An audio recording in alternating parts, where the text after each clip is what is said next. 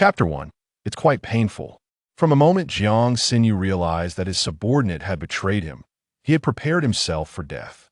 He stored the organization's core data onto a USB drive and swiftly devised several discrete escape routes. Ultimately, he transmitted the boss location to his second-in-command, instructing him to lead the key members of the organization along with the vital documents to safety. In truth, he could have fled as well, but someone had to hold the rear, did they not? Those departing were either longtime partners and friends or disciples he had painstakingly trained, all of whom had shielded him from bullets and risked their lives for him. He may not be a virtuous man, but he was unwilling to let them die in his stead at the final moment. He was the boss, and he had promised to protect them. Thus, when his longtime partner and second-in-command adamantly refused to leave, Jiang Xinyu chuckled softly. Go on, they'll hold the rear. They had partnered for years, and even after Jiang Xinyu ascended to the position of boss, he would casually remind him during their missions to retreat. Go on, they'll hold the rear. Jiang Xinyu had once jested that if he failed to escape during one of those rearguard actions, then the role of the organization's boss would fall to his partner. To which his partner replied that he would likely never sit in that position for the rest of his life. After all, Jiang Xinyu was exceptionally strong in his partner's eyes. It seemed there was no task Jiang Xinyu could not accomplish. And as long as Jiang Xinyu was present, he would never have to worry about his own safety. His partner harbored a blind confidence in him, believing that those adversaries could not harm Jiang Xinyu, allowing him to withdraw with peace of mind. However, this time was different. His partner hesitated, ultimately voicing in a hushed tone, "You've always held the rear before, why can't it be my turn this time?" Jiang Xinyu smiled. "It's always been me holding the rear, it makes no difference this time. And afterward, you'll be the boss." In the end, his partner departed, for he could not overpower Jiang Xinyu and compel him to change his mind. He could neither take anyone with him nor remain behind. Half an hour before death, Jiang Xinyu uncorked a bottle of red wine, standing before the surveillance screen, observing the throngs gathered outside the base, his expression devoid of emotion as he poured himself a drink. 15 minutes before death, he played a soothing melody, watching as the surveillance screens flickered off one by one. He smiled and sat at his desk, exuding an air of leisure, as if he were merely awaiting his subordinates to report on their tasks, rather than preparing to confront enemies. 5 minutes before death, Jiang Xinyu calmly regarded the first intruder to burst in his betraying subordinate. He gazed at the other's hypocritical visage, suddenly engulfed by fatigue. Jiang Xinyu understood that many others awaited outside, ready to storm in at the slightest hint of his resistance. But he had no desire to hear the feeble excuses embedded in the other's words, which ultimately amounted to nothing more than the self-delusions of a coward. 1 minute before death, Jiang Xinyu heard the traitor ask him if fearing death was a flaw. Under ordinary circumstances, he would have told him that fearing death was not wrong. Many people shared that fear, himself included. But he was weary now and did not wish to answer. 30 seconds before death, Jiang Xinyu inquired, "What gave you the audacity to enter? Do you not fear there are bombs in the base?" The traitor confidently smiled, declaring it impossible, as he had thoroughly surveyed the base and found no bombs in the main armory. Jiang Xinyu found the individual's ignorance laughable. 3 seconds before death, the bomb detonated, a searing wave of heat sweeping through with debris. Jiang Xinyu closed his eyes, and it seemed he heard the traitor scream, "Impossible! How could it be impossible?" Although the organization seldom utilized such devices due to their significant noise, and various bases rarely prepared for them, the main base had none. Yet, having lived for over 40 years, he had managed to acquire some connections to procure such an item. So how could it be impossible? Before losing consciousness, Jiang Xinyu felt an excruciating pain, as if his body were being torn apart. Even a fleeting moment of such agony was profoundly unsettling. When he opened his eyes again, he found himself in a hazy white space. Before he could comprehend the situation, he felt himself being cradled by someone. Immediately, a charming female voice reached his ears. "Darling, come quickly. Yuchan has opened her eyes." A man's voice, filled with affectionate exasperation, followed. "Yukiko, you just woke up, don't move around too much. You need to rest." "But Yuchan is just so adorable. Just let me hold her for a while," she protested. Where was he? Were these two speaking Japanese? Yuchan, were they calling him? As Jiang Xinyu's vision sharpened, the first thing he saw were a pair of sapphire blue eyes, followed by a face that, despite its pale exhaustion, radiated youthful beauty. With chestnut hair framing her face, the curls at her forehead and sides seemed oddly familiar. Noticing Jiang Xinyu's gaze, the woman's blue eyes sparkled with excitement as she called out to the man beside her, "Yusaka, look! Yuchan is looking at me." Before the man could respond, the woman eagerly greeted Jiang Xinyu. "Hi, Yuchan. I'm your mommy, Kudo Yukiko." "All right, Yukiko, let go of Xinyu now." Kudo Yukiko stepped forward, taking Jiang Xinyu from Yukiko's arms. "You don't look so well." Can't I hold him for just a little longer?" Yukiko's tone was somewhat dejected.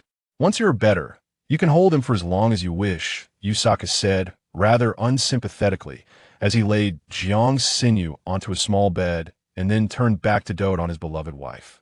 Jiang Xinyu was utterly astounded. Wait a moment. He should be an infant right now. Hadn't anyone thought to ask if he was hungry upon waking? Wait, hold on, had he transmigrated? Had he entered the world of Detective Conan? If Kudo Yusaku was his father and Kudo Yukiko was his mother, then who was Kudo Shinichi to him? Had he not yet been born, or was he already? Jiang Xinyu, or rather, Kudo Shinichi, was dumbfounded, attempting to locate a fourth presence in the modest hospital room. As he turned his head, he spotted a small infant still slumbering peacefully. Was this Kudo Shinichi? Kudo Xinyu extended his tiny, mischievous hand to pinch Kudo Shinichi's soft, fair cheek. Quite soft indeed. Ding. Detecting main character Kudo Shinichi. System activation conditions met. System loading.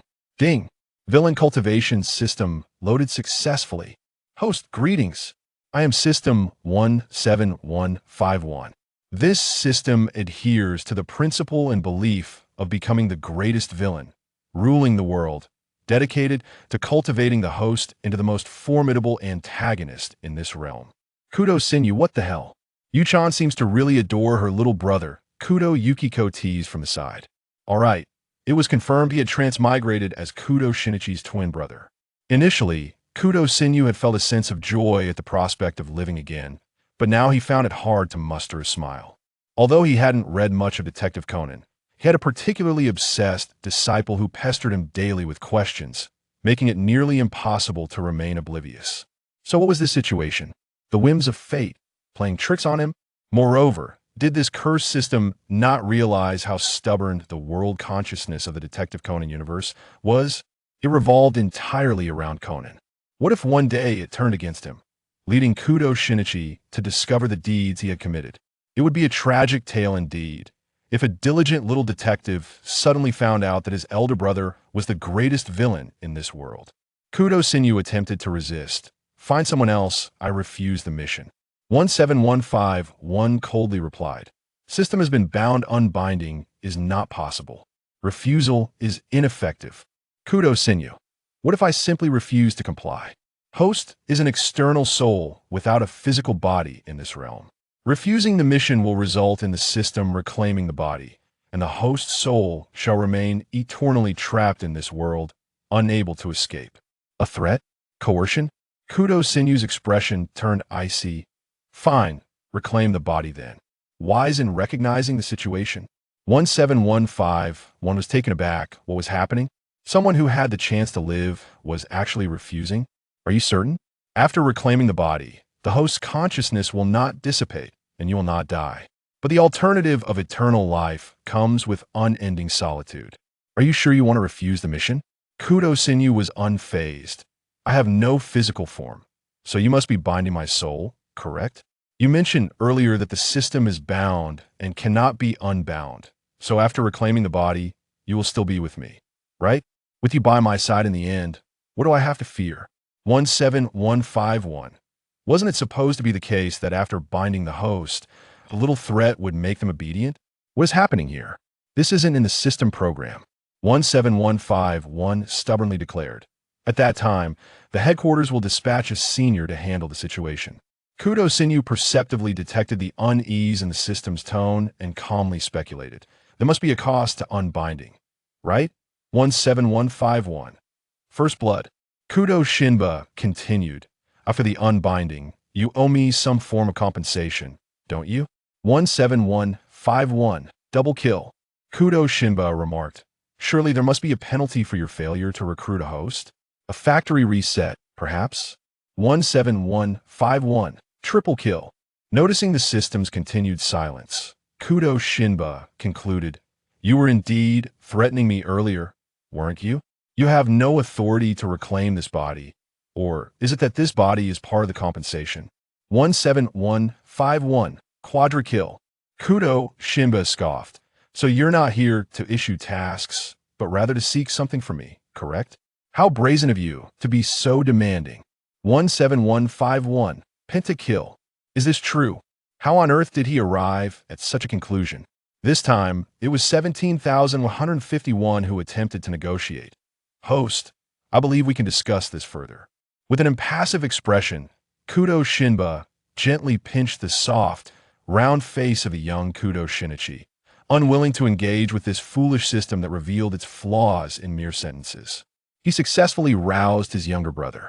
The juvenile version of Kudo Shinichi opened his eyes, which mirrored those of Kudo Yukiko, a brilliant sapphire blue, and stared intently at Kudo Shinba. Just as Kudo Shinba expected the boy to cry, Kudo Shinichi suddenly moved, wrapping his chubby little arms around Kudo Shinba's hand, pulling it into his embrace, and then giggled. Goo goo. Kudo Yukiko lightly gasped, oh. Kudo Shinba thought, well, that's rather adorable. While it may be shameful to be cute, it certainly proves useful. What could possibly account for Kudo Shinichi's transformation into a brash, arrogant little rascal in his later years? 9 years later, at Tokyo Airport, Kudo Shinba was simultaneously messaging his subordinates on his phone to arrange work for the coming months while scanning the crowd for the figures of Kudo Yusaku and the others. Ultimately, he acquiesced to the system's task. He had no choice.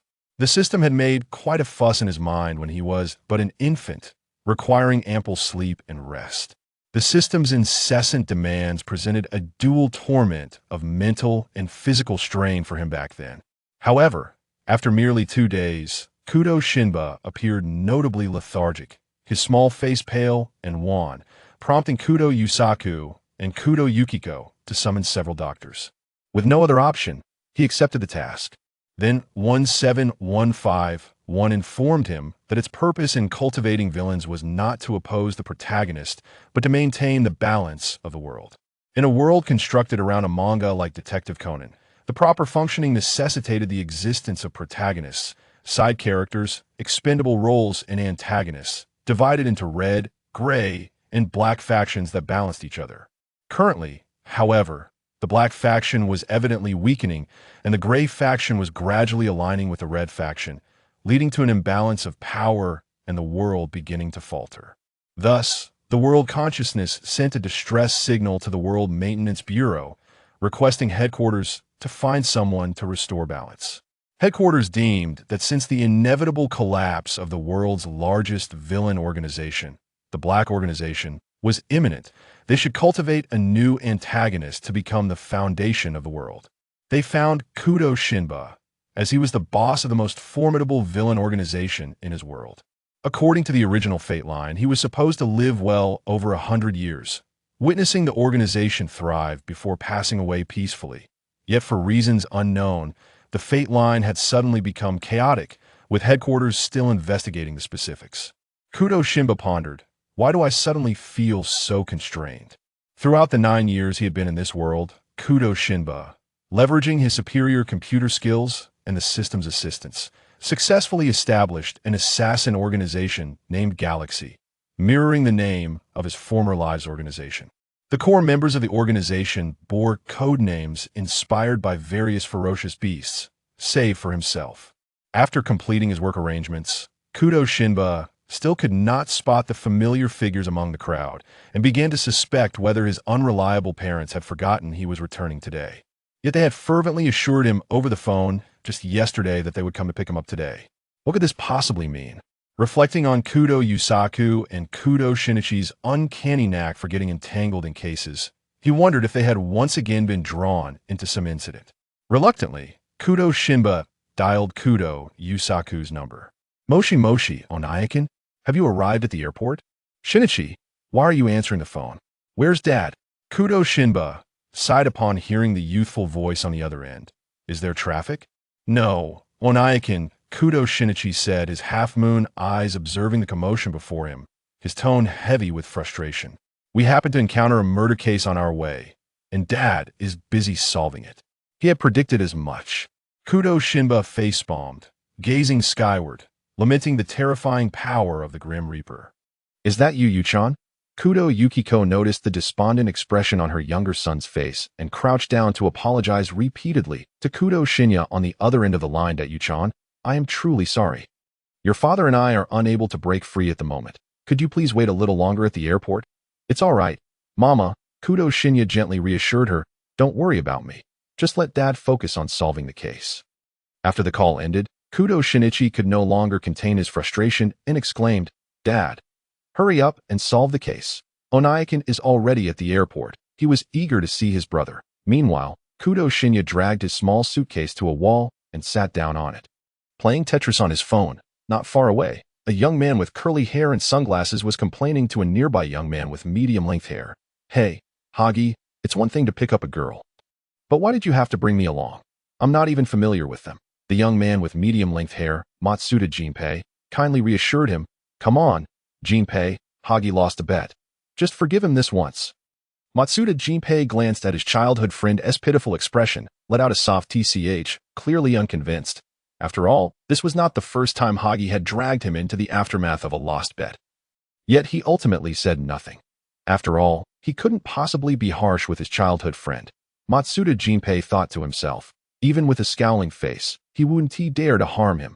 Hajiwara Kenji, taking advantage of his height, wrapped his arms around Matsuda Jinpei's neck, playfully sticking close to him. Jinpei, hey, Hagi, you're heavy. Get off me already. Though he said that, Matsuda Jinpei had no intention of pushing Hajiwara Kenji away. After all, Hagi would just find a way to cling back on. If Jinpei says that, Hagi might get sad. Be normal. Matsuda Jinpei rolled his eyes at his dramatic childhood friend, yet found himself helpless, standing there with a sulky expression, resembling a gang leader coming to collect protection money. It was proven that even if a true gang leader had a large human-shaped accessory hanging off him, he would still remain a leader. People saw Matsuda Jinpei and instinctively kept a distance of 8 meters, simultaneously casting admiring glances at Hajiwara Kenji, who dared to cling to him. Pfft. Hajiwara Kenji couldn't help but laugh, shaking with amusement. I've told you before to tone down your intimidating aura. You have such a handsome face. Yet it always scares girls away. Huh? Matsuda Jinpei replied, confused. That's their own cowardice. What does that have to do with me? Sigh, little Jinpei. Due to Matsuda Jinpei's presence, no one dared to approach, and the two of them suddenly had a much clearer view ahead, where they spotted a pitiful little girl huddled in the corner. Hey, Hagi, look over there. Matsuda Jinpei nudged Hajiwara Kenji with his elbow. What's up with that kid? Hajiwara Kenji frowned slightly. Looks like they're about 8 or 9 years old. Did they get lost? Should we go ask them? Jinpei, you go. Matsuda Jinpei stated with self-awareness, knowing he wasn't good at this, decisively pushing the sociable Kenji forward. Thus, the sociable Kenji approached with a gentle smile. Slowly crouching in front of the little girl. Little sister, are you lost? Kudo Shinya, who had merely been spacing out after tiring of Tetris, was jolted back to reality by the term little sister. And a question mark slowly appeared above his head. Who is this little sister? Where did this little sister come from? He didn't look like a little sister at all. Kudo Shinya looked up at the young man in front of him, who was smiling like a playboy, then glanced at the young man behind him, exuding a gang aura, and fell silent. Was he encountering a human trafficker? There were many people at the airport, and it would be troublesome to deal with a murder. But incapacitating them temporarily was still an option. Kudo Shinya subtly moved his right hand under his sleeve, discreetly retrieving a silver needle between his fingers, preparing to strike first while they were unaware. Hajiwara Kenji, seeing the little girl remain silent for too long, assumed she was scared and gently reassured her, Little sister, don't be afraid. We're not bad people. My name is Hajiwara Kenji, and the brother behind me, who looks a bit fierce, is Matsuda Jinpei. Are you lost? Do you need help? The system chimed in at the right moment. Ding. Important characters detected. Hajiwara Kenji, Matsuda Jinpei. Kudo Shinya fell into deep thought, silently placing the silver needle back into his sleeve, pretending nothing had happened. It was he who had offended them. Although he hadn't read the original work much, the police academy's five-man group had left an indelible mark on countless viewers. His young apprentice had been particularly fond of those five, often chattering about them in his ear, and coupled with the system's occasional explanations, he was relatively familiar with the deeds and experiences of those five.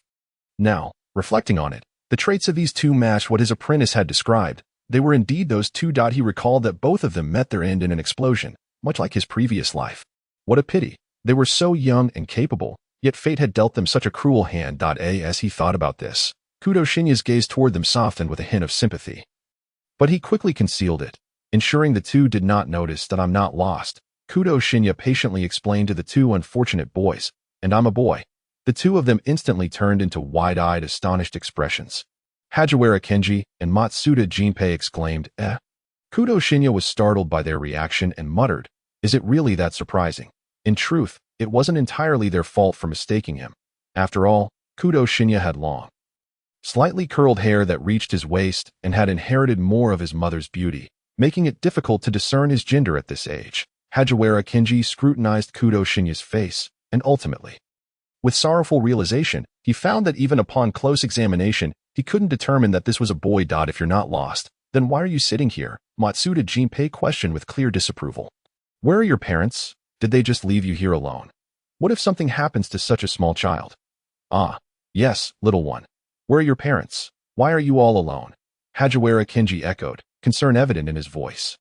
It is too dangerous for a child like you. What if you encounter bad people? Kudo Shinyu thought to himself, the greatest danger is the bad person himself, the boss of a criminal organization. I'm not a child, he retorted silently. After all, when you add up his ages from both lives, he was well over 50. Was he considered a child? An old child? Moreover, don't think I didn't hear your suspicious pause. You were about to call me little sister, weren't you? Kudo Shinyu glanced at the two but still replied, I just returned to the country and my parents happened to encounter a murder case on their way. And they are currently tied up. Hajiwara Kenji asked curiously, just returned? Were you abroad for a long time? No, I was just abroad for a competition, Kudo Shinyu clarified. A competition? Matsuda Jinpei echoed. Kudo Shinyu nodded. A physics competition. Hajiwara Kenji and Matsuda Jinpei were momentarily speechless. Sorry for bothering you. Hajiwara Kenji managed a difficult smile. You're so young. Isn't physics a bit too challenging? Kudo Shinyu, who typically had little patience for strangers, would not have engaged with them unless it were out of their good intentions and the shared sympathy for their tragic fates. However, now, seeing their questions come one after another, he felt a tinge of impatience. You have so many questions. Hajiwara Kenji, Matsuda Jinpei, ha. Hajiwara Kenji cast a resentful glance at his gleeful childhood friend. Kudo Shinyu chose to ignore their silent exchange and did not wish to linger with them. He had no desire to entangle himself with those on the red side and did not want to get involved in the main plot, as it would lead to too much trouble. He was older now and preferred a life of leisure in this world. Yet, his younger brother was the greatest protagonist of this world. Thus, to minimize his interactions with Kudo Shinichi, he began to skip grades and dedicated himself to participating in various competitions. Even if it seemed a bit unfair to the younger children. After all, with his knowledge, attending university was certainly within his capabilities. However, Kudo Yusaku believed that accelerating a child's education too swiftly could be detrimental to their physical and mental well-being. Therefore, when Kudo Shinichi entered high school, he staunchly opposed the idea of allowing him to attend university at such an accelerated pace. Consequently, Kudo Shinba had no choice but to diligently complete his 3 years of high school before contemplating further education. Yet, for reasons unknown, Kudo Shinba noticed that Kudo Shinichi had developed an affinity for trailing him. On weekends, provided Shinba was not engaged in some frivolous competition, Shinichi would follow him closely like a devoted shadow. Moreover, not only did Kudo Shinichi accompany him, but he also brought along his little girlfriend, Mori Ran, who in turn would invite Suzuki Sonoko. This situation vexed Kudo Shinba considerably. In truth, Kudo Shinichi had been quite endearing as a child. A small figure who would affectionately call him Onaikin, stirring an overwhelming sense of paternal love within Shinbei. In his previous life, he had mentored apprentices, but they had all begun their training at the tumultuous age of adolescence, making the experience fraught with challenges that nearly drove him to the brink of hypertension. Thus, he held a particular fondness for the younger Kudo Shinichi, were the latter not a so-called protagonist. Shinba would not mind taking him wherever he went. Of course, this premise was utterly unattainable. Hey, brat. Matsuda Jinpei called out to Kudo Shinba. Kudo Shinba. that infuriating sense of familiarity. Matsuda Jinpei's expression and tone were reminiscent of his rebellious disciples from his past life. At that moment, Shinba felt an urgent need for a quick-acting remedy for his heart. Taking a deep breath, he grit his teeth and retorted, "Do you have something to say, uncle?" Matsuda Jinpei, bewildered, replied, "Uncle? Who are you calling uncle? You little brat?" Upon realizing Matsuda Jinpei was incensed, exclaiming, "I'm only 21. Do you lack discernment? Kudo Shinba, you are 12 years my senior, in 10 years. I will still be a 19-year-old minor, while you will be a 31-year-old man. Shouldn't I call you uncle?" The aggression was palpable, the insult unmistakable. Matsuda Jinpei felt stabbed in the heart by the truth of his age. Hajiwara Kenji, equally wounded, chimed in, "Whose child is this? Not cute at all. That let's discuss the matter of 10 years hence when the time comes," Matsuda Jinpei said, removing his sunglasses and leaning down to pinch Kudo Shinba's cheek, grinning menacingly. "Now call me brother. And what's wrong with being 31? You disrespectful little brat." Kudo Shinba swatted his hand away, responding, 30 is the age of establishment, 40 is the age of clarity, and 50 is the age of understanding fate. How is 31 not considered an old man? What nonsense are you spouting? Matsuda Jinpei ruffled his hair in frustration, clearly not comprehending that's precisely the point. He needed you not to understand. Otherwise, how could he deceive you? Kudo Shinba rolled his eyes, his tone dripping with sarcasm. Humph, illiterate. Hajiwara Kenji, struggling to maintain a gentle smile, remarked, but still, little one, it would be better to call him brother. Kudo Shinba showed no signs of yielding. Your smile is truly unpleasant. Hajiwara Kenji felt a dagger pierce his heart. Collapsing to the ground, he trembled, clutching his chest, gazing up with tear-filled eyes at Matsuda Jinpei. Jinpei-chan, does Hagi smile that poorly? Matsuda Jinpei. Of course not. Hagi looks wonderful when he smiles. But would he admit that? Certainly not. Thus, Matsuda Jinpei straightened up, calmly returning his sunglasses to their rightful place, affirming Kudo Shinba's statement. Unpleasant. In that instant, Hajiwara Kenji wilted like a frost-bitten eggplant, his expression one of sorrowful accusation. Jinpei, how could you be so cruel? How could you be so heartless? His demeanor was such that any person would instinctively feel compassion, yet the two before him had no intention of acting like decent human beings. Especially Matsuda Jinpei, who, having endured this kind of behavior from his childhood friend countless times, was thoroughly immune. Dismissing, Hagi, you're being utterly disgusting. Hajiwara Kenji. Unable to maintain his facade any longer, Hajiwara Kenji pressed his fingers to his temples. Realizing that having a childhood friend could sometimes be quite burdensome, you two have something to discuss? Kudo Shinba inquired. Little one, it's quite unsafe for you to be alone here, Hajiwara Kenji said, adjusting his demeanor. Given the crowd, there could easily be ill-intentioned individuals lurking about. Jinpei, and I will stay here with you until your parents arrive, if that's all right. Matsuda Jinpei remained silent. Yet it was evident he concurred with Hajiwara Kenji's suggestion.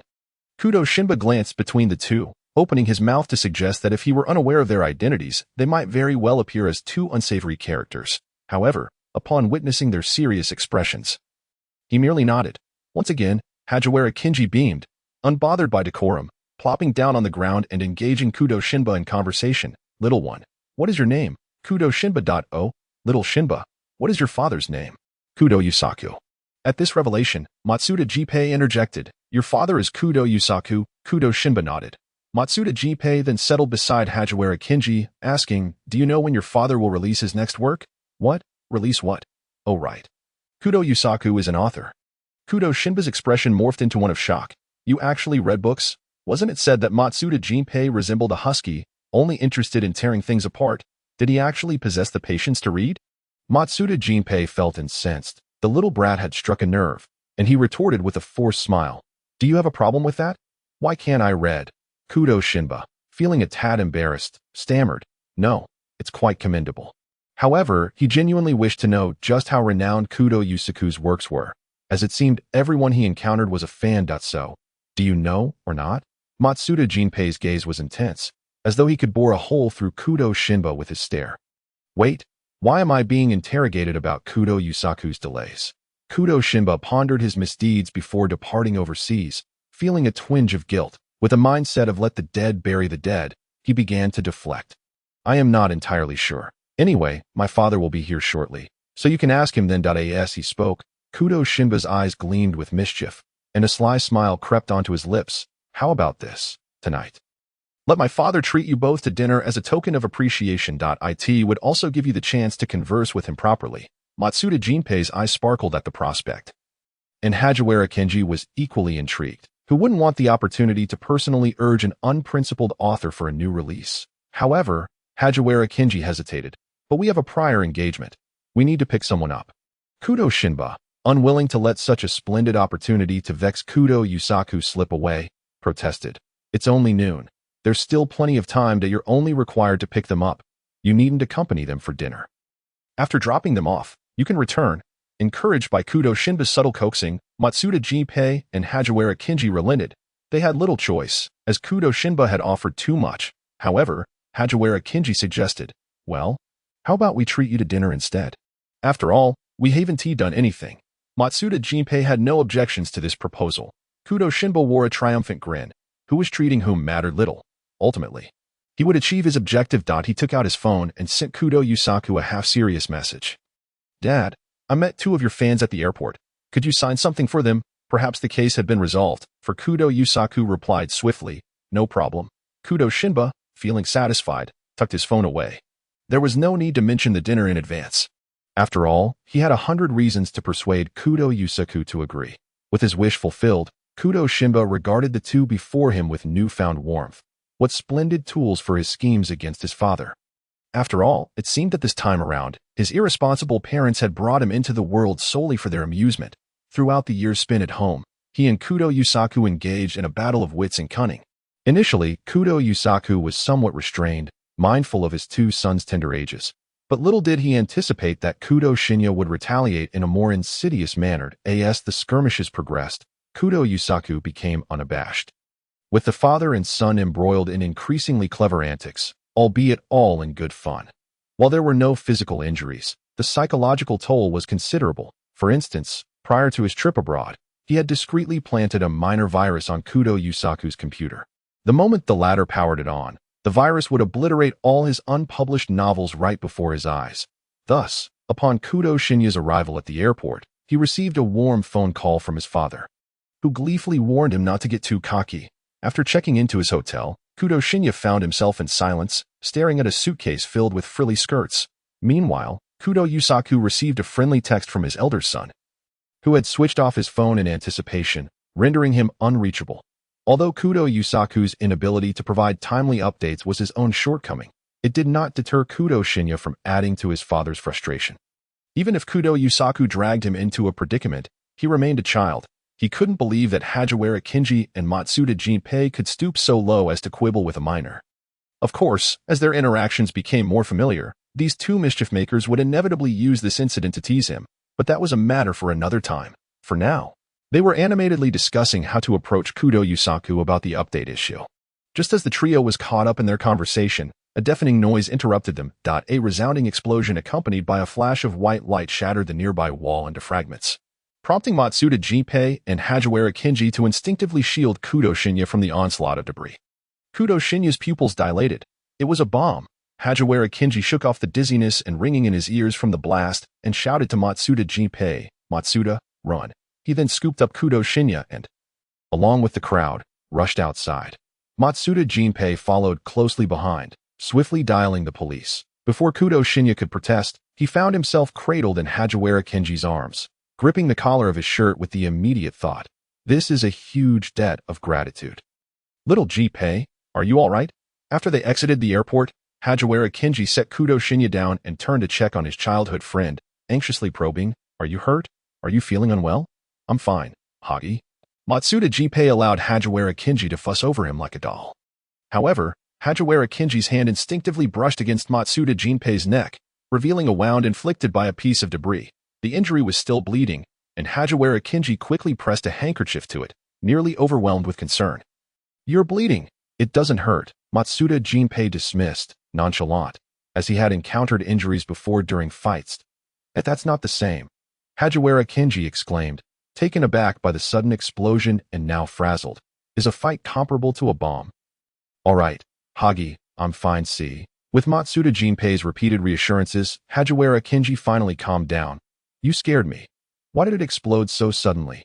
Kudo Shinya tugged at Hajiwara Kinji's sleeve and looked up, saying, Thank you. As the sound of police sirens grew nearer. Hajiwara Kinji smiled down at Kudo Shinya and ruffled his hair. No need to thank me. Kudo Shinya heard the young man before him say with a smile, I merely did what I believed was right. Kudo Shinya gazed at him for a moment before breaking into a smile. No wonder so many people admired them. Although he thought it somewhat foolish to risk oneself to save someone seemingly inconsequential in such a moment, it was undeniable that they were genuinely good individuals. Outside the airport, a security cordon had been established, and amidst the throng, Kudo Shinya immediately spotted the familiar light brown color. Truly a hard worker. Officer Muguru. Presumably, he was also responsible for Kudo Yusaku's recent case, Oniai-chan. Kudo Shinya was momentarily taken aback, then quickly turned towards the source of the voice. In the next instant, a small Shinichi dashed straight into his arms. Oniai-chan, are you hurt? Little Shinichi looked up at Kudo Shinya with concern. Kudo Shinya's expression softened as he soothingly ruffled Shinichi's hair, pointing to Hajiwara Kinji and Matsuda Jinpei. I'm fine. These two brothers protected me. So I wasn't hurt. Shinya, Yu-chan, Kudo Yusaku and Kudo Yukiko, who rushed over in haste, visibly sighed in relief upon seeing Kudo Shinya unharmed. With Shinichi being smaller and more agile, he quickly vanished into the crowd.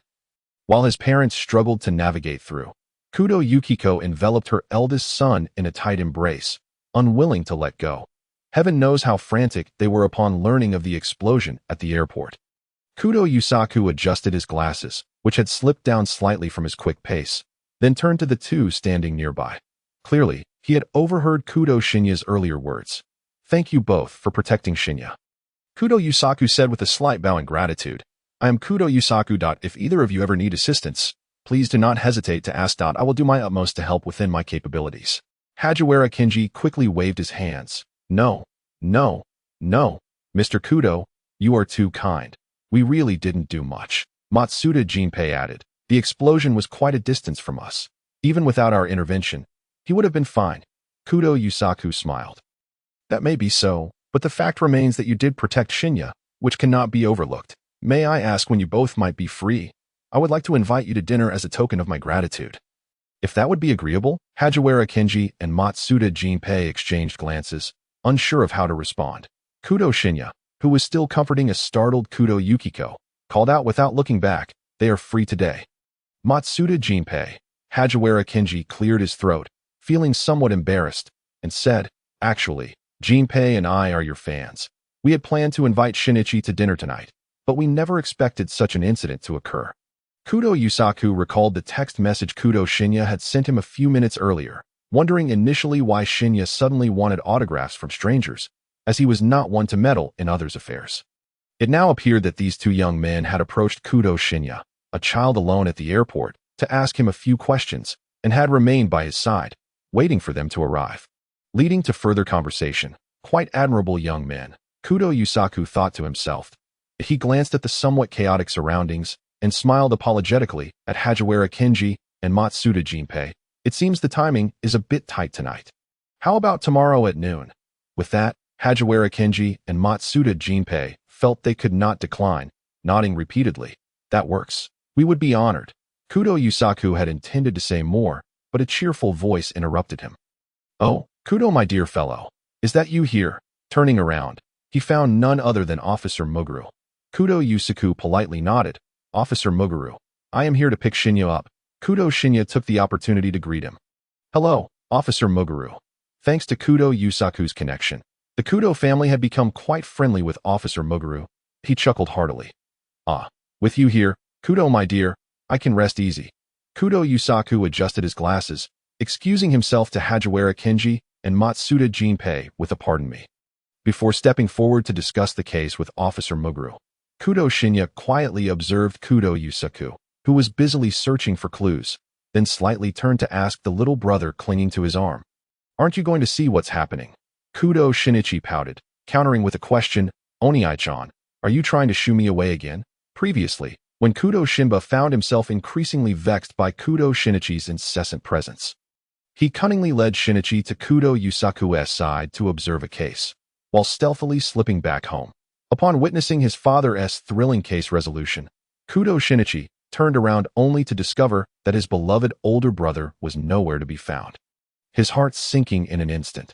From that moment on, as long as Kudo Shinba was around, Shinichi clung to him like a shadow, fearful that he might be abandoned once again, that if curiosity about a case struck. He would insistently drag Shinba along in response to Shinichi's suspicions. Kudo Shinba merely smiled, offering no explanation, but instead remarked to Matsuda Jinpei, "Your friend certainly knows how to charm the ladies." Just moments ago, Kudo Yukiko, teary-eyed, was now beaming with joy, having been charmed by Hagiwara Kenji, and upon realizing he was quite the handsome fellow, she eagerly engaged him in lively conversation. Matsuda Jinpei, observing the animated exchange, averted his gaze, casually remarking, "Well, Hagi's always had a way with women." He had intended to comment that their bond seemed quite strong. "Absolutely," Matsuda Jinpei exclaimed. "Hagi and I are childhood friends. Of course we're close. Childhood friends, a truly beautiful term." Kudo Shinba recalled a past life where his partner, the second-in-command of their organization, had also been his childhood companion. They hailed from the same orphanage, raised by the same master, trained together, and even carried out missions side by side later on. Unlike Shinba, who preferred to avoid interactions with strangers and tackled issues with action rather than words, his partner had been quite the chatterbox in their youth, reminiscent of Hagiwara Kenji. However, as they aged, he had grown quieter around outsiders, his demeanor becoming refined and gentlemanly, almost like a cultured rogue. Yet, in their private moments, he remained as boisterous as ever, leaving Shinba often perplexed by the sheer volume of his words. What once irritated him now felt like an absence he was unaccustomed to. "Don't you think he talks a bit too much?" Shinba pondered, realizing that since their first encounter, Hagiwara Kenji had hardly ceased his chatter. "Is he like this with you too?" "No way," Matsuda Jinpei scoffed. "He talks even more than this." Just then, the stealthily returned Hagiwara Kenji was about to playfully scare his childhood friend when Matsuda Jinpei's unabashed disdain rang out. "Don't be fooled by his current facade. You have no idea how annoying he usually is." The sound of Hagiwara Kenji's heart-shattering echoed. Behind him, the familiar voice of his childhood friend resonated, unmistakably laced with grievance and discontent. Matsuda Jinpei stiffened momentarily, but quickly regained composure, turning nonchalantly to glare at Hagiwara Kenji, exclaiming, "What is your problem? Do you have something to say?" "How can you say that about Kenji?" Hagi was fuming, ready to throw a tantrum. Matsuda Jinpei rolled his eyes with practiced indifference and shot Shinba a look that said, "See, this is how bothersome he is." Shinba nodded in agreement. Hagiwara Kenji, feigning indignation, remarked, "Shinba, how can you believe what others say so easily?" "I'm not," Shinba replied. "I'm simply relying on what I see to do." "Is that so?" Hagiwara Kenji retorted. "How cold-hearted of you, Shinba. I'm terribly hurt. Very hurt." Unfortunately, no matter how dramatically he wailed, it was a solo performance, with Shinba watching coolly and Matsuda Jinpei remaining unfazed at that moment.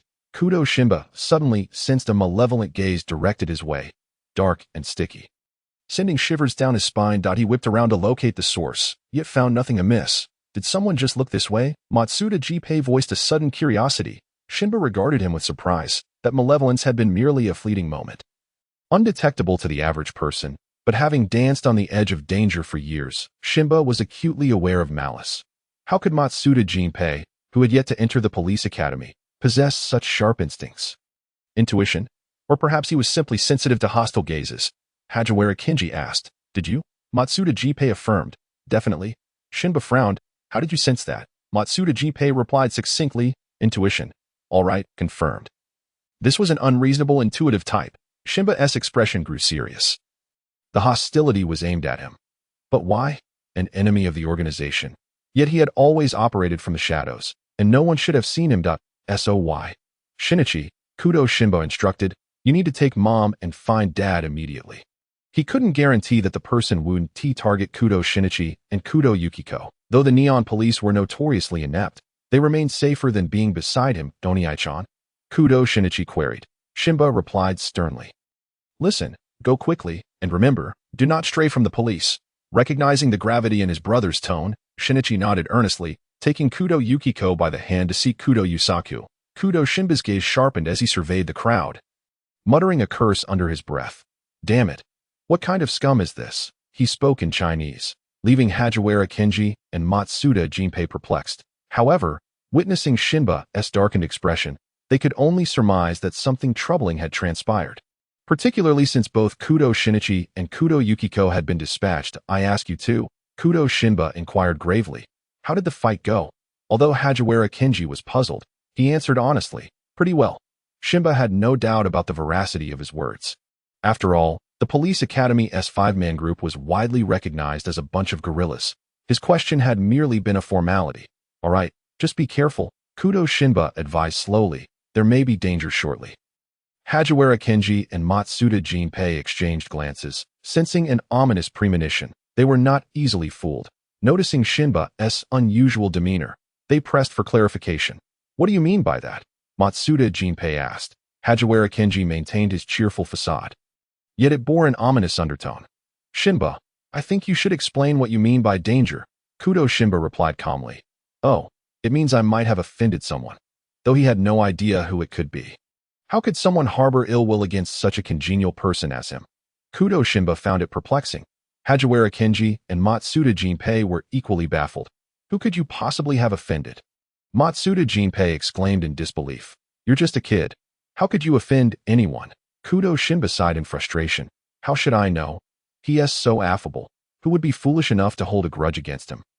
Kudo Shinba earnestly suggested, you two should lay low.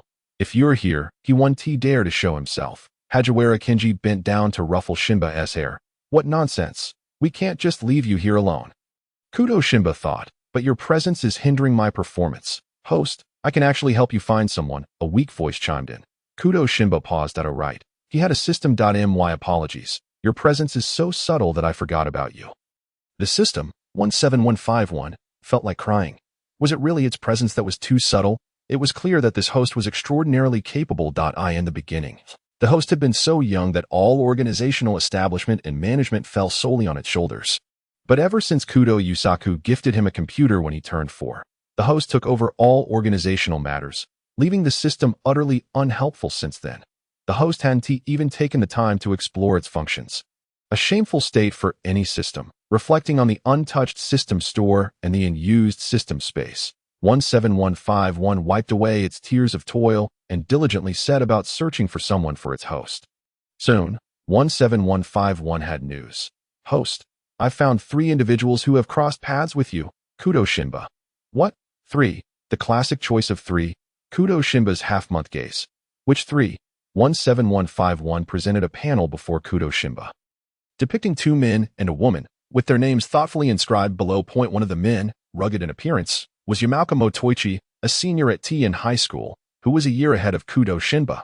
He boasted commendable academic performance and was among the candidates for the physics competition, but ultimately, he was outshone by Kudo Shinba. The crux of the matter was that he could not accept his defeat, particularly the fact that he lost to a mere 10-year-old child. The blow was so severe that he spent over a week recuperating at home before returning to school. Consequently, he harbored resentment towards Kudo Shinba, viewing him as a significant blemish on his otherwise perfect life. Kudo Shinba. What? 6. The other man, fair of face, and even deserving of the title handsome, was Watanabe Nakano, a sophomore at Tien High School and Kudo Shinba's classmate. Initially, they had no particular connection, but alas, Watanabe Nakano's goddess fancied Kudo Shinba, which led this lovesick fool to resent him. Kudo Shinba. What? Are you unwell? The remaining female was Sasaki Naoko, also a sophomore at Tien High School. Strikingly beautiful. The main reason for her disdain towards Kudo Shinba was simple. She had always been the object of admiration among male students at the school, yet Kudo Shinba remained indifferent to her charms, which left her feeling a sense of defeat, as her efforts to win his affection proved futile, ultimately leading to a love-hate relationship. Kudo Shinba. No, he is not yet 10 years old. Moreover, combined, he is barely 50. How could he possibly be attracted to an underage girl? Upon hearing these reasons, Kudo Shinba nearly lost his breath, feeling utterly overwhelmed. How bizarre. Indeed, are you people from Neon all so peculiar? Or perhaps he was simply aging. Unable to comprehend the thought processes of these young high school students, forget this wretched high school, Kudo Shinba pressed his temples in frustration. Upon returning home today, he would discuss the matter of skipping a grade with Kudo Yusaku. As for the identity of the gaze he had just felt, Kudo Shinba's expression grew increasingly icy. He had a suspicion, but lacked evidence he was inclined to eliminate all three individuals to prevent future troubles. But considering he was flanked by two prospective police officers, one of whom was particularly unreasonable and intuitive, and with Kudo and Kudo Shinichi present, it was a precarious situation. After all, not only was he the protagonist, but those around him were also critical supporting characters. The protagonist's aura was more formidable than even the intuitive types. 17151 had previously mentioned that his villainous aura had yet to fully develop, so it was best to avoid causing trouble in front of the protagonist. Although he could ensure his actions remained unnoticed, he was in a different world now, specifically the realm of Conan Idagawa. It was prudent to respect the mysterious nature of the protagonist's aura that a sudden loud bang jolted Kudo Shinba from his thoughts. What was that? Another explosion. What on earth were those police officers doing? Hadn't they already searched the airport? How could there still be a threat? At that moment, Officer Megure and Kudo Yusaku approached Kudo Shinba. Officer Megure crouched down and said, "Little Shinba, could you help us confirm something?" Kudo Shinba exchanged a glance with Kudo Yusaku before nodding. Soon, a young officer arrived, carrying a somewhat deformed suitcase that bore a familiar resemblance. Officer Megure continued, "Though it may place you in a difficult position, could you please check if this is your suitcase?" Almost instantly, Kudo Shinba connected the suitcase to the recent explosion. His suitcase had been switched. He recalled how Hajiwara Kenji and Matsuda Jinpei had taken him away from the scene earlier, leaving behind the discarded suitcase. He had always been cautious. The only time someone could switch his suitcase would have been then. Therefore, these two explosions must have been orchestrated by the same individual, or were they mere coincidence? If it was the same person, the first explosion was likely meant to lure him away, while the second was either an attempt to frame him, or Kudo Shinba examined the damage to the suitcase, estimating that the amount of explosives used could severely injure an adult man. Yet he was just a child. This person intended to kill him outright. If it were mere coincidence, that scenario was ruled out. He refused to believe in coincidences. Kudo Shinba raised his gaze and asked, "Dad, have you found the suspect?" Kudo Yusaku pointed to the three individuals nearby. "Yes, we found them, Dada." Yet another classic choice of three. Kudo Shinba's eyes briefly scanned the trio before settling on a particularly slender man. He recognized this individual. Rather coincidentally, he was Yamauka Motoichi's uncle, Yamauka Jiro, and even more coincidentally, he was a chemistry teacher at the University of Tokyo. Well then, the culprit was glaringly obvious. Kudo Shinba feigned a thorough inspection of the suitcase before decisively stating, "This is not mine." Officer Megure visibly sighed in relief. Had it indeed been Kudo Shinba's suitcase, he would likely have to take someone into custody. He wiped the sweat from his brow and chuckled with relief. Thank goodness. Thank goodness. Meanwhile, Yamauka Jiro visibly panicked. This suitcase is so damaged. It's only normal if it's unrecognizable, right? Are you trying to pin this on me? Kudo Shinba's unwavering tone countered. This is not mine.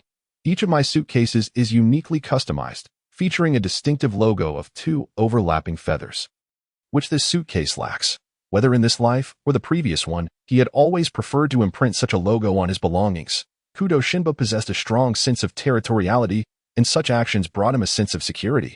He rolled up his sleeve, pointing to the two feathers on his arm, and declared to Officer Megure, "It looks like this." Yamauka Jiro was nearly drenched in cold sweat. Who would be so idle as to stamp a logo on their possessions? Yet he still attempted to stubbornly argue. What if the bomb destroyed it? Kudo Shinba's retort shattered his hopes. Impossible. My suitcase logo is always stamped in the same position. Officer Megure, if you don't believe me, you can check my other suitcases at home for comparison. Yamauka Jiro's legs felt weak. Kudo Yusaku also sensed something amiss with this man. Yet what could be his motive? Matsuda Jinpei crouched beside Kudo Shinba, quietly inquiring, "Is he the one you've crossed paths with?" Kudo Shinba scoffed dismissively. "I initially thought it was something significant, someone so audacious as to target me. Turns out it's just this loser." Hajiwara Kenji also crouched beside Kudo Shinba, grinning as he remarked, "Little Shinba, that's quite impressive. However, he must have accomplices, right?" Kudo Shinba sneered. "Just a defeated foe. Wait and see. I invite you all to watch the show." With that, Kudo Shinba strode straight towards Yamauka Jiro, his cold gaze piercing through the flustered man. The oppressive aura emanating from him was not something an ordinary person could withstand. He stated, "Yamauka Motoichi is here too." "Isn't he?"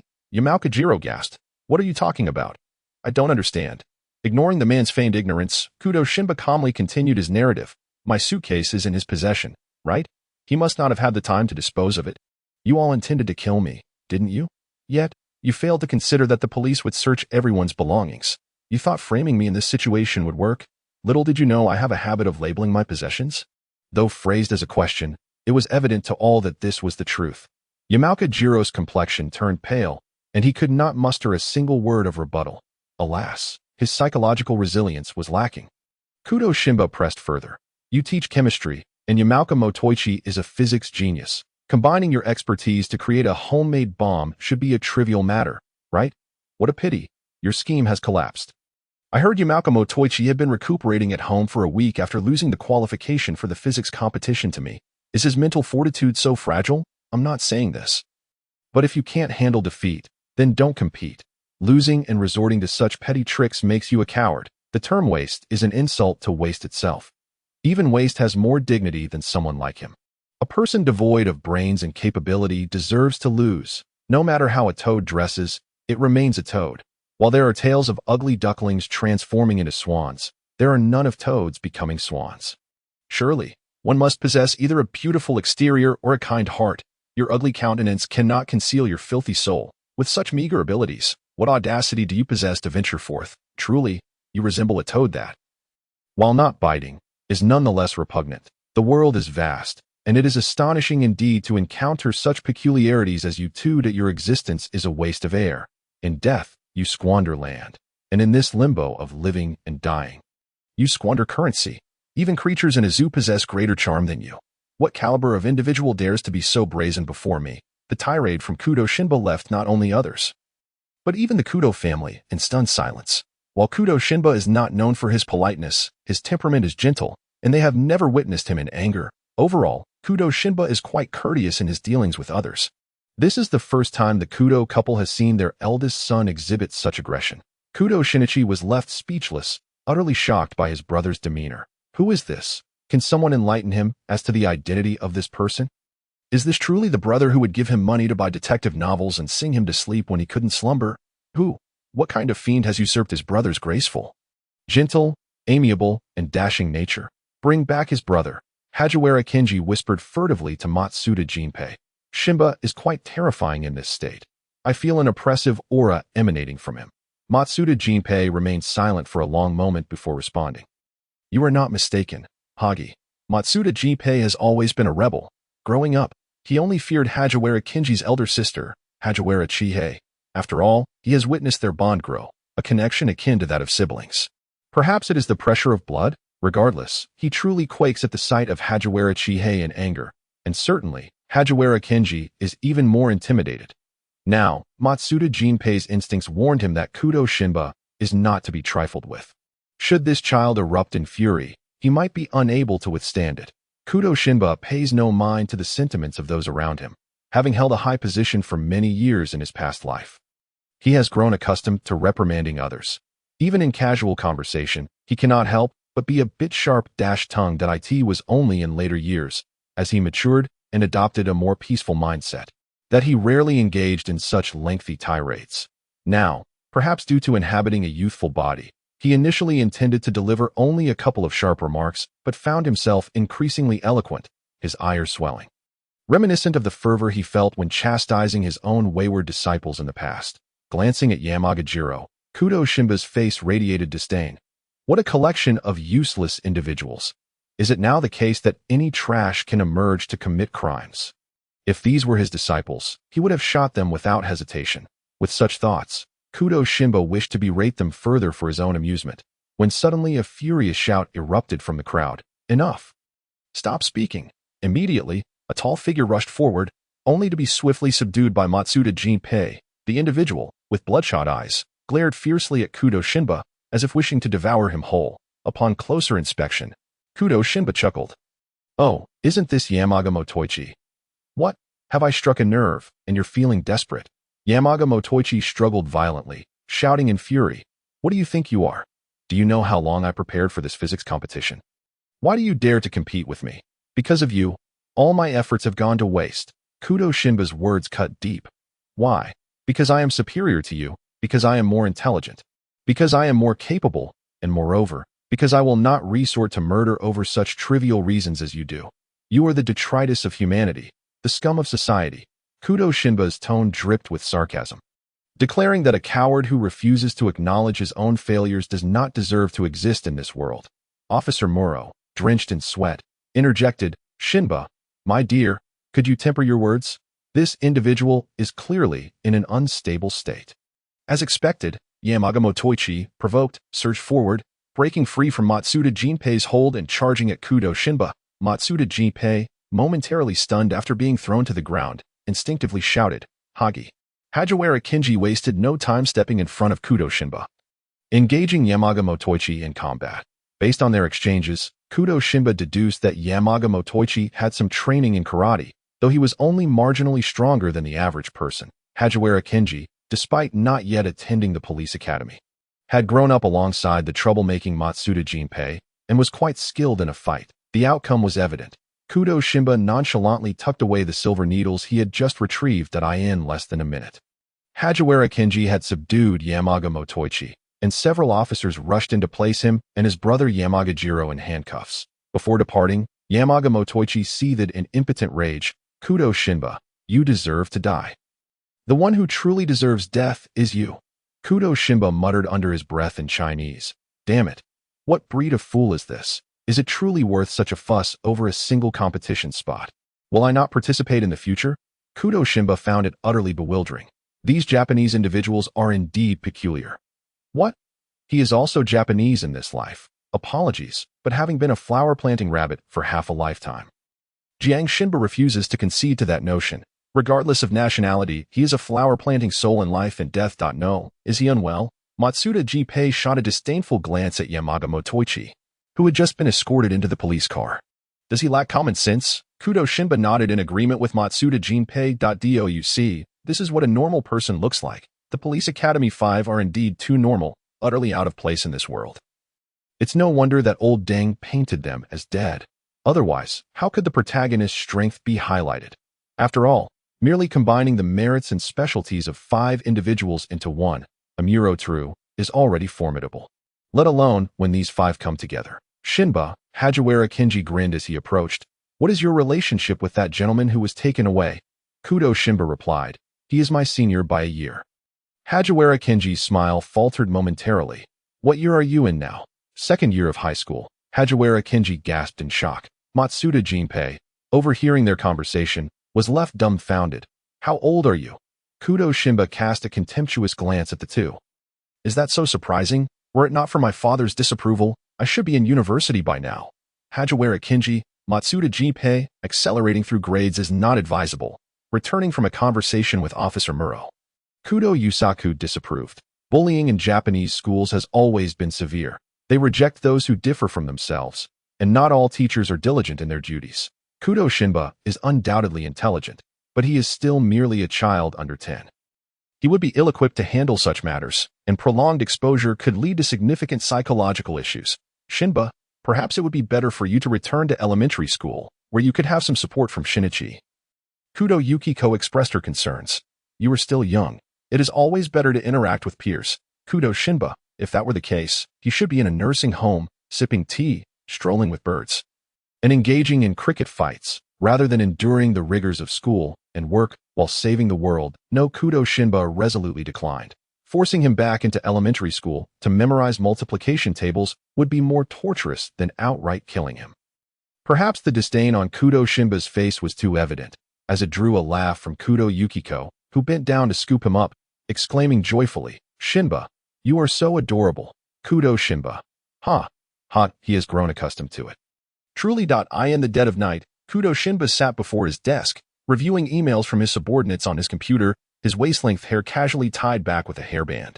Exuding an air of nonchalance. A soft click drew Kudo Shinba's attention to the door, which was slightly ajar, and the next moment, a small head peeked through. Onaikin, Kudo Shinichi gazed at Kudo Shinba with bright eyes. "Can I sleep with you tonight?" Until the age of 3, Kudo Shinichi had shared a room with Kudo Shinba.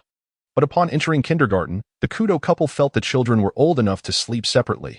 When Kudo Shinichi learned of this change, he was not pleased, pouting like a little duckling, even after they had separate rooms. Kudo Shinichi still frequently sought out his brother's bed, especially after Kudo Shinba returned from various training sessions and competitions, during which Kudo Shinichi would cling to him for a while. Kudo Shinba smiled gently. Come on in. Upon receiving permission, Shinichi Kudo swiftly entered the room and securely closed the door behind him, before rushing to stand beside Shinba Kudo, tiptoeing to peer at the computer screen. Onaikin, what are these? I can't comprehend them. Of course you can't understand. This is Italian. You couldn't grasp it even during the Conan era, let alone now. Shinba Kudo leisurely closed the email, wide-eyed as he fabricated, just some dull news from Italy. He had just reported on the Italian mafia's underhanded tactics that had taken down several of their strongholds. Boss, they don't play fair. Winky face. Shinba Kudo took a sip of tea, no need to rush. Let me take a nap first. Shinichi Kudo had caught a whiff of a delightful fragrance from his brother's cup, and, upon inspecting it, confirmed that his brother was indeed enjoying a steaming cup of tea. Shinichi had always found it perplexing why his brother's interests seemed so incongruous. He adored football, deduction, and the violin, while his brother preferred sipping tea, taking leisurely strolls, and listening to soft melodies, or lounging in a sunlit chair in the courtyard. When questioned, he would merely attribute it to his brother's age, claiming he was less active. Yet, they were of similar age. The younger Shinichi felt deceived. Moreover, his brother's peculiarities were quite striking. While most people in Neon favored chilled water with ice, his brother preferred hot water and shunned the local delicacies of sashimi. This was indeed odd. Little did Shinichi know, Shinba Kudo found it even more curious how Neon people could consume plates of raw fish with such composure. Wondering if there truly were no parasites involved, the first time the Kudo couple took him out for sashimi, his face turned green. He resolutely refused to pick up his chopsticks, and since then, their family had never indulged in sashimi again. And cold water in the dead of winter. While he could tolerate cool water, the icy variety was unbearable for his delicate constitution. He had only ever sipped beer with ice during the summer. One must be mindful of their health from a young age.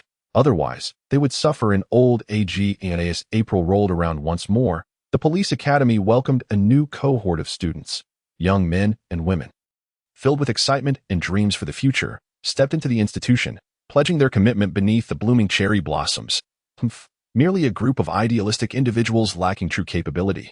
Shinba Kudo remarked sharply. He truly looked down upon the local police, as their investigative successes relied heavily on detectives. 17151. Host, this is inherently a detective-centric narrative. Shinba Kudo scoffed. Ha! Sitting in the passenger seat, Kenji Hagiwara turned to him. Oh, come now, Shinba. You can't say that. There are certainly impressive individuals among them. I heard the top student this year aced all subjects, and I'm eager to meet them. The top student of the police academy. Surely that must be Zero Kagoro. Junpei Matsuda, however, grumbled, Humph. What's so special about that? They're probably just a stuffy fool hell-bent on becoming a police officer. Remember your words, Matsuda Junpei. Kenji Hagiwara sighed. Come on, Matsuda, tone it down a bit. Ever since the airport incident, Hagiwara and Matsuda seemed to cling to Shinba Kudo, frequently seeking his attention. Consequently, the three of them grew familiar with one another. To be precise, the harmonious relationship among them was mainly due to Hagiwara's persistent efforts. Shinba Kudo remained puzzled about what had piqued Hagiwara's interest.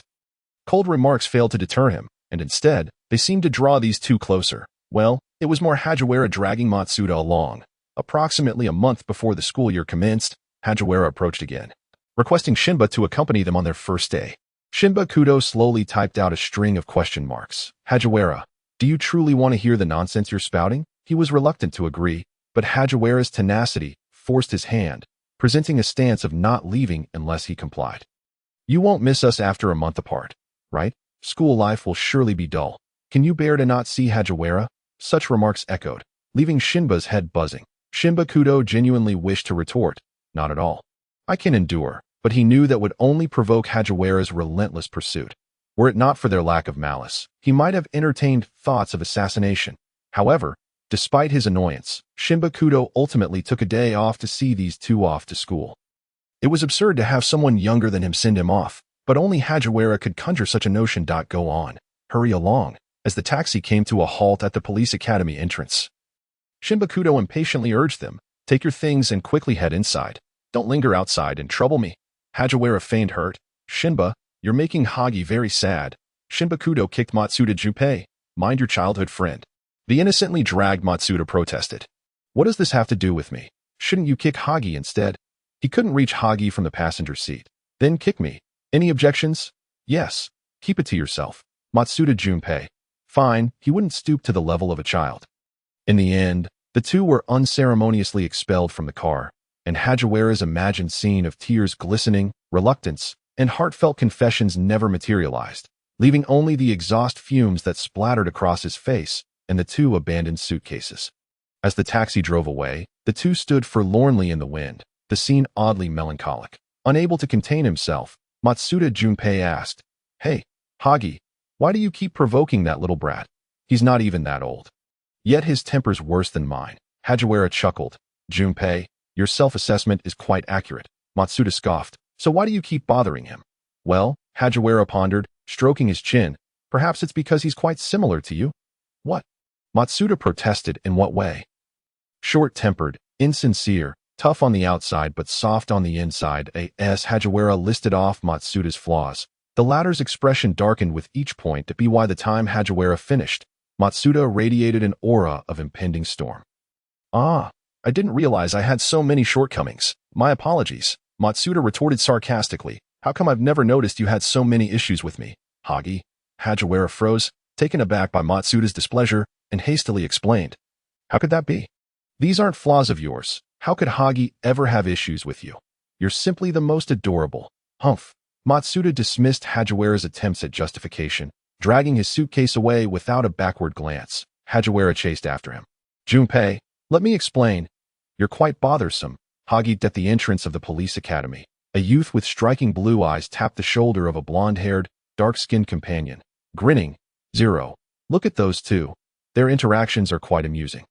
The blonde youth turned to look, but only caught sight of the pair walking away. Straining his keen eyesight, he discerned one had curly hair, while the other sported half-long hair. "Hiro, do you know them?" "I don't," Kageyama replied with a smile. "But we'll have the chance to get acquainted as classmates." Zero nodded, not objecting. The two continued their light-hearted banter toward the dormitory, unaware that the opportunity to meet their classmate would arrive sooner than anticipated. That very evening, the curly-haired youth sought out trouble with Zero under the cherry blossom trees at night. The two, having sneaked out of their dormitory, exchanged no pleasantries, launching into a fistfight, delivering blows with unreserved intensity to one another's faces. After a particularly fierce exchange, they both retreated momentarily. Zero casually wiped the blood from the corner of his mouth. "I never expected someone to stand here after receiving my punch." "Humph." Matsuda Junpei shot back. "That should have been my line." With that, he spat out a bloodied tooth and charged forward once more. "You golden-haired punk." Ryuga boldly met the challenge with a punch, landing blows upon his opponent's face. Both men instinctively took a few steps back, gasping for breath. Ryuga declared, "I do not comprehend what it is about me that you find so intolerable. However, I assure you, I am determined to become a police officer. Do not even think of obstructing my path." "Precisely," Matsuda Junpei retorted with disdain. "Your foolish enthusiasm for becoming a police officer is utterly irksome. Do you not realize this yourself?" Ryugu, taken aback, responded, "What nonsense are you spouting? You aspire to be a police officer as well, which is why you enrolled in this school, is it not?" The two, unable to find common ground, quickly resumed their brawl. "Ah, I was right. That fellow is indeed insufferable. What is so commendable about being a police officer?" On the second day of the police academy's opening, Kudo Shinichi received a complaint from Matsuda Junpei. He placed his phone on speaker mode atop his desk, continuing to reply to emails from his subordinates while inquiring, "Who is it? What has you so aggrieved?" "That top student with straight A's from the police academy." Hajiwara Kenji's voice chimed in from the phone. "He is Ryugu Rei." "Hey Hagi, I haven't finished yet. What does it matter, little Junpei?" "Ryugu, I heard Matsuda Junpei got into a fight with him on the first day of school. I wonder if it's true." Kudo Shinichi directly asked, "Did you get into a fight with him?" Matsuda Junpei, puzzled, replied, "Huh? How did you know?" Thus, it was indeed true. Hajiwara Kenji gleefully added, "Junpei even lost a tooth." Matsuda Junpei, infuriated, shouted, "Shut up, Hagi. He didn't fare any better." Hey, little Junpei's handsome face is ruined." "Ah, Hagi." Kudo Shinichi listened quietly to their bickering, and, once they finished, calmly interjected, "You all should settle down over there and refrain from causing further disturbances. Who are you calling restless?" "You brat." Matsuda Junpei, having just been scolded by his childhood friend, leapt to his feet, demanding, "What do you mean? Am I such an unstable person?" Kudo Shinba, at a loss for words, replied, "Getting into a fight on the first day and complaining the next. How do you dare consider yourself composed? Matsuda, perhaps you should have a clearer understanding of yourself." All right. Though he said this, Kudo Shinba knew it was an impossible task. Each of these 5 individuals was a troublemaker. And it was a miracle the school hadn't been torn apart by their antics. Sure enough, this group of mischief makers never took a break. On the 3rd day, he received yet another call from the 2. "Using private firearms? You truly are impressive," Kudo Shinba said, rubbing his temples. The trouble these individuals caused was beyond his wildest imagination. He had not read much of the manga, relying mostly on hearsay, so he was genuinely taken aback by the incident. However, it seemed Matsuda Jinpei's tone suggested he bore less animosity towards Ryoga Rei. He recalled that their relationship had improved following a collaboration, and this must be the incident in question. On the other end of the line, Matsuda Jinpei maintained a nonchalant demeanor, his tone rather irritating. "Oh, it doesn't matter. The foreigner has already taken care of it for us." Kudo Shinba, exasperated, thought, "I wish I could deal with this brat.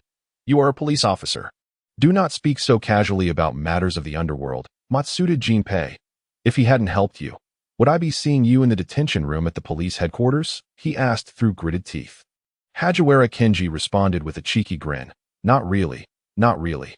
Indeed, it was unlikely. If their intent had not been to save someone, even if they were not expelled, they would undoubtedly face severe consequences. There was no way they would be let off lightly."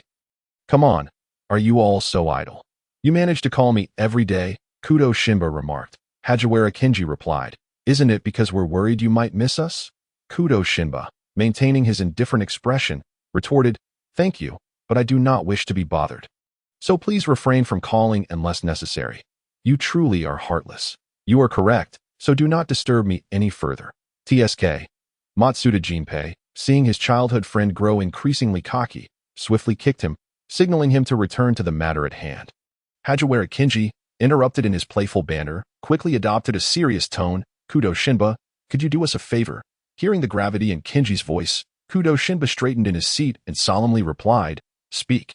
You see, the police academy has a month of closed management, so we cannot go out." A sense of foreboding washed over Kudo Shinba as he furrowed his brows and asked, "So, ahem." Matsuda Jinpei, slightly embarrassed, continued, "Could you find a way to buy some food and send it in?"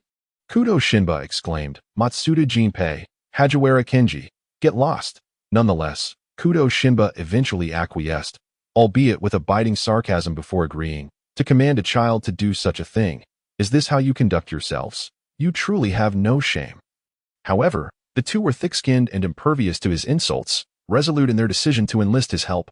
Ultimately, he found their persistence amusing, gritting his teeth and conceding 3 times with a begrudging "Fine. You truly are something else.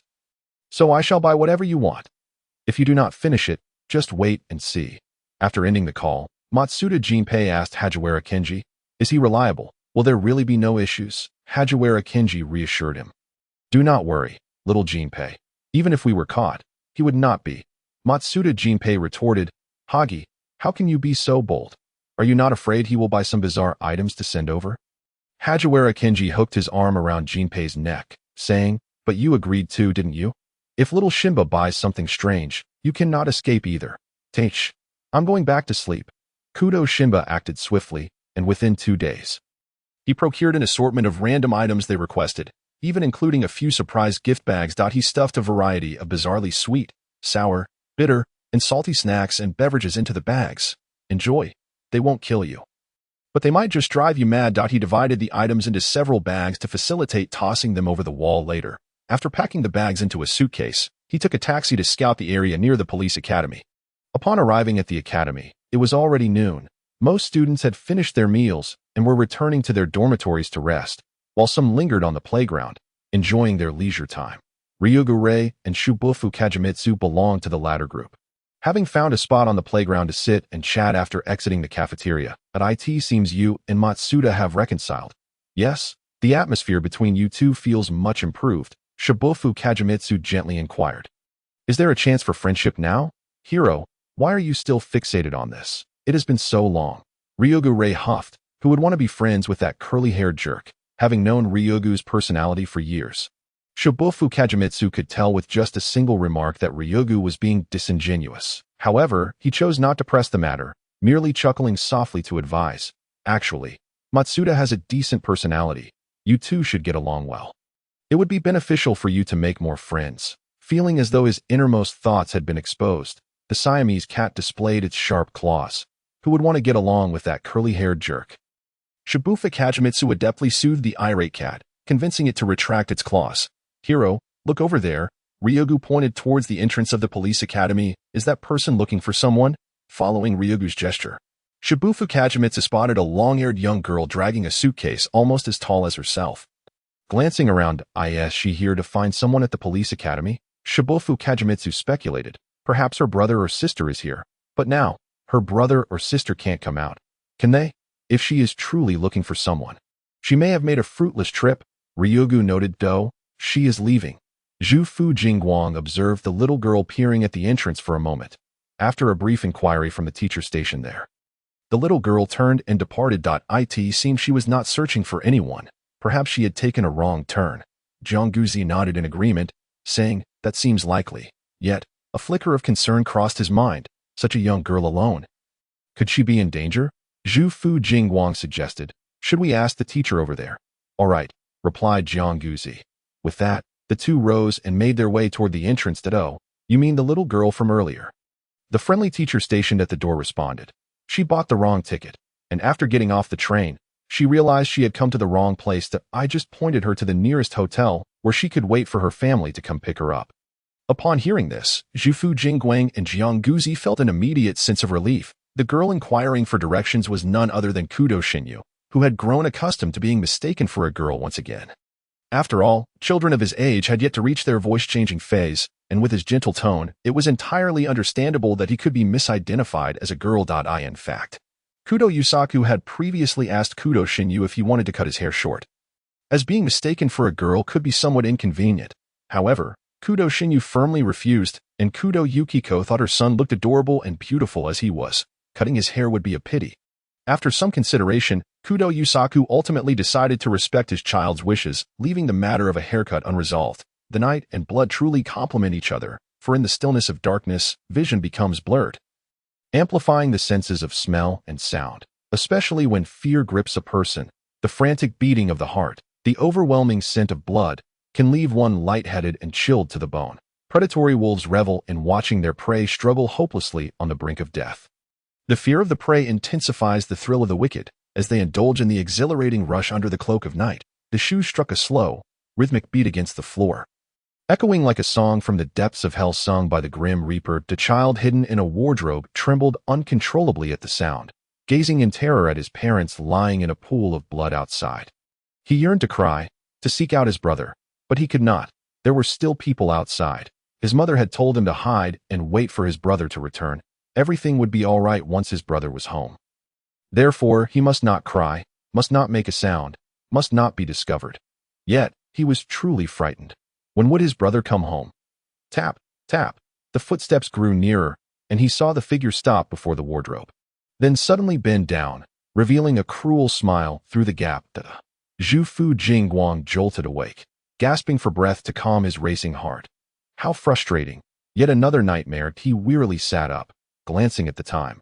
It was only 12:30, but he felt no inclination to sleep. If this continues, he might just collapse from exhaustion. Zhu Fu Jingguang felt a twinge of distress, especially since he had been noticeably out of sorts these past few days. Zero would surely be worried if this persisted. Perhaps he should try to fall asleep. Once more, not a click. What sound was that? Just as he was about to lie down, Zhu Fu Jingguang, puzzled, got out of bed and placed his hand on the doorknob. Before he could open the door, he heard a series of soft knocks from the neighboring room. Soon after, he heard Matsuda Jinpei's hushed voice calling, Hagi, Hagi. It was nighttime, and the surroundings were eerily quiet. Sounds that would be easily overlooked in the daytime became remarkably clear in the stillness of night. Before long, the door to the neighboring room opened, and Hajiwara Kenji confirmed with Matsuda Jinpei that no one was around. After which the two stealthily slipped away. Zhu Fu Jingguang found himself quite perplexed.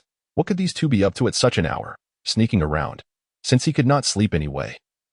His curiosity got the better of him, and he opened the door to follow them. The three of them cautiously made their way to the back wall, avoiding surveillance, Zhufu Jingguang concealed himself behind a tree. Observing the two as they leaned against each other, whispering about something he could not quite hear, his curiosity piqued. Zhufu Jingguang could no longer contain himself. Surely, they weren't planning to scale the wall and leave campus? There was nothing particularly entertaining outside at this hour. Whatever they were up to eluded his guesses, and since he had already followed them out, he decided to be more direct. He approached the two from behind, tapping them on the shoulder and asking, "Matsuda? Hagi, what are you doing here?" To his surprise, their reaction was more pronounced than he had anticipated. Before he could finish his sentence, both jumped as if startled, spinning around with a wary gaze that relaxed only upon recognizing him. "Dodo, it's just little Zhu Fu," Hajiwara Kenji exclaimed, patting his chest to calm himself. "I thought it was a ghost. Nearly thought we were going to be caught." Matsuda Jinpei, clearly shaken, muttered in complaint, "I mean, how do you walk so silently, Zhu Fu?" Zhufu Jingguang offered an awkward smile. "Sorry, I had no idea I would startle you like that." The two waved off his apology, indicating it was of no consequence. Hajiwara Kenji added, "But little Zhu Fu, you can't do that next time. Scaring people can really give them a fright." "Understood," Zhufu Jingguang assured, then inquired, "So what brings you two here in the middle of the night?" Matsuda Jinpei retorted, "And what about you, Zhu Fu? Why are you following Hagi and me instead of sleeping?" Zhufu Jingguang downplayed the matter, explaining that he had experienced a nightmare and briefly recounted the events.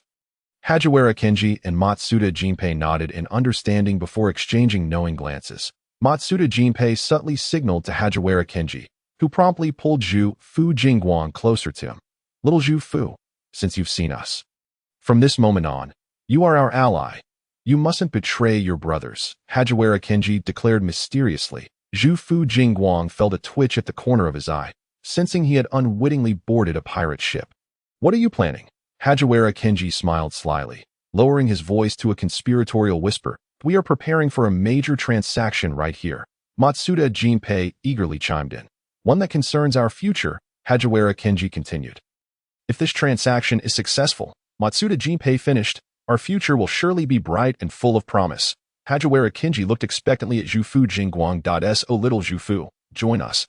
I can guarantee you a life of luxury, with a future you can see. What do you say? Are you tempted?" Zhufu Jingguang, "Can I refuse?" Maintaining a strained smile, he struggled against the pressure of their expectations. "I don't think I'm cut out for this. Perhaps you should find someone else." As soon as the words left his lips, he noticed the expressions of the two shift dramatically. Matsuda Jinpei suppressed Zhufu Jingguang's feeble resistance with a mocking laugh. "You think you can just walk away after seeing our secret? In this world, such good fortune doesn't come easily." Hajiwara Kenji tightened his grip on Zhufu Jingguang's arm, smiling dangerously yet alluringly. "Little Zhufu, you have no choice." Zhufu Jingguang, trapped between the two, thought to himself, "Could my peers truly be veering down the wrong path?" Cough, cough. A series of intermittent coughs echoed from beyond the wall. Matsuda Jinpei directly blocked Zhufu Jingguang's escape route, while Hajiwara Kenji smiled and gestured toward the wall, indicating Zhufu Jingguang should climb over. Seeing no way out, Zhufu Jingguang complied with Hajiwara Kenji's instructions, nimbly scaling the wall and rising to face a pair of sapphire blue eyes. Zhufu Jingguang, "Isn't that the girl who asked for directions earlier? Kudo Shinichi. Who is this?" Where are Matsuda Jinpei and Hajiwara Kenji? The night felt particularly quiet. Kudo Shinichi and Zhufu Jingguang exchanged glances, both at a loss for words. The awkwardness lingered, but fortunately it did not last long, as Hajiwara Kenji and Matsuda Jinpei soon followed suit, climbing over as well. "Little Xinyu," Hajiwara Kenji said cheerfully, approaching and casting furtive glances at the suitcase. Matsuda Jinpei, too, gazed expectantly at the suitcase. Zhufu Jingguang quickly pieced together the situation. These three were in cahoots. The girl had likely been scouting the police academy's entrance earlier. Realizing this, Zhufu Jingguang felt a slight headache, realizing he had been outsmarted by the two individuals. "Are you planning to trade with this young lady?" Hajiwara Kenji. "Huh? What young lady?" Matsuda Jinpei. "What young lady are you talking about?" Kudo Shinba, with an expression of indifference, gazed at Hajiwara Kenji and Matsuda Jinpei. "Are they your accomplices?"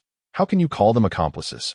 They are clearly comrades who share both joys and hardships," Hajiwara Kenji retorted discontentedly, as he began to comprehend what Zhufu Jingguang meant by young lady, hastily clarifying, "His name is Kudo Shinba." And he is a boy. A boy. Zhu Fu Jingguang exclaimed in shock, quickly apologizing. I am terribly sorry. It seems I mistook him. Hajiwara Kenji then introduced Kudo Shinba. Shinba, this is our peer. Zhu Fu Jingguang. Zhu Fu Jingguang, isn't that Scotland? One of the 5 from the police academy. He recalled that it was this individual who taught Ryugami and Rei culinary skills. Kudo Shinba nodded in acknowledgement. Hello. It's a pleasure to meet you. Zhu Fu Jingguang. Hello. Matsuda Jinpei interjected. Enough pleasantries. Time is of the essence. Shinba, quickly produce the items. Let us resolve this promptly. Zhu Fu Jingguang began to say something. But the words faded away as Kudo Shinba opened a suitcase that was nearly as tall as himself, revealing 6 neatly packed bags brimming with snacks. Kudo Shinba, just enough for the 3 of you. Each can take 2 bags. Zhu Fu Jingguang stared at the suitcase full of snacks, struggling to voice his thoughts. Hajiwara, Matsuda, is this what you call a secret transaction? Is this what you describe as a bright future and a prosperous path? Filled with indulgence? Just this? Just this? And you resorted to coercing and enticing me. Zhu Fu Jingguang displayed a friendly smile, while the black lilies behind him bloomed profusely. Hajiwara Kenji immediately countered.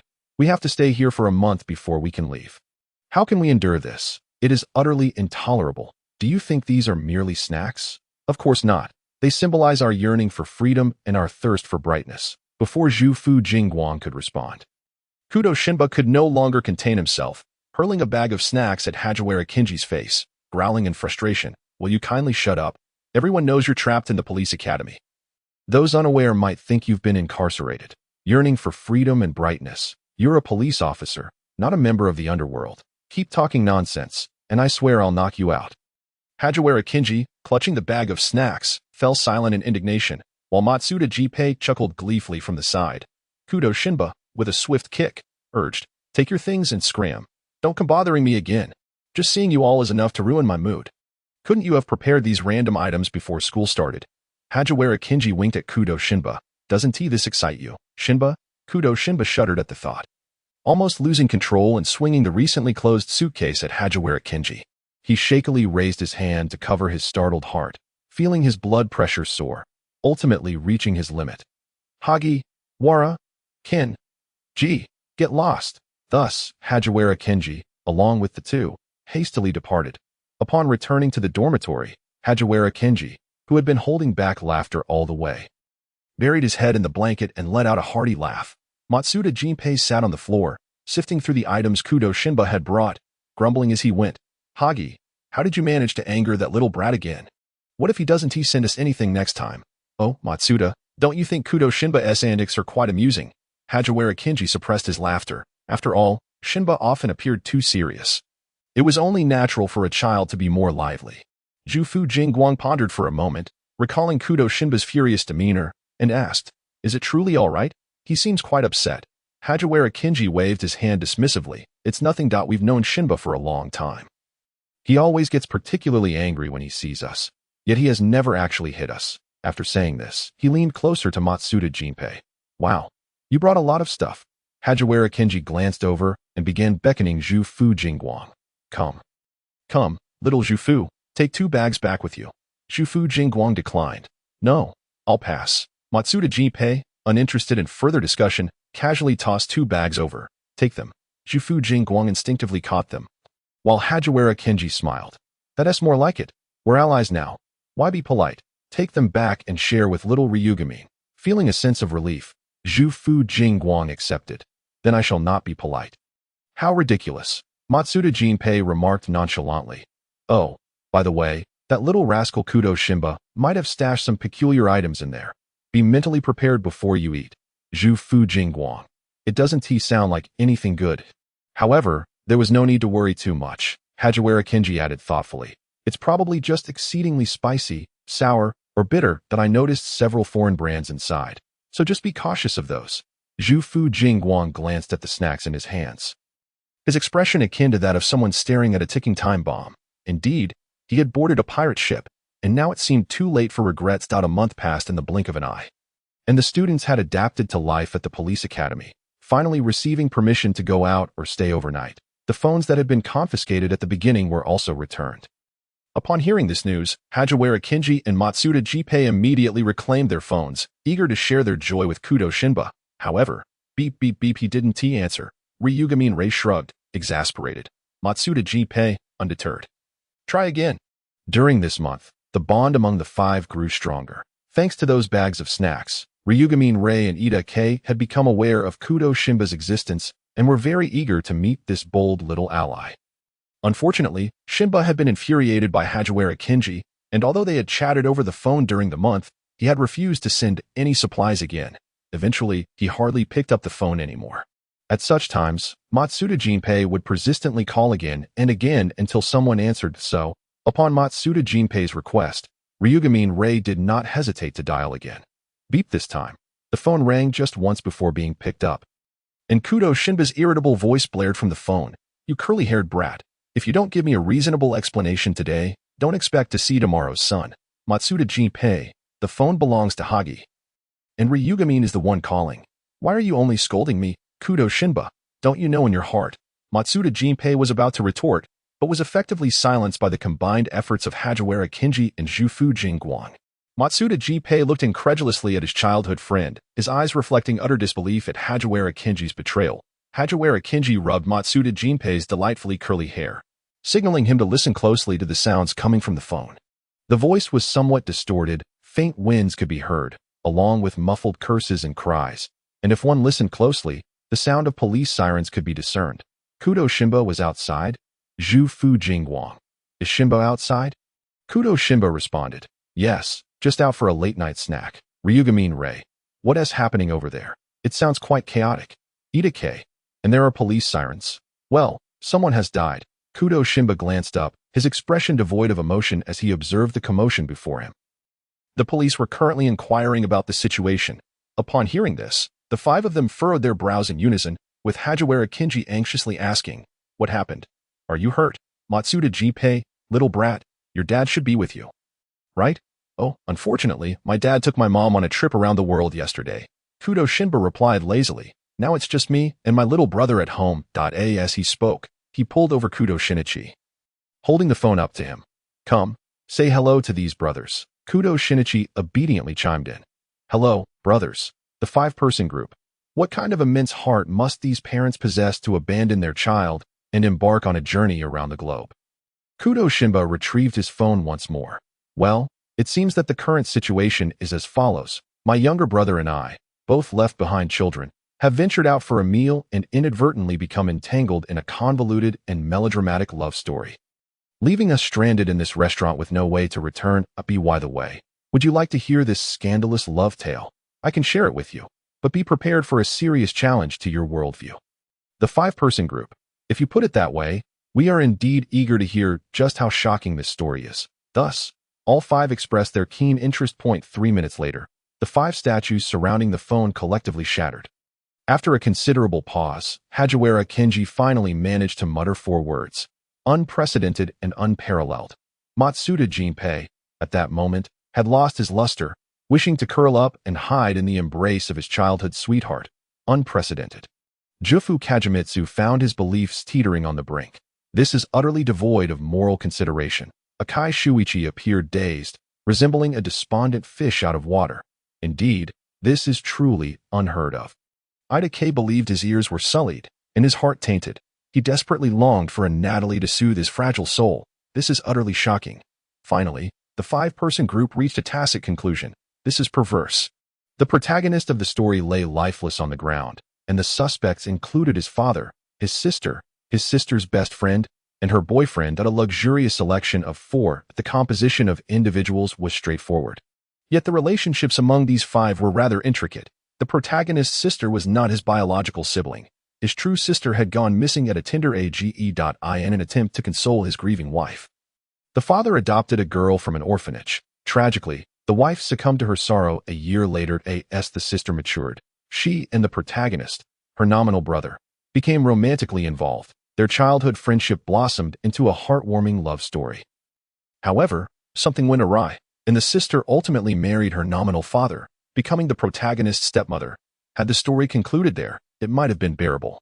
But fate took a twisted turn when the protagonist discovered that his adopted sister's best friend was, in fact, his biological sister. To make matters worse, he and his biological sister were romantically involved, having already consummated their relationship. This revelation sent the protagonist's father into a fit of rage, leading to a hospital visit due to a heart attack. Consequently, the couple had no choice but to part ways in tears. A month later, the protagonist's biological sister found a new boyfriend and brought him home, inadvertently stirring a hornet's nest. The new boyfriend was the protagonist's college classmate and roommate, with the added complication of being the protagonist's ex-boyfriend. Not only that, but he was also the illicit partner of the protagonist's adopted sister, unbeknownst to her father. The situation escalated further when the new boyfriend introduced his family, revealing that his father and the protagonist's father were estranged siblings who had not been in contact for decades. Thus, the protagonist and his biological sister were cousins, while the protagonist's biological sister was the new boyfriend's cousin as well. Silence enveloped the group as they decided to dine together and discuss this predicament. Subsequently, the protagonist met his untimely demise during this gathering.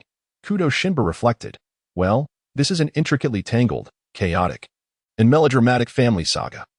I may need to reconstruct my worldview." Glancing at the contorted expressions of Officer Muri and the others, Kudo Shinichi added quietly, "The officers present may also need to reassess their perspectives."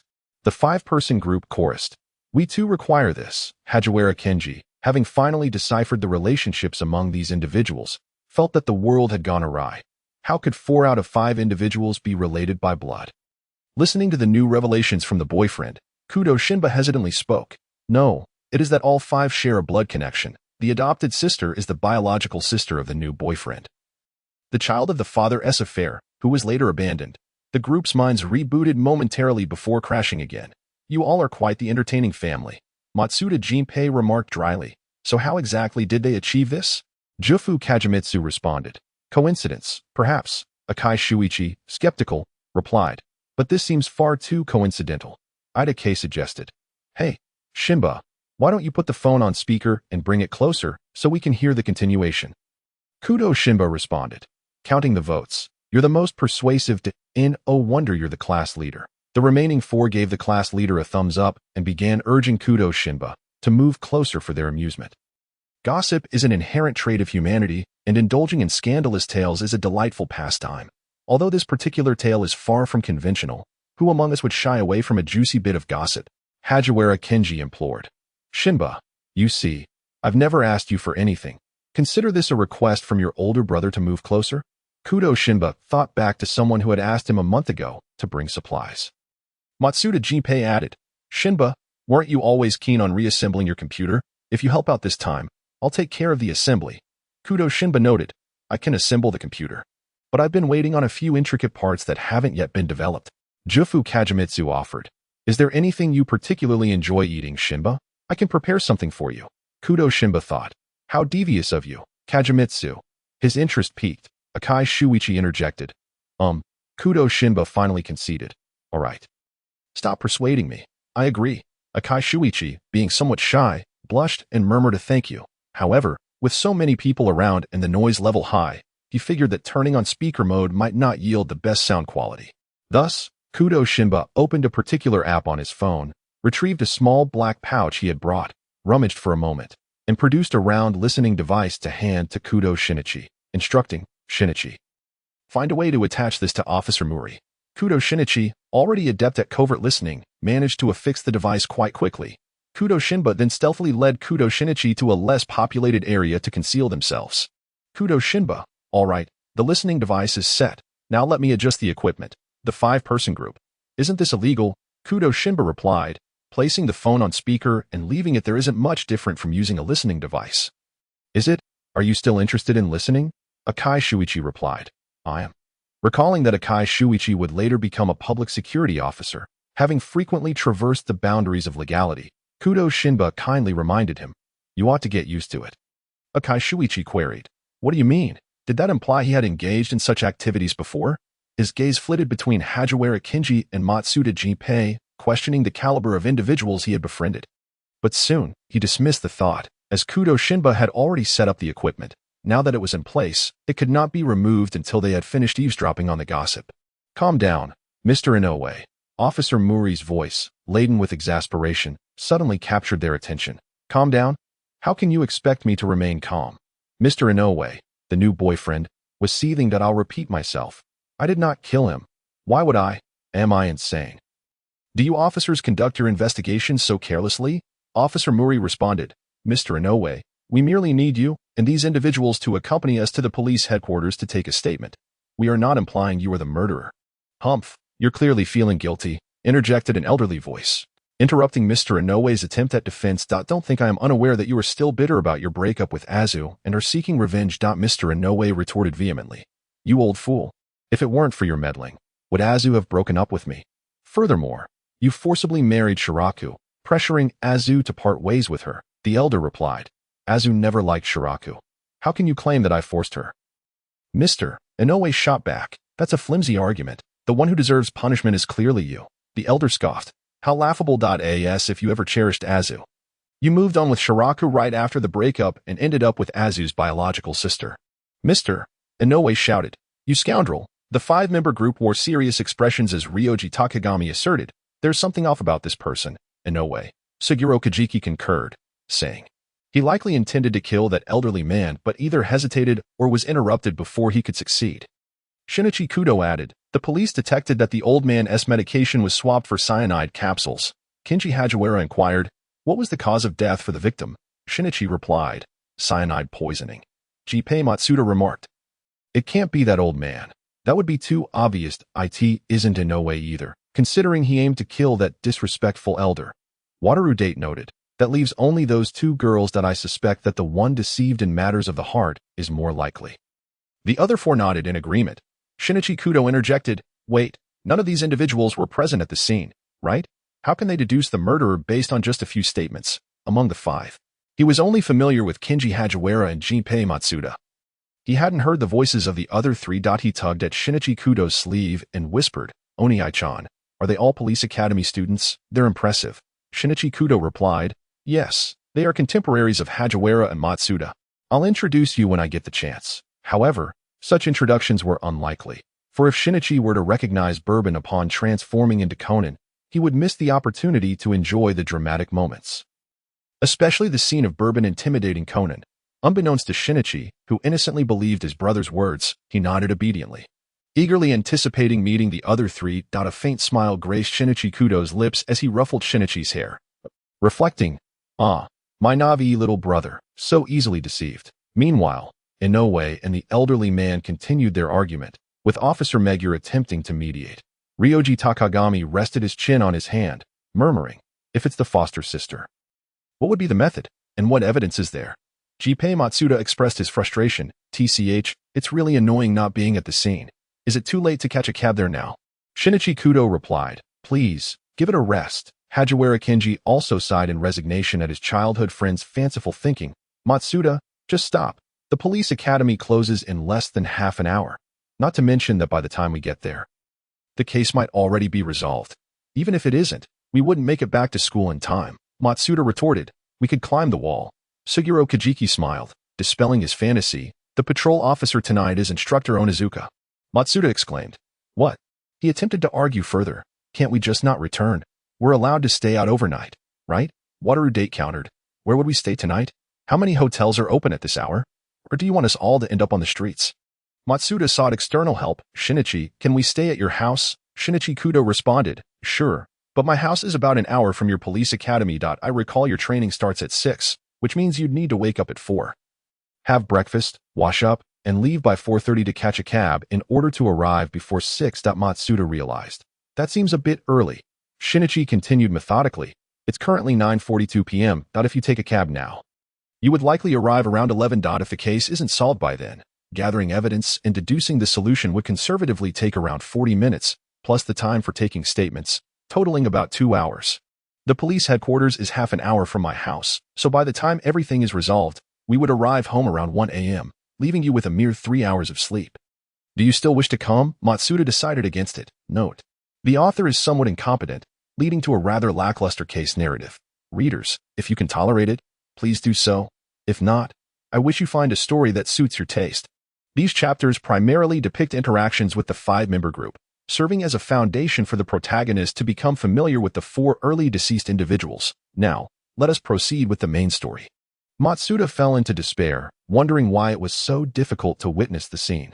Kenji Hagiwara approached, embracing his dejected childhood friend, offering gentle words of comfort. Onii-chan, Shinichi Kudo tilted his head, asking Shinichi Kudo, why do you all believe the foster sister is more likely? After all, his biological sister had also been deceived, right? However, he faltered, his cheeks flushing as he struggled to articulate his thoughts. Shinichi Kudo interjected, moreover, they even had a substantial relationship, didn't they? Shinichi nodded slightly. Shinichi Kudo shrugged. The reason is quite simple. The biological sister is a deceitful woman. Just a month after breaking up, she found a new boyfriend. How much genuine affection could she have for the victim? They were likely just playing around. If it worked out, great. If not, they would part ways. Shinichi was clearly taken aback by this perspective, rendered speechless. Ryoji Takagami added, besides, the foster sister suddenly marrying her adoptive father seems a bit off. Shinichi was now thoroughly confused. Isn't that because the adoptive father forced her? Shinichi Kudo looked at his Navi brother with pity. I told you to gather more information and seek out leads. But you insisted on sticking by my side. Look at you now. You've been deceived, Shinichi protested, but you didn't gather any leads either. Yet you still know. Shinichi Kudo replied, that's because I'm the older brother. And you will always be the younger brother. Shinichi, exasperated, exclaimed, so what exactly is the reason? Suguro Kajiki kindly explained, childhood friends, innocent and unassuming, who naturally transitioned into a romantic relationship. Their bond must have been exceptionally strong. Why would such an enviable couple part ways? Was it merely due to parental pressure? If Inoue-san and the victim separated because youthful passion succumbed to societal norms and oppression, what about the victim and his foster sister? The victim was already an adult and should have had independent financial means. What could the father use to compel his son to break up with his girlfriend? His life. However, if the father knew his son did not love his girlfriend, would it not be an overreaction to threaten them with death to force a breakup? Furthermore, a father who was aware of his son's unconventional sexual orientation and possibly employed extreme measures to force a separation would likely be eager for his son to marry a girlfriend upon learning he had one. If the father desired to take his son's girlfriend for himself, it seems impractical. After all, the son's girlfriend is also his adopted daughter. If he had feelings for her, he would have pursued her long ago instead of attempting to take her from his son. Shinichi suddenly grasped the situation, so it's quite possible that the foster sister discovered something, leading her to break up with the victim and marry her father. Wataru Date added, moreover, marrying the father of an ex-boyfriend seems less like a whim and more like an act of revenge. That's why we believe the foster sister is the more likely culprit. Her engaging in an affair with Mr. Inoue might not have been a coincidence, and today's encounter with Mr. Inoue could have triggered her. Kenji Hagiwara supplemented. Furthermore, the victim likely did something with Mr. Inoue that the foster sister witnessed, escalating tonight's tragedy. As soon as Kenji finished speaking, Shinichi Kudo's horrified voice rang out. Onii-chan, what are you doing? Quiet. I'm hacking into the foster sister's phone and computer to confirm our suspicions, Shinichi Kudo replied calmly. He had assembled a tablet years ago and carried it with him for emergencies. Although it wasn't particularly user-friendly. Thankfully, 1715 assured him that it would handle all necessary components and chips, saving him considerable trouble. Shinichi Kudo exclaimed. What?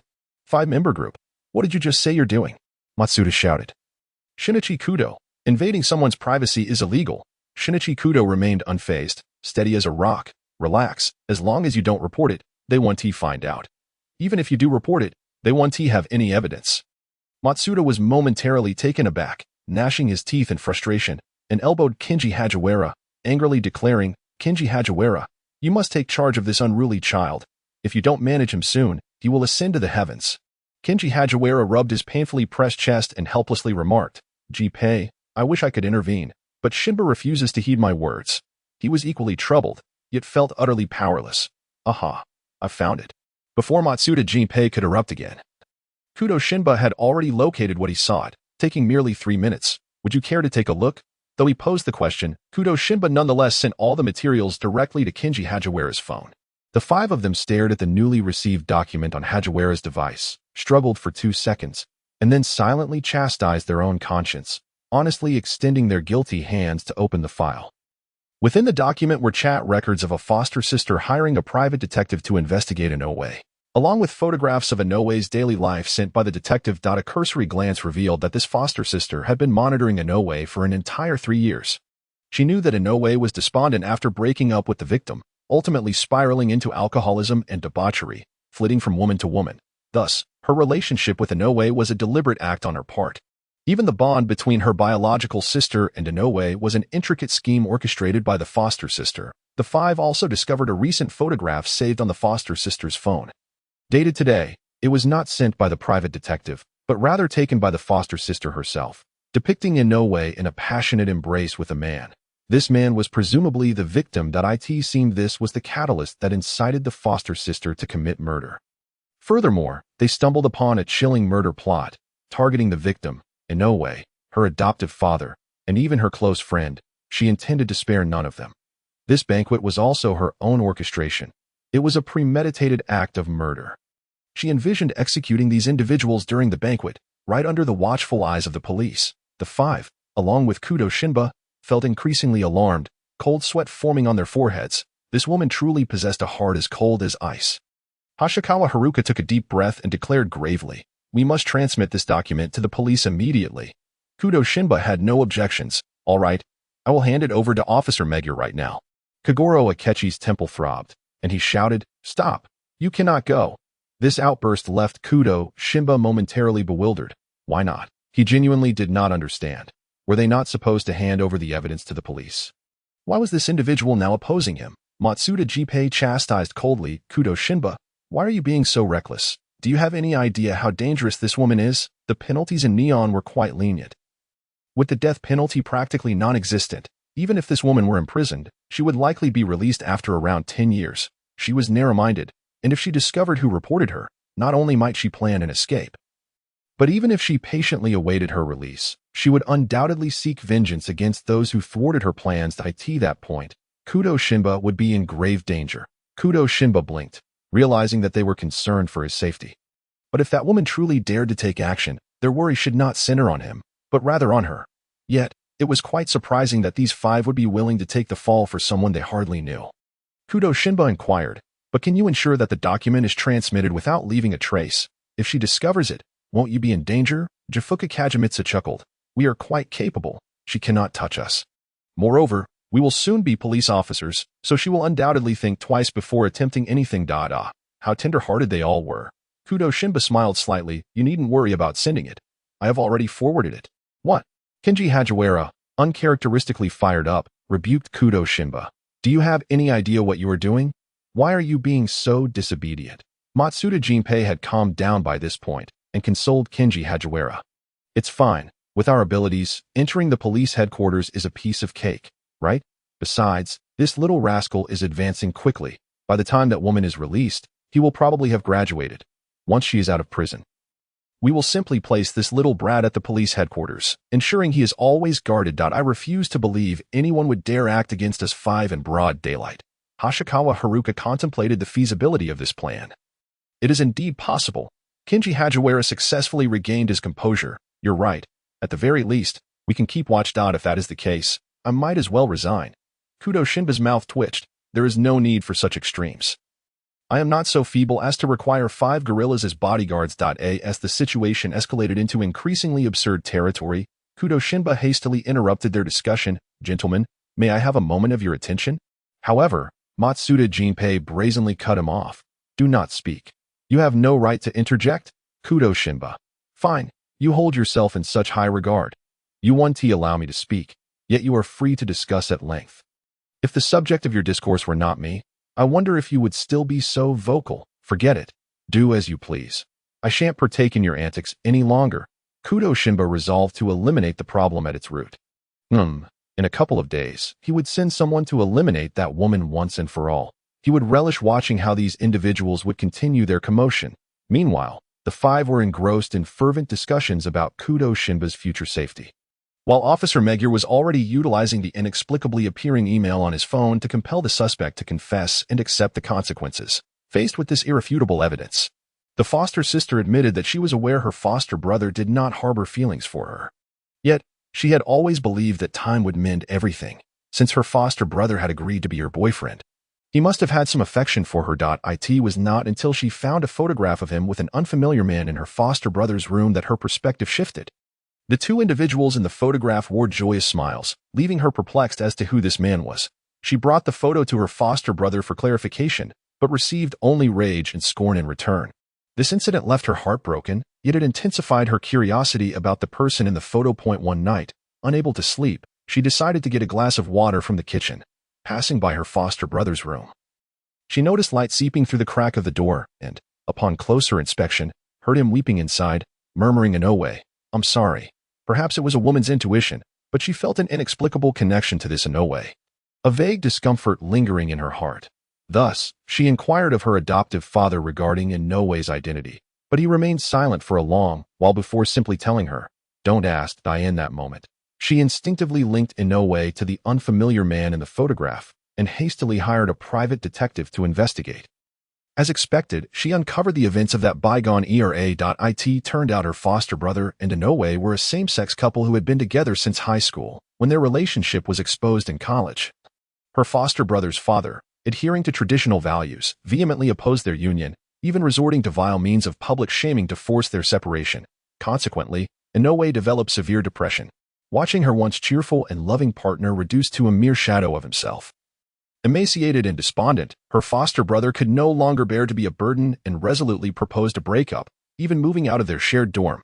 Inoue understood that his lover's intentions were for his own good. Yet he could not come to terms with it. He attempted to starve himself, contemplated jumping from heights, and even resorted to self-harm, yet all attempts were thwarted.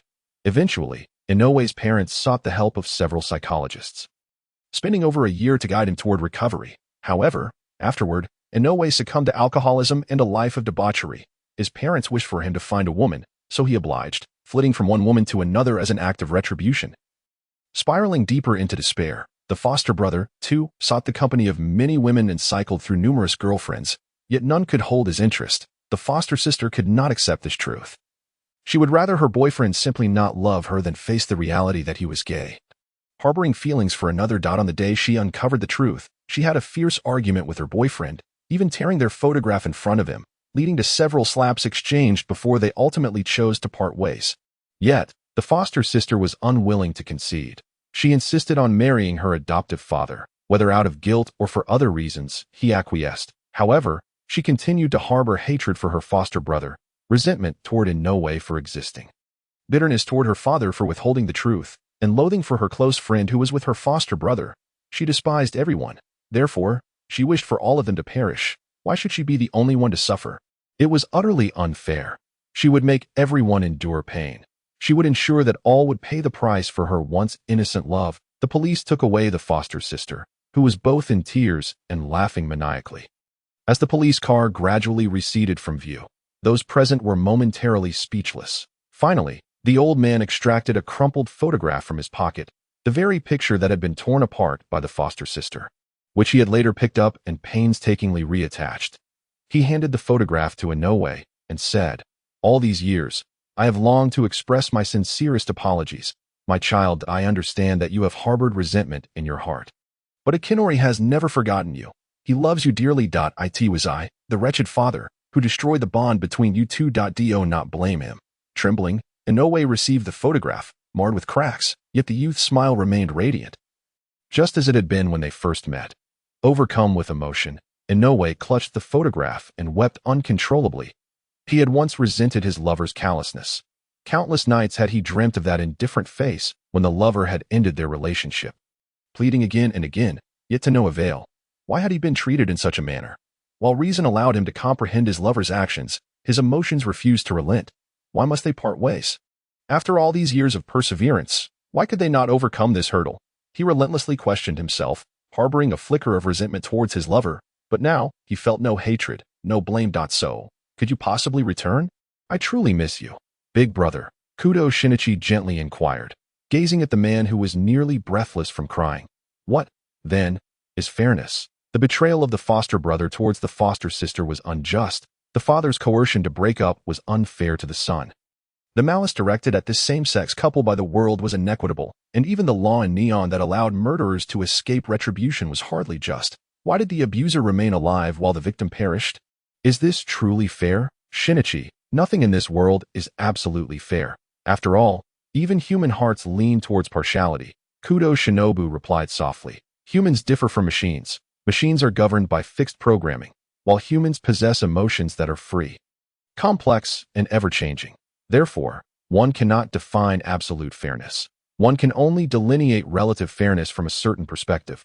Shifting the tone of the conversation, Kudo Shinobu jested, "Of course, you need not concern yourself with such matters. Considering you are destined to become a great detective, just focus on solving cases." Kudo Shinichi replied sullenly, "But Big Brother is far more capable than I." Kudo Shinobu chuckled. "What does that matter? I have no desire to be a detective." The ensuing days at the police academy were tumultuous. Even Kudo Shinobu, who had seen much of the world, could not help but admire the mischief-making prowess of these 5 individuals. Whether it was causing chaos in convenience stores or performing aerial stunts on the highway, all were mere trifles. Matsuda Jinpei even sent him a photo of their battle-scarred Mazda R7, boasting about their exploits. How audacious! Particularly brazen. Kudo Shinobu felt that the punishment meted out by instructor Onizuka, which only required them to clean the locker room and bathhouse for a week, was rather lenient. During their punishment, they remained restless, sneaking out to assist J-Fuku Kageakira in apprehending the murderer of his parents, even allowing a novice to disarm a bomb left by a criminal. Kudo Shinobu could only exclaim, "Your instructor must possess an exceptionally strong heart. Even after all this, he is yet to be driven to despair by your calamities. I am truly impressed." Time slipped away amidst laughter, spring giving way to autumn, as this cohort of police academy students approached their graduation ceremony. After today, the young officers would each embark on their own distinct futures. Rengoku Rei affixed the badge to his graduation uniform. Turning back to gaze fondly at the dormitory he had called home for 6 months, the police department had already sent someone to fetch him. After graduation, he was to commence undercover training. The thought of severing ties with his friends filled his eyes with a subtle melancholy. They had promised to reunite once a year, regardless of where they were assigned after graduation. Now, it seemed he would have to break that promise. A series of knocks echoed on the door, prompting Rengoku Rei to quickly conceal his unwelcome emotions and say, "Come in." The door swung open to reveal his childhood friend, J-Fuku Kageakira. "Hiro, is there something you need?" Kageakira asked. "Do you have time now?" "Zero." Rengoku Rei replied without hesitation, "Of course." Kageakira continued, "Then could you accompany me to the convenience store for a few errands?" Rengoku Rei quickly donned his clothes, saying, "All right, let us go." As Rengoku Rei and Kageakira walked along, chatting and laughing, Kageakira's heart lightened as he laid to rest the burdens of old memories, his smile growing brighter.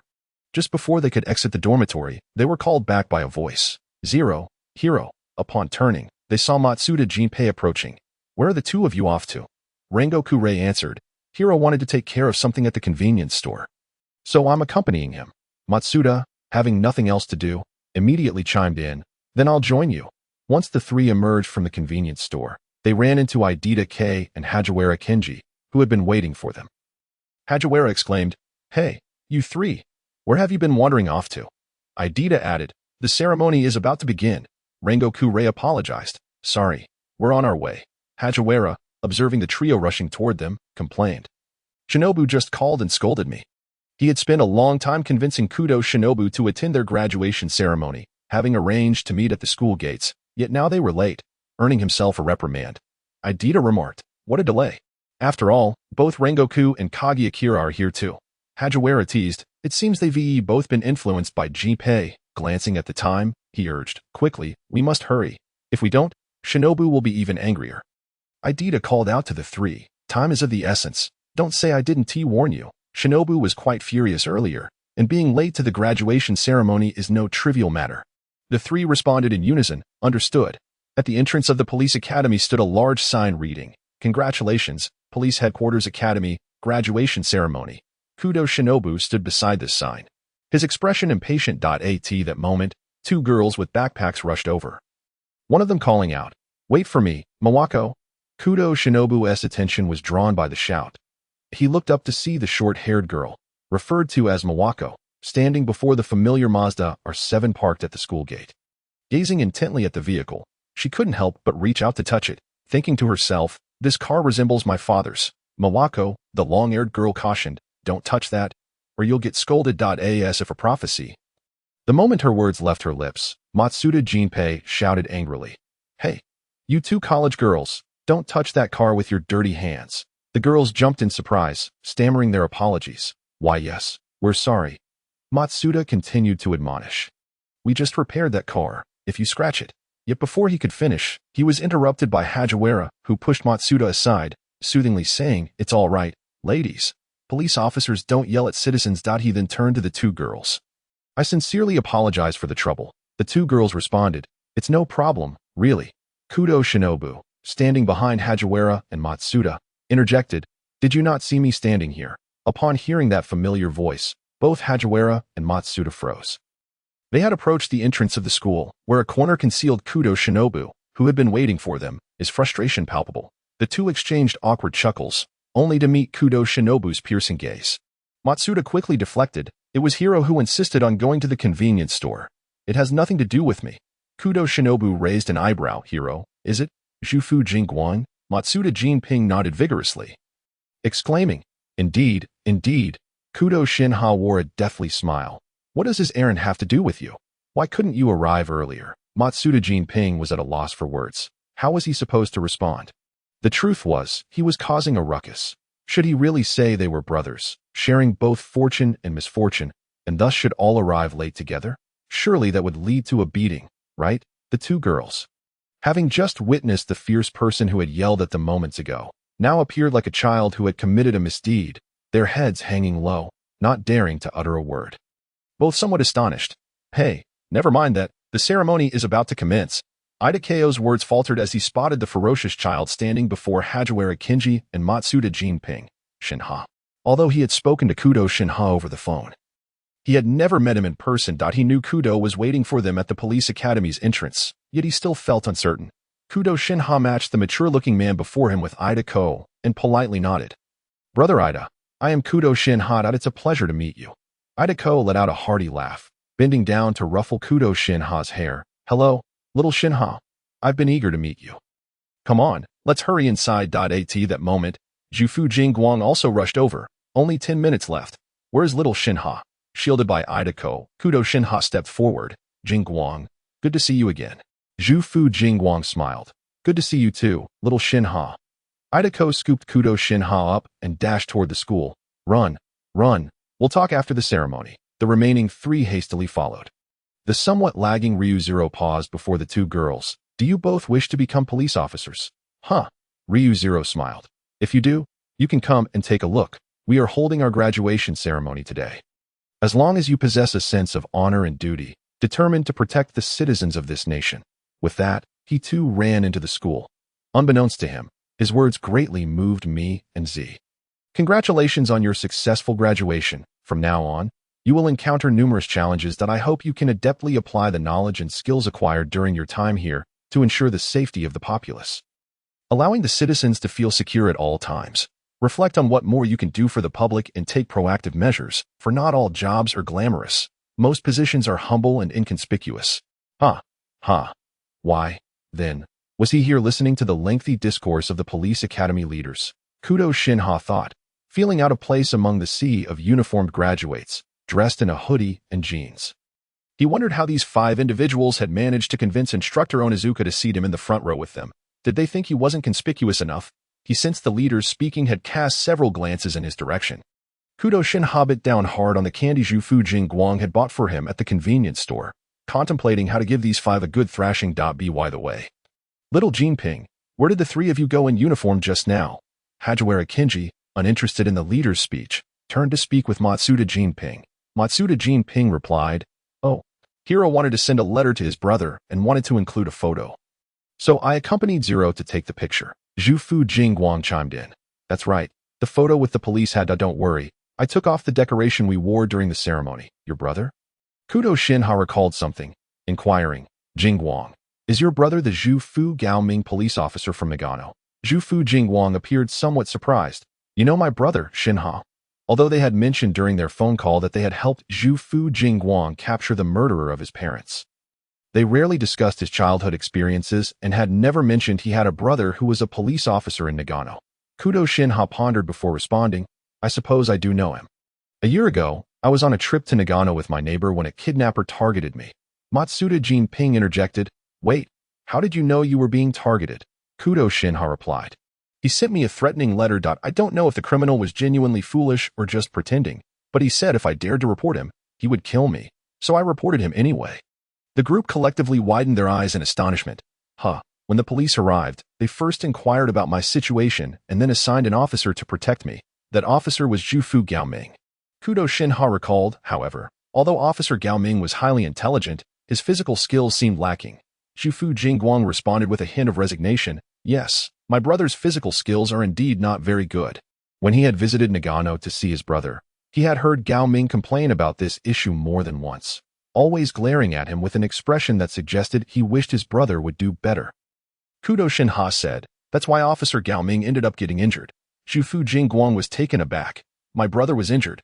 Kudo Shinichi gestured. "He was hit by the criminal with a club, fracturing his left forearm.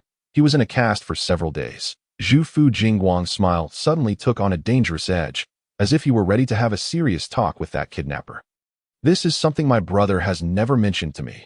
Ryu Zero, noticing his childhood friend's ominous demeanor, quickly changed the subject. "By the way, Matsuda, before you send the letter, you said you would check the photo and then open the envelope. You did put the letter in the mailbox afterward, right?" Matsuda Jinping eagerly pulled out his phone to search. "Of course, I guarantee I put it in. Like this." Matsuda Jinping showed off his masterpiece to the others. Wanting to appear more masculine, Kudo Shinichi, Zhufu Jingguang, and Ryu Zero leaned in to take a look, only to find that Matsuda Jinping had drawn a mustache on Zhufu Jingguang's photo on his phone at some point. Kudo Shinichi. So, the inspiration for the Scottish mustache came from Matsuda Jinping. Ryu Zero looked at the grinning Matsuda Jinping in disbelief. Hey, Matsuda, Idako joined in the fun? What's going on?" He took Matsuda Jinping's phone for a glance and exclaimed, "You actually gave him a mustache, just became a police officer, and you think you can have a mustache?" Matsuda Jinping took back his phone and examined it again. "Huh, I still think it looks cooler this way." Zhufu Jingguang agreed. "You're right, it does look nice with a mustache." Kudo Shinichi thought. "I knew it." Ryu Zero was astonished by his childhood friend's perspective. Zhufu Jingguang looked at his dazed peers on either side, puzzled. What's wrong?" Hajiwara Kinji remarked, "It's nothing. Just feels like you've changed a bit." Idako added, "It's because your parents' murderer has been caught." "Right?" Matsuda Jinping chimed in. "That's called shedding the disguise." Zhufu Jingguang chuckled. "Is that so?" The others welcomed Zhufu Jingguang's transformation. He had previously been too reserved, often keeping things bottled up inside. But now that he had shed his burdens, he appeared much more relaxed. That moment. The leader on stage had finished speaking, and Instructor Onizuka addressed the microphone. "Next, please welcome Police Chief Hayakuta Riku to address everyone."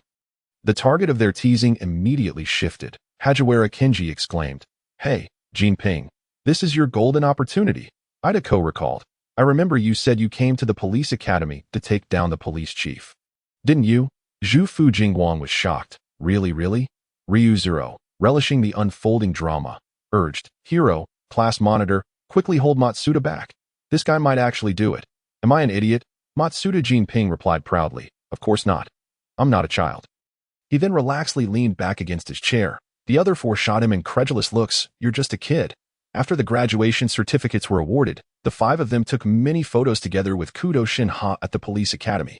Finally, they gathered at the entrance of the academy, and as the shutter clicked, their police academy life officially came to a close. "This place is truly luxurious." Matsuda Jinping sat on the sofa in the private room, looking around in awe. "No wonder it's a 5-star hotel." Hajiwara Kinji winked at Kudo Shinichi. "And let us not forget to thank little Shinichi for treating us." Kudo Shinba responded with indifference. "After all, we've known each other for such a long time that it's no big deal for me to treat you all after graduation." Ryuga Zero interjected, "But this place is quite expensive, isn't it? We can't let you." "A mere child. Foot the bill. Let's split the cost among the five of us." The other four shared no intention of allowing Kudo Shinba to pay, and Hajiwara Kinji had merely made a joke earlier. In their eyes, Kudo Shinba was just a child. Even if he had money, it was likely just an allowance from his parents, and not much at that. In reality, Kudo Shinba's wealth exceeded their imaginations. Besides the money earned within the organization, he had established a software group named Shinsei, which rapidly grew due to several programs he developed himself. IT quickly gained a foothold in Neon, and not long ago, he opened a branch in America, yielding a net profit of over $1 million daily. Furthermore, his company was still expanding, and in 2 years, matching the stature of Japan's largest conglomerate, the Suzuki Group. Would be no challenge. By then, his daily earnings could easily reach hundreds of millions or more. You all haven't even started working yet. The cost of this meal could drain your little savings. What? Do you wish to eat dirt afterward? I said I would treat. So I will, Kudo Shinba declared, tossing a bank card onto the table. Hurry and order. If anyone picks something cheap, I'll give them a beating. Although their previous interactions had only been over the phone, Kudo Shinba had become quite familiar with these 5 individuals, and thus spoke without formality. Ida K's lips twitched. Little Shinba, did you take your parents' card out? What do you mean my parents' card? This is mine. Kudo Shinba retorted. Exasperated, I made a bit of money from the programs I developed, and also received some prize money from various competitions, though I've forgotten the exact amount. In any case, spending tens of times here is completely manageable. Tens of times? He could come here every day without issue. The 5 were left speechless. Is this the dimension-reducing blow from a genius? They hadn't even started working, yet he earned enough to dine in such a high-end restaurant. The most astonishing part was that this genius was only 10 years old. 10 years old. What a sorrowful tale it was. Ryuga Zero shoved the bank card back into Kudo Shinba's pocket and said solemnly, Shinba, you mustn't casually boast about your wealth in front of strangers. The world is fraught with dangers. You must learn to keep your riches concealed. Do you understand? Kudo Shinba thought. Did I ever stand on the street with a loudspeaker shouting I am rich? Why was he being admonished? In his past life, treating others to a meal was always done this way. He would toss the card and say, order whatever you like. He remembered them being quite happy then. Why was it different now? Shufu Kajimitsu chimed in. Indeed, there are quite a few robbers nowadays. Just like that time Zero and the class monitor encountered a gang of armed robbers at the convenience store. Kudo Shinba. Those who dare to rob me usually do not return. Ida K. Exactly. They even attempted robbery near the police academy. And you, a child with no means of defense. Kudo Shinba. What a ridiculous joke to say I'm defenseless. Hajiwara Kenji had previously thought this child was quite astute. But now he realized that Kudo Shinba was still a child, appearing quite defenseless and genuinely worrisome. Yes, little Shinba, you mustn't recklessly flaunt your card in front of just anyone. What if you encounter a bad person? Kudo Shinba, am I some kind of fool? Besides, I'm not a tyrannical president who has nothing better to do than toss cards around. Matsuda Jinpei. You Kudo Shinba promptly interrupted, never mind. Don T say anything more. Nothing good ever comes from your mouth. Matsuda Jinpei. What do you mean, little brat? He growled, pressing his hand against Kudo Shinba's forehead and ruffling his hair. Can't you say something nice to me? It's like a day without beating you brings the roof down. Kudo Shinba pushed his hand away, wrinkling his nose in disdain. Get away from me. Sometimes I really wonder how you got into the police academy. You don't look like a good person at all. How did the interviewers not see through you? Huh? Matsuda Jinpei felt his professional abilities were being challenged. You can say I don't look like a good person, but you can't question my capabilities. Hajiwara Kenji interjected. Oh, Matsuda, he was accepted based on his outstanding academic and practical skills, as well as his high level of professional knowledge, though. He did indeed fare poorly in the interview. Matsuda Jinpei. Hagi, Hajiwara Kenji immediately moved closer to his childhood friend, adding, of course, if the interview was lacking, it must be the fault of the teachers. Matsuda is clearly very handsome. That teacher just didn't appreciate him. Matsuda Jinpei was satisfied. The 4, witnessing the transformation of their proud little cat's face up close, were left with wide eyes. Hagi, is your childhood friend filter a bit too thick? Observing the 2 still close together. Kudo Shinba suddenly realized something, recalling the dynamic between these 2 in his presence. His gaze towards Hajiwara Kenji grew increasingly complex. Could it be? It can't be what I think it is, right? Then he noticed Hajiwara Kenji turning to look at him. Wearing a harmless smile, Kudo Shinba quietly lowered his head and opened the menu. Unable to suppress a mental curse, Hajiwara Kenji, you truly are a dog. As expected, childhood friends are just your excuse. You re-up to no good. But soon he covertly shifted his attention to another pair of childhood friends present. Could this pair also be the same? After several toasts, with Kudo Shinba being the only one drinking juice. The others had all imbibed to varying degrees. Ida K took another sip of beer and then asked, have you all received your invitations? Have you decided where you want to go? Hajiwara Kenji wrapped his arm around Matsuda Jinpei. As for me, of course, I'm going to the explosive ordnance disposal unit with little Jinpei. Upon hearing this, Kudo Shinba's hand, which was picking at food, paused momentarily, but he quickly resumed his nonchalant demeanor, though his gaze deepened with contemplation. The explosive ordnance disposal unit, he recalled, was where Hajiwara Kenji had met his demise shortly after graduation, and 4 years later, Matsuda Jinpei had also perished on the same day at the hands of the same perpetrator. TSK, how unpleasant. He had been in this world for a decade, and due to his past life as an assassin, he maintained a wariness towards nearly everyone. Thus, before encountering these 5 individuals, apart from the Kudo family, the Mori family, and Suzuki Sonoko, he had led a solitary life. In truth, he had not always been like this. In his previous life, Kudo Shinba had partners, friends, and disciples around him, creating a lively atmosphere that never left him feeling lonely. Yet in this life, Kudo Shinba lacked those decades-long companions, those whom he could trust wholeheartedly, friends or family. Consequently, he remained vigilant of everything around him, unwilling to let anyone intrude upon his life. Until the arrival of Hagiwara Kinji and Matsuda Jinpei, who, while annoying and loud, had forcibly pulled him from that lonely existence. He began to bicker and argue with them, gradually acclimating to this new noisy life. He did not wish to relinquish these days. Or rather, he did not want these few individuals to leave. No one noticed Kudo Shinba's unusual demeanor. Upon hearing Hagiwara Kinji's response, Ida sighed. You two really have a great bond. Hagiwara Kinji beamed with pride. Of course. Little Jinpei and I are the best in the world. Hagi likes Jinpei the most. Matsuda Jinpei laughed and scolded. Get lost. Jufu Kagemitsu inquired. And where is the class monitor planning to go? The Metropolitan Police Department? It seems like the investigation division would suit you well. Ida pondered for a moment and replied, Actually, I want to gain some experience in the field first, then transfer to the Metropolitan Police Department. After saying this, he shyly smiled. It's just a bit troublesome for Natalie. I need her to accommodate me. But we agreed that once I settle down, we'll get engaged. Matsuda Jinpei, class monitor. Don't forget to treat us to your wedding banquet. Ida don't worry, I definitely will. Hagiwara Kinji then turned to Ryuga Zero. What about you, Zero? Where are you headed? Matsuda Jinpei teased. Our chief golden-haired teacher must have plenty of places vying for his attention, right? Under normal circumstances, Ryuga Zero would have retorted with a smile, but today he was unusually silent, staring intently at his bowl. Offering no opinion, Jufu Kagemitsu frowned, sensing that the childhood friend's mood was off. As if he were burdened with heavy thoughts, he gently nudged Zero's shoulder and softly called out, Zero? Hero, is there something you need? Zero suddenly snapped back to reality, smiling as he glanced at the worried expression on Jufuka Kagemitsu's face. Kagemitsu, with concern etched across his features, inquired, Zero, are you feeling unwell? Not at all. Why do you ask? Hero, Zero responded. It just seems like you're not very happy, Kagemitsu remarked. Has something happened? Can you share it with me? Zero chuckled lightly. It's nothing, just a bit reluctant. Matsuda Jinpei teased. Hey, when did the golden-haired teacher become so sentimental? Shut up, Zero retorted. Xiaoxin was right. You really can't say anything nice. TCH, Hagiwara Kinji interjected. So, where does little Zero plan to go next? Zero paused for a moment before replying. I don't know. I haven't decided yet. No, it wasn't that he hadn't decided, but rather that he had already resolved to join the Public Security Bureau.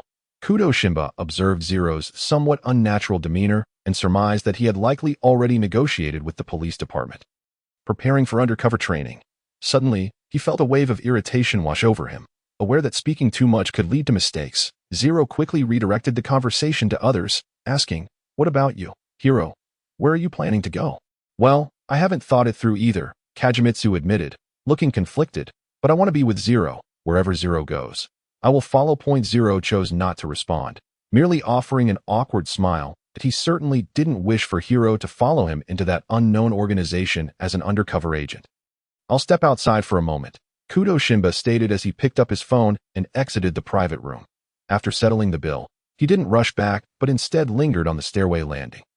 He opened the window, allowing the outside breeze to wash over him. The restlessness that had been festering within him finally began to dissipate under the cool wind's touch. 17151. Kudo Shinba summoned the system. Tell me the time of death for those 4 individuals. Earlier, the system had asked him if he wanted to take a look at the timeline of the story, but he had declined. After all, his goal was not to compete with the Black Organization, but to completely replace its villainous status once it was extinguished, ensuring the world continued to function normally. Moreover, this was his own life. Knowing the future held little significance. However, the situation had changed. He wished to save those foolish individuals who were destined to die prematurely. 17151 understands what the host wishes to do. The system replied without hesitation. On November 7th of this year, Hajiwara Kenji perished due to a bomb explosion. 4 years later, on November 7th, Matsuda Jinpei voluntarily sacrificed himself to save a hostage on December 7th of the same year. Jifuku Kagemitsu committed suicide after his identity was exposed, and 6 years later, on February 7th, Idai Wataru tragically died in a car accident. TSK, it seems these individuals had a peculiar connection to the 7th. With each command issued, Kudo Shinba's gaze grew colder, and his mind, now calm, began to race, formulating a plan. Where did Shinba just go? Hajiwara Kenji questioned upon noticing Kudo's return. Why did it take you so long? Just needed some fresh air, Kudo replied, observing Matsuda Jinpei, who was slumped over the table with his eyes closed. Is Matsuda drunk? I'm not drunk. Matsuda Jinpei suddenly sat up in a panic. I can drink 1,000 cups without getting drunk. Who dares claim I'm intoxicated? Hajiwara Kenji's mouth twitched as he hurriedly attempted to pacify the inebriated Matsuda. All right, you're not drunk. No one said that. You must have misheard. Misheard? Matsuda Jinpei looked at Hajiwara with wide, confused eyes. Hajiwara feigned sadness. Does little Jinpei not trust Hagi? No. Matsuda immediately countered. I do trust Hagi. He then slumped back onto the table, mumbling, I trust Hagi. Hajiwara let out a sigh of relief. Thankfully, a tipsy Matsuda was easier to manage. Turning around, he noticed the other 4 were all watching him, causing even the usually thick-skinned Hajiwara to feel a bit embarrassed. Is Matsuda really drunk? Zero asked, intrigued. Is he really drunk? They had participated in numerous social events at the police academy, but due to the training, they had never truly gotten drunk. Thus, they were unaware of Matsuda Jinpei's poor tolerance for alcohol. After just 5 or 6 bottles of beer, how could he be in such a state? Hajiwara nodded helplessly. That's why little Jinpei doesn't really enjoy socializing. If he accidentally gets drunk, it becomes troublesome. A drunken Matsuda can be quite unreasonable and easily lose his composure. Hence, whenever they went out, Hajiwara would keep an eye on Matsuda, fearing that he would drink too much, while Matsuda himself was cautious, as he needed to look after his drunken childhood friend. However, since they were all familiar faces this time, they had let their guard down, and before they knew it, Matsuda had drunk too much. Hajiwara lamented, I should have kept a closer eye on little Jinpei. Drinking this much will give him a headache tomorrow. Although a tipsy Matsuda throwing a tantrum could be quite adorable, he would also feel miserable the next day. Hagi, you need to help drag Matsuda back. Zero suddenly shouted.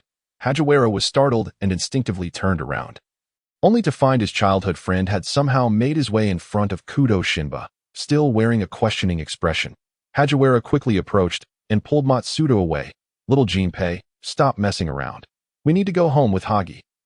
Matsuda ignored him, pushing Hajiwara's hand away, continuing to glare silently at Kudo Shinba. Kudo Shinba sighed deeply. Matsuda Jinpei, what do you want? Hajiwara felt like crying. Little Jinpei, let us go with Hagi. Matsuda disregarded Hajiwara's plea and pointed at Kagemitsu, asking Kudo, what do you call him? Kudo raised an eyebrow, confused. What does this guy want?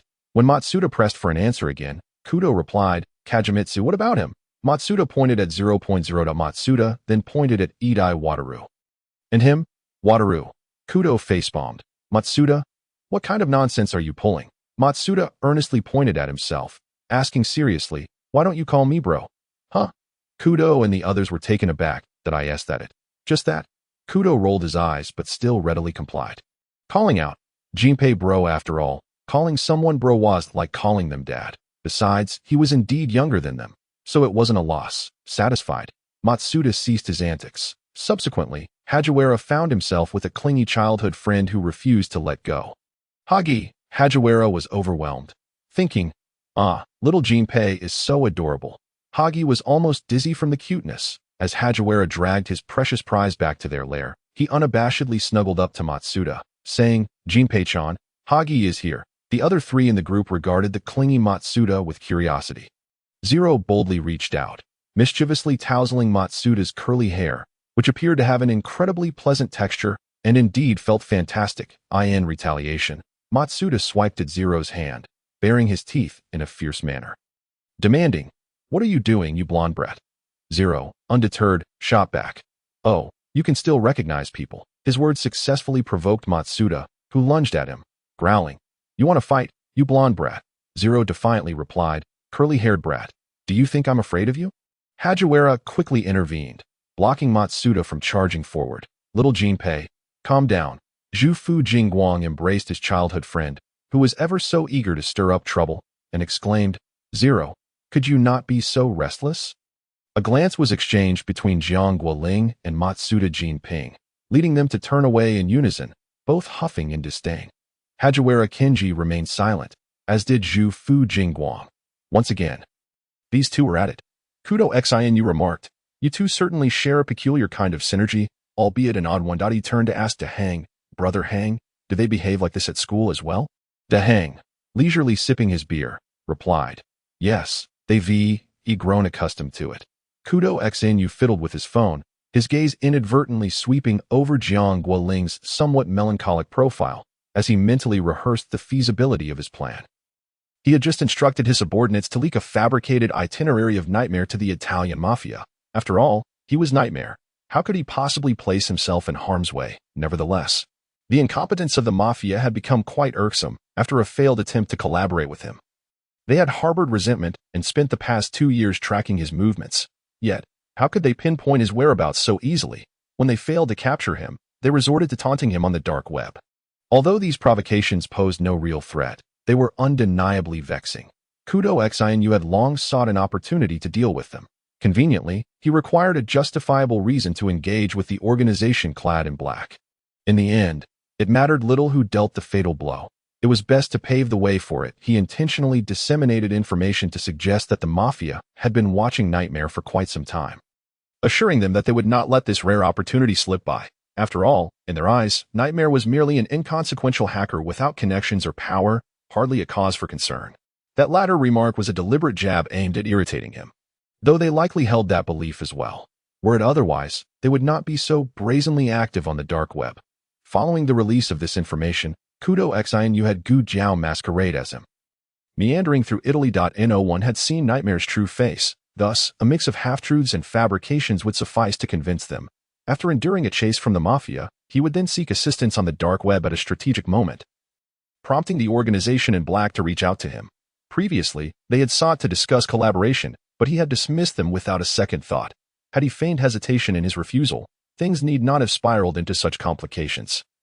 He could have easily claimed to have had a change of heart and agreed to collaborate. After all, Nightmare was notoriously capricious and unpredictable. Many organizations had attempted to court him but were rebuffed. Of course, he had boldly declared that he would only entertain partnerships and would not be subsumed into any organization, with cooperation contingent upon his whims. However, the real issue lay in the fact that he had scolded the representatives sent to negotiate with him at the time. He had criticized their demeanor, nitpicked for an extended period, and declared that he would never work with the organization clad in black. And it bears mentioning that the person who had come to negotiate was Jin. This rendered matters rather awkward. Having made such grand declarations, the prospect of humbling himself to seek collaboration was unfathomable. Not only was it unthinkable, but he would also have to continue to refuse when the organization in black sent someone else to contact him. He would then have his subordinates infiltrate the mafia, intensifying the pursuit of Nightmare. Once he gauged that Nightmare was on the verge of collapse, he would seek help from the organization in black. Utilizing their assistance to eliminate the mafia would come at the risk of facing a severe reprimand from them. Alas, was it so easy to save a life? A week later, Gu Jiao relayed news that the bait had taken. Kudo Xinu instructed him to proceed according to plan, traversing the gray and black markets in Italy, while having his undercover brother within the mafia capture some indistinct photographs to send back. Next, they would await the ensuing pursuit. Just as he concluded these arrangements, Hajiwara Kinji's call came through. Kudo Xinu pressed the answer button, but before he could speak, Hajiwara Kinji urgently inquired, Xinu, have you seen little Zhufu or little Jiangguan in the past few days? Have they contacted you? Kudo Xinu immediately realized that Jiang Guoling and Zhu Fu Jingguang had likely commenced their undercover training. However, he could not disclose this. Instead, he feigned confusion, asking, Brother Jingguang and Brother Ling? They haven't reached out to me at all. Brother Kinji, what's the matter? Hajiwara Kinji's voice took on a grave tone. Little Zhufu and little Jiangguan are missing. What? Kudo Xinu shot up. Incredulous. How could that be? Brother Kinji, have you reported this to the police? Hajiwara Kinji replied. Not yet, we only discovered their absence today. The class monitor claims he hasn't seen them, and they aren't answering calls or texts. We had no choice but to come to you, and as expected, they are not here. Matsuda Jinping's irritable voice broke in. What in the world is going on with Jin Guang? He left a letter stating he was quitting being a cop and has vanished. He's only been on the job for a week. He just up and resigns. Kudo Shinichi reassured them, saying, Brother Jinping, Brother Kenji, please don't panic. It doesn't necessarily mean they are missing. Besides, Jin Guang and Ling are quite capable. They will surely be fine, and we will locate them. Matsuda Jinping grumbled. This is infuriating. When I find those two, I'll give them a thorough thrashing, especially that blonde idiot who goes silent and vanishes without a trace. What do they think we are? Kudo Shinichi replied. Brother Jinping, cool your head. Perhaps they will return in a few days. Hajiwara Kenji also attempted to soothe his childhood friend. Yes, little Jinping. What if they come back in a few days? Calm down, calm down. Yet, despite their words, Hajiwara Kenji had already formed a suspicion in his heart. Similarly, Matsuda Jinping had also considered that possibility. Instinctively, they were loath to believe it, for the implications were far too perilous. In an underground bar in Tokyo, Jin and Vodka, having just completed a mission, relaxed in the lounge. Vodka was busy drafting a mission report on his phone while diligently briefing Jin on the newly received assignment. Boss, Rum says he's caught another rat and needs you to deal with it. Jin, cleaning his prized firearm, scoffed coldly at the remark. Incompetence.it was unclear whether he was reprimanding Rum or the exposed rat. Wiping the cold sweat from his brow, Vodka inquired, So, boss, shall we head over now? Jin, having holstered his Beretta, was just about to step out when his phone pinged with a new message. The intel revealed that Nightmare's whereabouts had inadvertently been leaked, and he was currently being pursued by the Mafia. They instructed him to keep a close eye on the situation and to contact Nightmare should he seek assistance. Although they could not incorporate him into the organization, they aimed to establish a long-term collaboration. The message bore no signature and was automatically deleted after being read. It was a directive from the boss. Jin frowned, puzzled as to why the organization was so insistent on collaborating with Nightmare. There were plenty of skilled individuals available. Why fixate on Nightmare? Was it merely because he ranked first on the hacker leaderboard? In truth, Jin harbored no favorable impressions of Nightmare. That individual was a complete enigma, a specter haunting the digital realm, with no one having laid eyes on his true visage or even discerned his gender. Furthermore, Nightmare's temperament was notoriously volatile. He was a whimsical spirit.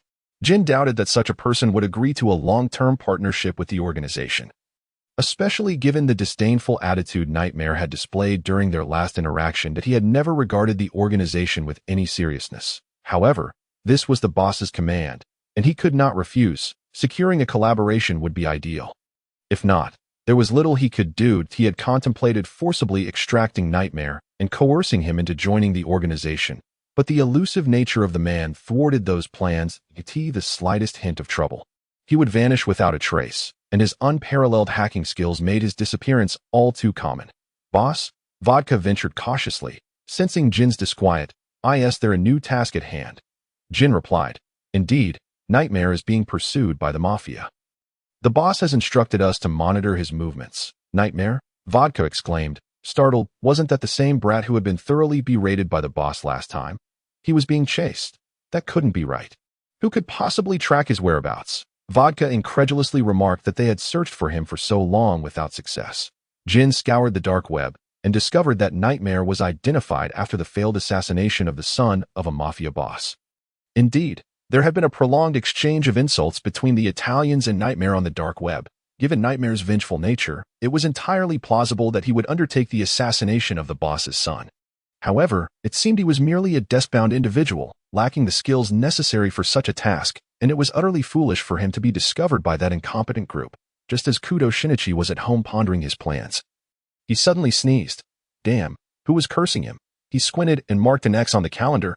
With a contemplative air, he tapped the date he had circled with the tip of his pen.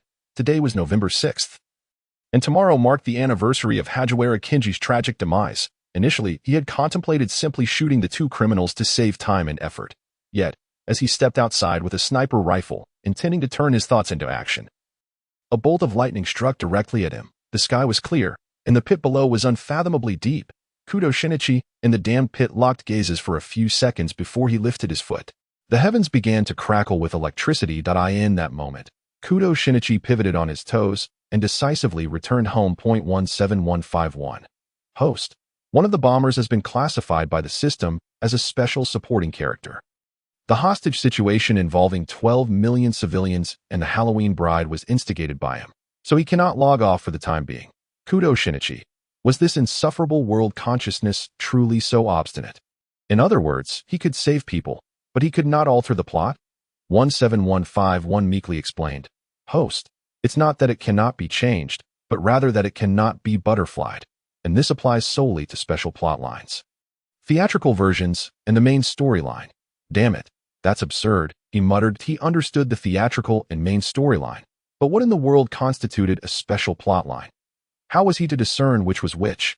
Kudo Shinichi coldly inquired. Is the bombing of Hajiwara Kenji, Matsuda Jinpei's encounter at the Ferris wheel, Date Ko's car accident, and Zhu Fu Jingwang's suicide on the rooftop all considered special plotlines? 17151.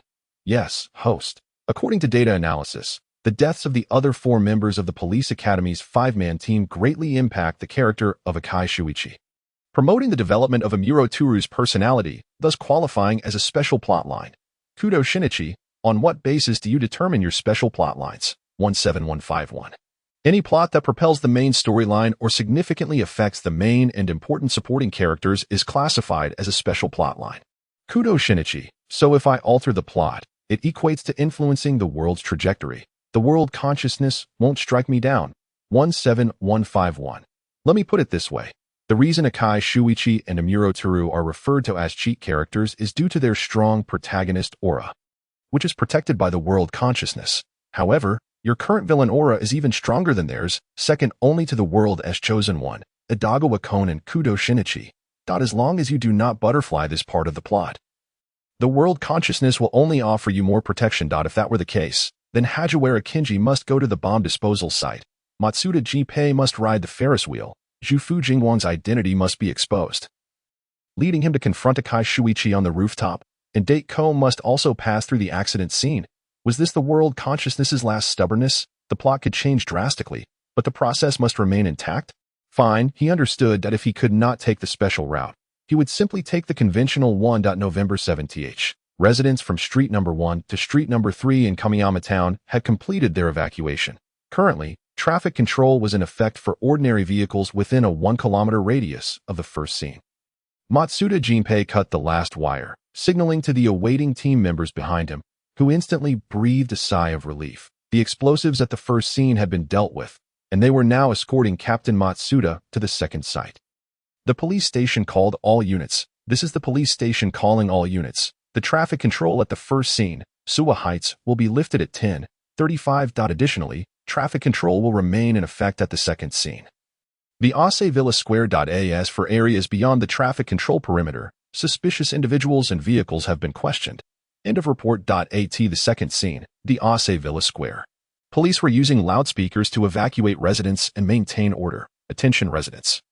Please do not panic, and do not bring any luggage. Kindly cooperate with the police for your evacuation. For your safety, please do not push those in front of you. Just proceed in an orderly manner. On the 20th floor of the villa, Hajiwara Kenji sat beside the bomb, smoking as he awaited the completion of the evacuation. He had long discarded his protective suit, as he had always disliked wearing that cumbersome and stifling attire. Before he could finish his cigarette, the team member's walkie-talkie crackled to life, and he listened attentively. Then, he reported to Hajiwara Kenji. All residents of this apartment have evacuated. Understood. Hajiwara Kenji tossed the cigarette into a bag. His expression relaxed. Then we can take our time. At that moment, Matsuda Jinpei arrived at the second scene, looking up at the towering building, feeling an inexplicable sense of unease. You're really working hard. Matsuda Jinpei, somewhat distracted by his colleague's concern, asked, how is Hajiwara doing? First, replace the light-sensitive detonator with a photoelectric tube, then connect the mercury column to the white tubing, and check the LCD display, Hajiwara Kenji instructed. He glanced at his incessantly ringing phone before answering. Hello, Matsuda, what's up? Matsuda Jinpei, a bit impatient, replied. Hajiwara, what on earth are you doing? Why are you still up there? Just hurry up and disarm that thing. Hajiwara Kenji replied helplessly. Please, could you refrain from shouting? The timer has already stopped. Have you resolved your end? When I opened it, I found it was just a very simple device, like those bombs. Hajiwara Kenji interjected.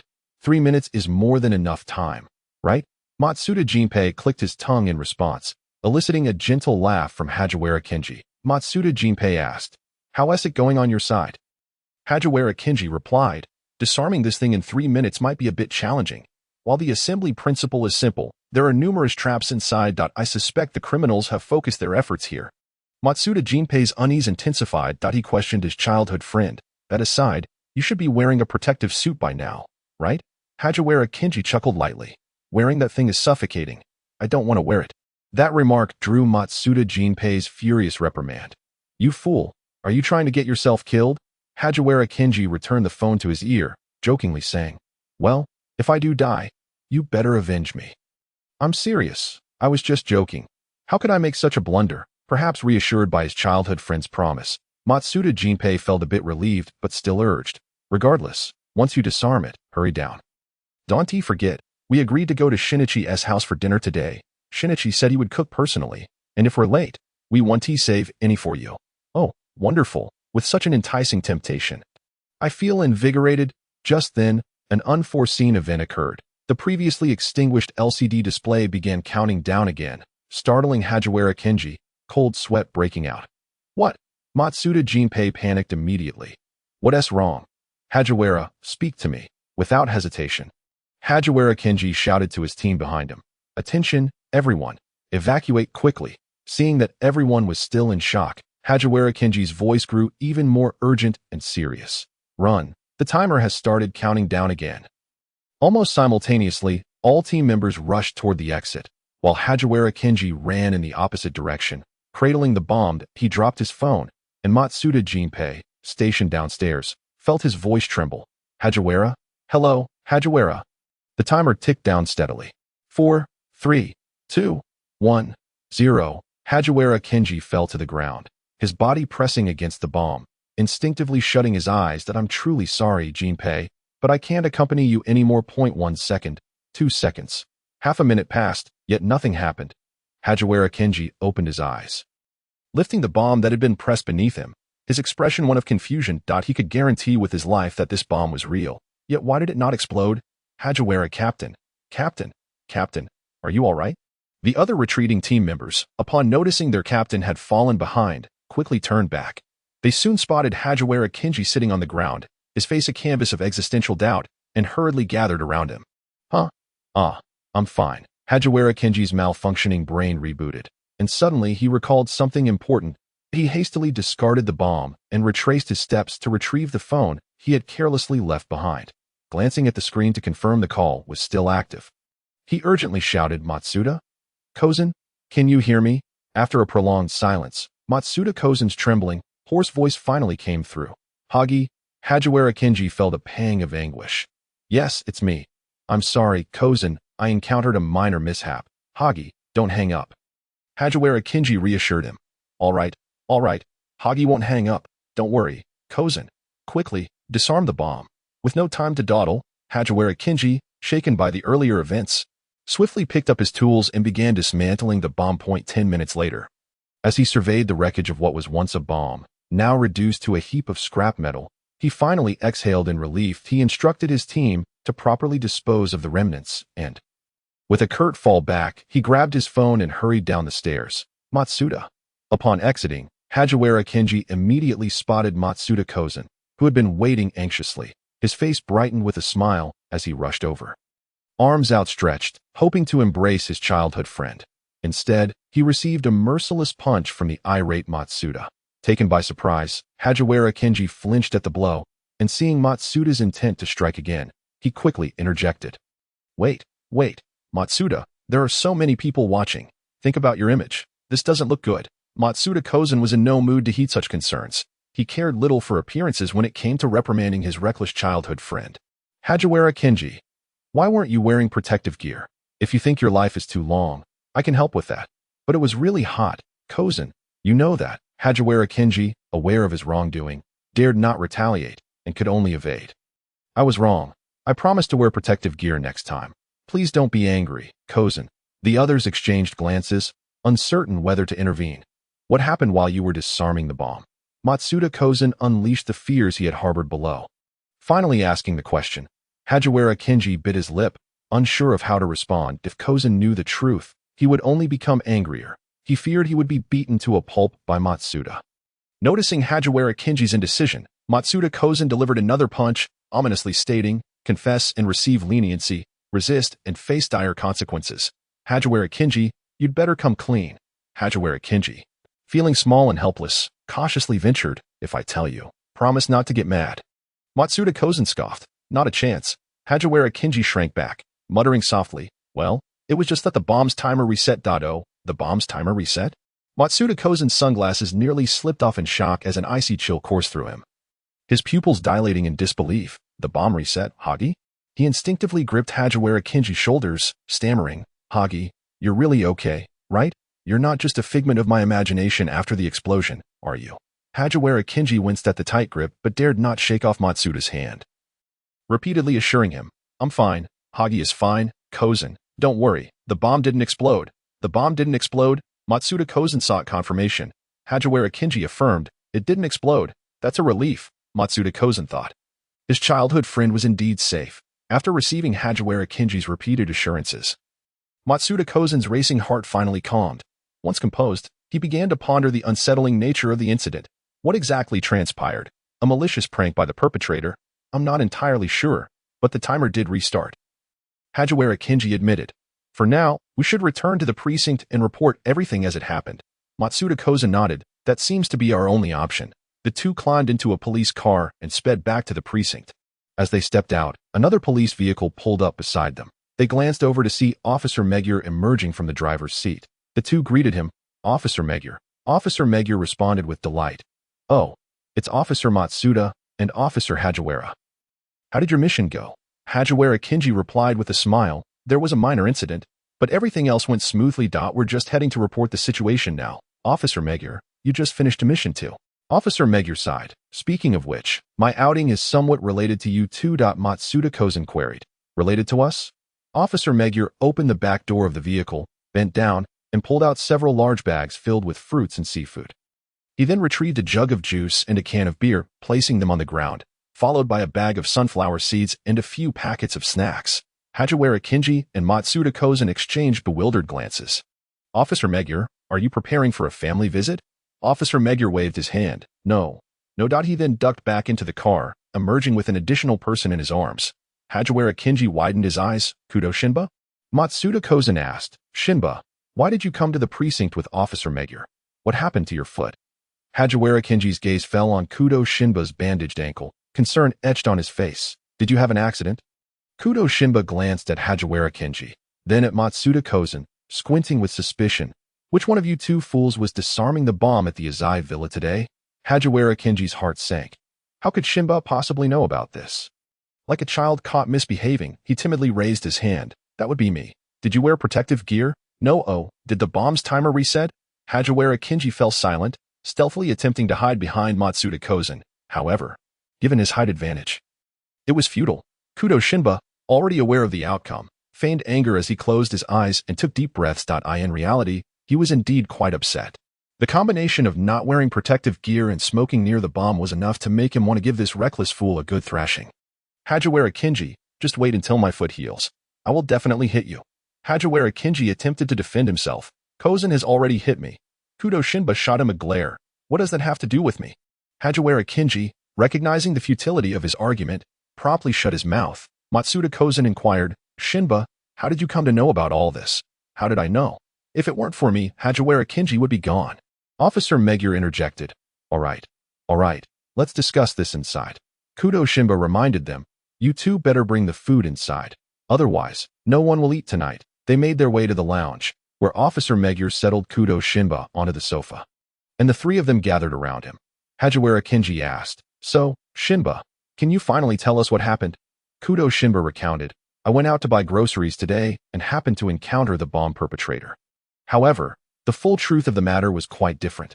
Previously, Kudo Shinba's plan to assassinate the bomb perpetrator had fallen through, leaving him with no choice but to take a roundabout approach. He had intended to wait until Hagiwara Kinji had gone upstairs to confront the bomb before knocking him unconscious and taking him away. But then he reconsidered. If he merely extracted Hagiwara Kinji from the scene and the bomb exploded, the entire team would be lost except for him. What if the higher-ups accused Hagiwara Kinji of being an accomplice and had him imprisoned.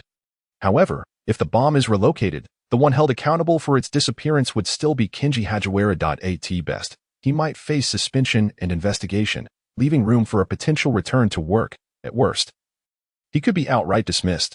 Kudo Shinba had contemplated disarming the bomb, but regrettably, he lacked the necessary skills to do so. After much deliberation, Kudo Shinba resolved to abandon his approach towards Hagiwara and instead focus on apprehending the bomber. He arranged for Hagiwara and Matsuda Jinpei to join him for dinner at his residence on November 7th, an invitation they accepted without suspicion, having dined with him on several occasions prior. On the day in question, under the pretense of grocery shopping, he ventured out, utilizing 17151 to pinpoint the bomber's location. Upon arrival, he witnessed one of the bombers fatally struck by a vehicle while attempting to evade the police. Following the guidance of 17151, he spotted a sullen figure hiding behind a vending machine, and as soon as the individual departed, he discreetly pursued. He trailed the bomber to the outskirts of the Ase Villa district. Observing as the suspect evaded law enforcement and ducked into a narrow alleyway, then frantically gazing at the high-rise where he had concealed the bomb, Kudo Shinba stealthily approached, overhearing the bomber's frantic mutterings. "If I press this button, it will all be over. You foolish and hypocritical police. May you all perish." Without hesitation, Kudo Shinba launched a silver needle, piercing the bomber's wrist. In pain, the bomber dropped his phone and turned in terror. Kudo Shinba, having obscured his features with 17151, drew a Browning M1906 pocket pistol and aimed it at the bomber, lowering his voice to declare, "You can either flee or face death." Upon seeing the gun, the bomber's legs gave way in fear, and he scrambled away, leaving his phone behind. This was precisely what Kudo Shinba desired. He holstered his weapon, picked up the phone, made a few adjustments to the program, ensuring it would only count down without detonating, and then pressed the button. The subsequent events unfolded as anticipated. Hagiwara was thoroughly outmaneuvered and left questioning his very existence. Naturally, Kudo Shinba had no intention of revealing the truth. He merely stated that he had gone to a nearby shop for desserts when he overheard an individual threatening to blow up the officers disarming the bomb, with heavy security in the area. It was evident something was amiss. Given the man's ominous statement, it was hard not to be suspicious. Thus, he recounted, he had found a brick nearby and struck the man, seizing his phone just as the bomb was activated. Managing to hit the pause button in the nick of time, Hagiwara and Matsuda listened, their emotions a tumultuous tide. Officer Magyar, having heard the tale before, remained relatively calm, yet he could not shake a few beads of cold sweat from his brow. Hagiwara inquired, "What about your foot?" Kudo replied, "It's nothing." The bomber attempted to reclaim his phone, but I refused to give it to him. In his rush to alert the police, he accidentally twisted his ankle. When he saw me heading towards the officers, he chose not to pursue. This was all a facade. It was merely a superficial injury, nothing serious, and he would recover in no time. Initially, Kudo had contemplated calling them to inquire about the situation but hesitated, fearing he would disrupt their mission. Unsure whether the threat was genuine or merely the ramblings of a madman, he dared not speak of it to anyone else and opted to contact Officer Magyar. Knowing he had a long-standing rapport with Kudo Yusaku, others might dismiss it as childish antics, but Magyar would surely come to investigate. As expected, everything unfolded just as he had predicted. Once Kudo succinctly recounted the events, he could not help but scoff. That guy must be an idiot if he wanted to press it. He should have done so quickly instead of putting on such a show, as if trying to hide his identity as a bomber. Hagiwara and Matsuda were nearly petrified by Kudo's reckless audacity, and upon hearing his nonchalant remarks, they erupted in anger. Matsuda exclaimed, "Kudo Shinba, how can you be so brazen? Did you ever consider what would happen if he had a knife? What if you couldn't escape if he caught you? Do you have any idea how perilous your actions were?" Hagiwara added, "There were officers around you. What if there hadn't been? How would you have extricated yourself? What if he had no fear of the police? What if he sought revenge?" The two lectured him for half an hour, but Kudo merely let their words flow in one ear and out the other. Seemingly unfazed, lost in his own thoughts, his cavalier demeanor bore an uncanny resemblance to their own reckless youth in the police academy. If only they had been this infuriating back then. Should Kudo be aware of their thoughts, he would likely roll his eyes in disdain and retort, "You think we just stumbled into this camaraderie by accident?" The six of them could hardly find a single rule-abiding individual among them. Each was more unruly than the last. The other five, being police officers, exhibited some restraint, but Kudo was different. He existed in a realm of gray and black, where murder, arson, and obliteration were commonplace. In his most reckless days, he had infiltrated the headquarters of a rival organization armed only with a knife, leaving behind a trail of destruction, ultimately sustaining severe injuries that confined him to an organizational hospital for over a year. He had never been one to adhere to convention. All right. I promise to be more cautious in the future, Kudo Shinichi waved dismissively, clearly uninterested in their tirade. You all must be exhausted from this lecture. His indifference was genuine. He considered the bomber a mere nuisance, incapable of creating any significant turmoil. As for retribution, the thought was laughable. Not only had 17,151 obscured his identity, but even if the bomber recognized him, he lacked the audacity to retaliate.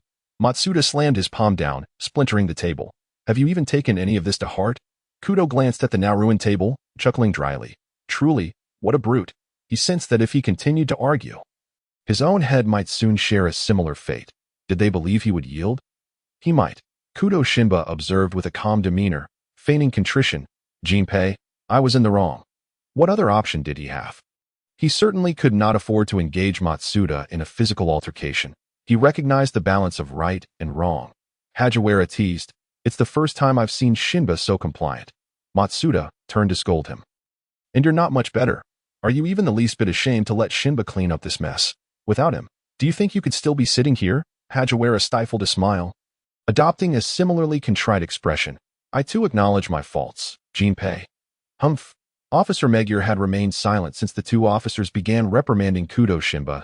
He too believed it necessary to educate Shinichi on the dangers of his actions. Once their discussion concluded, he interjected to mediate.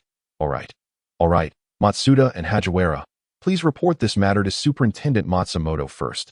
Shinichi and I will take a statement, shall we? By the time they had resolved the situation, night had fallen. Hagiwara loaded bags into the trunk of his Mazda R7 and took the driver's seat, while Matsuda carried the injured Kudo Shinichi to the back seat. Hagiwara asked, Shinichi, are you hungry? Shall we find somewhere to eat? Kudo had no objections. After all, he was unable to cook at the moment and could only dine out. Let us first go home to pick up my brother and drop off these items. Matsuda inquired, Why did you purchase so many things? Kudo countered, What do you mean too much? I haven't finished shopping yet. Hagiwara interjected, You can't possibly carry all of this by yourself. Kudo retorted, I never said I would. You both have a car, right? I'm just storing the items at the shop until you finish work and can drive me to collect them. Matsuda and Hagiwara exchanged glances, rendered speechless. After all, this was Kudo Shinichi's vehicle, and they had no authority to object. In truth, they had not anticipated that Kudo would take it upon himself to gift them a car simply because they had casually complained about the inconvenience of taking taxis to and from work. Initially, they had refused to accept it, but Kudo's patience wore thin, and he unleashed a tirade, even resorting to colorful language. What the hell are you being polite for? I can't drive right now. What do you want me to do with the car? Let it collect dust in the garage. When you all used to come to my house every day for a meal, I never noticed such politeness from you. Hagiwara Kinji, bumming meals and bumming rides are not the same concept. This car is too expensive for us to take. Aren't they both free handouts? What's the difference? Just take it. This car is still cheaper than the clothes and bags I bought for my mother. What's the issue with taking it? Hagiwara Kinji, Matsuda Jinpei. Poverty has limited their imagination. Kudo Shinichi. Moreover, when you 5 graduated, I gifted each of you a watch, which was even more expensive than this car. If you can take the watch, why can't you take the car? Because they have no idea. Was that watch really that expensive? Suddenly, they feel a heaviness on their wrists. The 5 of them have little knowledge about watches. And since the watch Kudo Shinichi gifted them was from a foreign brand, they were even more oblivious. Thus, they had no inkling that they were, in fact, wearing a car on their wrists. Is it still possible to return them now? The answer is certainly no. Not only can the watches not be returned, but the car has also been accepted amidst Kudo Shinichi's friendly dealings. In hindsight, they all feel a sense of surreal fulfillment, as if a dream had suddenly come true. However, the two still earnestly advised Kudo Shinichi to abandon his habit of lavishly giving gifts at the slightest opportunity. After all, they were not without respectable jobs and had not fallen to the point of needing a 10-year-old child to financially support them. Even though that child was far wealthier than they were. Fast forward 9 months, during which Nightmare has leveraged the power of the Black-clad organization to severely damage the Mafia faction. In return, he has reached a 4-year cooperative agreement with the organization. Nightmare's involvement has greatly enhanced the organization's intelligence-gathering capabilities, which previously required members to infiltrate for 2 to 3 days to gather information. As the top hacker, Nightmare can obtain this information in under 10 minutes, often with more comprehensive details, significantly shortening the time required for missions. After several collaborations, Jin has been thoroughly satisfied with Nightmare. Collaborating with him requires no effort on Jin's part. From infiltration to retreat, Nightmare coordinates everything clearly, and Jin merely follows his commands. Although Nightmare continues to refuse to show himself and communicates via voice changers, he remains the only mystique Jin does not despise. Highly intelligent, exceptionally skilled, albeit with a less than pleasant demeanor and a particularly strong personality, he insists on taking the lead in every mission. But being a genius, a bit of arrogance is to be expected. Moreover, since he is the commander, as long as the mission is executed flawlessly, it is reasonable for Jin to concede on such trivial matters. Nightmare, there are a few newcomers. Could you guide Jin on them? Are they obedient? What is their capability? If they are useless, I won't take them. I will send you their profiles. You can contact them directly. If you think they have potential, they will be under your supervision. Jin, what do you mean? Don't forget we are merely collaborators. I am not here to help you train apprentices, Nightmare. But Jin clearly did not give him a chance to refuse. Sending over 3 profiles in the next moment. At this point, it was obvious to anyone with a brain that the capable newcomers were none other than those whom Kudo Shinichi could easily guess. He would definitely take them under his wing, but he still sent Jin a cordial greeting as usual. Jin, as per his usual demeanor, ignored him. According to Vodka, let Nightmare curse. He can't crawl out of the phone and hit us. Kudo Shinichi didn't care whether Jin responded. He merely sought an outlet for his frustrations, and someone like Jin, who wouldn't retaliate, was the perfect target. After venting enough, he leisurely opened the first profile. The moment he saw it, it struck him hard. The familiar blonde hair, the dark skin, the only unfamiliar detail being the overly sweet smile on his face. This smile wouldn't seem out of place on Hajiwara Kenji or Jifuku Kiku. But on Akai Shuichi, it left Kudo Shinichi utterly speechless. How did Matsuda Jinpei describe Akai Shuichi again? Serious, stern, the chief with golden hair. Perfect, not a single word applies. The disguise is flawless.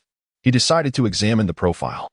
Amuro Turu, Intelligence Division member, originating from an information dealer, the organization classifies him as a quintessential pleasure criminal, previously active in Europe, ready to accept any task as long as the payment is sufficient. Recruited into the organization 3 months ago by Rum, Kudo Shinichi checked the information and discovered that this Amuro Turu was a real person, but he had been apprehended by the Japanese police a year ago. Kudo Shinichi nodded, noting that the police had done a decent job with the identity, with barely any flaws.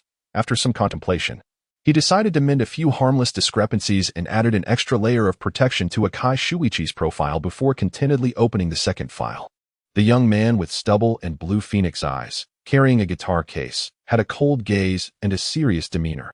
Mizukawa Hikaru, Operations Division member, sniper, capable of hitting targets from 700 yards, with a mercenary background. Accidentally joined the organization 3 months ago while being pursued by enemies. Following this were the reports of the missions he had completed since joining the organization. His strikes were ruthless, clean, and efficient. Indeed, he is an exceptional talent. However, Kudo Shinichi frowned at the photo, questioning his own life choices. Who is this? Where's his gentle demeanor? Is this the level of contrast you have as an undercover agent? Jifuku Kiku's profile wasn't as flawless as Akai Shuichi's. While others may take time to uncover information, Kudo Shinichi saw all the flaws. Moreover, Jifuku Kiku's dossier lacked the high level of confidentiality found in Akai Shuichi's, which explained why the Public Security Bureau's undercover agent had exploited the gap. While cursing the Public Security Bureau for their inaction, Kudo Shinichi diligently improved the profiles, adding an extra layer of protection to Jifuku Kiku's file as well. Who knows if these flaws will land him in an interrogation room before Jifuku Kiku's identity is exposed. Kudo Shinichi had previously hacked into the organization's interrogation room surveillance and saw that it was no place for humans. A visit would leave one either dead or severely compromised. Sooner or later, he would blow up the Public Security Bureau. They were all useless. Kudo Shinichi thought coldly. Upon opening the third file, he found another familiar face, long-haired, green-eyed, wearing a knitted hat, with a detached expression and a chilling demeanor, rivaling Jin's. Jihoshi Dai, Operations Division member, a left-handed sniper, capable of hitting targets from 720 yards, previously a professional assassin, bounty hunter, and mercenary, joined the organization 6 months ago through peripheral member Mayano Akemi. Oh, ISNT this the FBI agent Akai Shuichi who would later have an inseparable relationship with him. I even saw you when I was a child. Kudo Shinichi closed the profile. Ultimately, this matter had nothing to do with him. He was not a fool, and helping an undercover agent was not in his nature. Before Akai Shuichi's identity was exposed, he was already kind enough not to let him be a stepping stone for Jihoshi Dai. As for after the identity was revealed, well, since it was already exposed, utilizing him wouldn't be excessive, right? Kudo Shinichi created a group chat, adding all 3 individuals, then sent a message. Tomorrow night at 10, Base 1. Lounge 3. Latecomers will die. Just finishing a mission. Amuro Tura wiped the blood from his face in disgust and pulled out his vibrating phone, discovering he had been added to a group chat at some point. With a new message displayed that he clicked it open, and his gaze paused upon seeing the sender's name. Nightmare? He had heard his superior mention this name. This was the top hacker, who the Public Security Bureau had previously spent a fortune to collaborate with. It was said that he was a capricious individual. The organization actually managed to recruit someone like him that could spell trouble. Meanwhile, Mizukawa Hikaru, just emerging from the training ground, in Jihoshi Dai, having dinner at his girlfriend's house. Also received the message. Mizukawa Hikaru, unfamiliar with Nightmare, assumed it was some high-ranking official from the organization, quietly contemplating their meeting the next day. But Jihoshi Dai was different. Upon seeing the codename Nightmare, he immediately cursed the entire FBI hierarchy. Why had no one told him Nightmare was connected to the organization? How was he supposed to remain undercover now? This was a high-level situation right from the start. How could he continue? Mayano Akemi, observing her boyfriend's troubled expression, anxiously asked, Daikuen, what's wrong? Are you feeling unwell? Jihoshi Dai forced a strained smile. I am feeling a bit unwell. Akemi, I think I'll head to my room to rest. Mayano Akemi, hearing these words, expressed her concern once more. Has the organization been assigning too many tasks lately? Daikuen, you must take care of your health. Juxing gently embraced his girlfriend and then returned to his room. He was presently plagued by a headache and required solitude.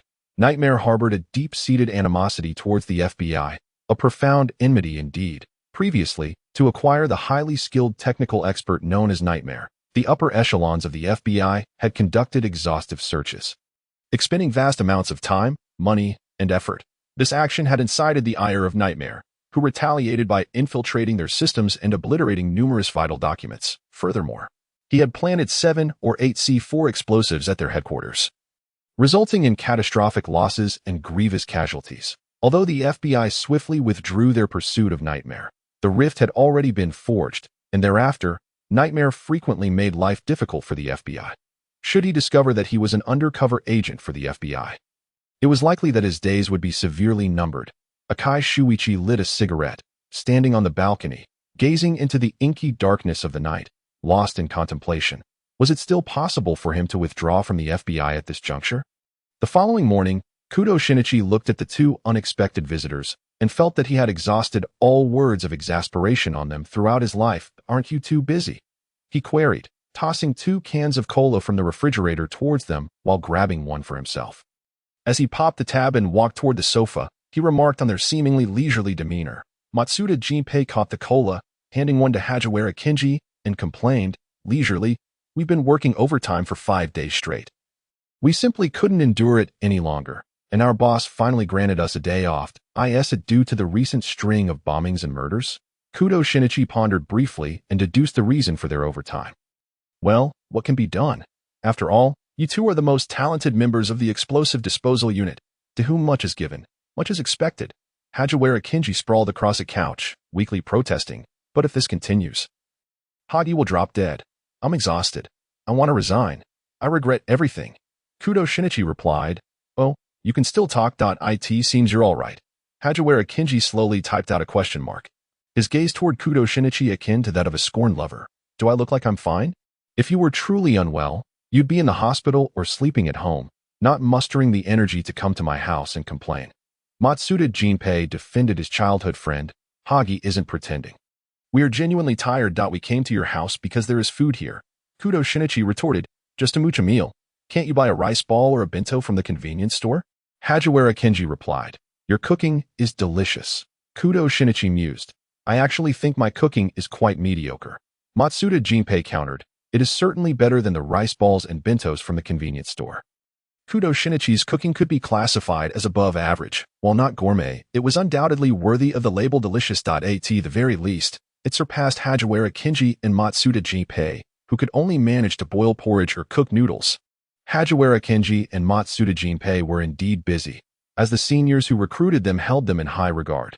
Thus, even when not assigned tasks, they were frequently given responsibilities to handle. This led to a saturation of fast food, leaving them nauseated and disinterested in external snacks, yearning solely for home-cooked meals. However, they lacked the ability to cook and could only occasionally visit the Kudo household for sustenance. After all, Kudo Yusaku often took Kudo Yukiko on global trips, making their dining there feel unembarrassing. Kudo Shinichi resignedly asked, "Did you not have breakfast either?" Hajiwara Kinji and Matsuda Jinpei replied, "No, put the cola aside for now. It's bad for your stomach. I'll prepare something for you to eat. Once you've finished, you can drink," Kudo Shinichi stated as he made his way to the kitchen. Noodles, dumplings, sandwiches, or perhaps a bowl of wontons. Wontons? Wait a moment. Kudo Shinichi often made wontons and dumplings in batches, storing them in the refrigerator for convenience. He retrieved the wontons from the fridge, tossing 30 of them into boiling water once it reached a rolling boil, while also placing 2 tea eggs, freshly made the previous night, into the pot. "Onaikin?" Kudo Shinichi yawned as he descended the stairs. Seeing his brother still busy in the kitchen, he inquired, "Is the food not ready yet?" Kudo Shinichi took out the buns and porridge that had been kept warm in the pot and placed them on the dining table. "Your portion is already prepared. The kitchen work is for the two on the sofa." Hajiwara Kinji raised his hand in polite greeting. "Good morning, Shinichi." "Good morning, Hagi and I, and Matsuda and I." Kudo Shinichi greeted them as a matter of course. "Aren't you two working today?" Matsuda Jinpei, less familiar with Kudo Shinichi than with Kudo Shinichi, simply replied, "We're on leave." Kudo Shinichi approached and ruffled Kudo Shinichi's hair, saying, "Why concern yourself with them? Hurry and eat. Then off to school. Before you leave, don't forget to take your enrance bento from the table, or else you'll be starving at noon." Kudo Shinichi flashed a charming smile at Kudo Shinichi and quickly began to eat. Time was drawing near for school. Unlike his brother, who had advanced to university and even applied for home study, he was merely an ordinary 11-year-old elementary student, requiring attendance at school. Kudo Shinichi sat despondently at his desk, propping his chin on his hand, bored as he mused about how envious he sometimes felt of his brother's intellect. Despite being twins born to the same mother, the disparity between them was striking. "Shinichi," Mori Ran leaned in close, puffing her cheeks in annoyance. "I've called you so many times. Are you even listening?" "Ah, I am sorry, Ran." Kudo Shinichi flushed at the sight of her adorably angry expression. Mori Ran exclaimed, "Honestly, what are you thinking about?" Kudo Shinichi, with a sheepish grin, replied, "I apologize. I was just lost in thought. Please don't be mad, Ran." Mori Ran turned her head away. Fine, I forgive you. So, would you like to go to the amusement park this weekend?" The amusement park? Yes. I heard they added many new attractions, all super interesting." Mori Ran's eyes sparkled with excitement as she gazed at Kudo Shinichi. "Shinichi, let us go together this weekend." "Okay." Kudo Shinichi, blushing, replied in a haughty tone. "Well, since you wish to go so much, I suppose I shall accompany you." Ran joyfully embraced Kudo Shinichi, exclaiming, "Yay! You're the best, Shinichi." Kudo Shinichi basked in the warmth of her affection, a smile stretching wide across his face. In truth, attending school was not such a bad affair. At 9:30 in the evening, Amuro Turu arrived early at the organization's first base, pushing open the lounge door to find it still unoccupied at this hour. The lounge was simply furnished, featuring a long table in the center with 3 chairs on either side. To the left of the entrance hung a massive screen on the wall, and at the farthest corner from the door stood an empty liquor cabinet, devoid of contents. Aside from these, the lounge was equipped with numerous surveillance cameras and listening devices. Amuro Turu circled the room, counting 13 cameras and 25 listening devices. The sheer quantity caused him to furrow his brow. Yet he wisely refrained from tampering with them. Kudo Shinichi sat comfortably on his bed, monitoring the lounge's activities via his computer. Upon seeing Amuro Turu's serious expression after inspecting the room, he couldn't help but chuckle. He eagerly anticipated the look on Amuro Turu's face when he encountered Midori Kawahikaru. It was sure to be quite amusing. Indeed, the next to arrive was Ju Xingda, who instinctively tensed upon entering the lounge, the discomfort of being watched heightening his already cold demeanor. Amuro Turu's instincts flared, his mind screaming of the man's danger. and he instinctively assumed a defensive posture. Hey, Amuro Turu gritted his teeth, glaring at Zhu Xingda. What are you doing? Zhu Xingda reined in his aura and casually apologized. My apologies. But how did someone as timid as you even join the organization? Ha! Amuro Turu slammed his hand on the table, retorting without hesitation, that's far better than you, you effeminate coward. What kind of man grows long hair? It's utterly hideous. Hearing all this, Kudo Shinichi interjected, Wait, Amuro Turu. You need to clarify. Why can't a man have long hair? Zhu Xingda, unfazed, leisurely took a seat across from Amuro Turu. That simply reflects your lack of taste. Just you wait. You have no taste.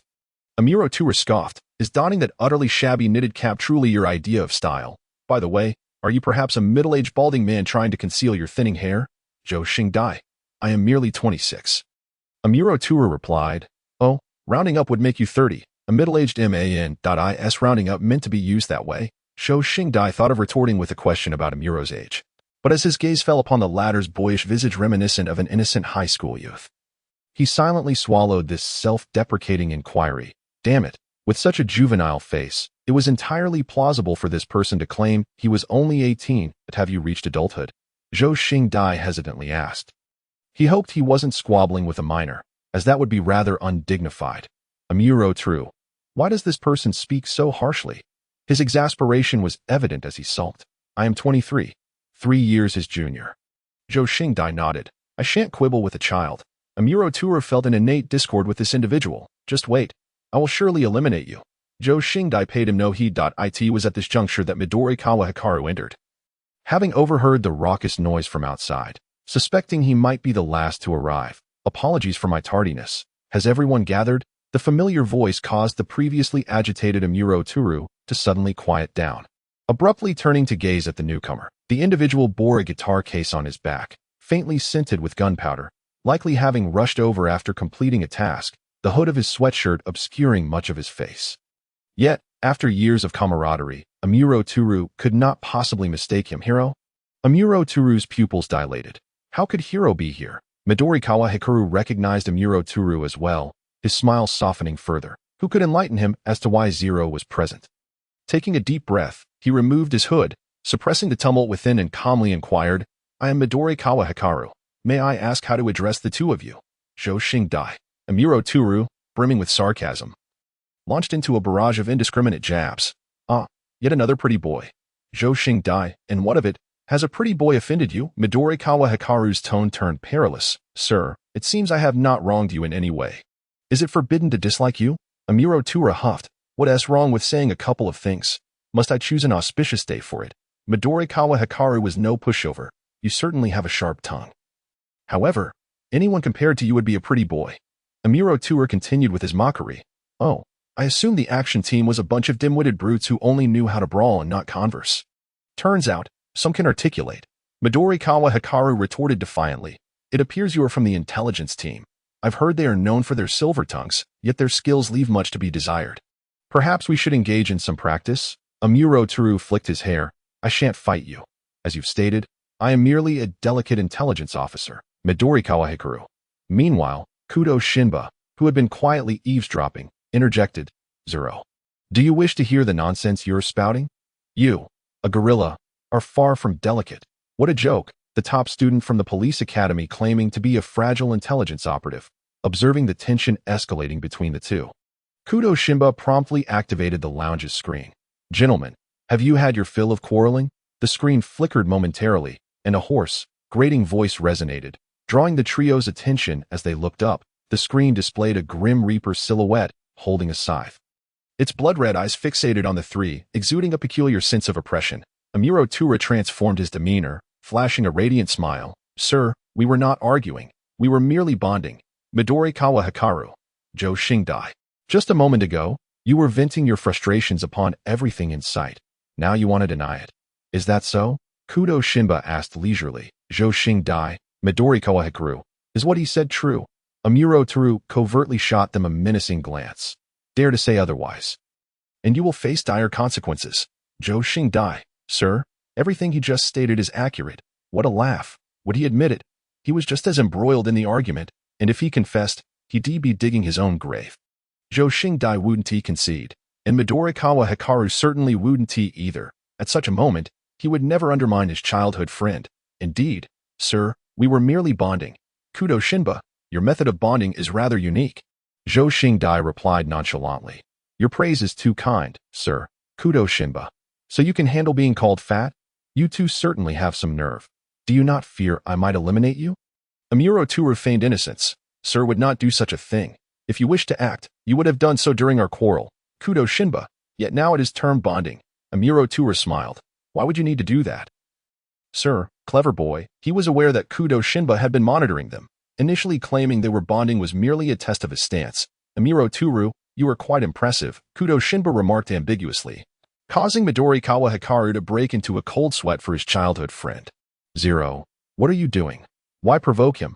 Amuro Toru felt uncertain about this test. However, he couldn't appear flustered. The more anxious he became, the more it would indicate he had something to hide. Thank you for the compliment. Sir, Kudo Shinba chuckled lightly before introducing himself. I am Nightmare, and I shall be your supervisor moving forward. Was this an indication that he would not pursue the matter? Amuro Toru and Midorikawa Hikaru both exhaled in relief. It seemed Nightmare had a high tolerance for his subordinates. At least this trivial test would not incite his wrath. Kudo Shinba continued at a leisurely pace. Moreover, barring any unforeseen circumstances, I shall be your direct supervisor for the next 3 years. Midorikawa Hikaru. Sir, may I inquire why it is 3 years? Ugh. The constant use of sir was rather grating. Kudo Shinba. From now on, you shall address me as senior. Midorikawa Hikaru readily complied. Of course. Senior.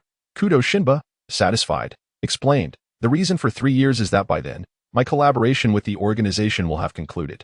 The trio was taken aback. Collaboration, indeed. The organization previously assisted me with a minor task, and I established a 4-year collaboration with them. Since this was minor information they would learn in due course, Kudo Shinba opted to divulge it directly. Almost a year has passed, leaving over 3 years until the agreement expires. After 3 years, we will part ways amicably, never to meet again. Heh. After 3 years, he would take Shofushin Guang and flee the organization, and none would be able to trace him before the main narrative began. Enough of that. It was unimportant. Kudo Shinba tapped a few keys on the computer, and in the next moment, all 3 phones vibrated simultaneously. I have sent you a task. Should you perform well, I assure you will receive your code names within 2 months. However, should you fail, his voice dropped ominously. Failure will result in Jin personally escorting you to your demise. The Grim Reaper's silhouette flickered momentarily, ultimately vanishing from the trio's sight as the screen darkened. The task was straightforward. Acquire the target's information and eliminate them. Amuro Toru readily volunteered for the portion suited to him. I will be responsible for intelligence gathering and infiltrating to obtain the information. Zhou Xingdai.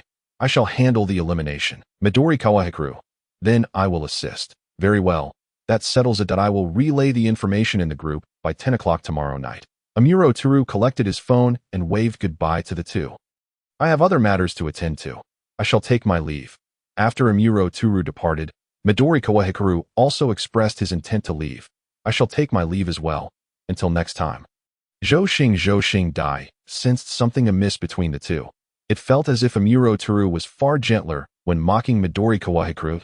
He pondered for a moment, deciding it was merely his overthinking.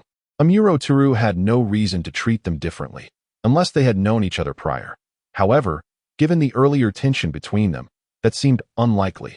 Unbeknownst to him, the two he thought unfamiliar were already meeting in a secluded alleyway after exiting the base. 0.as Midorikawa Hikaru laid eyes upon the familiar figure leaning against the wall. A wave of relief washed over him. With a smile, he approached and enveloped Amuro Toru in an embrace that has been a long time. He remarked. Amuro Toru reciprocated the embrace, replying, Indeed, it has been a while. Hero. I have missed you. I have missed you too. Came the heartfelt response. It had been ages since Akai Shuichi felt so relaxed. Ever since he infiltrated the organization. He had been on high alert daily, fearing that a single misstep could lead to his demise. He was utterly exhausted. The same could be said for Shibukawa Kajiki. However, the current circumstances did not permit them to indulge in relaxation for too long. Midorikawa Hikaru released Amuro Toru, furrowing his brow. 0. Were you not a touch too reckless just now? Amuro Toru understood that Midorikawa was referring to his recent probing of Nightmare and sighed. Hero, I did not wish to. But I must ascertain the connection between Nightmare and the organization. Why is that? Nightmare was the top hacker on the rankings, having collaborated with law enforcement on several occasions. It was said that nothing existing on the internet remained a secret to him.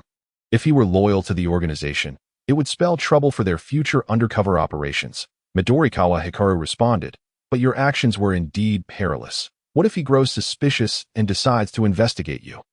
Amuro Toru reassured him, Hiro, do not worry as long as Nightmare has not joined the organization. Even if he discovers our identities, it should not pose an issue. Nightmare abhors trouble, unless the organization explicitly commands him to investigate us. He will refrain from reporting us to avoid increasing his workload. Midorikawa Hikaru remained somewhat concerned. Zero, are you certain? This is not a trivial matter. Indeed, Amuro Toru replied, recalling the information relayed from law enforcement with a tone of resignation. When Nightmare had cooperated with the police, he acted only upon orders. In the absence of commands, he would remain behind his computer, observing the events unfold. Moreover, his domineering nature necessitated that all actions align with his directives. Failure to comply would result in cessation of cooperation, leaving his partners in a precarious situation. Midorikawa Hikaru chuckled softly. He certainly has a strong personality. Amuro Toru shrugged, yet his capabilities are undeniably formidable. Collaborating with him significantly enhances efficiency. Midorikawa Hikaru sighed. For now, we can only hope the organization does not instruct Nightmare to investigate us. Amuro Toru reassured him. The organization has certainly not issued such a command. If they had, Nightmare would have promptly reported our identities instead of wasting time meeting with us, even if he did not make an appearance. Furthermore, Nightmare appears to have a good rapport with Jin. Did he not mention that should we fail our mission, he would have Jin deal with us? Nightmare had spoken with a conviction that suggested he was not lying. Jin was the organization's top killer. And Nightmare's ability to command him indicated an unusual relationship. If Nightmare truly reported our identities, the only greeting awaiting us would be Jin's bullets. Midorikawa Hikaru, despite not grasping Nightmare's nature as well as Amuro Toru, chose to trust his childhood friend, albeit with lingering unease. Before parting ways, Midorikawa Hikaru cautioned Amuro Toru, while that may be the case, these are merely our conjectures. 0. You must exercise caution moving forward. Amuro Toru appreciated Midorikawa Hikaru's concern, replying, rest assured, Hiro, I will be vigilant. You must also take care. Midorikawa Hikaru nodded, pulling his hood over his head before disappearing into the throngs of people. After witnessing the vanishing figure of his childhood friend, Amuro Toru turned and departed in the opposite direction, with Nightmare discreetly providing assistance. The subsequent days of Amuro Toru and Midorikawa Hikaru's undercover operations went quite smoothly. However, for Kudo Shinichi, matters were far less auspicious. Kudo Shinichi crouched in a corner, cradling his head, surrounded by the trembling Mao Rylan and the silently comforting Kudo Shinichi, alongside several other customers who had come to the bank to withdraw money, and a handful of masked robbers brandishing firearms. Kudo Shinichi shut his eyes, feeling a flicker of despair in this chaotic world. He had merely come to withdraw some cash and intended to take Mao Rylan and Kudo Shinichi, his childhood friends, to an amusement park for some fun. How had he stumbled upon robbers by mere chance? Glancing at Kudo Shinichi, he wondered if it was his ill-fated presence that had attracted the Grim Reaper today. Onii-chan, Kudo Shinichi, feeling a chill from Kudo Shinyu's forlorn gaze, could not help but ask, is something wrong? Nothing, Kudo Shinyu replied, his gaze downcast in weariness. The robbery had already taken place. What more could he do? Hey, you two brats, barked one of the robbers, pressing the gun against Kudo Shinyu's head. Quit your whispering. Got it? I heard you, Kudo Shinyu replied, feigning submission while a murderous intent simmered within him. Very well, once the coast is clear, I shall see if I cannot eliminate you. Once the robbers moved away, Kudo Shinichi tightly embraced the frightened Mao Rylan, softly asking, Onii-chan, what should we do now? They wouldn't silence us after robbing the bank, would they? Do not worry. Nothing will happen, Kudo Shinyu coldly asserted. If they dare lay a finger on you, I will ensure they leave this bank horizontally. Before long, the robbers had filled several bags with cash. One of the robbers shouted to the man who had been sitting idly nearby, Boss, the money is packed. Good. You two, take the money to the vehicle. You two, keep an eye on the hostages. You keep watch. The man finally stood, aiming his gun at Kudo Shinyu, and kicked the black backpack lying by his feet, commanding, Brat, come here and open the backpack. Under the anxious watch of Kudo Shinichi and Mao Rylan, Kudo Shinyu stood and approached the bag, slowly unzipping it. Upon glimpsing the contents, his expression changed drastically. This was a bomb, A quick glance revealed it to be a remote-controlled bomb, with at least a dozen inside, enough to obliterate an entire street. This was not merely a bank robbery. Rather, the robbery was merely a pretext for a terrorist attack, intended to sow chaos. But why? Who were these people? Kudo Shinichi also discerned the contents of the bag. His face blanching as he rushed forward. "Oniai-chan, Shinichi, do not come over," Kudo Shinya shouted. But it was too late. A robber standing nearby kicked Kudo Shinichi, sneering, "Brat, don't meddle, Shinichi." Mao Rylan rushed over to help the fallen Kudo Shinichi. Tears streaming down her cheeks. Kudo Shinichi felt pain radiate through his body. The kick had sent him flying 3 meters away, and he felt as though his bones were shattered. Yet, despite his agony, he instinctively reassured Mao Rylan. "I am fine, Rylan, do not cry." Mao Rylan, sniffling and wiping her tears, had never witnessed such a scene before. Already terrified, seeing her childhood friend being struck, her brother, whom she had watched grow up, she could no longer maintain her composure. "Shinichi, what do we do?" Kudo Shinichi looked up at Kudo Shinya, who gently shook his head. Gritting his teeth, he struggled to remain calm. "You do not wish for your younger siblings to come to harm, do you?" The robber who had summoned Kudo Shinya threatened. With Shinichi and Rylan in their grasp, he could not act impulsively. Kudo Shinya suppressed the murderous rage within him and coldly retorted, "What do you want me to do?" "Be a good child," the boss chuckled. "Take these bombs and walk in front." Kudo Shinya glanced at the robber's left hand, which had been concealed in his pocket, surmising that the bomb's remote might be tucked away there. To avoid alarming the robbers, he picked up the backpack and obediently walked ahead of them. 20 minutes later, at the robber's signal, Kudo Shinya completed the installation of all the bombs. At that moment, one of the younger robbers rushed over, exclaiming, "Boss, there are cops outside." "How many?" "Undercover." One of the younger robbers recognized two, but was unsure of the total number. "Humph." The robber shoved Kudo Shinya forward, then pulled out the bomb control device he had been keeping in his pocket. "Take this brat with us." One of the younger robbers gripped Kudo Shinya's neck with one hand, while aiming a gun at his temple with the other. "Brat, do not move. If my gun goes off, it will not be a joke." Kudo Shinba's gaze flickered with a hint of menace as he caught a glimpse of Kudo Shinichi and Muri ran huddled in the corner, their eyes fixed intently upon him. With the last vestiges of his composure, he incessantly reminded himself, "Remain calm. Above all else, maintain your composure. There will be time to address this later, but it is imperative not to act violently in front of children." He parted his lips to silently convey to Kudo Shinichi, who was poised to charge forward upon witnessing his own throat being gripped, that all was well. Then, he followed the robber outside, leaving Kudo Shinichi in a state of frantic turmoil, utterly powerless to intervene. "Damn it," Kudo Shinichi cursed, pounding his fist against the wall, his anger directed at the bank's entrance. Meanwhile, Kudo Shinba, having exited with the assailants, remained remarkably composed. He surveyed the street and noted the presence of familiar faces from the police precinct.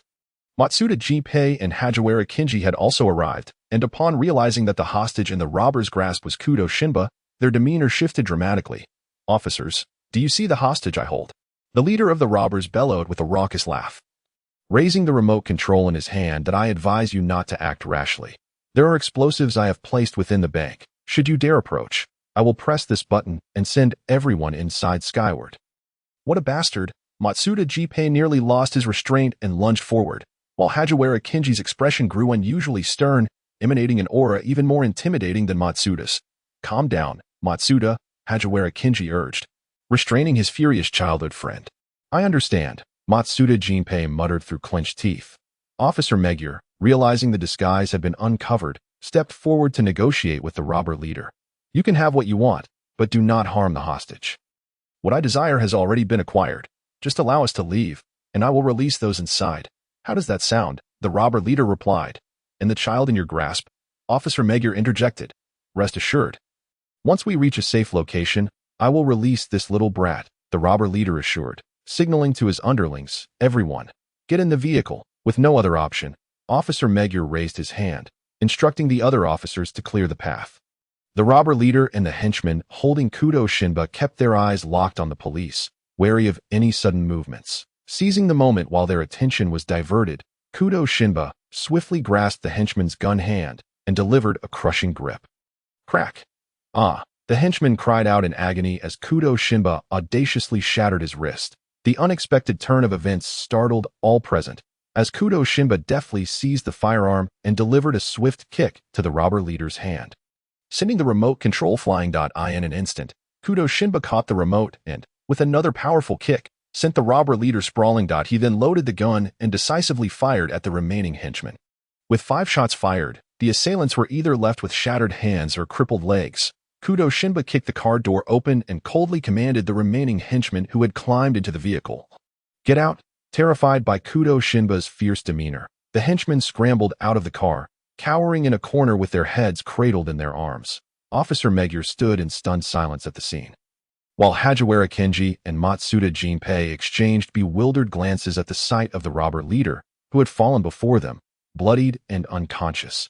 Onaikin, Kudo Shinichi, unable to contain himself after hearing the gunfire, rushed out, momentarily losing his grasp on coherent speech as he took in the scene before him.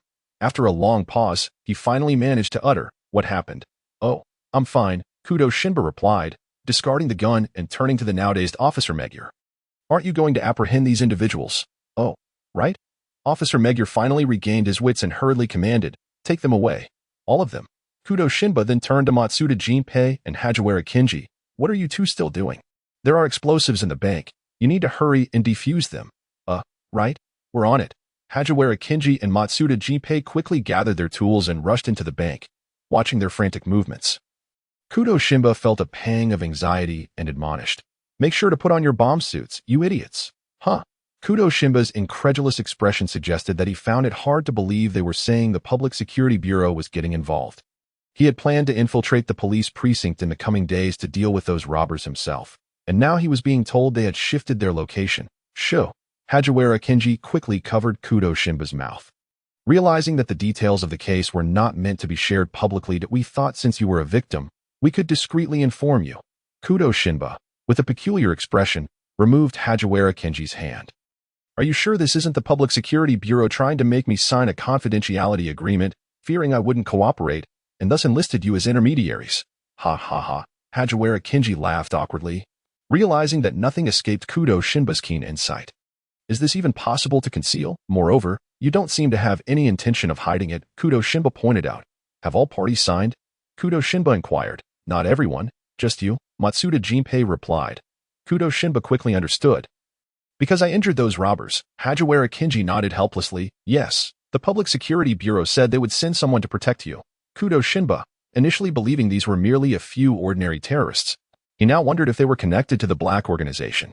Had they become so brazen in their operations? Kudo Shinba feigned curiosity and asked, "Do you happen to know any insider information? I've heard a little, but I can tell you, just don't spread it around."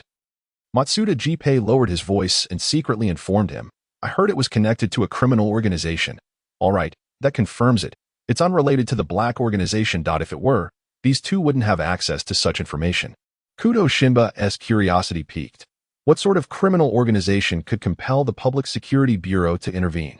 "Do you know the name of the organization?" Hajiwara Kenji thought for a moment and replied, "I once heard from a senior that it's called Galaxy. They seem to be planning something significant recently, and the explosives they planted in the bank could obliterate an entire street." Kudo Shinba, "What is this? What organization? Galaxy?" Kudo Shinba appeared bewildered. "Wait, I think I misheard. Could you repeat that?" "What organization?" Hajiwara Kenji reiterated. "Galaxy. I believe that's the name." This time, Kudo Shinba clearly heard it. "Galaxy? But how could that be?" This was utterly absurd. A blatant slander. Kudo Shinba slammed his fist on the table. Nonsense. Absolute nonsense. Who came up with such a ridiculous theory? How could he be unaware of any member of his organization engaging in a terror attack? How could he not know of any grand plans? After all, it was a legitimate assassin organization. An assassin organization. How could they possibly stoop to the level of robbing a bank? This is simply preposterous. Kudo Shinba's rage reached a boiling point. Who had drawn such a conclusion? He would sue for defamation. Both Hajiwara Kenji and Matsuda Jinpei jumped back, startled by Kudo Shinba's sudden outburst, unable to comprehend why he had been calm moments ago and was now seething with anger. Matsuda Jinpei frowned. "Shinba, you don't have any connections to Galaxy, do you? That would be a serious issue. If that were true, he would be the biggest boss of Galaxy." But he couldn't voice that thought. Fearing the two before him might handcuff him, Kudo Shinba steadied himself and explained, "I do have connections. I knew someone online who is affiliated with Galaxy. Although Matsuda Jinpei harbored doubts, he had merely asked out of curiosity. Never expecting Kudo Shinba to admit it outright, the revelation struck Matsuda Jinpei and Hagiwara Kenji like a bolt from the blue. Hagiwara Kenji, trembling slightly, confirmed, "Little Shinba, you're saying you have connections to Galaxy?" Kudo Shinba replied resolutely, "Yes, we've collaborated." Matsuda Jinpei exclaimed, "How could you have collaborated with such a terrorist organization?" "What terrorist organization? They're a legitimate assassin group," Kudo Shinba countered, then explained, "Come on, I'm a hacker, the kind that makes a living selling information. Collaborating with anyone should come as no surprise, right? Besides, didn't you already suspect I wasn't exactly a good person?" Their acquaintance has not been brief. For the initial 1 or 2 months, Kudo Shinba concealed his true self in their presence. However, as they became more familiar, he ceased to disguise his nature entirely. While others operate on the fringes of legality, soaring like great eagles, Kudo Shinba brazenly tramples upon the law beneath his feet. It would be challenging for them not to guess. Nevertheless, individuals like hackers and bounty hunters have previously collaborated with the police department and public security, which has fostered a degree of tolerance towards such professions. Some officers even cultivate relationships with these professionals as informants. This is one of the reasons Kudo Shinba does not hide his identity as a hacker from the police academy's quintet. Indeed, Hagiwara Kenji and Matsuda Jinpei swiftly accepted the fact that Kudo Shinba had previously collaborated with a criminal organization. After all, being a hacker entails performing tasks for remuneration, which they comprehend. However, Hagiwara Kenji, with a serious expression, cautioned Kudo Shinba, "This matter must not reach the ears of public security." Matsuda Jinpei concurred. Indeed, the public security officers can be quite troublesome. If they discover any genuine connections to Galaxy, they will undoubtedly hound you relentlessly. Kudo Shinba mused, "I am rather curious about what Galaxy has done to attract the attention of public security." Hagiwara Kenji replied, "Who knows what they are thinking? The public security personnel are notoriously tight-lipped. The information we have relayed to you was painstakingly extracted from a senior with connections to them. And initially, that senior was reluctant to share this with us." Kudo Shinba inquired, "Did you cause a ruckus in that senior's office?" Matsuda Jinpei quickly distanced himself. "Do not implicate me. It was Hagi who went. I did not accompany him." Hagiwara Kenji retorted, "How can that be called a ruckus? I was merely earnestly seeking guidance and engaging in friendly discourse."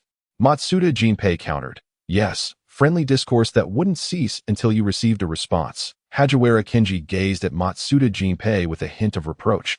"Jinpei-chan."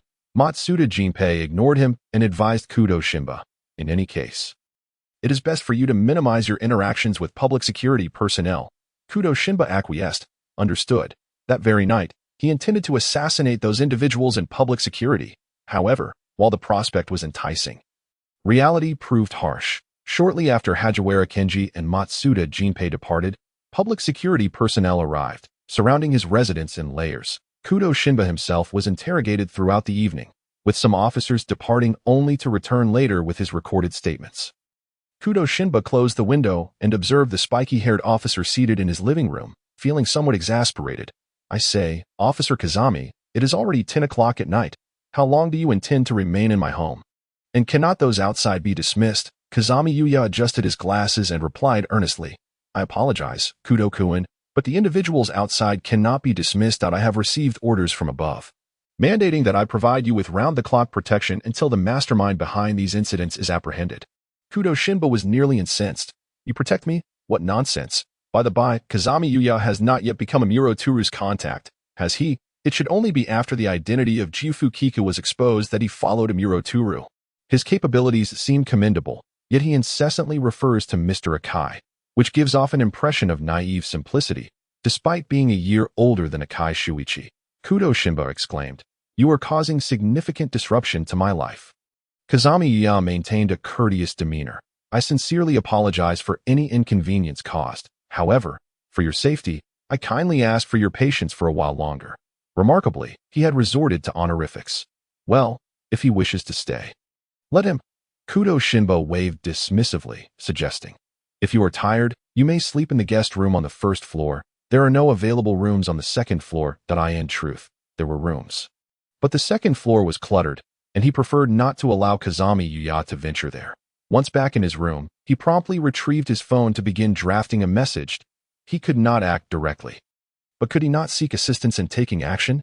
Yet first, he needed to ascertain one thing. Boss, Qiying, do you recognize these individuals? Attached were photographs of the robbers. Qiying, the chief overseer of the assessment department, was responsible for evaluating newcomers to the organization. Those wishing to join were assigned tasks by him. Upon completion, the examiners would send their performance reports to Qiying, who would verify them before passing the newcomers' information to Kudo Shinichi for screening to prevent any undercover police from infiltrating. Thus, Kudo Shinichi only saw the successful completion of tasks. As for those who failed, they were typically dealt with by the leaders of assassination teams such as Gu Jiao and Zhou Weihu. And Kudo Shinichi paid them no heed. Qiying, I do not recognize these individuals, boss. Understood. It seems they are indeed not affiliated with our organization. Are they merely posing under the guise of Galaxy to swindle others? Kudo Shinichi had researched these individuals. Previously, they were nothing more than an ordinary criminal gang. Though they had committed thefts and even murders, they had no prior connections to any terrorist organizations. This situation persisted until a month ago when they dramatically altered their modus operandi, brazenly robbing a wealthy individual in Los Angeles of jewels valued at $50 million from a safe. They plundered every valuable item from the mansion before detonating explosives installed therein. 3 weeks ago, they robbed a noble in Country Y, similarly detonating explosives during their retreat. 2 weeks ago, they arrived in France, killing several affluent young ladies in the streets, and detonated bombs strapped to the corpses when the police arrived. Finally, just 4 days ago, they attempted a bank robbery, during which Kudo Shinichi injured one of them, leading to their incarceration. Kudo Shinichi clicked his tongue in irritation. Everything seemed amiss. Yet, he could not uncover any leads or identify who had interacted with them. If he pursued their financial sources, their accounts only began receiving substantial funds after the initial robbery, and it was unclear which amounts were from their heists and which were provided by instigators. Initially, they had mostly stolen precious metals and gems, which could only be sold on the black market. However, the black market lacks surveillance. Transactions are predominantly cash-based, and the prices of precious metals and gems fluctuate. To ascertain how much they had sold, he would need to identify the buyers. Yet, if the robbers melted down or disassembled the items before selling them, it would be impossible to trace the transactions based on known stolen items. Considering the individuals they had encountered and their movements over the past month, it was ample time for them to traverse numerous locations and meet a variety of people. Relying solely on his efforts to sift through everything was evidently impractical. Furthermore, this was only the information he could access via computer. There were likely other locations, such as remote mountains or places they had cycled to, that he could not trace. 17151. Observing the host's distress, seized the opportunity to interject. Host, allow me to assist you. Kudo Shinichi paused his typing, then smiled and declined. No need. I can resolve this myself. 17151, feeling dejected, responded. Host, why won't you let me help? I could assist you with numerous tasks. Kudo Shinichi countered with a question. 17151. How long can you accompany me? 17151 pondered for a moment before replying. I will automatically detach from you once you complete your task. Kudo Shinichi clarified. So, once the black organization is eradicated, and I fully assume their role as the antagonist, you will depart, correct? 17151 affirmed. Yes, host. Kudo Shinichi lowered his gaze, a gentle smile gracing his lips. Shao-E. May I call you that? Of course, host. Kudo Shinichi continued. Shao-E, have you ever considered that if I continuously rely on your assistance, what will I do when you leave? Who will be there to help me then?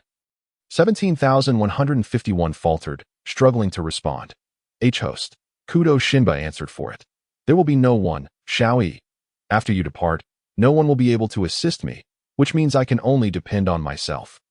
It has always been the case that Kudo Shinichi has been able to invest his emotions, regardless of whether they are friends or family. They are individuals he believes would not easily betray or abandon him. This includes his partner from a past life, his apprentice, the Kudo family of this lifetime, and the 5 individuals he intends to rescue. All of them. As for 17151, it is not a friend, nor a family member. It is merely a partner who has accompanied him for a brief stretch on the path of life, destined to part ways eventually. Therefore, Kudo Shinichi will not invest excessive emotion or trust in it, nor will he overly rely on it to accomplish his tasks. After a prolonged silence, 17151 finally muttered, I understand, host. Kudo Shinichi was aware that his actions might seem rather unfeeling, and he softly uttered an apology to the system. He then picked up his phone and sent photos of the robbers to the leaders of various teams in the intelligence department. Boss, you have 1 month to identify the mastermind behind these individuals who orchestrated the robbery. He then sent a message to Jin. Jin, in Tokyo, no nightmares. Jin might have just completed a task, as he received a reply almost immediately after the message was sent. A few days ago, there were some bank robbers. Are you aware of them? They are currently in the hands of the police department. If you are in Tokyo, please do me a favor and take care of those individuals. Did I not just assign you 3 newcomers? Jin, chuckled Jin. 2 from the Japanese police and 1 from the FBI. Kudo Shinichi was not insane enough to entrust this task to them. You mentioned they are newcomers. I do not have confidence in their abilities. It is more prudent to leave it to you. Make sure to create a bit of commotion. Nightmare, if Kudo Shinichi's subordinates had not been absent from Tokyo, he would not have entrusted this task to Jin. When do we act, Jin? Tonight. Observing the 3 exclamation points, Jin could sense Nightmare's anger through the screen. He flipped through his task list. Only 2 left. It could wait until tomorrow. Having made his decision, Jin instructed Vodka, who was driving, turn around, head to the police department. Upon hearing police department, Vodka almost pressed the accelerator too hard, incredulously asking, Big brother, where to? The police department. Jin cast a disdainful glance at Vodka, but since he had been his subordinate for so many years, he offered an explanation.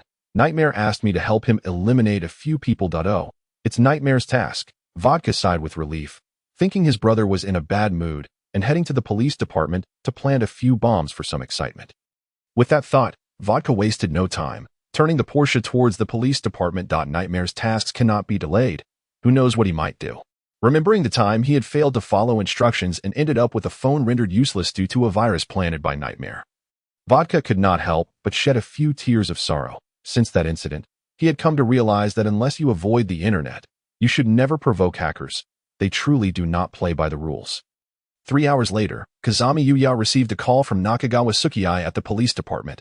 Kazami, is Kudo Shinichi still at home? Kazami Yuya glanced upstairs. I have not received any messages indicating he has left.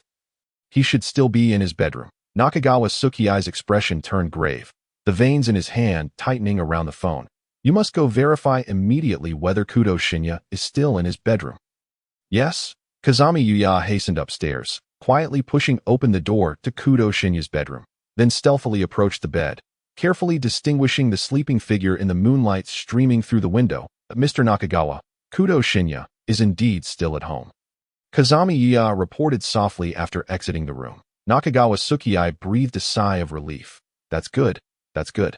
Those robbers have just been silenced by someone from the galaxy, and before leaving, they left a note stating that they would take Kudo Shinichi's life within a week. Kazami, you must ensure Kudo Shinichi's safety in the coming days. Kazami Yuya replied. I will, Mr. Nakagawa. Inside the room, Kudo Shinichi quietly opened his eyes. He sat up and removed his earpiece. He had felt that the police's response this time was excessive. Even if he was the victim, it was unnecessary to seal off his home so tightly. Thus, he had eavesdropped on Kazami Yuya's phone conversation and instructed Jin to create a bigger commotion, all to prompt the police to discover the situation and contact Kazami Yuya, hoping to glean some information. Indeed, no wonder they were so serious. It turns out someone had issued a death threat against him. Judging from Mr. Nakagawa's words, this death threat had been issued more than once. Moreover, that person had managed to predict he would take action tonight, casually tossing the note after Jin's retreat while invoking the name of Galaxy. How vile. Yet, why did it feel so reminiscent of a certain individual? This incident, rather than being a mere provocation, appeared more like a test of his identity. While this possibility seemed far-fetched, if it were indeed as he suspected, then his subordinates would likely uncover nothing. A week passed swiftly. Due to the increased presence of police officers in his home, Kudo Shinichi, concerned that Kudo Shinichi might find it uncomfortable, concocted an excuse to send him to Dr.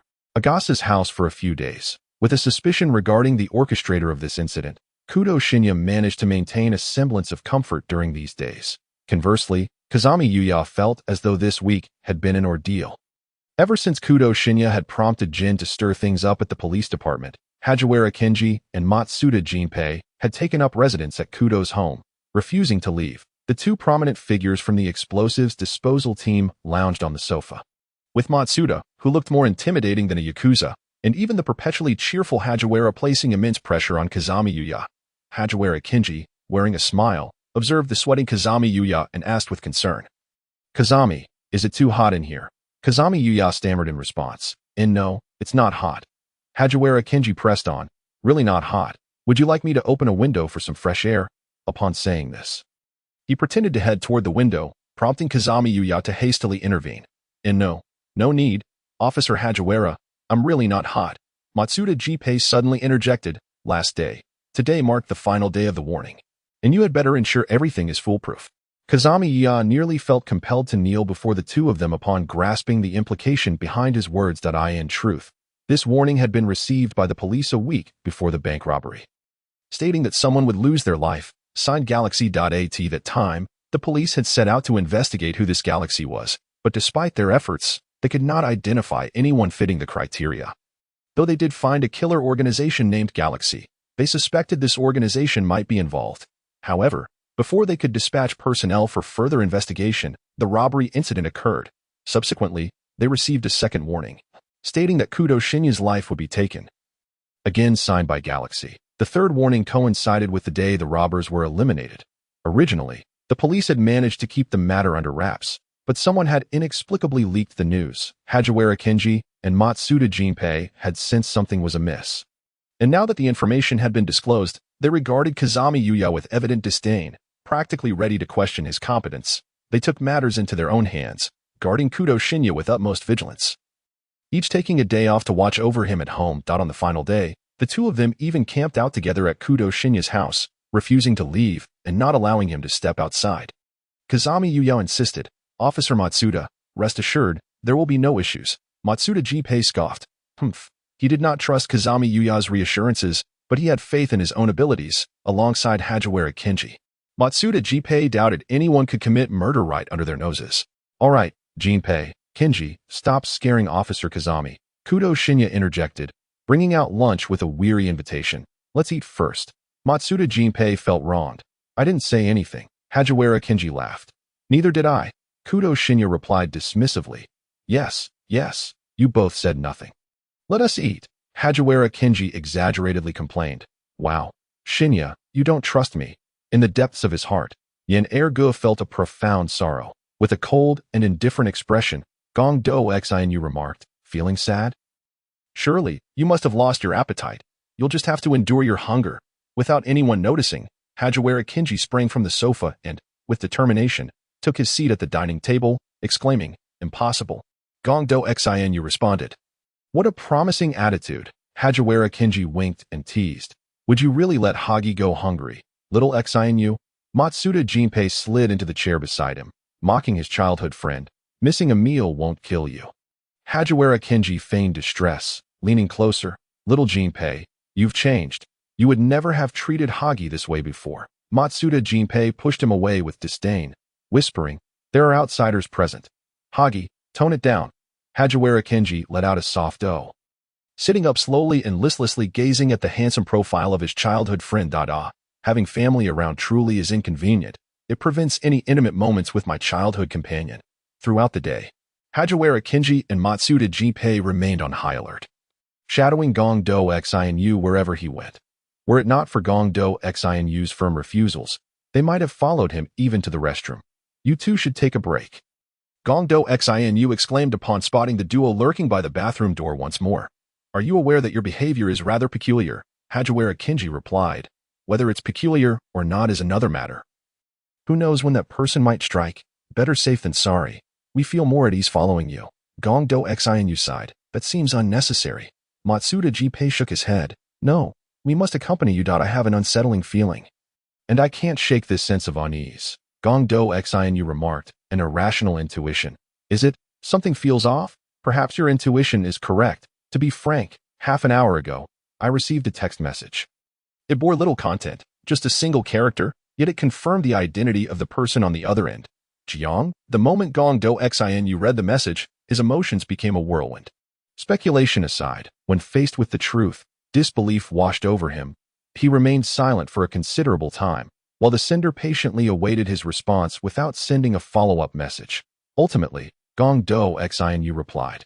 Ruining my reputation? The other party paused for half a minute before a message popped up. Though it was merely text, Gongdo Xin, you could clearly sense the sender's excitement. No way. It's really you. Just wait.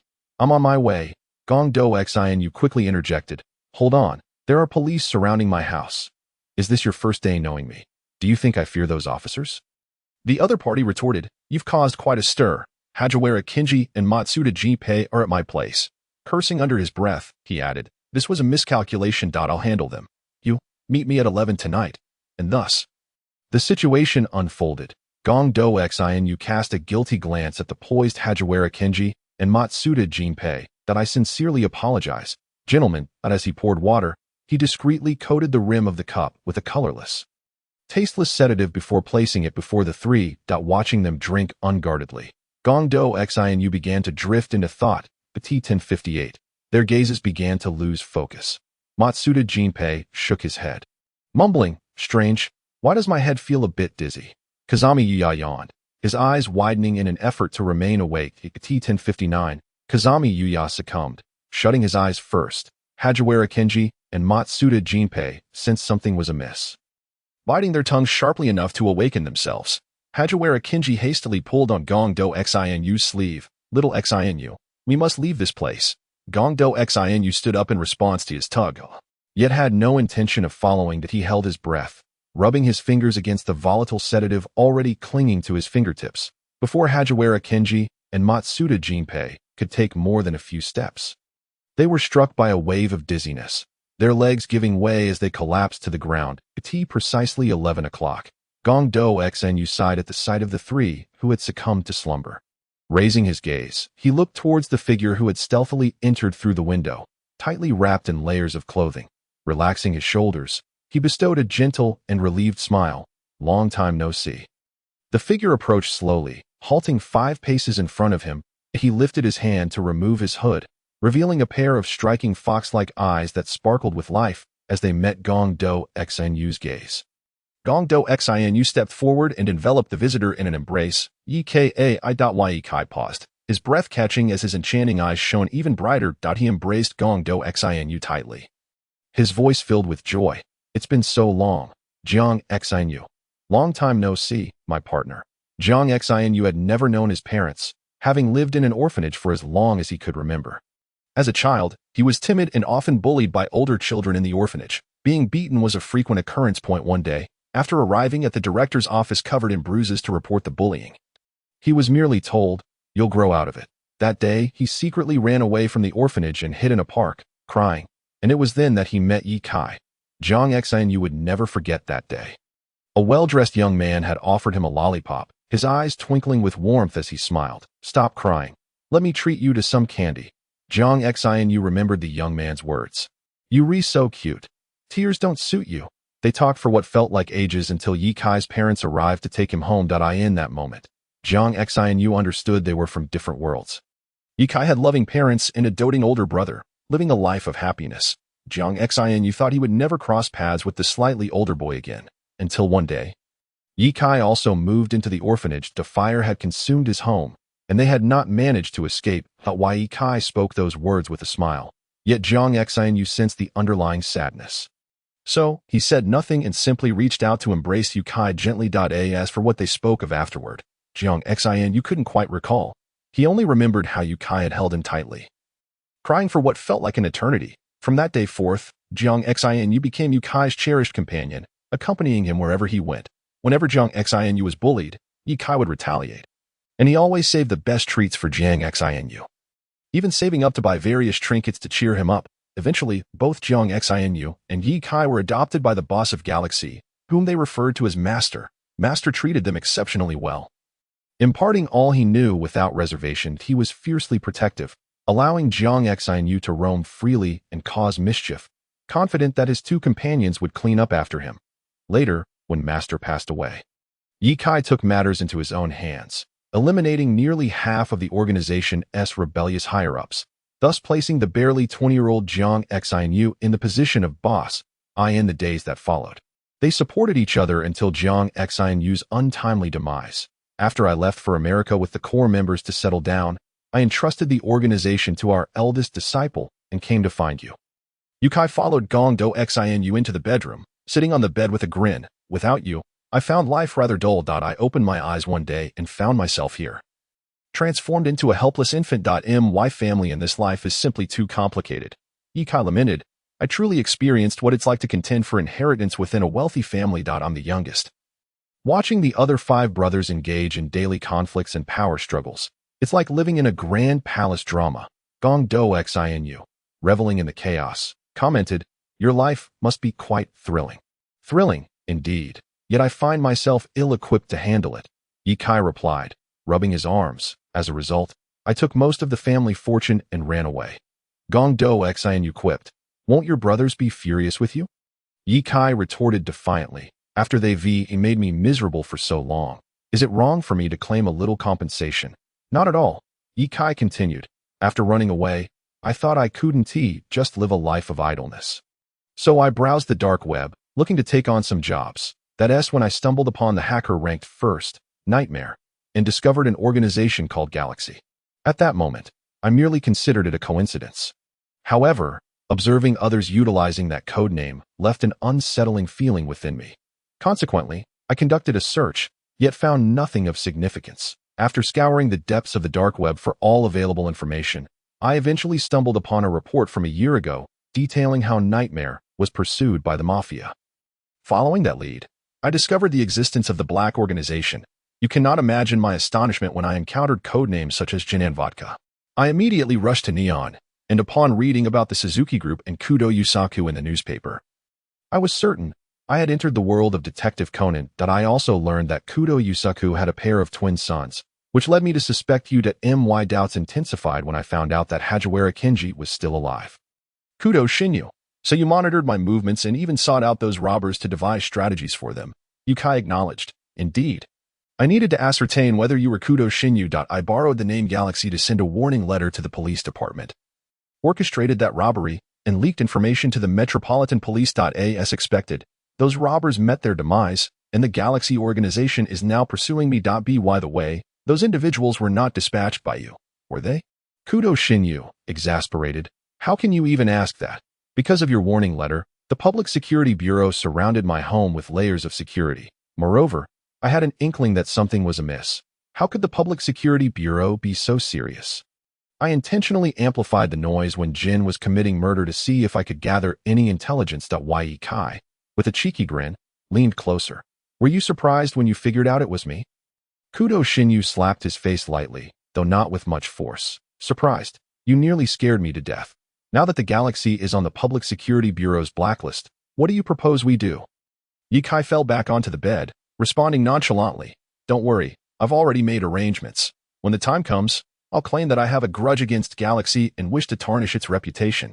Then, you can act out a kidnapping scene with me, and I'll present a scapegoat I've prepared beforehand for a perfect conclusion. No way. Kudo Shinyu's temples throbbed. If I were kidnapped, Hajiwara Kenji and Matsuda Jinpei would be frantic.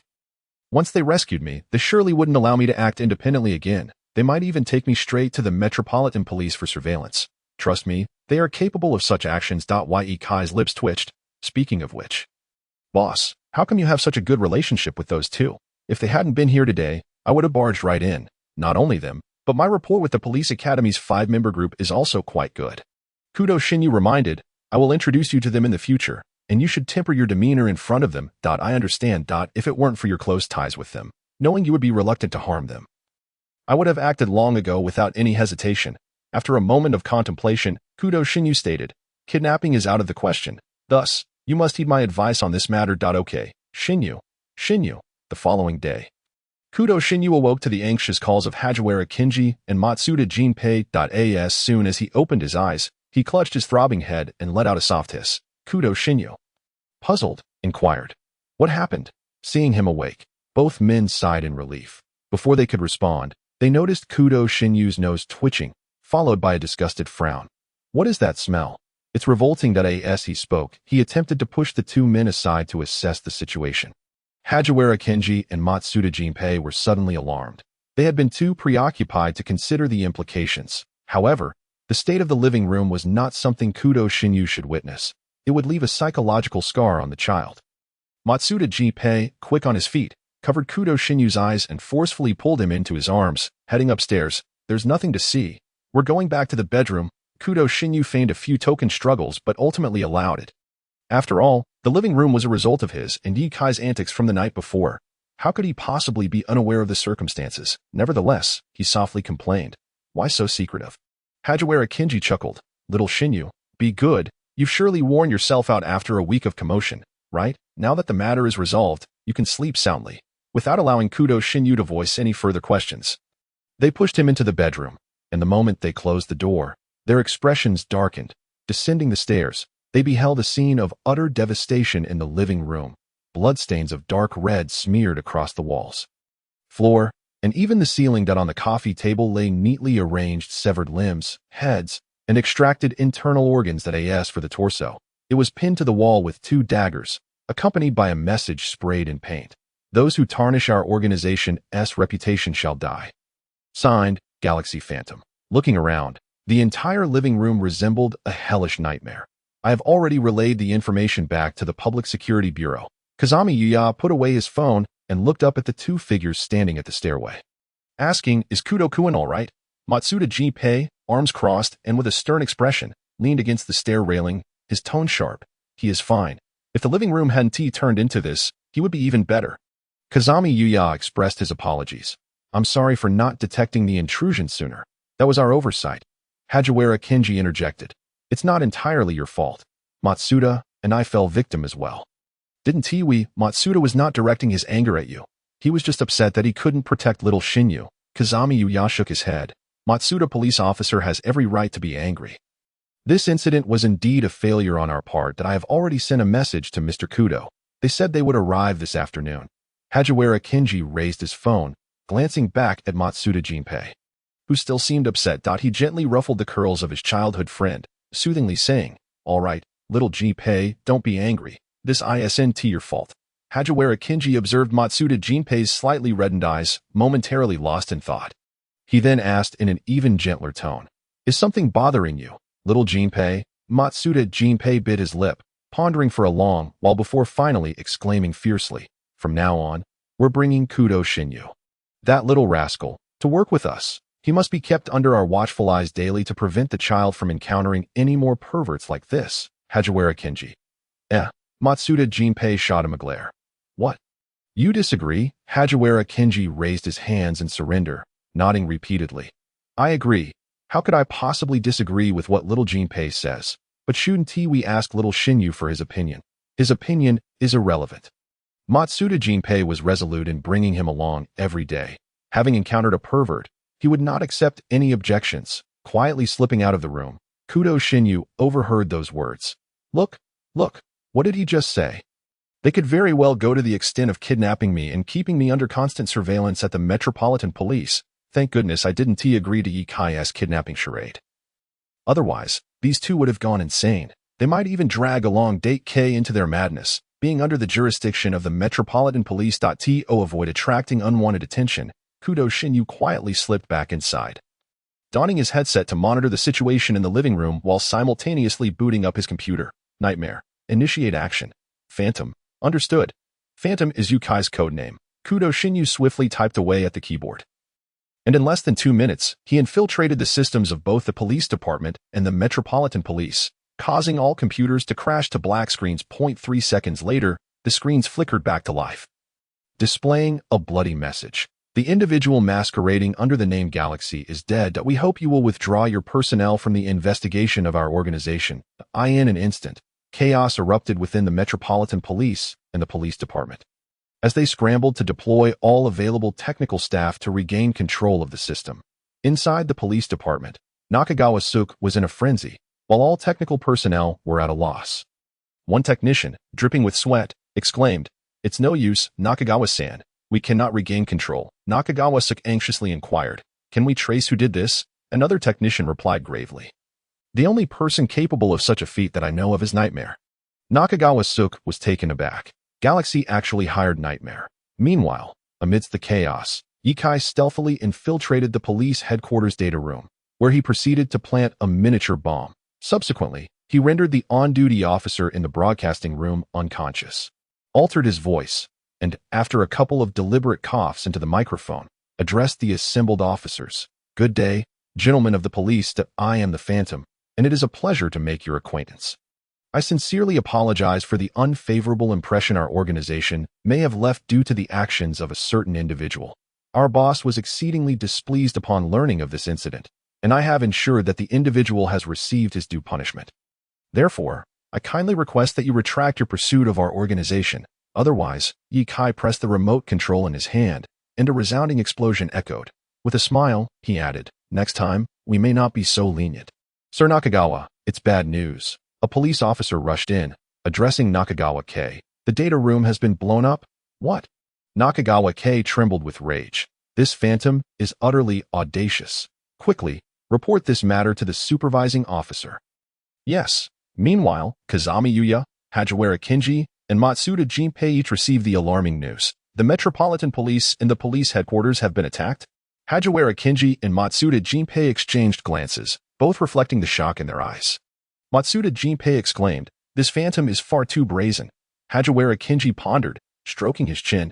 "And what about the hacker who took control of the Metropolitan Police and police headquarters systems? I wonder who they could possibly be. Is there truly such a talent in the galaxy?" Kazami Yuya spoke gravely. "The individual who seized control of the system appears to be Nightmare, due to the connection with Kudo Shinba being the hacker."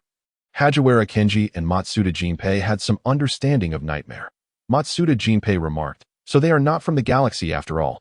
Hajiwara Kinji inquired of Kazami Yuya, "How do you know that person is Nightmare?" This matter was not particularly confidential.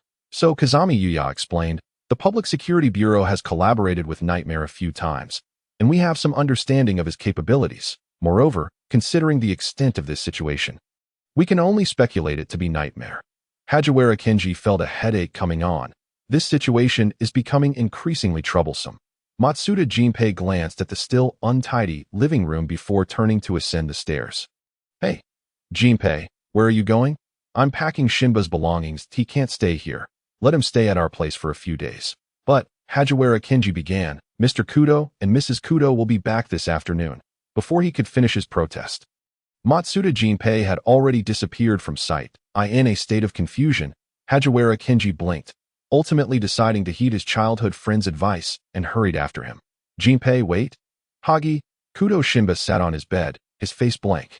Watching as Matsuda Jinpei entered his room without a word and began packing his suitcase, followed closely by Hajiwara Kinji, who seemed eager to join in. "What are you two doing?" Matsuda Jinpei replied. "Helping you pack your belongings." Kudo Shinba shot back. "I'm not blind. I can see you packing my things. I just heard you through the earpiece." Watching as Matsuda Jinpei filled one suitcase and began on a second, Kudo Shinba was taken aback. "Wait, are you really planning to have me stay at your house for a few days?" He thought to himself, "I didn't make that much noise, did I? Is it really necessary to be this serious?" "Jinpei?" Kudo Shinba called out, his voice trembling. "Are you actually moving me?" Hajiwara Kinji chuckled as he responded, "It's a bit chaotic here. You should stay with us for a few days. Are you sure this is just about me staying at your place for a few days?" Kudo Shinba widened his eyes, pointing at the half-empty closet in shock. "Hajiwara Kinji, answer me truthfully. Are you sure he isn't helping me move?" Hajiwara Kinji awkwardly chuckled, trying to cover for Matsuda Jinpei. Perhaps Jinpei is just worried you won't feel comfortable." Kudo Shinba looked at him with sincerity. "Do you really think I would believe that?" "Ahem." Hajiwara Kinji cleared his throat awkwardly. "Well, why not give it a try and believe me?" Kudo Shinba retorted, "You're 6. I'd rather trust my grandmother than you." It was Matsuda Jinpei who interjected, "You won't be back for a while, so take more things to save the hassle of running back and forth." Kudo Shinba asked, "How long do I need to stay at your house?" Matsuda Jinpei replied, "Perhaps 1 or 2 months. You can return when the living room renovation is complete." Kudo Shinba earnestly inquired, "If I stay at your house for a month or 2, what about my younger brother?" Matsuda Jinpei and Hajiwara Kinji exchanged glances, realizing they had overlooked that detail. That right, he does have a younger brother. They acknowledged. Thus, the dilemma arose. If Kudo Shinba went home with them, what would happen to Kudo Shinichi? Their rented apartment was quite a distance from Titan Elementary School. Hajiwara Kinji tentatively suggested, perhaps he could continue staying at Dr. Agasa's place. Kudo Shinba responded, "Thank you very much." In the end, Kudo Shinba was firmly taken away by Matsuda Jinpei, who also made arrangements to bring Kudo Shinichi's belongings to Dr. Agasa's house that moment.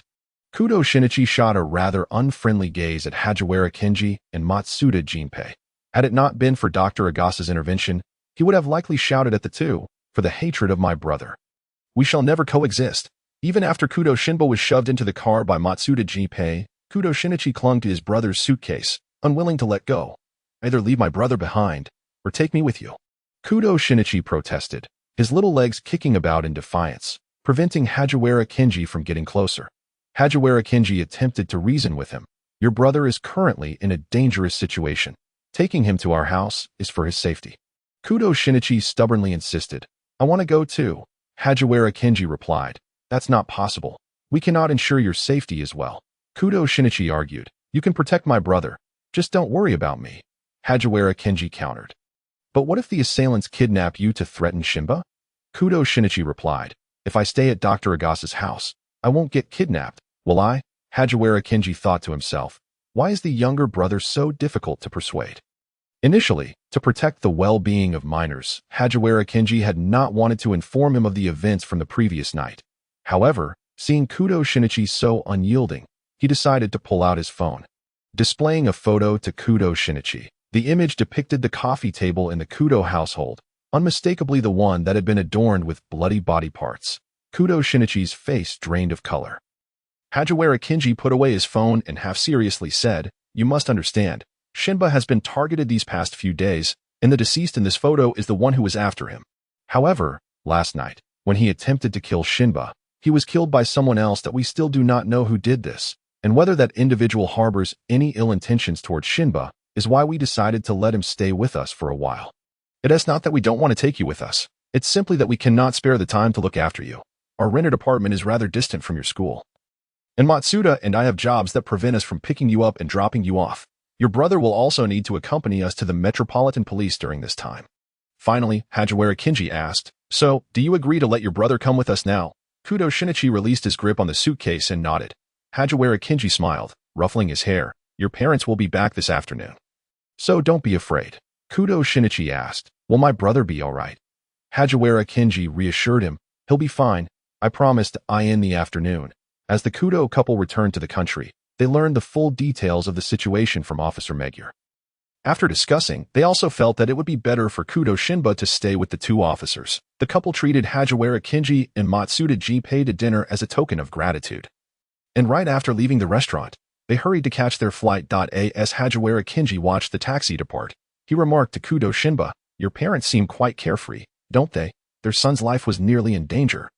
Yet they still had the leisure to go abroad for a vacation? Kudo Shinba replied, I wouldn't say they are carefree. My dad actually asked me if I wanted to go abroad with him. But I declined. He is probably off looking for his acquaintances at the FBI to investigate the galaxy. But if the galaxy intends to act against you, you wouldn't be able to escape even if you went abroad. Matsuda Jinpei remarked, We still don't know where their main base is located. Kudo Shinba countered, Why would they act against me? I haven't provoked them. Assassins have their principles. He has principles. You cannot slander him. Hajiwara Kenji agreed. Indeed. However, the galaxy would not take action against you. What is Mr. Kudo investigating? Kudo Shinba. What else could it be? It's better to be cautious than to regret later. He's worried about me. I've told him it's unnecessary, but my father believes it's more reassuring to look into it a bit. Matsuda Jinpei yawned and said, All right, stop overthinking. Let's head home first. Hajiwara Kenji playfully nudged the back of Kudo Shinba's head and asked with a smile. So, who does little Shinba want to sleep with tonight? Kudo Shinba replied, I'm not a 3-year-old child who needs company. I can sleep by myself. Hajiwara Kenji waggled a finger, saying, But there are only 2 rooms at home. So, little Shinba, do you want to sleep with me or with Matsuda? Kudo Shinba, oh, he forgot that he was going to the homes of these 2 tonight. You 2 can sleep together. I'll sleep by myself. Kudo Shinba said unapologetically. Matsuda Jinpei raised an eyebrow. That's my house. Kudo Shinba, have you slept with Hajiwara? Matsuda Jinpei instinctively replied, Of course, I've slept with Hagi, right? Something fell off. Matsuda Jinpei quickly corrected himself. Hagi and I slept in the same bed when we were kids. Kudo Shinba opened the car door and got in. So you have experience, while I do not. Hajiwara Kenji? Matsuda Jinpei? Why does that sound so strange? Naturally, Kudo Shinba did not manage to secure a room for himself. He was forcibly carried away by Hajiwara Kenji the moment he was dragged into the room. Kudo Shinba felt utterly defeated. Why not hug your own childhood friend? What are you doing with me? It's late. It's time to sleep. Who is little Shinba chatting with? When Hajiwara Kenji emerged from the bathroom, he saw Kudo Shinba sitting on the bed with his phone, seemingly messaging someone. Kudo Shinba replied. A friend studying medicine.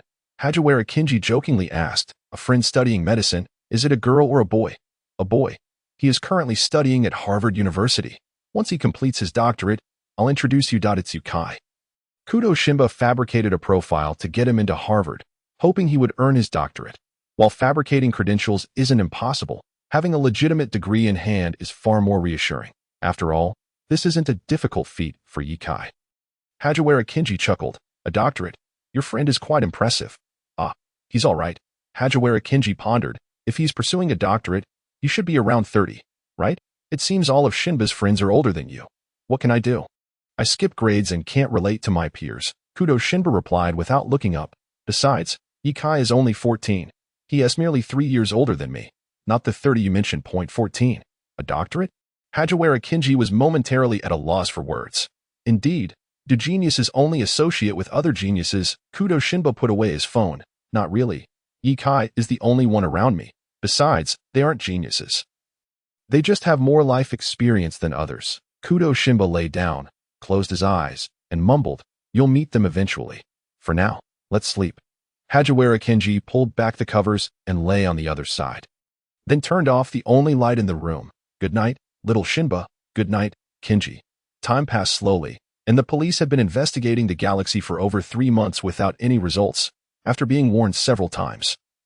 The matter ultimately fizzled out. At least, that was the official story. Kudo Shinba knew that behind the scenes, the police and the FBI were still gathering intelligence, but he couldn't be bothered. If they wanted to investigate, let them. They wouldn't uncover anything useful. Seeing that there was indeed nothing to worry about, Hajiwara Kenji and Matsuda Jinpei stopped insisting that Kudo Shinba accompany them to the police headquarters. A year later, Datewataru smoothly transferred to the Criminal Investigation Department's first investigation section, and to celebrate, the three decided to dine at Kudo Shinba's home. You can either eat at Wataru's house or dine out. If you lack funds, I can treat you, but why must we come to my house to eat? It's not a celebration for me. Kudo Shinba exclaimed as he watched the three bring in large bags of vegetables and seafood. Nearly choking on the absurdity. You want me, an underage minor, to cook for 3 grown men? How could you be so shameless? Datewataru awkwardly attempted to speak, but Kudo Shinba stopped him. You don't have to explain. Wataru. I know it's not your fault. Datewataru nodded enthusiastically. He was completely innocent in this matter. Initially, when the two said they wanted to celebrate him, he thought they would take him out to eat. But instead, Hajiwara Kenji drove him to the supermarket to buy groceries. At that moment, Datewataru didn't think much of it. He assumed that after 2 years, his 2 colleagues had learned to cook and were eager to celebrate him personally. He felt touched and decided that regardless of how the food turned out, he couldn't let the two down. However, reality proved that his Navi colleagues remained just as clueless as before. When Datewataru saw Hajiwara Kenji park in front of an unfamiliar villa, he was bewildered. When he saw Kudo Shinba emerge from the villa to open the door, he felt utterly crushed. Hajiwara, Matsuda, what are you doing? Datewataru felt his mind turn to mush, a state that persisted until Kudo Shinba placed the last dish on the dining table. Kudo Shinba greeted him warmly. Wataru. Dinner is ready.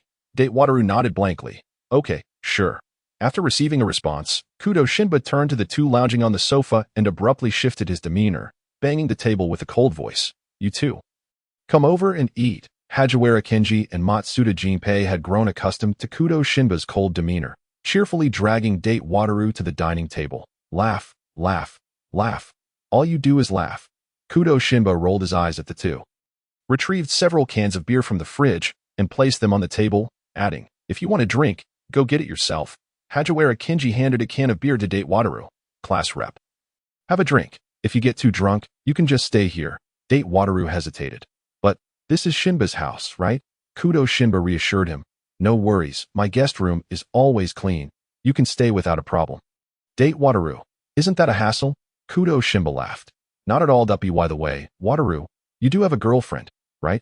If you're not going back today, it's better to inform your girlfriend. Datewataru replied. I already told Natalie before I left.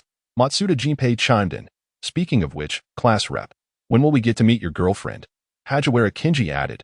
Yeah, class rep. We've heard you talk about her. But we haven't met her yet. Can you introduce us sometime? Date Wataru's face flushed slightly. Definitely, definitely. I'll introduce her. Hajiwara Kinji remarked. I'll remember that. Don't keep us waiting too long. Don't forget we're looking forward to your wedding banquet with her. Date Wataru replied. I will. The three laughed and drank beer, sharing stories from the past 2 years. Perhaps due to the overly familiar and relaxed atmosphere, Date Wataru felt a tinge of melancholy. He wondered how those two were doing. The moment those words left his mouth, the atmosphere turned somewhat heavy. Matsuda Jinpei slammed his beer can on the table, gritting his teeth. Those two bastards who left without a word. When I find them, I will definitely give them a good beating. Hajiwara Kinji echoed. Count me in. I'll make sure to beat them up too. In truth, they had long speculated about the whereabouts of their missing colleagues. After all, 2 years without any news made it obvious that their peers were likely on some secret mission. Thus, they weren't particularly angry about their abrupt departure. Rather, they were concerned. They worried about whether those two might encounter danger and sincerely hoped for their safe return. Seeing the unmistakable concern on their faces, Kudo Shinba sighed but chose not to say anything. Ju Xingdai, Amuro Turu, and Midorikawa Hikaru had all received their code names 6 months prior, just as in the original work. It consists of rye, bourbon, and scotch, and he is still the one leading them. It is said that it is Kudo Shinya who is in charge, but in reality, he only occasionally assigns them tasks. Most of the time, he allows them to roam freely. If they wish to take on a mission, they can browse the organization's intranet, and if they prefer not to, they can simply engage in leisurely activities. However, it is Jin who disapproves of their idleness, insisting that they complete at least 5 tasks each week. Why 5, you may ask?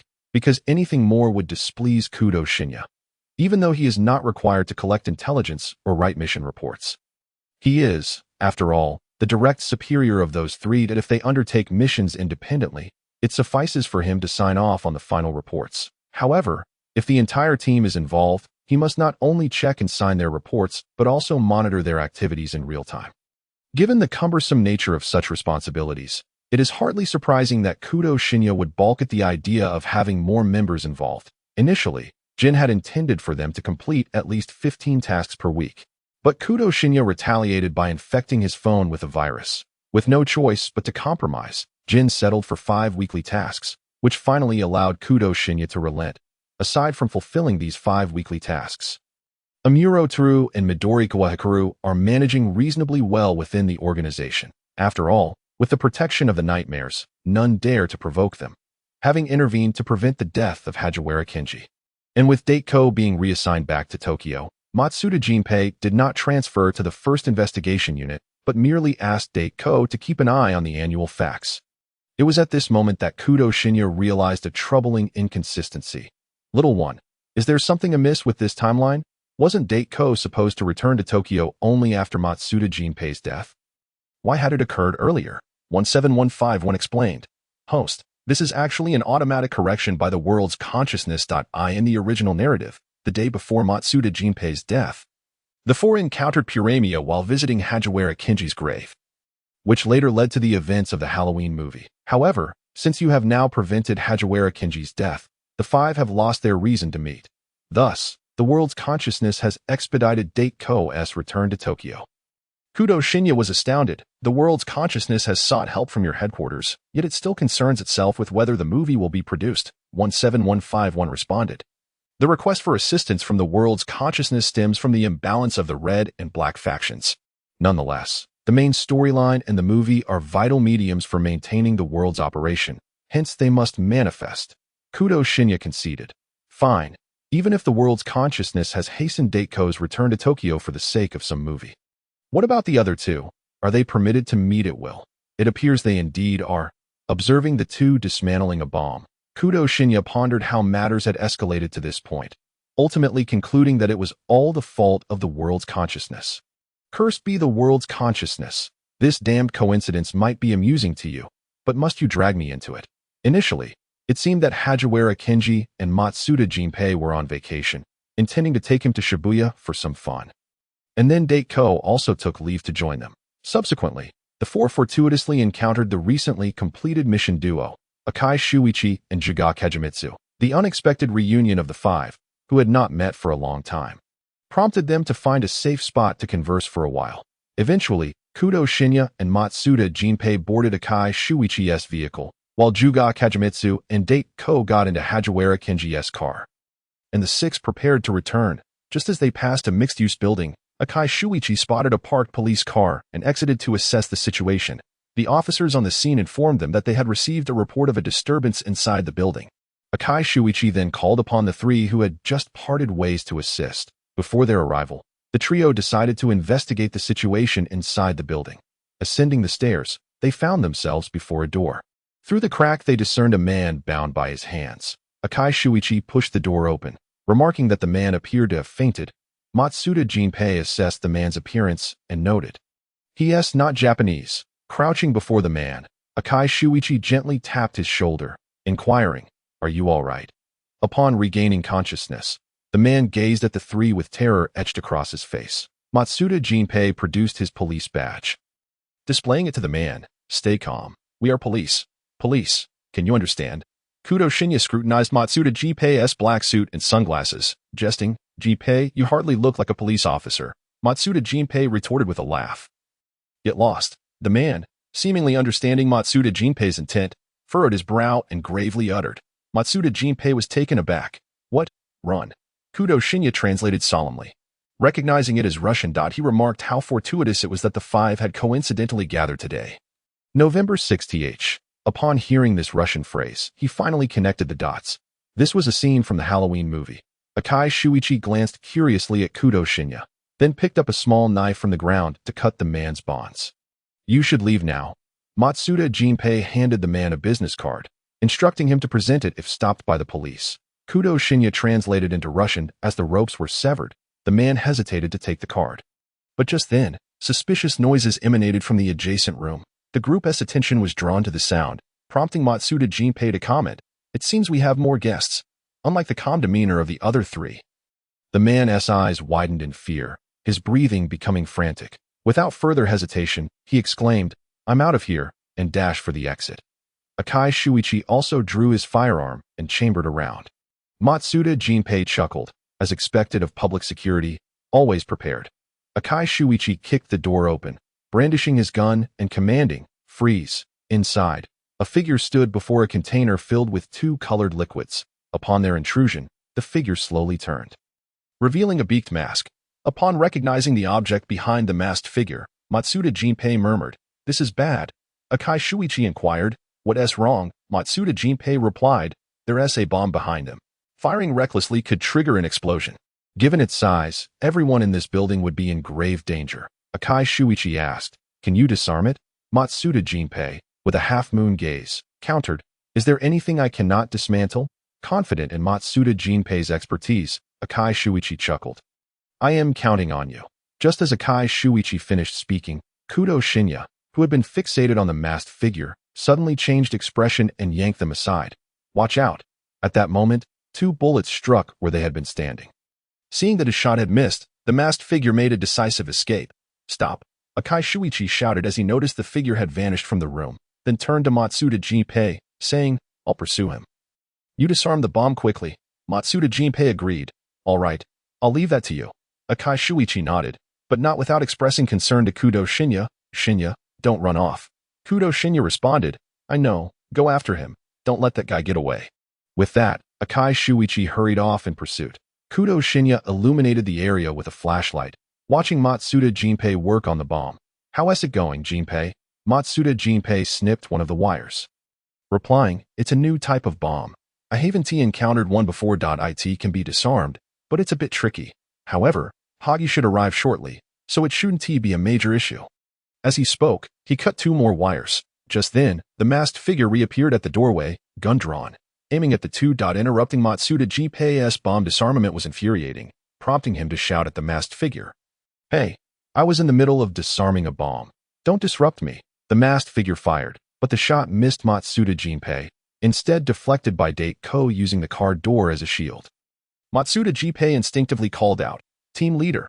Hajiwara Kenji stepped forward to shield Matsuda Jinpei, admonishing, "Jinpei, don't be so reckless." Matsuda Jinpei cheerfully greeted him. "Hagi." Date Ko lectured Matsuda Jinpei, unarmed.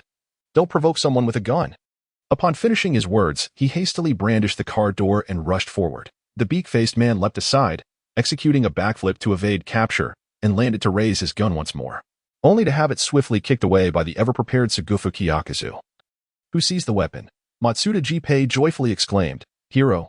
Sagufu Kyakuzu aimed the gun at the beak-faced man, scanning the room for any sign of Akira Zero, and then inquired of Matsuda, is Zero all right? At that moment, Akira Zero arrived, raising his own gun at the beak-faced man, saying, Thank you. You've been a tremendous help. It was then that Idita K remarked, Fortunately, I managed to retrieve the car door from beside the wrecked vehicle. Seeing their numbers, the beak-faced man hastily fled. Halt! Cried Sagufu Kyakuzu and Idita K as they took the lead in pursuit. The beak-faced man deftly flicked his fingers, sending a rope anchor to the building across. Using it to propel himself away, Sagufu Kyakuzu nearly lost his grip in the chase, but Idita K's quick reflexes saved him from falling. A step behind, Akira Zero shouted to them, You two, quickly get out of the way. He won't escape. Instinctively, they sidestepped just as Akira Zero aimed at the rope and decisively fired. The rope snapped. Yet the beak-faced man skillfully scaled the opposite staircase. Sagufu Kyakuzu fired a shot but missed.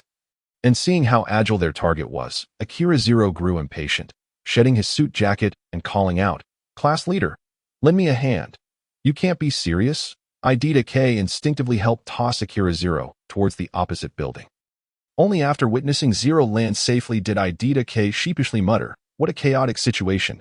Hero, class leader, Akira Zero shouted while pursuing the beak-faced man. He might have accomplices. Shinba is still with Matsuda. We need to protect them. Understood. Be careful. All right. Sagufu Kyakuzu, concerned, glanced at the opposite building. Class leader. I'll assist Zero. The opponent is formidable. Handling him alone may be overwhelming. All right. I'll leave it to you. Idita K replied. Okay. With that, Idita K returned to protect the others. Matsuda Jinpei, while disarming a bomb alongside Hajiwara Kinji, asked, Have you not caught him yet? No, he might still have accomplices, Idita K replied. Matsuda Jinpei asserted, There are no accomplices. Had there been, he wouldn't have returned to attempt my life. True, I supposed at that moment, Kudo Shinba interjected. Hajiwara Kinji inquired, What? That's Russian for flame. Referring to that beak-faced man. Kudo Shinba shook his phone, presenting the information he had just uncovered. I just found out that this individual is a killer responsible for a series of bombings across several European countries, including Russia, utilizing dual liquid explosives known as plamia. He's exceptionally agile and possesses remarkable martial skills, with countless victims to his name. Idita K took Kudo Shinba's phone, gazing at the data in astonishment. Shinba, where did you find this information? The dark web. Kudo Shinba pointed to the well-crafted bomb before them, explaining that anyone capable of creating such a device is not a mere nobody. Such information can indeed be found on the dark web. Hajiwara Kinji leaned in for a closer look, exclaiming, Wow, Shinba, you're impressive. It's nothing special, Kudo Shinba replied nonchalantly, popping 2 pieces of bubblegum into his mouth. Do you have any left? Give me one. Matsuda Jinpei requested. As chewing gum helps him concentrate, this is bubblegum. Kudo Shinba then handed 2 pieces to Hajiwara Kinji and Matsuda Jinpei. Matsuda Jinpei unwrapped his gum and tossed it into his mouth, exclaiming, Oh, they all taste the same. K. Do you want some? Kudo Shinba offered Idita K a piece. Hajiwara Kinji urged, Class leader, you should try it. It tastes quite good. Idita K accepted the gum, exasperatedly saying, You guys, I'm no longer the class leader. Suddenly, a deafening explosion startled all 4 inside the room, causing Kudo Shinba to tense up. Despite knowing those 2 were unlikely to be in danger, he rushed outside, exclaiming, I'll check it out. Hey, Shinba, before Idita K could react. Kudo Shinba had vanished. Honestly, why does that kid run so fast? Idita K remarked to the 2 still disarming the bomb. Be careful. I'm going after Shinba. All right, class leader, hurry. Iro, as Kudo Shinba ascended to the 2nd floor of the opposite building. He spotted Sagufu Kyakuzu supporting the injured Akira Zero. He hurried over, asking, Kyakuzu, how's Zero? Akira Zero raised a hand to ruffle Kudo Shinba's hair, reassuring him, I'm fine, don't worry. Shinba, however, upon feeling Akira Zero's arm, Kudo Shinba concluded, it's a fracture. Sagufu Kyakuzu's expression darkened, transforming into a furious Scottish demeanor, exuding alcohol fumes. A fracture? Akira Zero's temple throbbed. Hero, calm down. It shouldn't be that severe, right? Kudo Shinba pinched Akira Zero's arm, prompting a sharp intake of breath from him. Does it hurt? It's fractured, Kudo Shinba stated. Akira Zero, speechless, thought, Shinba, stop talking. Can't you see Kyakuzu looks ready to kill? Hero, stay calm. Kudo Shinba turned to see Idita, K rushing over. Shocked at Akira Zero's condition, Zero, are you alright? Akira Zero laughed weakly, class leader. I'm fine. Sugufa Kyakuzu supported Akira Zero, suggesting, class leader, let us head back. Alright. They knew that any tremor or tilt could cause the liquid to spill and trigger an explosion. Upon returning, they overheard Matsuda Jinpei stating, sorry, he escaped. Akira Zero responded, I'm alright. What's the situation? Not very optimistic, Hajiwara Kenji lamented. I've never seen a bomb like this. Matsuda Jinpei asserted, leave this to me and Hagi. You two evacuate the nearby civilians. But, Sugufu Kyakuzu protested. Matsuda Jinpei's tone became firm. Enough chatter. Hurry. You have 3 minutes. Make up an excuse, say it's a gas leak, and evacuate those near this building. Okay, Akira Zero agreed. Let us go, Hero. Hajiwara Kenji cautioned Kudo Shinba. Shinba, you mustn't run off again. Understood, Kudo Shinba replied. Matsuda and Hagi, still disarming the bomb, turned at the sound. Sugufu Kyakuzu instructed them. We'll wait for you down below. Matsuda Jinpei chuckled, confidently stating, I can't guarantee that. Kudo Shinba ominously remarked. Matsuda Jinpei shivered, quickly correcting himself. I promise. Ultimately, the two managed to disarm the bomb without incident, aside from a minor mishap at the end. The entire process was remarkably smooth. That blasted bomb was remote-controlled. Matsuda Jinpei fumed later that evening, shaking his fist in anger. If Hagi hadn't been quick to react and used bubblegum to block the junction, that building would have truly collapsed. Hajiwara Kenji winked at Kudo Shinba, adding, we owe a debt of gratitude to Shinba for his bubblegum. Kudo Shinba replied, no problem. Matsuda Jinpei complained, this trip to Shibuya was hardly enjoyable. Plus, we encountered a case. It's been nothing but trouble. Hajiwara Kenji remarked, but it was wonderful to see those two again. The rare reunion of the five was a source of great joy, as nothing compares to the relief of seeing peers safe and sound. Matsuda Jinpei concurred. Indeed, seeing those two rascals alive and well puts my mind at ease. Yet, Zero's injuries are quite concerning. Kenji Hajiwara sighed, uncertain whether the situation had been resolved. Shinba Kudo, maintaining his composure, remarked, with K&II keeping an eye on things, there's no need for concern that I suspect that Zero Akai has already faced retribution from his dear childhood friend. While Matsuda Jinpei harbored reservations about Zero Akai, he felt an immense sense of reassurance when it came to Kei Sabaki, especially when matters involved Zero. Moreover, he had witnessed the two before they departed. Kei Sabaki wore a smile that could only be described as gentle, rendering Zero so moved that he was left speechless. Thus, at that moment, Matsuda Jinpei, with a hint of schadenfreude, remarked, indeed, with Hirodana watching, the chief instructor is bound to face consequences. Kudo's expression soured as he retorted, lower the corners of your mouth a bit, Matsuda. He had no doubt about Matsuda's mischievous demeanor. Were it not for the constraints of the situation, he would have eagerly fanned the flames further. Reflecting on the delicious spice pack that Kei Sabaki had requested before parting, Kudo couldn't help but mourn for Zero Akai's fate for 3 seconds in silence. That coveted item had been painstakingly collected from around the globe. Intended to ensnare his father, Hajiwara Kenji, as well as Matsuda Jinpei, that a pinch of it while cooking would undoubtedly be explosive, unforgettable, and utterly devastating. Yet, with Kei Sabaki taking it, half of his stock was gone, leaving Zero with no escape route. May you survive in Kei's hands, Zero.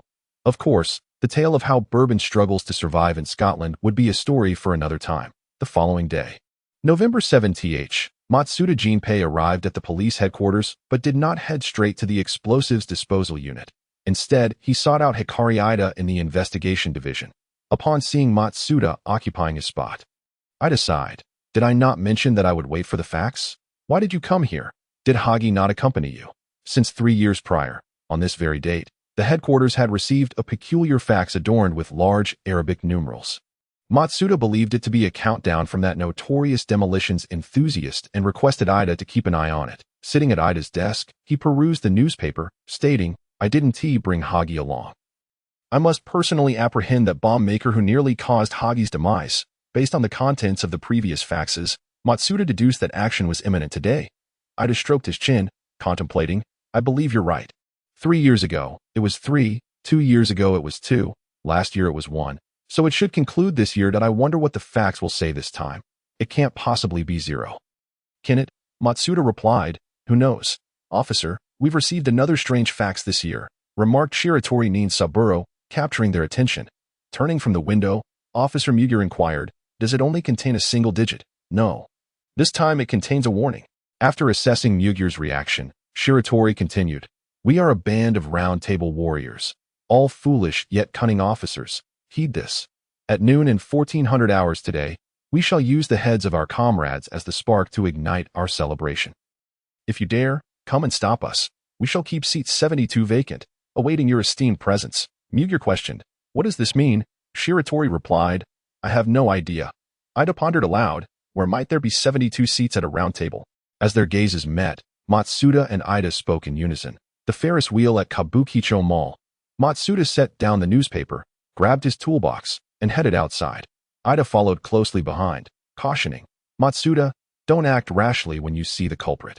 You must remain calm. Matsuda chuckled, Captain, I can't promise that. Hearing Matsuda's response, Ida grimaced, pulling out his phone. Thus, Captain's words had proven ineffective. Yet, he couldn't simply stand by. He would reach out to Hagiwara Kenji. Whoever's childhood friend it was should handle it. Upon their arrival at Kabukicho Mall, they found an explosion had already occurred. Officer Muger, gazing at the billowing black smoke, lamented, damn, we've arrived a moment too late. Shiratori checked the time, but there are still 30 minutes until noon. Miwako Sato rushed forward, displaying her police badge and inquiring about the situation. I'm a police officer. What happened? A staff member replied, I don't know. The control panel exploded suddenly, and now the Ferris wheel is immobilized. We're trying to assist the guests in disembarking. Miwako pressed further, what about the 72nd gondola? Where is it now? After a moment's thought, the staff member responded, oh, that gondola is currently at this platform. Miwako hurried back to report to Officer Muger. By the time they reached the location, Matsuda and Ida were already present. Matsuda opened the gondola door and, indeed, found a bomb installed beneath the seat. Ida asked, what do you see, Matsuda? Matsuda confirmed, our deduction was correct. The bomb is indeed here at that moment. Officer Muger and the others arrived. Don't come any closer, Matsuda urgently warned them. Although the round table warriors were not present, he had discovered something suspicious beneath the seat. The group gasped and Shiratori asked, could it be a bomb? Matsuda entered the gondola, prompting Sato to try to stop him. Wait, Officer Matsuda, don't go in there. It's fine. This sort of thing, Matsuda declared from within the gondola. Removing his sunglasses and turning to smile, leave it to the experts. With that, he closed the gondola door. But, Officer Matsuda, Miwako looked at Muger, puzzled. Is he really an expert? Ida clarified. Matsuda is one of the elite members of the explosive disposal unit. Miwako's eyes widened. Really? One of the elites? Yes, and there's another. Before Ida could finish, he was interrupted by a hurried call. He smiled at Miwako, saying, look, the other elite has arrived. Following the sound, Miwako saw a handsome man with medium-length hair rushing over. Anxiously grasping Ida's arm, Captain, where's Matsuda? Matsuda is already on the Ferris wheel. Ida reassured Hagiwara Kenji, patting him on the shoulder. Don't worry, it's just a bomb. Matsuda will be fine. True, Hagiwara sighed in relief, fully aware of his childhood friend's capabilities. If it were indeed the same perpetrator from 4 years ago, Matsuda could resolve that level of bomb in 3 minutes. Officer Hagiwara, it's been a while. Muger greeted him. Hagiwara replied, indeed, Officer Muger. Muger introduced Hagiwara to Miwako and Shiratori. This is Kenji Hagiwara, another elite of the explosive disposal unit. Hagiwara briefly greeted them. Hello. Shiratori and Miwako responded, hello, Officer Hagiwara. Hagiwara looked up at the spinning Ferris wheel, frowning deeply. If it truly is that individual from 4 years ago. The bomb's placement may not be limited to just this one. Muger recalled. Oh, right. 4 years ago, that assailant had installed 2 bombs in different locations. You two were the ones who defused them. I remember. Officer Hagiwara, you had to defuse one that was counting down, which Shinba fortuitously discovered and stopped. Hagiwara lamented, yes, and at that time, Shinba even twisted his ankle. Ida noted, if that's the case, there could indeed be more than one bomb. Muger added, but we have no information regarding another bomb. That fax only hinted at the Ferris wheel. Fax? Hagiwara inquired of Muger. Could I see that fax? Shiratori produced the fax from his inner pocket. Here you go, Officer Hagiwara. Thank you. Hagiwara Kenji received the fax and began to read it. Shiratori Ninsaburo raised his hand to check the time once more. Inspector Muro, this is not good. There are only 6 minutes left until noon. It will take at least 10 minutes for that cable car to complete its circuit and return. Inspector Muro replied, there's nothing we can do now, but leave it to Officer Matsuda to handle. The hospital, Hagiwara Kinji stated after finishing the facts. Inspector Muro was taken aback. What? Officer Hagiwara, do you already know where the other bomb is located? Ida Koji interjected. It refers to the phrase about a comrade's head. Hagiwara Kinji elucidated. The Round Table Knights existed in medieval Europe, and knights of that era predominantly wore helmets adorned with a cross pattern. Ida Koji continued. The cross pattern is also a symbol on hospital maps. So the next bomb is located in a hospital. Hagiwara Kinji gritted his teeth. But we don't know which hospital. This is infuriating. The control room exploded, causing the Ferris wheel to sway and come to an abrupt halt. Hurry, put out the fire. Inspector Muro and Shiratori Ninsaburo ran down, coordinating efforts to extinguish the flames while directing personnel to calm the crowd. What? Hagiwara Kinji felt a pang of anxiety upon seeing the Ferris wheel stop. Quickly retrieving his phone to call Matsuda Jinpei. At that moment, Matsuda Jinpei on the Ferris wheel observed the bomb and muttered, this is troublesome. Hagi. Matsuda Jinpei answered the ringing phone. Hagiwara Kinji urgently inquired. Matsuda, are you all right? What is the situation? You're at the scene. A smile slowly formed in Matsuda Jinpei's eyes. I'm fine, but that recent tremor activated a very dangerous switch. Hagiwara Kinji recalled the structure of the bomb from 4 years ago and asked with a headache. Could it be a mercury column? Yes, that's exactly it. Matsuda Jinpei replied in a languid tone. The ball inside rolls with even a slight vibration, and if it touches that wire, I'm done for if you don't want to see me blown to smithereens. Hagi, you'd better tell everyone not to move the Ferris wheel until I disarm it. Now is not the time for jokes. Matsuda, Hagiwara Kinji rubbed the bridge of his nose. Rest assured, I will ensure they don't move the Ferris wheel. You hurry and defuse the bomb. Matsuda Jinpei chuckled lightly. That might be a bit of a hassle. Hagi, don't worry. Such a simple device will only take me 3 minutes. Just then, Matsuda Jinpei's words faltered. His previously carefree smile slowly fading, replaced by a grave and serious expression. Hagiwara Kinji's heart raced, sensing something was off. Matsuda? What's wrong? This officer truly exhibits commendable courage. I must praise your bravery. Matsuda Jinpei stated. Huh? Matsuda? Hagiwara Kinji trembled, his grip on the phone tightening to the point of whiteness in his knuckles. What are you saying? Ida Koji also recognized the seriousness of the situation, attentively listening to Matsuda Jinpei's words. I will give you a hint about another larger fireworks location. You will see my prompt 3 seconds before the explosion. I wish you success in advance. Matsuda Jinpei finished his serious message and continued to Hagiwara Kinji. This should be what the criminal displayed on the LCD screen. It seems that if I disarm the bomb and cut the power to the screen, I won't be able to see his message anymore. And I wonder that guy planned from the very beginning to trap the police in this cable car. It was all to ensure the police saw this message. Ida Koji added. So the recent explosion was the criminal's way of notifying you that he saw you had boarded the cable car. The perpetrator is still on site. Matsuda Jinpei sighed. Finding the criminal among so many civilians won't be easy. Hagi, you must have guessed where the other bomb might be located, right? Ida Koji confirmed. Yes, we deduced it's at the hospital. Matsuda Jinpei replied. Just as I thought. At that moment, Hagiwara Kinji screamed. Matsuda, get down. Come down immediately. Having been childhood friends for many years, Hagiwara Kinji knew exactly what Matsuda Jinpei was contemplating. Rationality and responsibility told him that this was the right choice. Yet emotionally, he could not accept it. Matsuda Jinpei was his friend, his childhood companion, the most important person in his life, more important than his own existence. Hagiwara Kinji could not accept, nor allow the other to leave. He was selfish, but so what? Who could remain calm in such a situation? I won't allow it. Matsuda Jinpei, I will find a way. You need to come down now. Matsuda, defuse the bomb and then come down.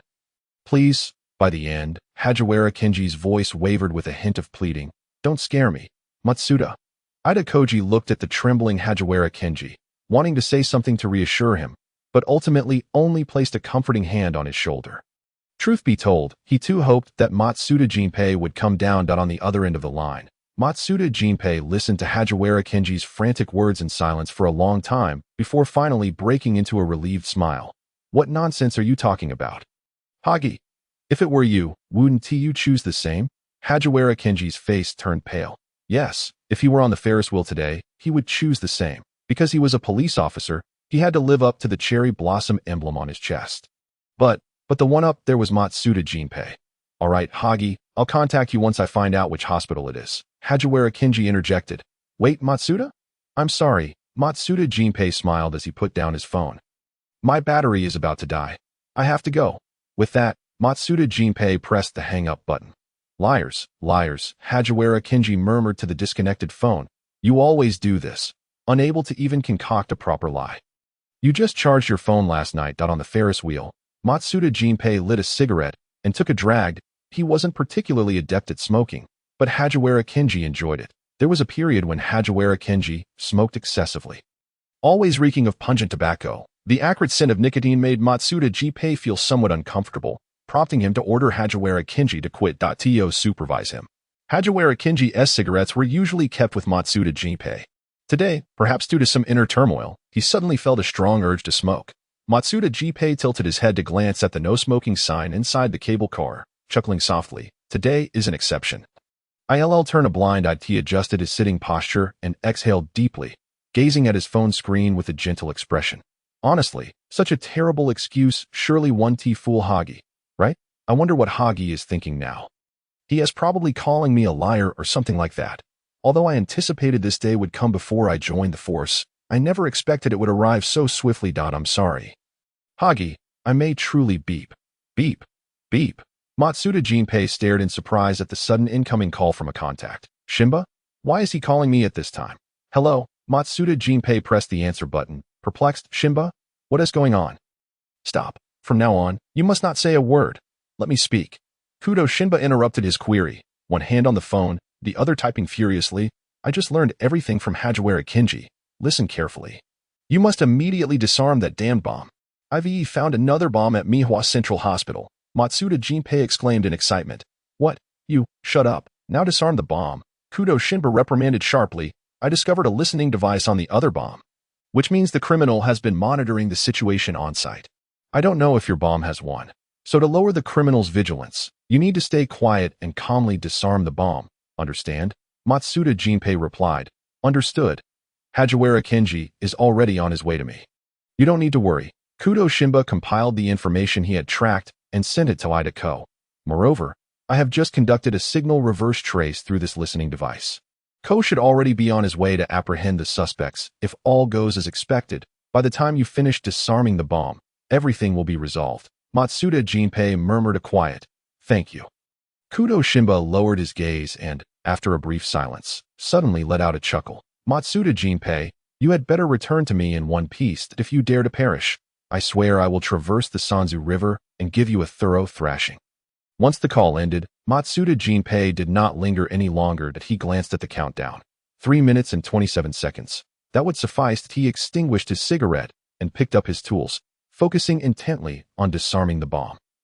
Meanwhile, Ida Ko and Officer Magyar began their operation to apprehend the suspects, while Hajiwara Kenji sped his way to the Central Hospital of Miwa. Following the coordinates provided by Kudo Shinba, he arrived at the morgue on the second floor, where he found Kudo Shinba already waiting. There was also a boy in a white lab coat, though Hajiwara did not recognize him. Under normal circumstances, he would have made a few playful jibes. But now was not the time for such inquiries. Hajiwara Kenji hurried forward and, in a hushed tone, asked, Where is the bomb? Kudo Shinba pointed towards the morgue behind him. I in there. When you go in to disarm it. Be quiet. The listening device is still active. Hajiwara Kenji solemnly nodded and entered, toolbox in hand. Boss, you could have let me handle the bomb. Upon seeing someone enter, the boy in the lab coat lazily spoke up. Why did you let Hajiwara Kenji come? This is such a hassle. The boy spoke in Chinese, which was of no concern to Hajiwara Kenji, as he did not understand it anyway. No way, if you disarm the bomb. I won't be able to explain it to the two of them. Kudo Shinba replied in Chinese as well. I told you to act as a doctor. Have you ever seen a legitimate doctor disarm a bomb? Honestly, I still have to play the good guy in front of them. The boy pouted, expressing his boredom. Doesn't that take away much of the fun? Get lost. Kudo Shinba shot him a piercing glare. If you don't play the good guy, just see if Hajiwara Kenji and Matsuda Jinpei will allow us to meet. The boy lamented. This is the downside of knowing the police. And you, boss, are so close with these officers. Kudo Shinba retorted disdainfully. What can I do? They have latched onto me. There's nothing I can do about it. The boy smirked mischievously. Please, if it weren't for your tacit approval, would they have latched onto you? Kudo Shinba remained obstinate. Humph. Who told you to show up so late? TSK. The boy was all too familiar with his childhood friend Sundra tendencies. What he meant by showing up late certainly implied that these two had done something to leave a favorable impression on Kudo Shinba, which allowed them to draw closer later on. In fact, even among the group of 5 from the police academy, Kudo Shinba held a high regard for the other 3 whom he had scarcely met. Kudo Shinba was a person of sharp words but a soft heart. He had nothing but praise for those he recognized as family and friends. For him, first impressions held great significance. If someone made a good first impression, he would be more patient with them from the start. Then, through their interactions, he would categorize them as mere acquaintances, ordinary friends, or those with whom he could share his heart. Conversely, if someone made a poor first impression, gaining proximity to him would be quite challenging. After all, it was a piece of candy that initially won Kudo Shinba's favor, allowing his adorable childhood friend to be charmed. Indeed, this boy was Yukai. He had completed his doctoral studies, and Kudo Shinba had arranged for him to work as a nominal doctor at Mihua Central Hospital, facilitating today's ruse. His excuse was that he had come to visit an old friend starting a job, only to stumble upon a bomb situation. Whether intentional or not was of little consequence. It was merely a pretext to fool the other officers at the police headquarters. Ding, Idako, the suspects have been apprehended, and Matsuda has disarmed the bomb. Everything is now safe. How is it on Hajiwara's end? Upon receiving the message, Kudo Shinba looked into the morgue and met Hajiwara Kenji's smiling purple gaze. Kudo Shinba lowered his head and typed a message. Kudo Shinba, the bomb has been disarmed. Everything went smoothly. Everything proceeded smoothly. With these words, the tense nerves of Idako and Matsuda Jinpei finally relaxed. When all had settled and the dust had cleared, they turned to find their friends still by their side, only then realizing that the calmness concealed a rebirth after the ordeal. Matsuda Jinpei closed his eyes, allowing his mind to ease. The feeling of having danced on the brink of death was rather unpleasant. Despite his outward nonchalance and composure, the moment he stepped off the cable car and felt solid ground beneath his feet, his heart nearly leapt from his chest. Being alive felt marvelous. Wow, little Jinpei. Before Matsuda Jinpei could finish his reverie on the beauty of life, Hajiwara Kenji, who had sped back, burst into the police headquarters, tightly embracing Matsuda Jinpei while weeping. Little Jinpei, my little Jinpei, wah? Feeling the curious and astonished gazes of their colleagues around them. A huge hashtag appeared on Matsuda Jinpei's forehead. With a darkened expression, he enunciated, Hagi, Wara, Ken, G. Let go of me. I won't. Hajiwara Kenji not only refused to release him, but clung even tighter. Little Jinpei, don't leave me. I won't let go. Matsuda Jinpei felt a headache coming on. Let go, Hagi. When did I ever say I didn't want you? Hajiwara Kenji fell silent, glaring at him with a pitiful expression, as if to say, don't you have any idea? Understanding his childhood friend's meaning, Matsuda Jinpei fell into a guilty silence that it wasn't his fault. He had been compelled by circumstances, but when he spoke again, his tone had softened considerably. Let go. I was wrong, all right? I truly didn't mean to push you away. Just let go. This is so embarrassing. However, at that moment, Hajiwara Kenji was clearly being unreasonable. Upon hearing this, he looked even more aggrieved. Are you embarrassed of Hagi? Matsuda Jinpei. Damn it. Hajiwara Kenji, you are truly something. But this time, he was the one in the wrong, and he felt guilty, completely unwilling to fight back. Matsuda Jinpei cast a pleading glance at Idako, hoping for some assistance. Yet, Idako merely shrugged, indicating that he was powerless to help. He sensed that Hajiwara Kenji was in no mood to listen to anyone else. Matsuda Jinpei resignedly looked up at the sky, feeling like a fish that had lost its dreams. Let go. What are you doing? Kudo Shinba, who had arrived just in time, stepped forward and grabbed Hajiwara Kenji by the back of his collar, forcibly pulling him away from Matsuda Jinpei. What else with this urge to take him home? Suddenly feeling lighter, Matsuda Jinpei exclaimed. Hajiwara Kenji, forcibly separated from his childhood friend, uttered a bewildered, eh? Meanwhile, Idako, who had witnessed the entire scene, stood agape, a toothpick falling from his mouth. Kudo Shinba had managed to rein in the unruly Hajiwara Kenji. Impressive. How did he do that? Sensing Idako's curiosity, Kudo Shinba calmly explained, I cook for him. Idako's eyes lit up with understanding. Oh, I see. You can't offend someone who cooks, right? Hajiwara Kinji and Matsuda Jinpei had purchased an apartment together a year ago, conveniently located near Kudo's residence. Just a 15-minute walk away, making it easier for them to come over for meals. This had resulted in their nightly return not to their own homes, but to Kudo's, where they would wait to eat before heading back. As for breakfast, it consisted of dumplings and buns that Kudo Shinba had prepared and frozen in their refrigerator, merely needing to be heated up. Every week, Kudo Shinba would replenish their stock that I asked for lunch. That was no longer Kudo Shinba's responsibility. Occasionally, when he felt generous, he would deliver lunch to the police headquarters, but most of the time, they settled for convenience store bento boxes. Of course, Hajiwara Kinji and Matsuda Jinpei did not eat for free. Although Kudo Shinba refused to accept meal money, they were responsible for buying the groceries. Although Kudo Shinba had long suspected that their offer to buy groceries was simply a way to order what they wanted. Upon hearing Kudo Shinba's explanation, Hajiwara Kinji chuckled noncommittally. Indeed, while Kudo Shinba cooking for them was part of the reason, a larger part stemmed from the fact that Kudo Shinba had saved both his and Matsuda Jinpei's lives. Hajiwara Kinji was aware that Kudo Shinba harbored many secrets. After all, in their presence, Kudo Shinba had never intended to conceal this fact. He could even distinctly sense that the two instances of saving their lives were coincidentally somewhat contrived. He was aware that Matsuda felt the same way. Otherwise, given Kudo Shinba's capability to subdue 6 robbers single-handedly, how could he possibly have failed to control a mere bomber, even injuring his foot in the process of fleeing? The only explanation was that it was intentional. For whatever reason, he had deliberately allowed that bomber to escape. Moreover, they all understood that those excuses were less about explaining to them and more about addressing the others in the Metropolitan Police Department. Kudo Shinba had never thought to hide anything from them. Otherwise, with his abilities, he could have concocted a more convincing rationale. But what of it? Who doesn't harbor their own secrets, whether intentional or not?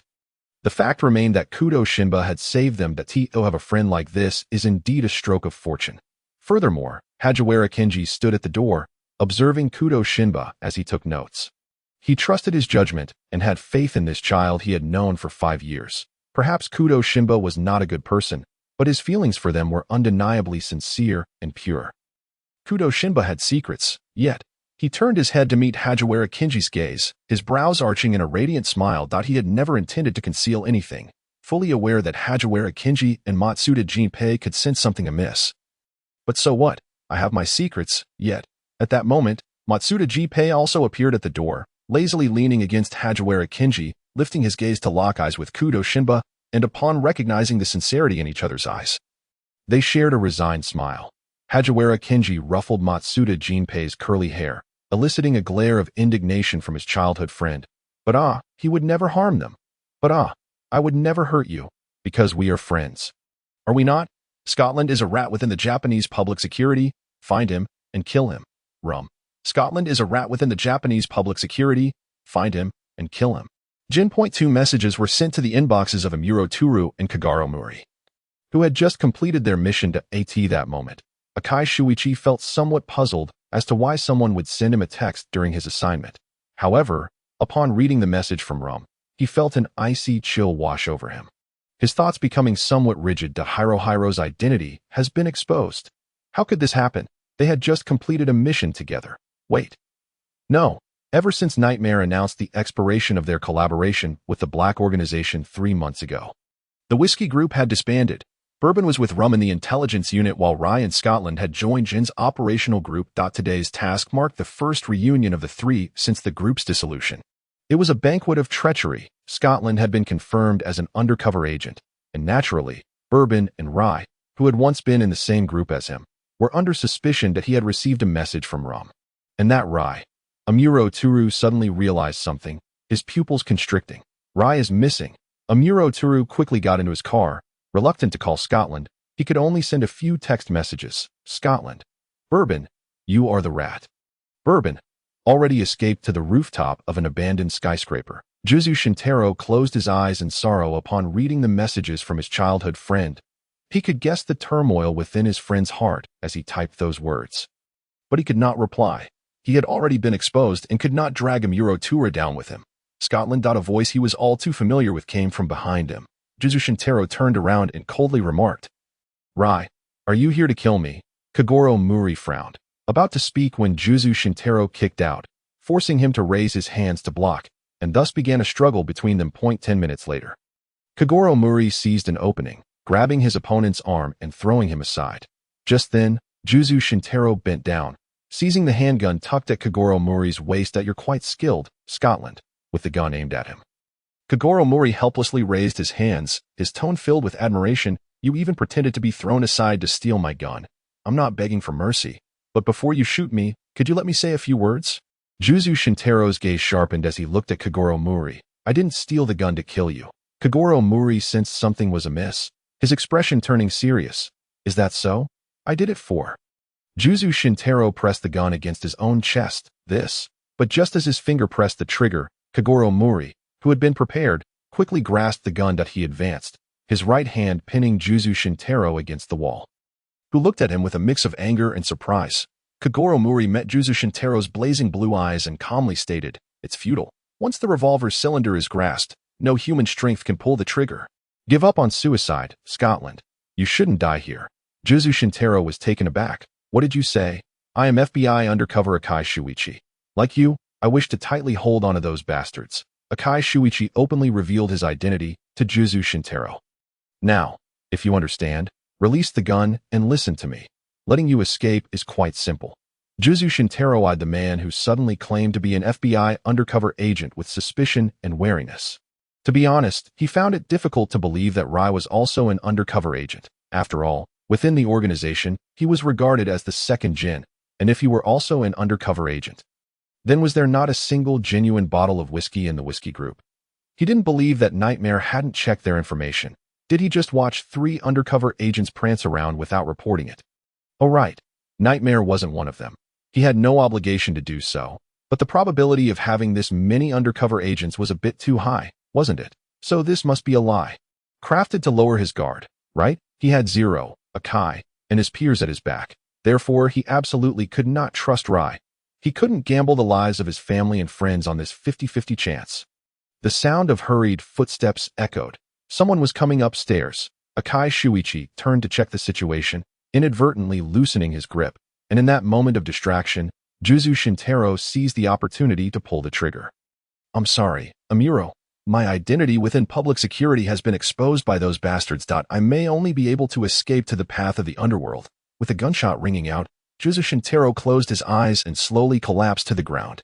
Farewell, Zero. Akai Shuichi gazed at the lifeless Juzu Shintaro, his eyes sweeping over the pocket on his chest, pausing momentarily before bending down to retrieve a bullet-riddled phone. Finally, understanding, that was it. He had taken the gun to destroy the phone, which likely contained information about his family and companions. As the footsteps drew nearer, Akai Shuichi placed the phone back in Juzu Shintaro's chest pocket and took the gun from his hand. When Amuro Turu arrived, he was met with a scene that made his heart ache with despair.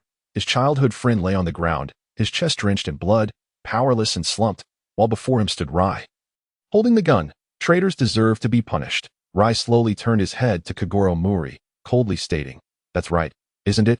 Pull yourself together, Scotland. Amuro Turu rushed forward, kneeling beside Juzu Shintaro to listen for his heartbeat, only to be met with silence. Damn it. Rai coldly watched him, as if mocking his futile efforts. Listening to his heartbeat is pointless. Amuro Turu glared at him with hatred, while Rai leisurely wiped the blood from his face, calmly announcing Juzu Shintaro's death. He is dead. After all, his heart was pierced by a bullet. Amuro Turu gritted his teeth. Rai, you bastard, haven't you heard? Rai tucked the gun back into the inner pocket of his coat. This guy was a lapdog of the Japanese public security. Regrettably, the phone in his chest pocket was also shot through, sealing his true identity forever. Rai turned to leave, disinterestedly remarking, It feels just like killing a ghost. Not satisfying at all. Akai Shuichi was genuinely displeased. Scotland was a decisive man, and failing to save someone like him felt like a profound loss. However, he glanced back at Bourbon, who still knelt before Scotland. His gaze slightly quivering. Bourbon's reaction seemed off. Could he also be an undercover agent? Japanese public security? However, recalling the golden-haired, dark-skinned individual, Akai Shuichi found himself engulfed in uncertainty. Bourbon must be a foreigner, right? He remembered that the Japanese Public Security Bureau seemingly did not accept foreigners. Unbeknownst to him, Amuro Turu, who had also been mistaken for a foreigner, was presently endeavoring to suppress the hatred bubbling within, forcing himself to maintain a facade of calm as he gazed upon his lifeless childhood friend. Shibikage Mitsukage's right hand was drenched in blood, yet the tip of his thumb and the back of his hand remained untainted. This indicated that he had pulled the trigger himself to end his own life. And it was none other than Shibikage Dai who had handed him the gun, prompting such an act. Amuro Turu carefully wrapped the mobile phone in a handkerchief and rose from the rooftop. I am sorry, hero. Forgive me for not being able to properly lay your body to rest. But rest assured, one day I shall dismantle the organization and take my vengeance upon Bourbon for you. However, once they had departed, the man who had been sprawled on the ground, devoid of breath, suddenly opened his eyes. Inhaling deeply before exhaling with great force, Shibikage Mitsukage sprang up from the ground, rolling his eyes and gasping. Damn it, I thought I was going to suffocate. These two can really talk.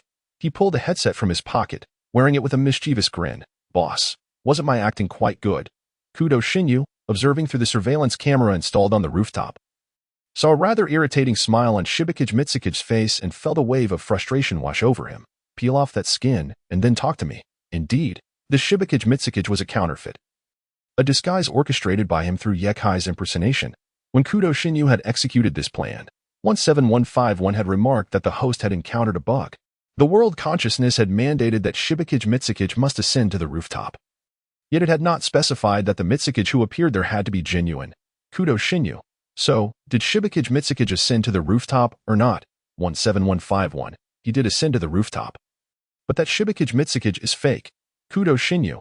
As long as Akai Shuichi and Amuro Tura believe him to be real, isn't that sufficient? Besides, the authentic Shibikage Mitsukage had been invited to witness the live performance. Hadn't he? Kudo Shinichi. Furthermore, when everyone believes that counterfeit to be genuine, the truth of its authenticity becomes inconsequential. 17151. That does seem logical. Thus, they had prepared blood packs concealed beneath their clothing, and the gun had also been modified beforehand.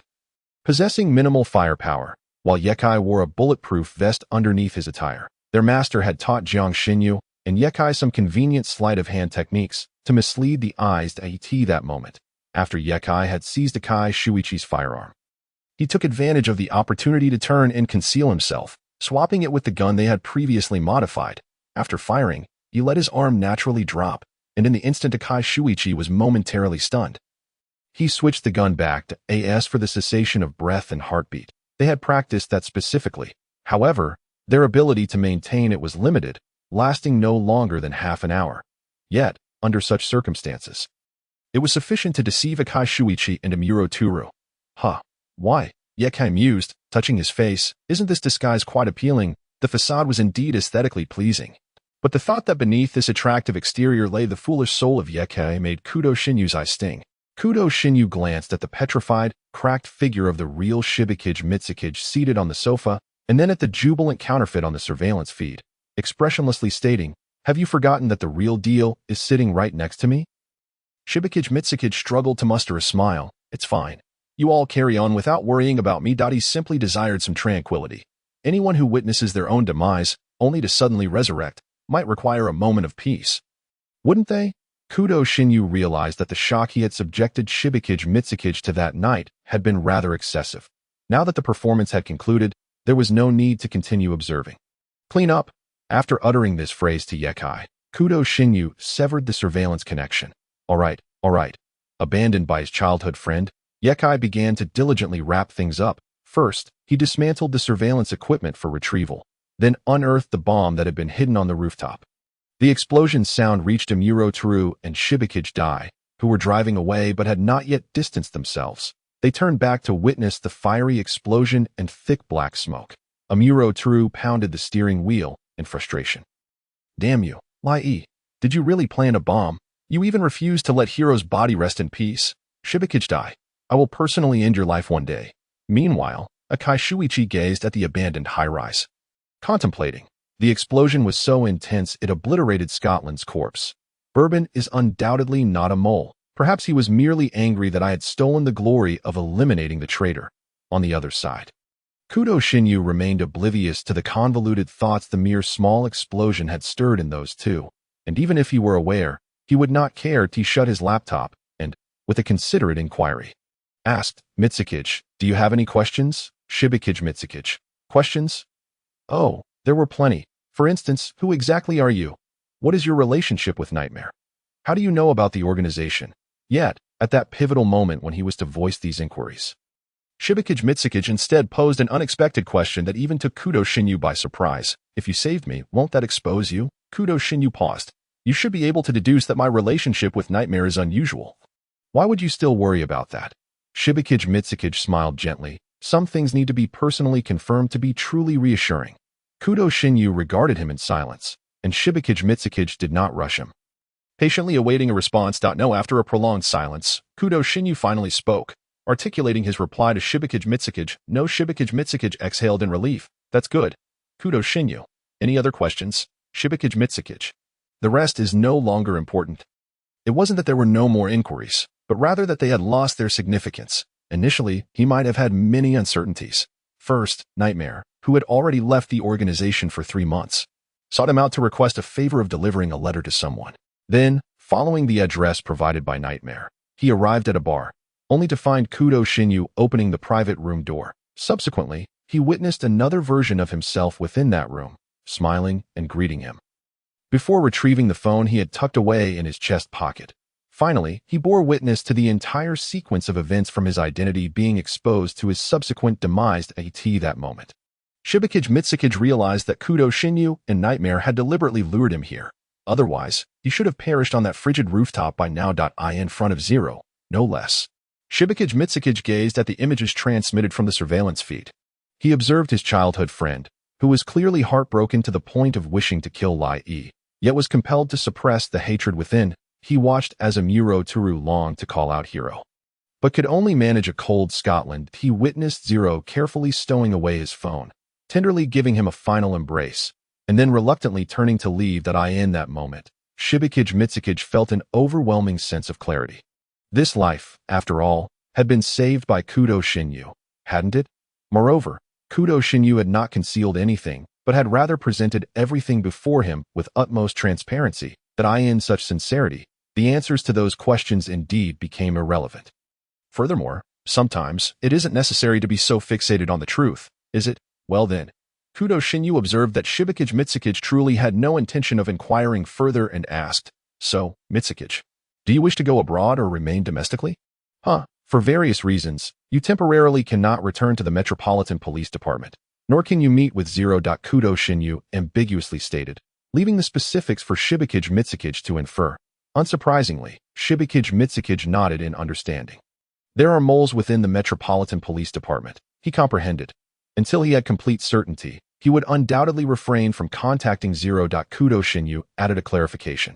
I've already forwarded the information about the mole that could expose you to the higher-ups in the Public Security Bureau. But I cannot guarantee their belief in it. Shibikage Mitsukiage. I know. After all, not being an insider of the Public Security Bureau, the reliability of that information was not particularly high. Furthermore, even if this mole were dealt with, who could ascertain whether more moles existed? Zhu Fu Jingguang refrained from taking any risks. Kudo Xn, you could roughly surmise what the other party was contemplating. This was precisely the effect he desired. He was certain that Zhu Fu Jingguang would never dare to gamble with the life of Ryo. The next steps would be easy to manipulate. I will provide you with a new identity, complete with a fabricated persona. Kudo Xinu declared as he produced a dossier he had meticulously prepared, placing it on the table. Identification card, driver's license, passport. Everything was included, even a detailed account of your life from birth to employment. Rest assured, this documentation is far superior to what your Public Security Bureau would provide. Aside from me, who could possibly verify this identity as genuine? Zhu Fu Jingguang. It seemed he detected a hint of mockery in that last statement. Was the identity provided by the Public Security Bureau truly so dreadful? Perhaps his hesitation was too evident, for in the next moment, Kudo Xinu remarked with disdain, I've long wanted to say this. What a bunch of incompetent fools your Public Security Bureau employs. Their identities are riddled with flaws. It nearly raised my blood pressure just looking at them. Kudo Xinu felt that, in the original narrative, it was quite impressive that Zhu Fu Jingguang had managed to remain undercover until now without his identity being exposed. After all, he was surrounded by a group of incompetent allies, the kind that even the most skilled experts would struggle to uplift. However, Kudo Xinyu remained blissfully unaware that his own capabilities were on an entirely different level compared to these individuals. After a brief moment of lighthearted sarcasm, Kudo Xinyu resumed the serious discussion. You now have two choices. Point 1 is to go abroad to avoid the current turmoil, and later you can return to assist Rio. Of course, during your time overseas, I will occasionally pass along pertinent information to you. The other option is to stay in the country, in which case you would reside at my home for convenience. To the outside world, I would declare you to be my hired butler and bodyguard. However, there is one slight inconvenience. My brothers, Yin Er and Jinping, will be dining at my place in the evenings. And your identity might be difficult to conceal. Zhu Fu Jingguang. You have already made up your mind, haven't you? Kudo Xinyu shrugged. Not at all. For me, it makes little difference, as you would eventually need to stay at my home regardless of whether you return from abroad. Zhu Fu Jingguang. I believe it would be wiser for me to purchase a house instead. Residing in your home could potentially jeopardize your safety. Kudo Xinyu scrutinized him for a few seconds, then smiled. All right, I admit it. I just want you to cook for me, Jingguang. As for the potential complications, do you honestly think I would be afraid of you being a liability, especially when I have already gone to such lengths to rescue you from under the organization's watchful eye? Kudo Xinyu had long grown weary of cooking for himself. He managed a company and was involved with various organizations, leaving him perpetually busy.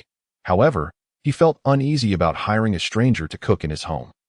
Now, he had a ready-made chef, someone familiar who could prepare delicious meals. It would be foolish not to take advantage of this arrangement unless he were to lose his senses. I don't care. You must stay at my home and cook for me. Kudo Xinyu gazed at Zhu Fu Jingguang with a playful smile, issuing a capricious threat. Otherwise, I shall freeze all your accounts and see how you manage to purchase a house then. Zhu Fu Jingguang. He was still just a child. He could not afford to be angry. Indeed, it was futile to reason with a hacker. Yet, why did his manner of speaking evoke such an infuriatingly familiar feeling? He held back his curiosity, but eventually he could no longer contain himself. You and Nightmare.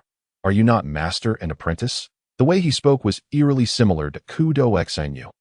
No, I summoned you here under the name of Nightmare. Yet you would rather suspect that I am his apprentice than believe I am Nightmare himself? What kind of logic is that? It was not entirely unreasonable for Zhu Fu Jingguang to think this way. After all, the first collaboration between Nightmare and the Public Security Bureau occurred 8 years ago, and how old was Kudo Xinyu at that time? 6. It seemed utterly implausible. Still, the speculation that they were master and apprentice appeared somewhat more plausible. We are not master and apprentice. Zhu Fu Jingguang could not deduce the truth, nor would Kudo Xinyu voluntarily unveil his true identity. We are merely acquaintances. So, Jingguang. Kudo Xinyu tilted his head, smiling innocently and adorably. You still haven't told me whether you wish to go abroad or stay. Heh. Had Kudo Xinyu not mentioned freezing his accounts, Zhu Fu Jingguang might have chosen to leave the country.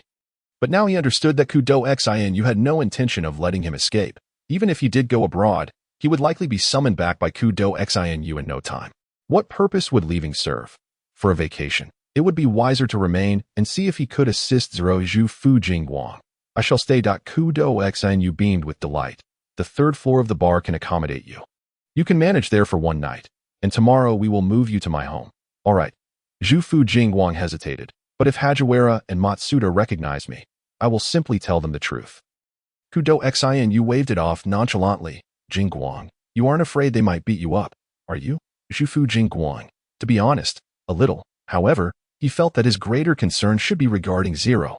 If Zero discovered that he was alive, it would not be a simple matter of receiving a beating. Kudo Xinyu observed his expression and understood. You're worried about Zero, aren't you? Just charm him a little, and it will be fine. Zero has always listened to you. Zhu Fu Jingguang sighed. Xiao Xinyu. I believe that this situation cannot be resolved merely by charming him. He possessed ample experience in soothing irritable cats, but this matter had escalated to a considerable extent, and he doubted he could manage it well. If all else failed, perhaps he could bind Lai Yi to absorb some of the backlash? Wait a moment. Zhu Fu Jingguang suddenly realized he had overlooked something. That Lai Yi. Lai Yi. What about Lai Yi? Kudo Xinyu initially seemed taken aback, then quickly grasped. Are you wondering if he is truly an FBI agent? Zhu Fu Jingguang spoke with extreme uncertainty. He should not be, right? He doesn't seem like one. Although he does not appear to be a good person, he is indeed an FBI investigator.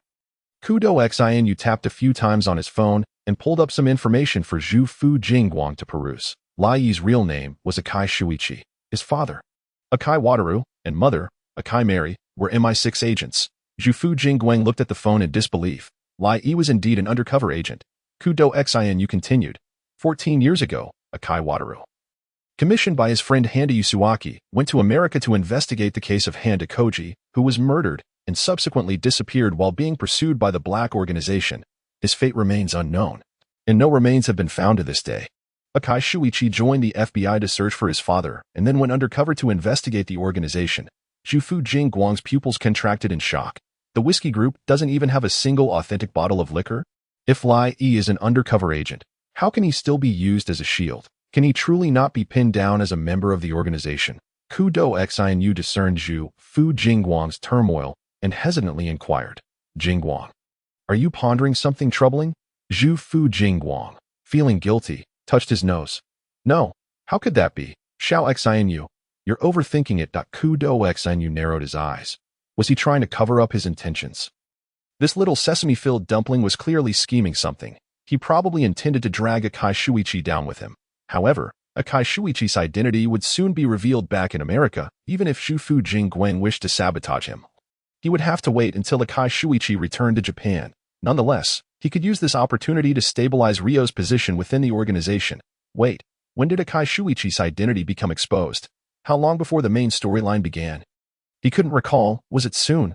While Kudo Xinyu anticipated that this day would arrive quickly, he had not expected it to come so soon, since Akai Shuichi had killed in Scotland. He easily dispelled any suspicions the organization had regarding him. However, Amuro Toru was not so fortunate. The very next day, he was summoned to the organization's interrogation room. Upon receiving the news, Kudo Xinyu hacked into the surveillance to assess the situation. And just one glance nearly caused him to topple his desk in shock. Rum was actually brainwashing Amuro Toru. That bastard was truly brainwashing Amuro Toru. Ryo's expression turned ashen, his eyes dulled. His bourbon gaze was fully revealed.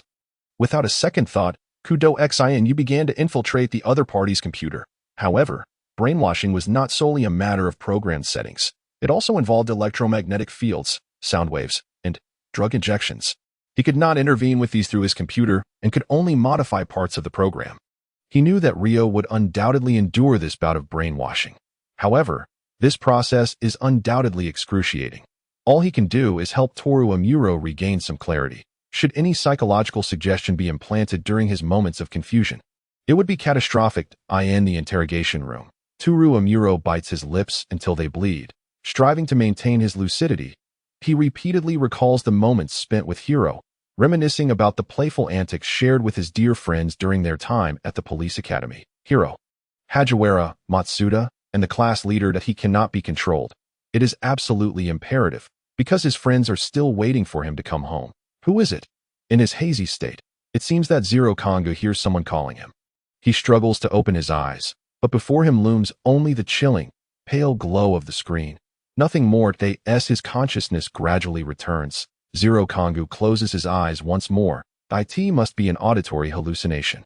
Could it be that he longs for those few individuals? It feels as though Hiro is calling out to him. Whenever Hiro calls his name, his voice is always so gentle, and he cherishes being addressed that way by Hiro.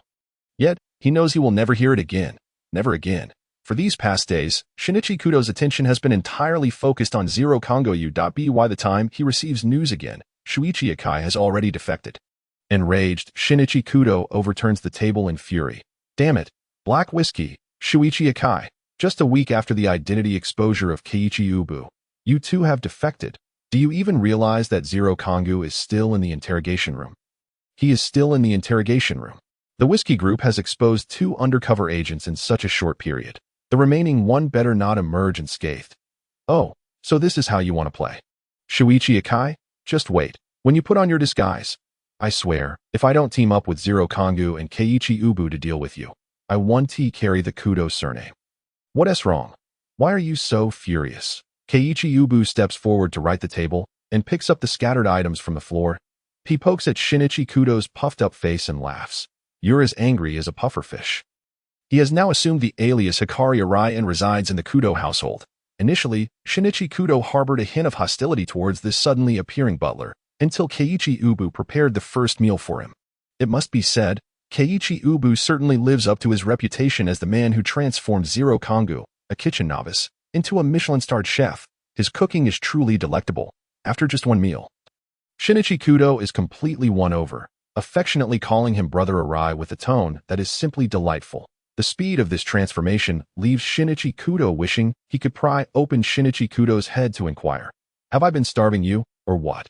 Why are you so spineless?" Keiichi Ubu sits beside Shinichi Kudo. "If there's anything, feel free to share. Don't bottle up your anger." Since Shinichi Kudo needs to attend school, Keiichi Ubu often wears his disguise at home during the evenings. But more often, he uses his true identity. Shinichi Kudo gazes into Keiichi Ubu's smiling blue eyes, and his anger subsides somewhat, but he is still furious. Shuichi Akai has defected after his identity was exposed. "Is Rei exposed?" Keiichi Ubu inquires, surprised. "What happened?" They had planned to capture Jin, and everything was arranged, but a blundering ally from the FBI interfered. "Capture Jin?" Keiichi Ubu's lips twitch. "How could they even think of that? I just exposed my identity, and Rei should still be under review, right? With Jin's suspicious nature, would he trust him? Didn't Rei try to stop it?" Shinichi Kudo scoffs. "What good would it do if he tried to stop it?"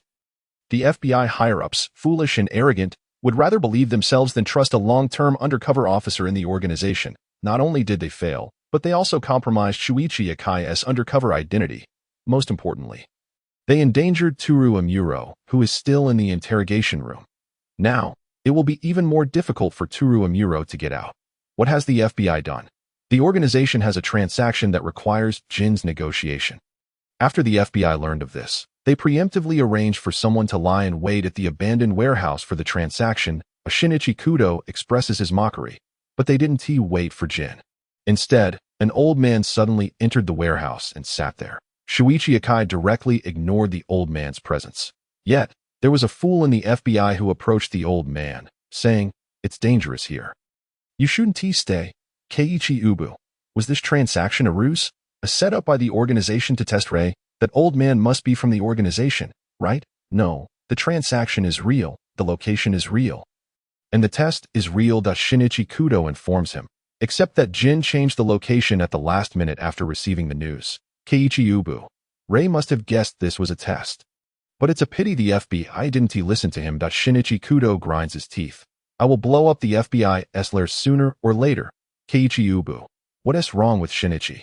What has the FBI done to provoke him? Time passed, and a year later, Shuichi Akai returned to America. Due to this incident, the organization re-examined all coded members, since Toru Amuro's data was personally encrypted by Shinichi Kudo.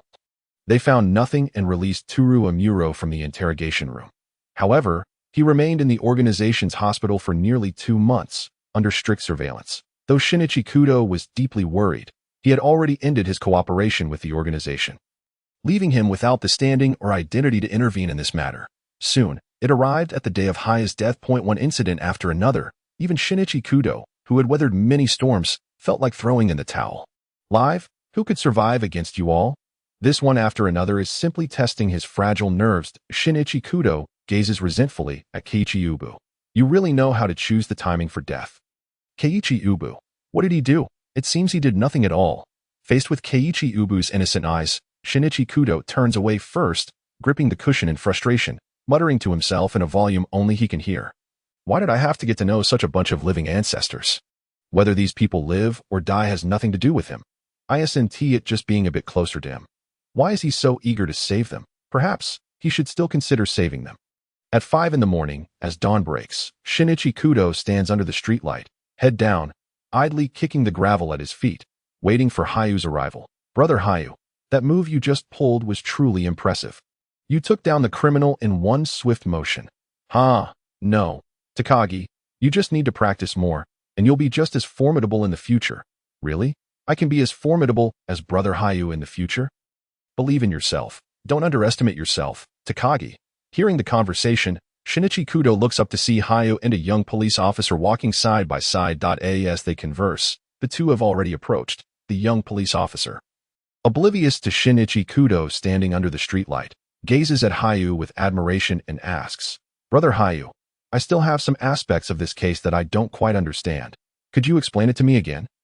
Of course, Hayu laughs heartily, just reaching for the notebook he had placed in the inner pocket of his coat, when he looks up and sees Shinichi Kudo standing not far away. Hayu pauses for a moment. "Hey, little Shinichi, why are you out so early?" "Brother Hayu." Shinichi Kudo straightens up and replies, "Feeling down and just out for a walk. Is this your first day off?" Hayu pats Takagi's back with a smile. "Yes, I just caught a fraudster with Takagi and was about to head home for some rest." Shinichi Kudo's gaze shifts to Takagi. "Is this Brother Hayu's apprentice?" "Yes, one of my juniors." Takagi nervously introduces himself. "Hello, I'm Takagi. Nice to meet you." Shinichi Kudo smiles. "Officer Takagi, I think I look decent enough, so you don't need to be so nervous." Kudo Shinba is indeed remarkably handsome, standing at an impressive height of 1.85 meters, with long, flowing hair cascading down to his waist. His facial features are predominantly inherited from Kudo Yukiko, with brows and eyes that resemble exquisite artwork. However, now that he has matured, no one mistakes him for a girl anymore. Dressed in a simple hoodie and long pants, he wears a gentle and courteous smile that compels anyone who sees him to exclaim, "A graceful gentleman." As warm as jade. This deceptively charming appearance easily endears him to others. Takamaki Wataru shyly scratches the back of his head, saying, "I apologize, I was just a bit too nervous." "Idake, Shinba, is something bothering you? Do share, and perhaps I can assist." "Well, Kei, you might not be able to help with this." Kudo Shinba replies with a hint of helplessness. "Idake, hey, how can you know I can't help if you don't tell me? My doctoral thesis is due in 3 days, and I haven't finished it yet." This statement is indeed true, but it is merely a thesis, and he shouldn't be this distressed over it. "Idake, what?" Takamaki Wataru's eyes widen in shock. "A doctoral thesis? He doesn't look that old." Idake chuckles awkwardly. "I truly can't assist with that. By the way, has little Shinba already started his doctorate?" Kudo Shinba. "Yes, once this paper is approved, I will graduate with my doctorate." Idake gives him a thumbs up. As expected of Shinba, "You're impressive." At that moment, an unexpected event occurs that a runaway car careens around the corner, nearly brushing past them. Instinctively, Idake rushes forward, calling out to Takamaki Wataru. "Takamaki, contact headquarters." Takamaki Wataru responds promptly. "Understood." Kudo Shinba lets out a long sigh. "It is over. Now, he simply needs to wait for the main storyline to commence." 2 months later, Kudo Shinba receives a call from his mother, who is settled in America. Going to Los Angeles?" "Yes, Shinba." The voice of Kudo Yukiko comes through the phone, playful and affectionate. "You should have received the tickets by now, right?" "Ah, yes, we just got them." Kudo Shinba replies nonchalantly, having just received a package signed for by Jufu Kagemitsu. "But Mom, what made you suddenly want me and Shinichi to go to Los Angeles?" "Honestly, I'm not old at all." Kudo Yukiko complains. "It's just that your father has been busy with deadlines and hasn't had time to accompany me. This isn't the first time such a situation has arisen. Mom, you never asked me and Shinichi to come along before." Kudo Shinba. Kudo Yukiko interjects, hands on her hips, her tone stern. "Are you refusing to listen to your mother now?" Kudo Shinba concedes helplessly. "All right, we will go. We will definitely go." Kudo Yukiko beams. "I've sent a ticket for Ran as well. Remember to bring her along." "Okay." After hanging up, Jufu Kagemitsu smiles as he hands over a plate of desserts. "So, you're going to Los Angeles?" Kudo Shinba takes a bite of a pastry and mumbles, "Yes, who knows what my mom is planning now. Her spontaneous nature is all Dad's fault." Jufu Kagemitsu. "It seems Mr. Kudo and Mrs. Kudo share a wonderful relationship. Would you like me to help you pack?" "No need. We won't be staying long. We can buy anything we need there." Kudo Shinba brushes away the crumbs from his hands. "Kagemitsu, you shouldn't always stay cooped up at home. You should go out and have some fun. Why not join us in Los Angeles?" Jufu Kagemitsu declines. "No, I'll pass. It's nice to stay home." "All right, if you're not going this time, we still plan to visit New York afterward." Kudo Shinba muses. "I heard the FBI is currently pursuing a highway devil. It wouldn't be fortunate if you happened to run into a Kai Shuichi. He certainly doesn't want a Kai Shuichi to find out that Scotland is still alive. After all, he caused such a significant incident that implicated Rengoku Ryo. He hasn't settled the score with him yet. Moreover, he has yet to find the opportunity to inform Rengoku Ryo about this matter, so he mustn't let Akai Shuichi find out first. Let Akai Shuichi stew in regret." On the flight to Los Angeles, Muri ran, covered with a blanket, is dozing off but is awakened by the chatter of passengers several rows ahead. She peeks out. "Excuse me, sir?" "Huh? Did you call me?" A plump man addresses another man across the aisle. "Could you please refrain from smoking? This is a non-smoking area. Your actions are disturbing everyone. If you need to smoke, please go to the designated smoking area at the back." The other man, seemingly unconcerned, apologizes. "Sorry, I'll be more careful next time." However, he then takes a puff and turns towards the plump man, blowing smoke in his direction. The plump man, caught off guard, inhales the secondhand smoke and begins to cough violently. The smoker laughs derisively, his laughter awakening his girlfriend seated beside him. Seeing the cigarette in his hand, she quickly snatches it away and admonishes, "Stop it, Hiroshi." Dai Takashi, displeased, retorts, "What's the matter? Are you not supposed to be the girlfriend of someone about to become a millionaire?" His girlfriend, Amano Kana, looks at him with disappointment. "Hiroshi, you should be a bit more enthusiastic." Dai Takashi pulls out a stack of negatives from his inner pocket, declaring, "The newspaper has agreed to buy these negatives from me at a high price, but only if they are genuine." Sitting next to Amano Kana, another woman, Tachikawa Chizuru, suddenly interjects, "I wonder if that American senator who visited Japan has been involved in any scandals. It would be embarrassing if we got the wrong person." Dai Takashi scoffs. "What nonsense are you talking about? We already faxed the copies of those 2 photos to them for confirmation." Tachikawa Chizuru, "Regardless, this trip is meant for vacation, not solely to discuss your business." Amano Kana nods in agreement. Dai Takashi surrenders, raising his hands in defeat, and confidently states, "I know. I'll definitely show you my superb surfing skills. Right, Sujinuma?" He stands and turns to the person sitting behind him, only to find that the person has already fallen asleep. Dai Takashi, annoyed, mutters, "What is going on? Already asleep?" He returns to his seat, puts on an eye mask, and covers himself with a blanket. "Well, I guess I'll take a nap too. Good night." After a while, Amano Kana presses her call button, and soon a flight attendant approaches her. The flight attendant bends down and inquires gently, "Miss, how may I assist you?" Amano Kana frowns, looking uncomfortable, and whispers, "I'm sorry. I think I'm feeling a bit airsick. Do you have any medicine for motion sickness?" The flight attendant nods. "Yes, I'll get it for you right away. Please hold on. As the flight attendant goes to fetch the medicine, the plump man who had quarreled with Dai Takashi also leaves his seat. Another flight attendant approaches him. "Excuse me, sir, is there something you need?"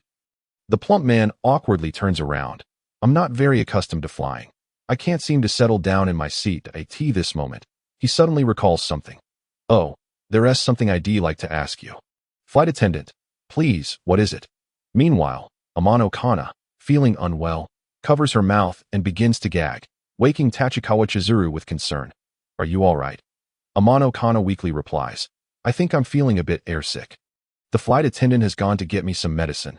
Tachikawa Chizuru stands up. "Did you take the motion sickness medicine I gave you?" Amano Kana nods in discomfort. "Yes." Tachikawa Chizuru glances at the man sleeping in the back. "That is strange. I gave Sujinomo a dose, and it seemed to work quite well for him." Then she gently asks Amano Kana, "Would you like to swap seats? Sitting by the window might make you feel better." "Yes." When the flight attendant returns with the medicine, she pauses, staring at the sleeping Sujinuma for a moment, and Tachikawa Chizuru quickly calls out, "The medicine is for her." The flight attendant extended her hand, offering, "Miss, here are the medicine and water." "Thank you," replied Tachikawa Chizuru, glancing once more at Amano-kin. "Now, please take your medicine."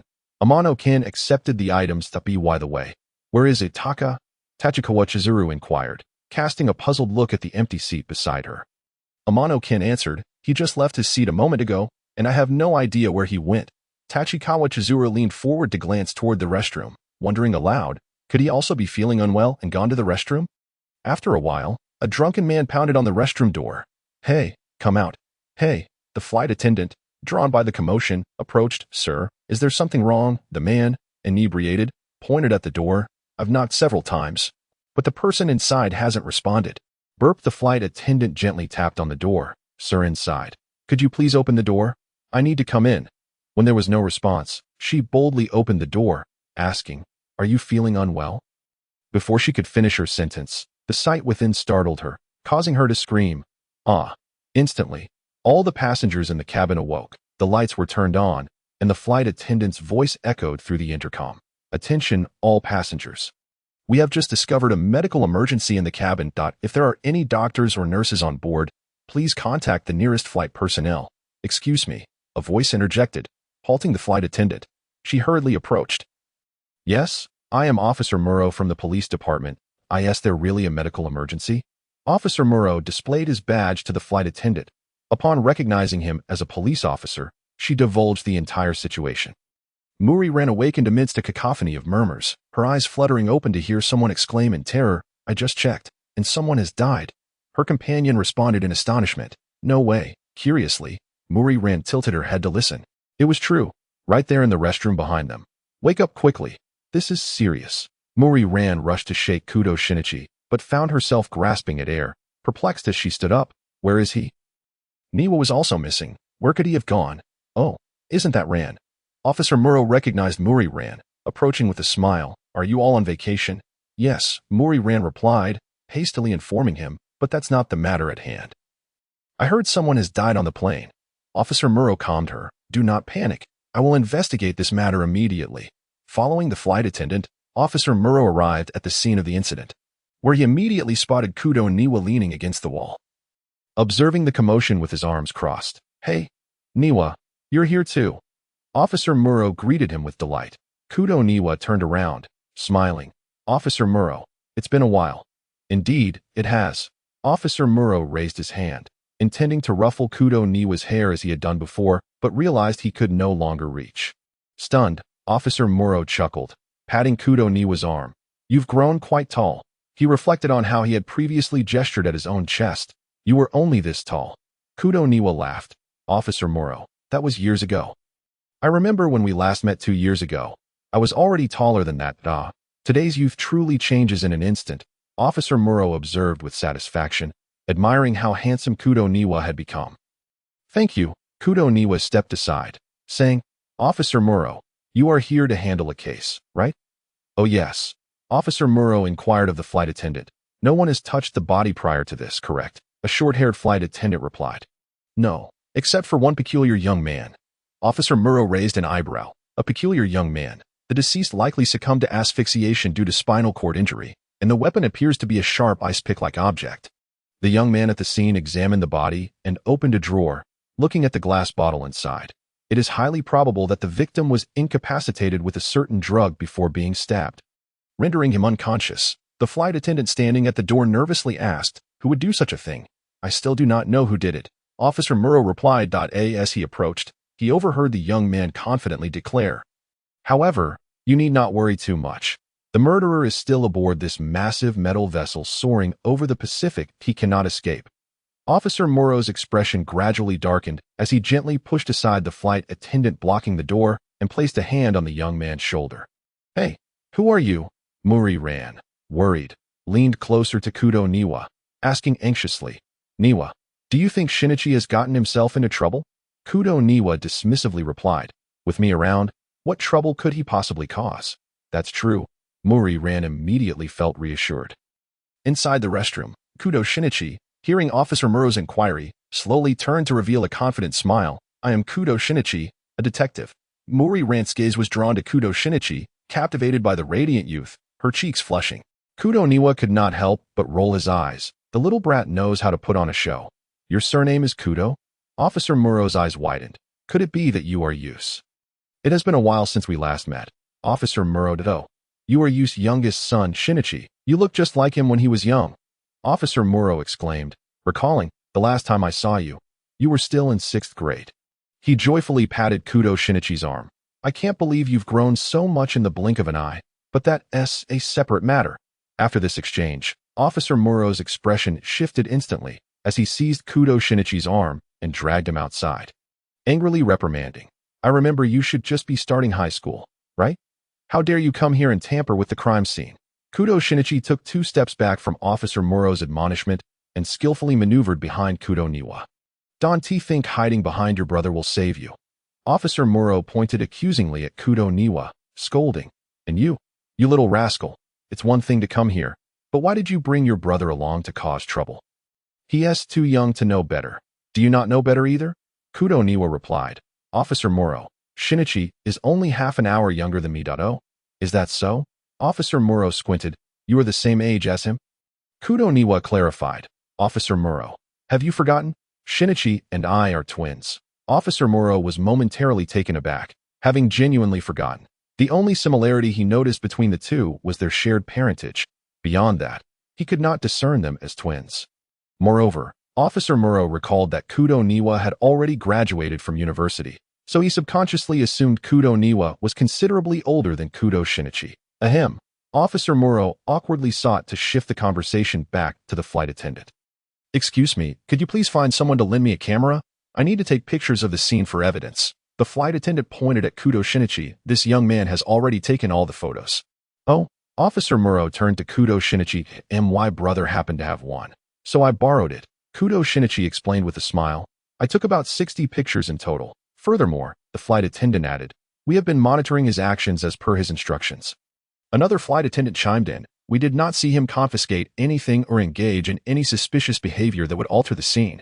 Officer Muro's gaze remained skeptical as he looked at Kudo Shinichi. However, if you touch it carelessly, it could damage the stiffened muscles, making it impossible to estimate the time of death, based on the state of the death marks on the deceased and the rigidity of the jaw.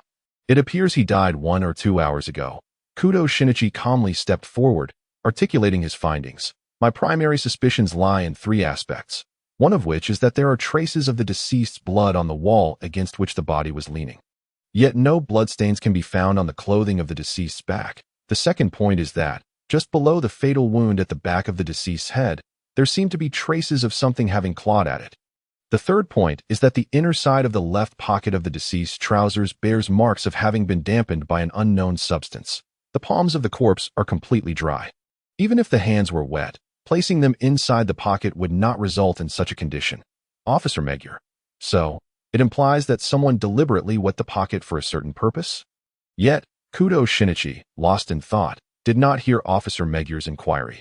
Officer Magyar, his patience wearing thin, pushed Kudo Shinichi towards Kudo Shinba, sternly admonishing, all right, you should refrain from getting involved any further.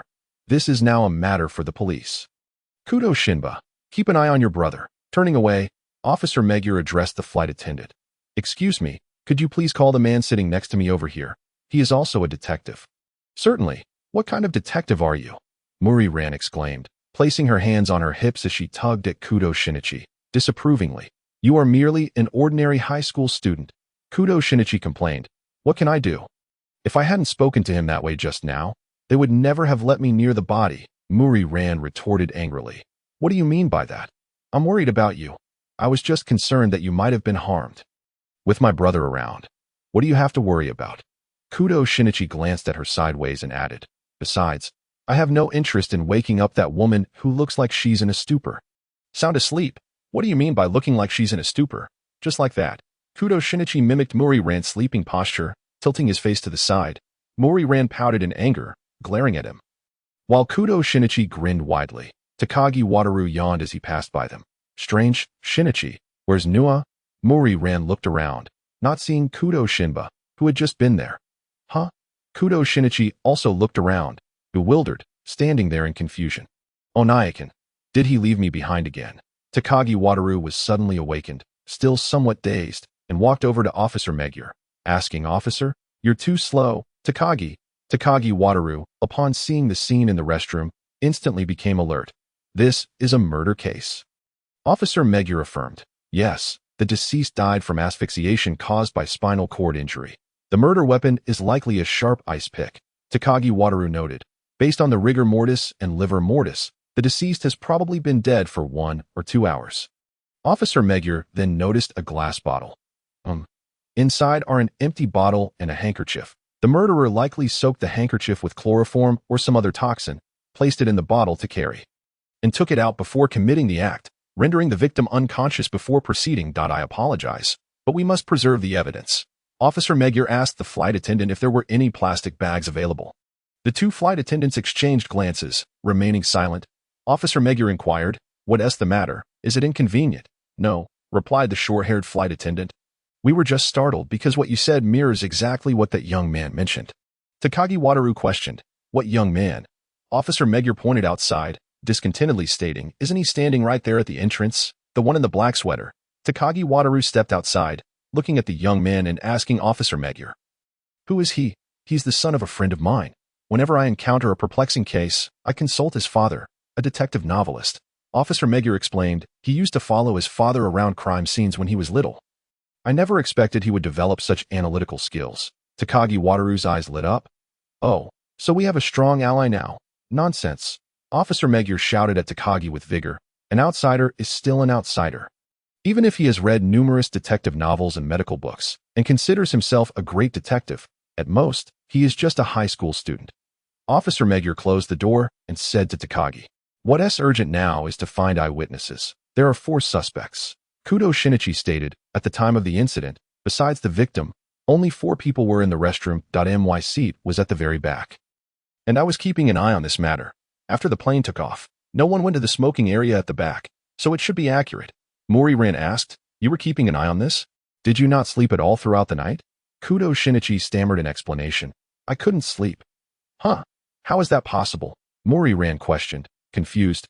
"Aren't you always asleep as soon as you get on the plane?" Kudo Shinichi, with his round eyes, replied, "Huh? Is that so? Honestly, you fell asleep early and only woke up after half the night.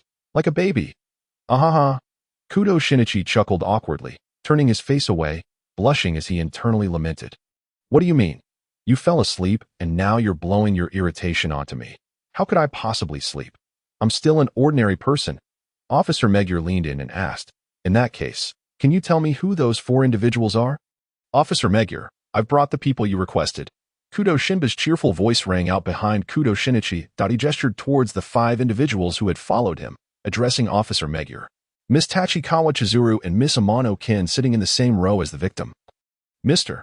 Edward seated directly in front, Mr. Sabaki, who was just 1 aisle away from the victim, and Mr. Soranuma sitting right behind the victim. However, Mr. Soranuma did not use the restroom. "Everyone is here. No need to thank me." "Huh, Onayakin." Kudo Shinichi was taken aback. "Did you just leave to find these suspects?" Moriran asked. "Did Nuan not sleep at all throughout the night?" "Yes, I slept a bit too much during the day, so I couldn't sleep at night."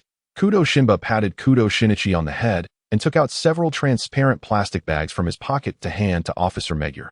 "Officer Magyar, I thought you might need these." Takagi Wataru recognized Kudo Shinba, exclaiming in delight, "Hey, aren't you Kudo Shinba, the brother of Itadaka-san?" Kudo Shinba smiled and greeted him. "Officer Takagi, what a coincidence. Nice to see you again." Officer Magyar took the plastic bags and began to store the evidence. "You 2 know each other?" Kudo Shinba replied, "We've met once. After all, Officer Takagi is a junior of Hiroshi." Takagi Wataru curiously asked. "Shinba even carries plastic bags with him?" Kudo Shinba feigned exasperation. "If you have several police brothers who always encounter cases when you go out, you would develop this habit too. Not to mention, he is the brother of Kudo Shinichi, the little Grim Reaper. It's only proper to prepare a few things." Miss Tachikawa Chizuru, somewhat impatient, inquired, "May I ask what is going on that you called us here?" Officer Magyar stepped aside and reopened the door to the crime scene. "Oh, it's like this. A murder has occurred here, and you are all suspects. How could this happen?" Amano-kin exclaimed in disbelief, stepping forward to rush inside upon seeing the lifeless man, but was halted by Takagi Wataru. Tears welled in her eyes as she took a few steps back, collapsing to the ground, covering her face and weeping uncontrollably. Tachikawa Chizuru hurried to console her. Chizuru, please don't cry." Tachikawa Chizuru turned to Officer Magyar and asked, "How could such a thing happen to Ataka?" Officer Magyar replied, "We are currently investigating the slightly plump man." Mr. Sabaki inquired, "Could it have something to do with those film negatives?" Officer Magyar asked, "Film negatives?" Mr. Sabaki recalled that man once took out the film negatives and said that selling them to the newspaper would earn him a fortune. Tachikawa Chizuru exclaimed, "Could it be that the film negatives on Ataka are missing?" Takagi Wataru confirmed, "Yes, Mr. Ataka indeed has no film negatives on him."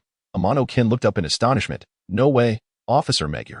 If that is the case, the murderer must be someone who is aware of those crucial negatives." Tachikawa Chizuru frowned and retorted, "Officer, in our line of work, there isn't a soul who is unaware of this matter. He has already been in contact with numerous newspapers in the country." At this moment, Mr. Ebenuma, who sports 2 small tufts of mustache, interjected, "Sir, the victim was struck fatally from behind, correct?" "Indeed." Mr. Ebenuma looked at Tachikawa Chizuru and Amano-kin, saying, "Then this murderer must be quite the expert." They are merely photographers. Your suspicion of them seems questionable. Kudo Shinichi countered. You are mistaken. With a modicum of medical knowledge and anesthetics, coupled with the right weapon, anyone could commit murder. Even a woman. Mr. Ebenuma cast an unsatisfied glance at Kudo Shinichi. Officer Magyar said, Very well. May I ask the four of you what your purpose was in going to the restroom? Amano-ken replied, I went to the restroom due to feeling unwell. When I returned to my seat, Wataru was still there. She continued, Afterward, I thought perhaps taking some motion sickness medicine would help, so I summoned the flight attendant that I should remember this accurately. Officer Magyar inquired of the flight attendant, Is this true?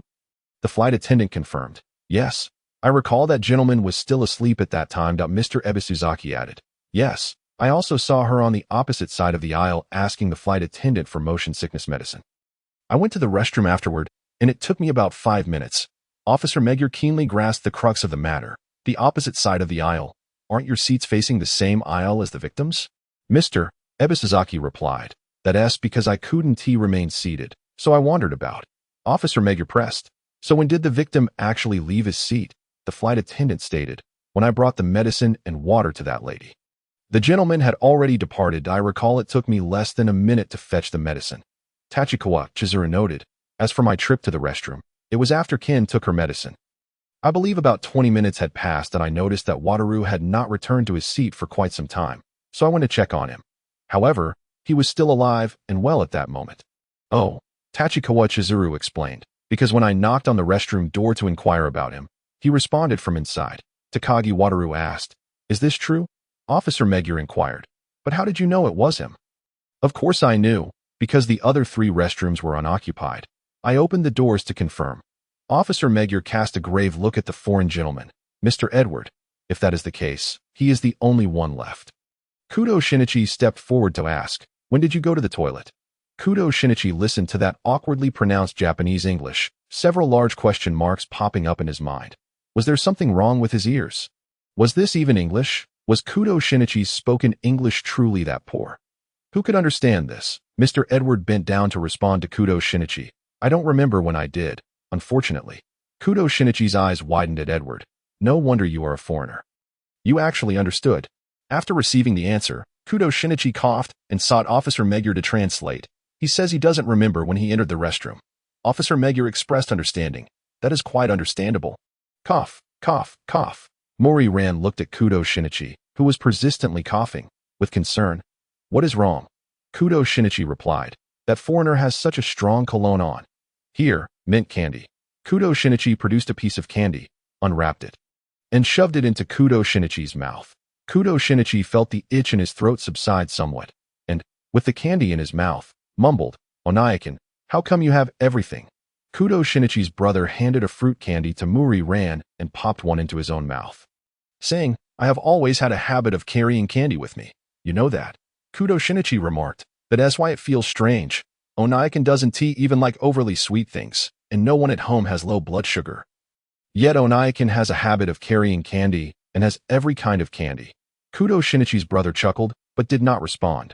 This habit of carrying candy was a remnant from a past life.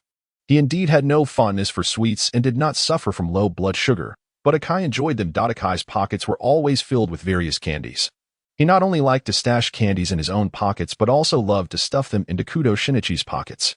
Over time, Kudo Shinichi developed a habit of carrying candy with him. Kudo Shinichi's brother shifted the topic. Have you figured out who it is? Kudo Shinichi complained. Honestly, Onaiken, you always do this. Whenever you don't want to tell me something, you start changing the subject? Kudo Shinichi's brother asked. So, have you figured it out? Kudo Shinichi sighed. No, I still have no clue. Should I give you a hint? Kudo Shinichi's brother tempted. How come you know so quickly? Kudo Shinichi felt a bit defeated. You haven't even been to the scene. Kudo Shinichi's brother smiled. Do not view things from a spectator's perspective. A detective is not merely rational but also emotional. You must learn to empathize and put yourself in the shoes of others. Perhaps things will become much simpler. Kudo Shinichi pondered. An insider. Kudo Shinichi's brother did not elaborate too clearly, as this was not something one could learn overnight. He did not deny that Kudo Shinichi was exceptionally intelligent, far more so than his peers, but he was still just 16. He had grown up in the light, impulsive, reckless, and inexperienced, embodying the exuberance of a 16-year-old boy. Moreover, Kudo Shinichi was overly fixated on the truth, yet sometimes, the truth is not a good thing. It often conceals a tragedy, and uncovering it may lead to another tragedy. Kudo Shinichi's brother did not believe that Kudo Shinichi was a good detective at present. He needed to grow, and the cost of growth is often deeply etched into one's memory. A pity. For example, Matsuda Jinpei. And then there is Mayano Akemi. Mr. Ebenuma was growing increasingly impatient. Heavens. How long will you continue to ask these unreliable questions? The person with the weapon is the murderer. I think it would be quicker for you to search the luggage of the four of them. However, this had nothing to do with me. Who has been sleeping the whole time and never went to the restroom? Mr. Ebisuzaki retorted excitedly. You are lying. You clearly left your seat too, Mr. Ebenuma exclaimed. What? Mr. Ebisuzaki pointed at him. And your seat is directly behind the deceased. Officer Megure pressed. What is going on here? Mr. Ebisuzaki stated. As I mentioned earlier, I saw the deceased still sleeping in his seat before I went to the restroom, right? At that time, I noticed his seat was empty. You fat fool. Can you stop spouting nonsense? The only ones who have been to the restroom are the four of you. Mr. Ebenuma pointed at Kudo Shinichi's brother. This kid you brought can testify. Mr. Ebenuma turned to Kudo Shinichi's brother. Isn't that right, little brother? Kudo Shinichi's brother first testified. I indeed did not see Mr. Ebenuma leave his seat. Mr. Ebenuma shouted at Mr. Ebisuzaki. Look, I never left my seat. Kudo Shinichi's brother, smiling and enjoying the commotion, added, however, I wasn't always looking towards your side, so I can't be certain whether you left when I wasn't paying attention. Mr. Ebenuma suddenly panicked. Hey, little brother, you can't put me in jeopardy. Kudo Shinichi leaned in. Onaikin, you did that on purpose, didn't you? Kudo Shinwa placed her index finger before her lips, smiling as she winked at him, saying, Shoo. Kudo Shinichi, with his crescent-shaped eyes, chuckled. Heh, heh. Onaikin always has such a wicked sense of humor.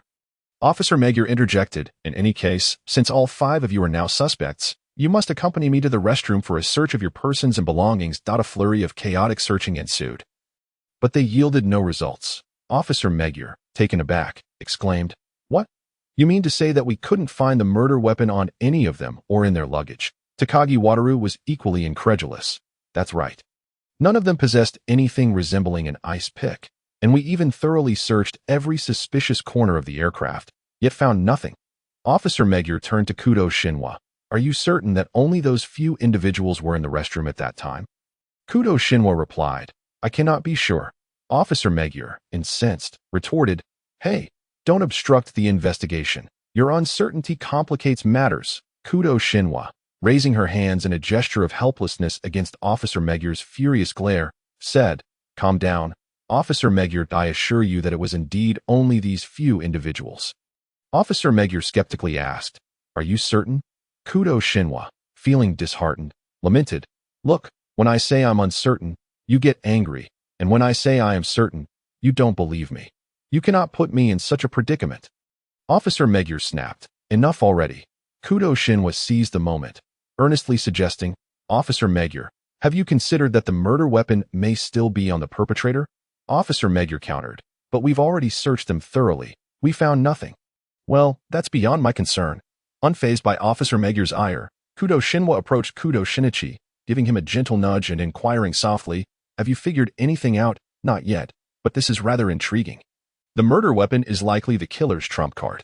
Kudo Shinichi wore a determined smile, declaring, Before this colossal iron bird lands to rest, I will certainly uncover the killer's ace. With that, he made his way to Officer Megure.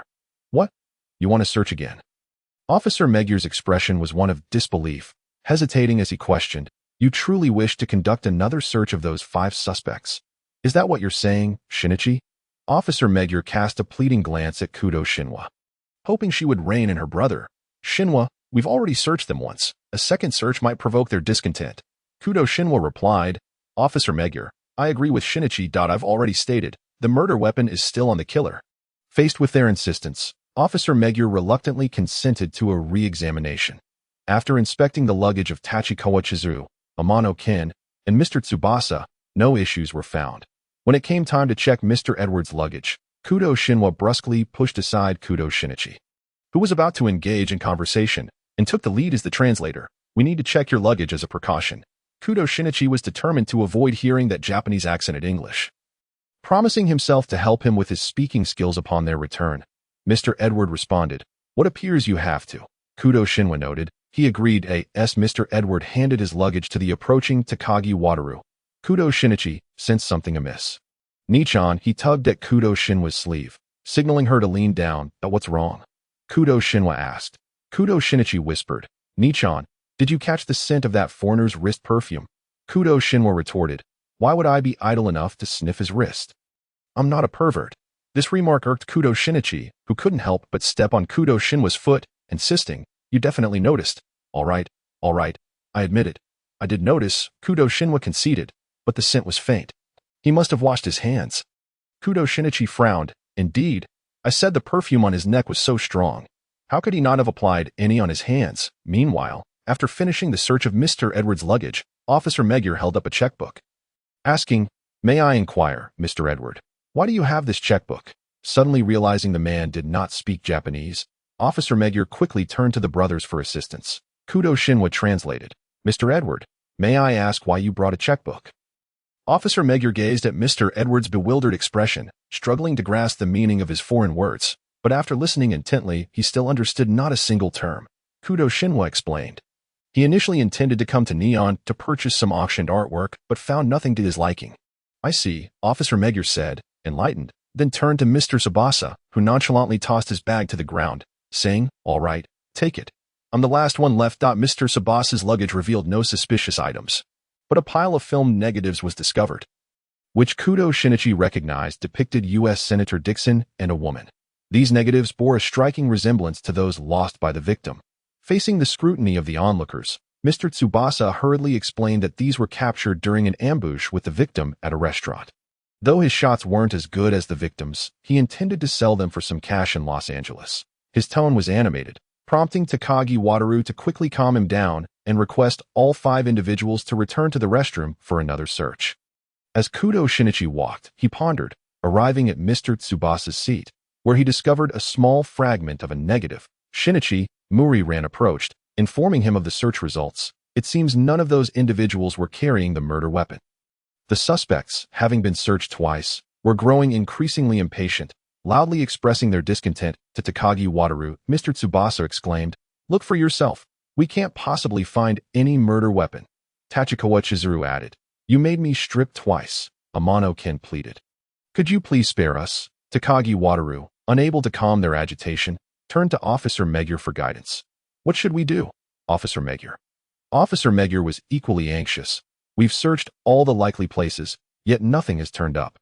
Could it be that the Kudo siblings are deceiving me? But while Kudo Shinwa may appear unreliable at times, she wouldn't mislead me in this situation, would she? No, there are still places we haven't searched."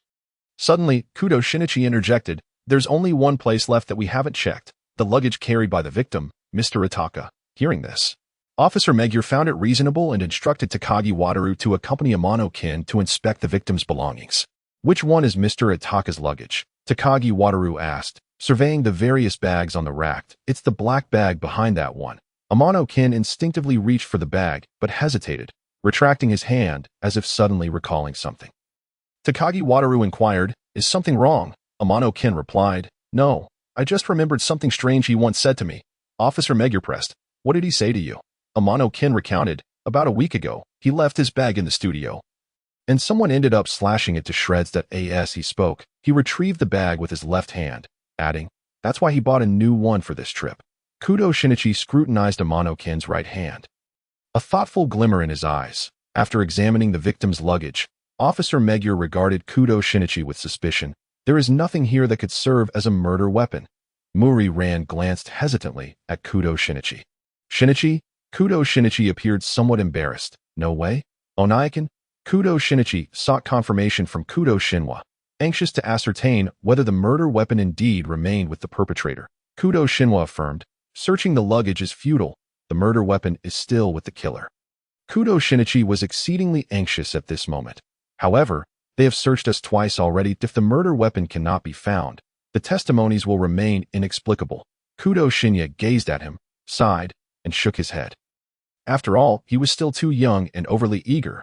Yet, it was understandable. This was Kudo Shinichi's first case, and a touch of naivety was to be expected. Kudo Shinya observed the 5 restless individuals and reiterated to Kudo Shinichi. Shinichi.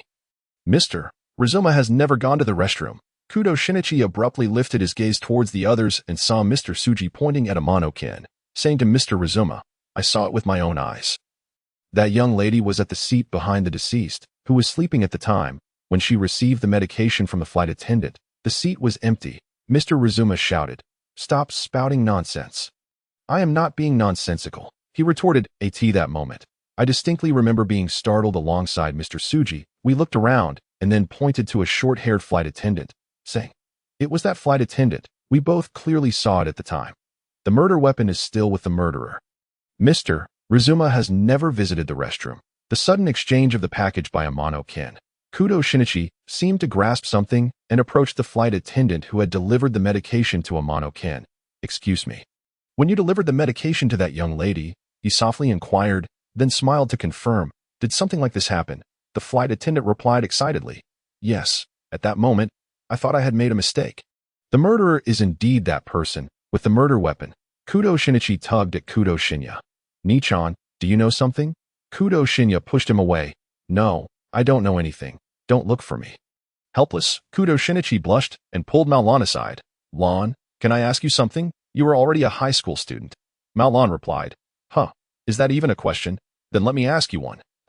Kudo Shinichi, do you have underwire in your bra? Maolan's face instantly flushed crimson, retreating a few steps in embarrassment. Why you?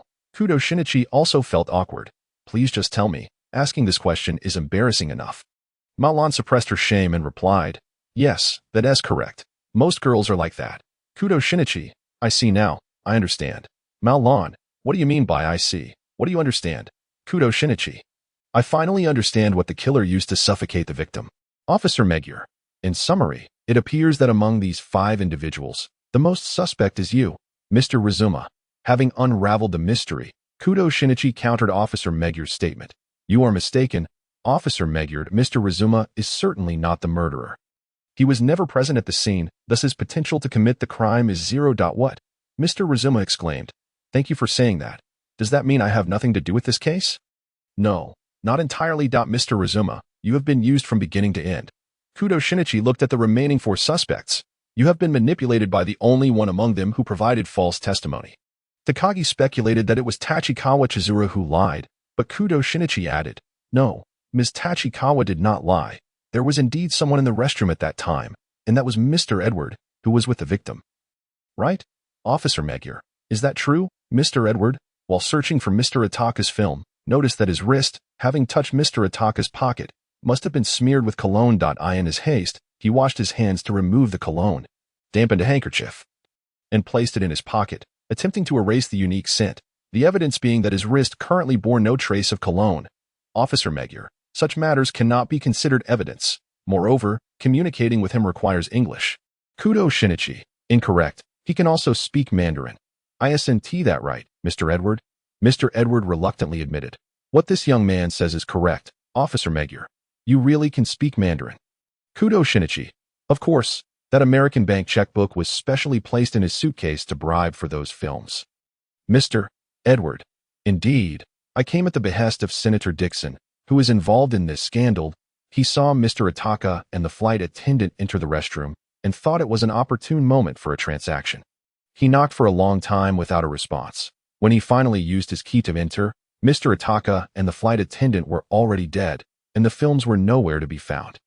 At that time, it was Mr. Edward who responded when Ms. Tachikawa knocked. Mr. Rizuma doubted Mr. Edward's words, believing he was merely echoing Kudo Shinichi's speculation. Kudo Shinichi rebutted him. My speculation? You are mistaken. There were several bloodstains on the restroom wall after the incident. However, the victim's clothing, where his back rested against the wall, bore no bloodstains. This indicates he was originally standing, and it was only later that someone entered and moved the victim's position. The reason he did not notify anyone after discovering the body and moved it was to search for the films you mentioned. However, having failed to locate them, he further rummaged through his pockets. The only person who would take such action would be Mr. Edward, who sat in front of the victim and was utterly oblivious to the victim's condition. As the reasoning reached this point, the only suspects remaining were Mr. Tsuji and Amano-kin. Yet, Amano-kin had claimed that the seat behind the deceased, where Mr. Tsuji said he was sleeping, was empty. Kudo Shinichi had also repeatedly emphasized that Mr. Rizuma had not left his seat. Therefore, Kudo Shinichi concluded, Mr. Rizuma was disguised with a knitted soft hat and an eye mask, which was precisely the attire of the victim, Mr. Ataka, while he was asleep. After killing Mr. Ataka, the murderer did not return to his own seat, but directly sat next to Mr. Rizuma, disguising him as Mr. Ataka, then called for the flight attendant, intending to create the illusion that Mr. Ataka was still alive. Tachikawa Chizuru looked at Amano-kin in disbelief. Are you saying? Indeed, the murderer who killed Mr. Ataka and used Mr. Rizuma to create an alibi is none other than you. Miss Amano-kin, Kudo concluded, looking at her. Amano-kin had first taken advantage of Tachikawa Chizuru's slumber to inform Mr. Ataka and the flight attendant that she wished to speak with them, luring them to the restroom. She then utilized a handkerchief laced with anesthetic and the murder weapon to confront them in the restroom. As soon as the door opened, she swiftly covered Mr. Ataka's mouth and nose with the handkerchief, rendering him unconscious, and stabbed him in the neck. After the murder, she adorned Mr. Rizuma with the knitted cap and eye mask, calling for the flight attendant. When the flight attendant went to retrieve the motion sickness medication, she returned to her actual seat, feigning exaggerated vomiting to wake Tachikawa Chizuru, ensuring that she witnessed Mr. Ataka's departure, thus creating the illusion of Mr. Ataka's trip to the restroom in the minds of both Tachikawa Chizuru and the flight attendant. Mr. Tsuji, seeing the vacant seat, merely noted the seat vacated behind Mr. Rizuma, which could have been achieved by purchasing an additional ticket without cancellation. Mr. Rizuma received the motion sickness medication from Amano-kin. If it were sleeping pills, it would be impossible for him to awaken without a vigorous shake. As for the soft hat, it could be found in Amano-kin's handbag. Regarding the absence of Tachikawa Chizuru, Amano-kin concealed her towel over her luggage to avoid drawing the flight attendant's attention. The films had already been shredded by Amano-kin and flushed down the toilet to create the impression that the murder was related to the films. However, regrettably, a fragment of one film clung to Amano-kin and fell beside Mr. Rizuma. Tachikawa Chizuru refused to believe this account, insisting that Kudo Shinichi present evidence. Kudo Shinichi remarked, "This is something that would raise no suspicion even upon a body search and can smoothly pass through the metal detector at the boarding gate, a distinctly feminine item." Mr. Rizuma scoffed. "Please, there is no such convenient item in the world, Kudo Shinichi. The weapon is none other than Miss Amano's, specifically the wire embedded within the bra worn to provide support. By sharpening one end of the wire and piercing it into the back of the skull, utilizing body weight to drive it 5 to 6 centimeters deep between the cervical spine and the bone, the tip can indeed reach the spinal cord, making it conceivable for a woman to commit such a crime. Furthermore, on Mr. Ataka's neck, apart from the fatal wound, there exists a mark, indicative of something having grasped it, specifically the unsharpened end of the wire. Miss Amano refrained from discarding the weapon, opting to keep it on her person, fearful that if the wire were discovered at the crime scene, the police would insist on investigating the female passengers whose bras lacked the inserted wire, thus exposing her whereabouts. Mr. Ryuma remained unconvinced. If that is the case, surely Miss Amano could be subjected to another search. Amano, however, declined the proposal, acknowledging that another search would lead to her exposure. "Yes, I killed Ataka Hiroshi." It turned out that 3 years prior, Ataka and Hiroshi had won the Nikkei News Photography Award with a photograph from a fire scene, unbeknownst to anyone that they had orchestrated the very blaze. This inferno had claimed the life of Miss Amano's brother, and yet Ataka and Hiroshi became enamored with the tragic and inhumane imagery, claiming only they could capture such essence. Miss Amano discovered numerous photographs in Ataka and Hiroshi's room, including the moment the building her brother resided in began to smoke, alongside many images taken before the fire, when all appeared well. When she inquired, Ataka and Hiroshi remarked, "Over the years, we have awaited the most thrilling moment. And so I had to create it myself." The devastating fire had snatched away Miss Amano's beloved brother. Naturally, she could not let the architects of this tragedy go unpunished. "However, I am reluctant," she confessed. "I always believed no one would suspect where the weapon was concealed." Kudo Shinichi informed her, "In truth, it was during your reach. When you extended your right hand to retrieve your luggage, it abruptly halted. And then you used your left hand. At that moment, I was certain you were the perpetrator. After all, forcefully extracting the sharpened wire could easily leave a mark on the skin if not careful." Kudo Shinichi chuckled. "Such seemingly trivial details are often the most pivotal clues. Though your action was unintentional, it left an unusually striking impression on me." "Shinichi, When Muri Ran awoke, she found herself resting against Kudo Shinichi's shoulder. Jolting awake in fright, her face flushed as she attempted to speak, only to be startled by the sight outside the car window. Wait, is that not the Statue of Liberty? Kudo Shinichi rested his chin on his hand. Gazing out the window, indeed, the people of New York affectionately refer to her as Miss Liberty. Then why didn't you wake me sooner? I had long planned to enjoy the Manhattan skyline from the Brooklyn Bridge. Muri Ran exclaimed anxiously, lamenting the time squandered. Kudo Shinichi retorted, whom can you blame? It was your choice to forego rest on the flight, resulting in your deep slumber now. That incident had just occurred. How could I possibly sleep? Muri Ran shot back. I'm not like some detective who, upon unraveling the truth, simply collapses into slumber. Kudo Shinichi, feigning indignation, replied, you are mistaken. I do not feel satisfied in the least. To reach the pinnacle of reasoning and analysis, even a lifetime of study would scarcely suffice, Watson. Enough bickering, interjected Kudo Shinichi's sister, Kudo Yukiko, from the passenger seat. Before you two, the romantic scenery that lovers worldwide dream of is unfolding. And yet you bicker. How enviable. Kudo Shinichi, brimming with resentment, remarked, this predicament is entirely my mother's fault. We had initially planned to arrive in America tomorrow, allowing us to fly directly to the Ross residence. Kudo Yukiko countered, what could I do? I never expected to receive tickets to the show. Kudo Shinichi queried. Show, Kudo Shinichi's sister explained, it's the hottest event in the Golden Arts District, taking place at the Phantom Theater on Broadway. With the performance starting at 8, Kudo Yukiko cheerfully added, I can hardly wait. During their conversation, several police cars passed by, prompting Muri Ran to inquire, there seemed to be an unusually high number of police cars on this route. That's due to a recent spate of attacks targeting young women by a highway fiend. Kudo Shinichi's sister elucidated, a neon-haired man from Japan. The American police and the FBI are on the lookout for him. Muri Ran, feeling uneasy, exclaimed, the highway fiend. Kudo Shinichi's sister reassured her, fear not. This individual typically strikes after midnight. As long as we reach the hotel before then, we are unlikely to encounter him. Kudo Yukiko remarked. My, Yu-chan, how do you know so much about American affairs while in Japan? Come on, Mom. I keep up with the news. As if I am still young and beautiful. Where's the old in me? Kudo Yukiko muttered.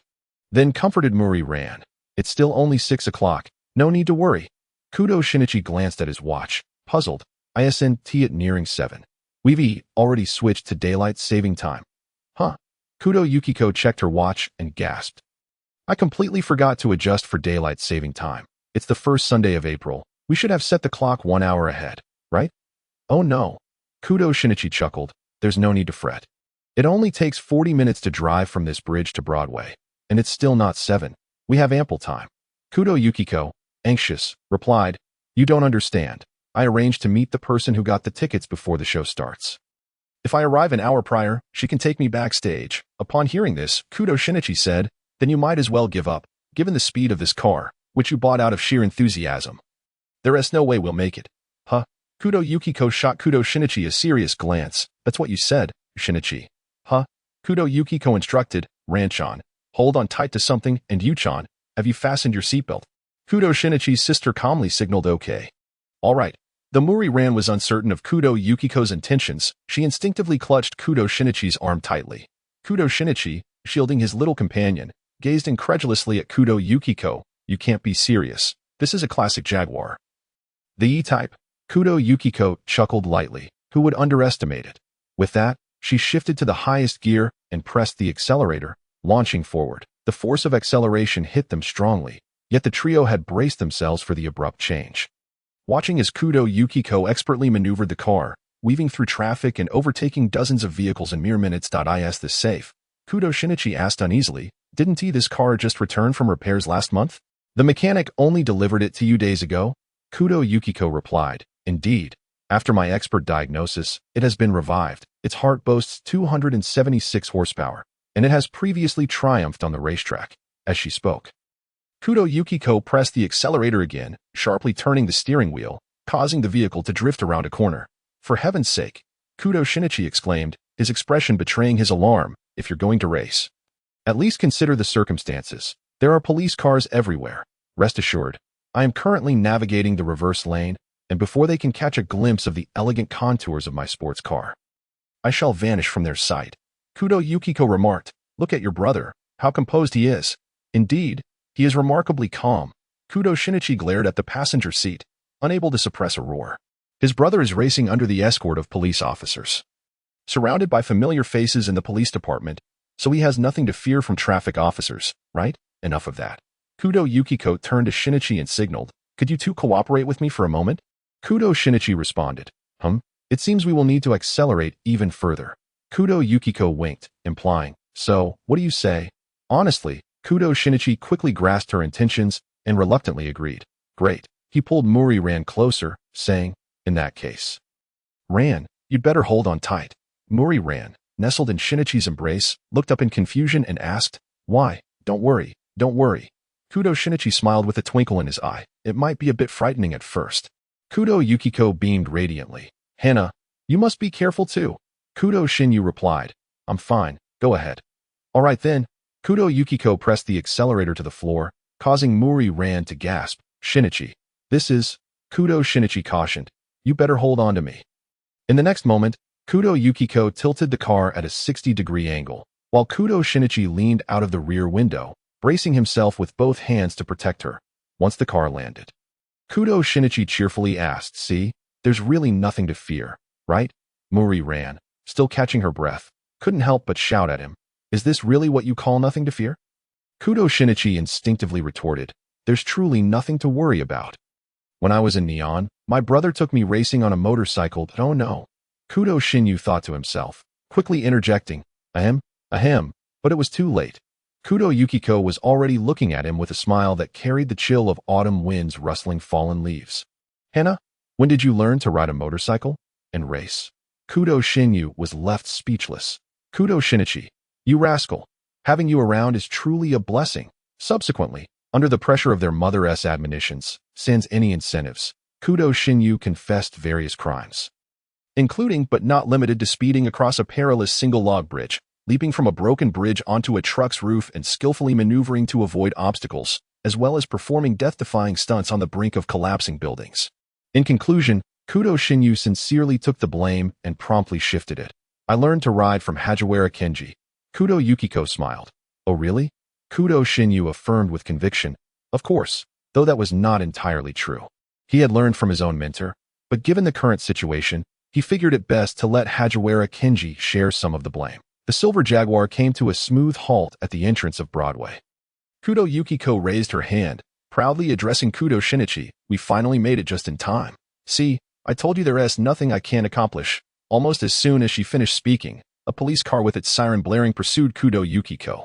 Kudo Shinichi looked at her in exasperation, while Kudo Yukiko awkwardly stared at the police car reflected in the rearview mirror. Looks like we got caught. A blonde, blue-eyed officer tapped on the driver's window with his bat. Kudo Yukiko rolled down the glass, and the officer said, your license, please. Okay. Okay. Kudo Yukiko dutifully retrieved her credentials and handed them to the officer. The officer remarked, the speed limit is 40 miles per hour. Are you performing acrobatics? Kudo Yukiko replied. Oh, we were in a bit of a rush. The officer studied the photo on the license, then pondered for a moment before saying, you look familiar. Kudo Yukiko's words were cut short as a chubby captain approached.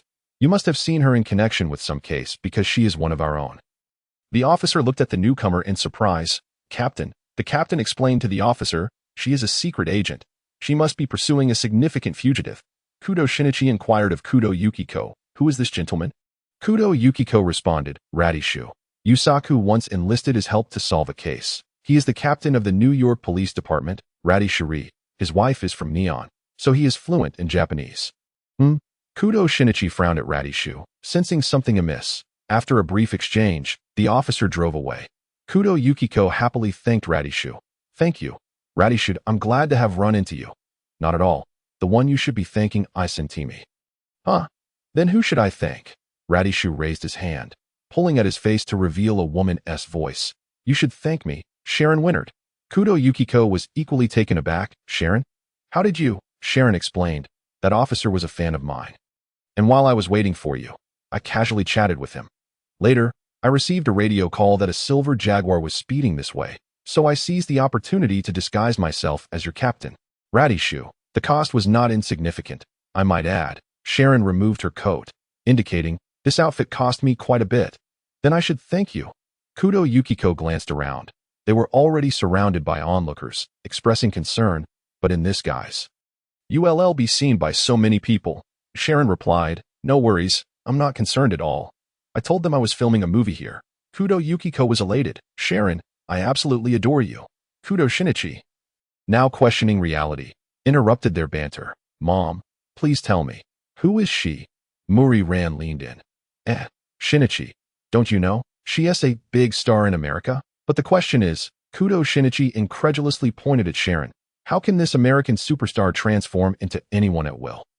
Kudo Yukiko exclaimed, "Oh dear, didn't I ever tell you? When I first transitioned into acting, I had to portray a female spy. Fully embody that role. I sought out a place dedicated to teaching neon illusionists the art of disguise. At that time, Sharon was also there to learn for a role she was preparing for, and we became good friends." Kudo Yukiko added, "However, I'm not as skilled as her. She can effortlessly impersonate anyone." Kudo Shinichi replied, "Indeed, I can confidently assert that Mom excels in costumes rather than disguises." Kudo Yukiko playfully pinched Shinichi's nose, shaking it up and down. "How dare you say such things about your mother? I always take my roles very seriously." "That hurts," Muri Ran exclaimed in delight, gazing at Sharon. "How wonderful it is to meet such a celebrity, especially right here on the streets of New York.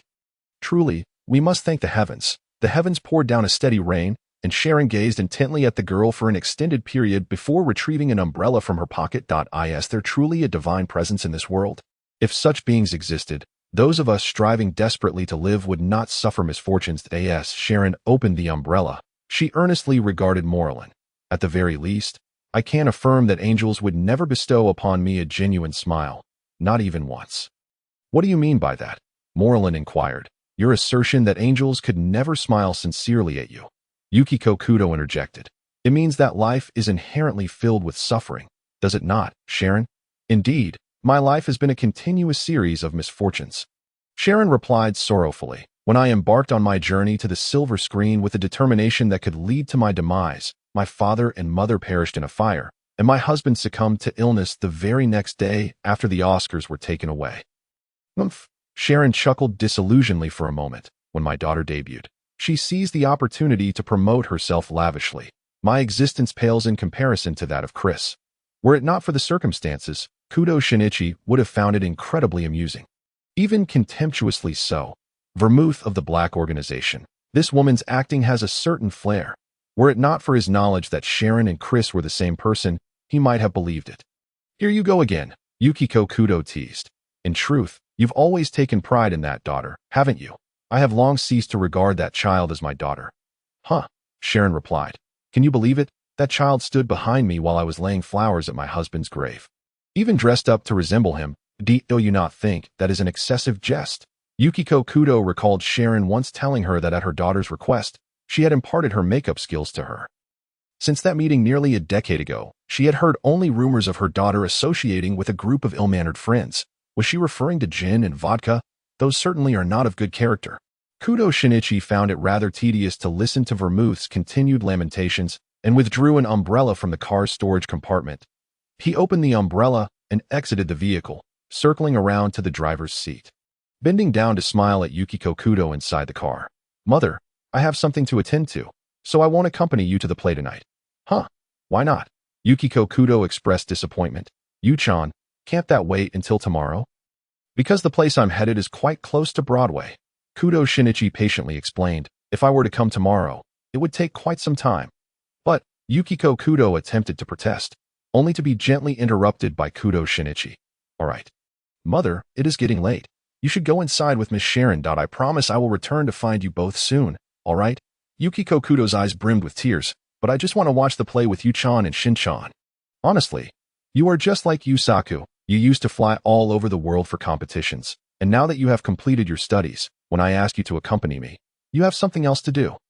I recall you mentioning your fondness for a set of jewelry from the Y Country's maritime auction." Kudo Shinichi knew precisely how to placate Yukiko Kudo.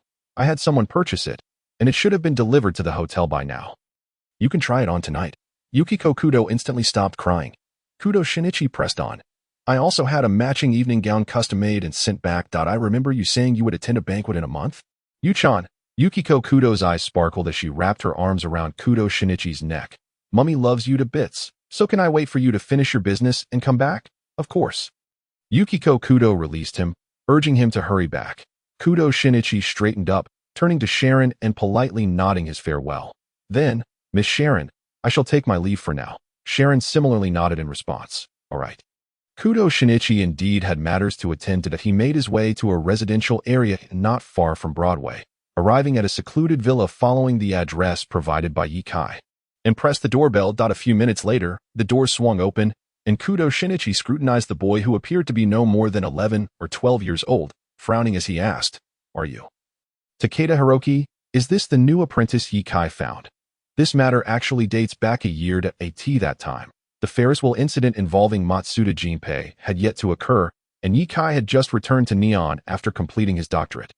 Who would have thought that upon his return, he would announce he had found a promising pupil abroad and intended to take him on as an apprentice. If you wish to take on an apprentice. Where is the apprentice? Kudo Shinichi was not opposed to the idea of accepting a pupil, but was not particularly enthusiastic about it either. In his previous life, all his apprentices had been brought along by Yi Kai, who had deemed them suitable as long as Kudo Shinichi verified that their background was acceptable and their abilities were indeed commendable. He generally had no objections. Thus, when he suddenly heard that Yi Kai intended to take on an apprentice, he did not react strongly, merely curious as to the whereabouts of the pupil Yi Kai had spoken of, as he had always brought them back for him to see before. Why, Yi Kai? Don't be in such a hurry. Boss, our new apprentice is still in America. Kudo Shinichi? Yi Kai, are you out of your mind? You claim to take on an apprentice, but you return alone, leaving the apprentice behind? Kudo Shinichi looked at him as if he were a fool. What are you even saying? You didn't bring back the apprentice. Did you collect air? Yi Kai retorted. I was just afraid you wouldn't agree. Kudo Shinichi, are you crazy? Whether I agree or not, you still need to bring them back for me to see. Right? Fine. Yi Kai chuckled awkwardly. The truth is, I forgot him in New York. Kudo Shinichi, turn right when you exit, and take care on your way out. Wait, I seem to recall sending you to Harvard? Yi Kai nodded. Kudo Shinichi, if I am not mistaken, Harvard is not located in New York, is it? How did you come to know him? Yi Kai explained. No, he is not from New York. He is actually a graduate student at MIT, 10 years old, named Takeda Hiroki. Takeda Hiroki? Kudo Shinichi felt the name sounded somewhat familiar, but could not place it. Why Yi Kai reminded him. The one from Noah's Arkansas. Oh, he remembered. The Takeda Hiroki who developed artificial intelligence in the film The Ghost of Baker Street. Kudo Shinichi. How did you come to know him? I met him while attending an exchange program at MIT with my advisor. Yi Kai recounted. At that time, the child was sitting alone by the lake, playing on his computer. I caught a glimpse from a distance and noticed he was typing some very complex code. So I grew curious and went over to chat for a bit. Before long, a group of black-clad bodyguards shooed me away, but fortunately, I managed to obtain Takeda Hiroki's name. That very night, I snuck into Takeda Hiroki's bedroom based on the address I found. Which startled the child. Shoo, I've already disabled the surveillance in your room and put the people in the monitoring room to sleep. Yi Kai did not give him a chance to scream, covering his mouth with his hand, winking at him. Do you want to come with me? Be my apprentice, and I'll take you away, all right? Takeda Hiroki shook his head in terror. You truly won't come with me? To be honest, Yi Kai felt a bit disappointed. A 10-year-old MIT graduate student who had developed Noah's Ark as an artificial intelligence was a clear testament to the child's talent. The thought of such a promising child potentially ending their life caused Yi Kai immense heartache. What a splendid talent, what incredible potential, so suitable to be boss's strike-through apprentice. But soon enough, Yi Kai adjusted his mood and cheerfully said, Come with me, I do not want your artificial intelligence. I can give you freedom and allow you to have a carefree childhood like other children, and I will help you escape your adoptive father's control. How does that sound? Although his offer was enticing. Takeda Hiroki did not consider himself a fool. How could he possibly believe such nonsense? Thus, he resolutely shook his head again. After being rejected twice in a row, Yi Kai lost his patience. Do you think I am a good person who can be negotiated with? Then Yi Kai, amidst the terrified gaze of Takeda Hiroki, swiftly administered a dose of anesthesia, rendering him unconscious. Since coaxing him to comply had proven futile, he could not be blamed for resorting to such measures. Did he truly intend to confine someone in a villa in New York simply because of a disagreement? And had he even stationed guards to oversee him? Upon hearing Ye-Kai's account, Kudo Shinba found himself momentarily at a loss for words. Why was it so imperative for you to take him on as your disciple? Ye-Kai exclaimed with fervor. Do you have any idea how rare it is to find a gifted child? Kudo Shinba, feeling helpless, responded, I have always been curious about the reasons behind your obsession with accepting disciples. Kudo Shinba continued, in truth, we could easily forego the notion of taking on disciples, and besides, Takeda Hiroki possesses merely a modicum of talent in computing. Surely that does not warrant such fervent insistence. The room fell into an abrupt silence. Sunlight streamed through the window, illuminating Ye-Kai as he sat on the sofa, his expression gradually losing its previous lightheartedness. Indeed, why was that? Ye-Kai pondered. Perhaps it was because he could never forget the despair he felt upon learning of the base's explosion, nor the utter collapse he experienced upon awakening after his suicide. This breakdown left him devoid of the courage to attempt such an act again. He was a coward, unable to withstand another blow. He feared that with each attempt, he would only awaken once more. He truly felt he might lose his mind. Thus, after harboring a shred of doubt, he recklessly sought to probe the situation. God knows how much he longed to weep at the sight of Jiang Xinyu once more. Yet, after the initial joy came an endless tide of panic. He was afraid that all of this was an illusion, that it was merely a figment of his imagination. After a lengthy pause, Kudo Shinba finally heard Ye-Kai softly inquire, Jiang, do you know what my greatest regret in this life, or perhaps in my past life, is? Kudo Shinba was taken aback. What is it? Ye-Kai lowered his gaze, a bittersweet smile gracing his lips. My greatest regret is that I will never get to see the last moments of the most important people in my life. My parents, my brother, my master. Ye-Kai looked at Kudo Shinba with a sorrow that could not be concealed in his eyes. You too. Kudo Shinba's heart skipped a beat. He suddenly recalled the reason Ye-Kai had ended up in the orphanage. He had said that there had been a fire at home, and none had made it out. He remembered Ye-Kai stating that upon returning home from school, all he found were the charred remains of his parents and brother. As a child, he had wept in despair, repeatedly lamenting, I didn't even get to see them one last time. He also recalled that when his master passed away, Ye-Kai had been dispatched overseas. Upon learning of his master's critical condition, he had rushed back, only to discover his master's lifeless, cold body. Kudo Shinba also remembered that Ye-Kai had seemingly not even seen his own body. In truth, I do not necessarily need a disciple, Ye-Kai began hesitantly. I merely feel that when I mentor those disciples, it is as if I am witnessing my master mentor us in the past. It seemed as though his life had been cursed by some malevolent force, as all those who held significant places in his life ultimately departed from him. You all left too hastily, so abruptly that he barely had time to comprehend it before they vanished one after another. As if all the moments spent together were nothing more than a fleeting dream. I always feel that you are unreal. He feared that this was merely a reunion conjured by his fantasies after death, which is why he desperately sought to leave behind some evidence, even if it might ultimately prove futile. Jiang, Ye-Kai unveiled his long-buried unease to Kudo Shinba for the first time. I fear awakening from this dream. Fear its shattering. Fear that upon opening my eyes tomorrow, I will once again find myself alone. Do you understand? Kudo Shinba felt an overwhelming discomfort, an indescribable ache, as if his heart were being tightly gripped by something. It hurt so much that he struggled to breathe. He felt as though he were drowning in deep waters, his chest constricting, the overwhelming sensation of suffocation rendering his mind somewhat oxygen-deprived. He was at a loss for words. This was the first time he had witnessed such a side of Ye-Kai. I am sorry. I am truly sorry. Ye-Kai. In the end, he accepted Takeda Hiroki as a disciple, merely for the sake of a sense of safety and reality that he could provide. Kudo Shinba resolved to take the time to personally visit New York and converse with Takeda Hiroki. However, he did not anticipate that by the time he found the opportunity, a year would have passed. I apologize for arriving so late to see you. Kudo Shinba closed his umbrella and asked Takeda Hiroki, aren't you going to invite me in for a seat? Takeda Hiroki silently stepped aside, allowing Kudo Shinba to enter. Kudo Shinba placed the umbrella at the entrance and retrieved a pair of slippers from the shoe cabinet to change into. May I inquire what brings you here?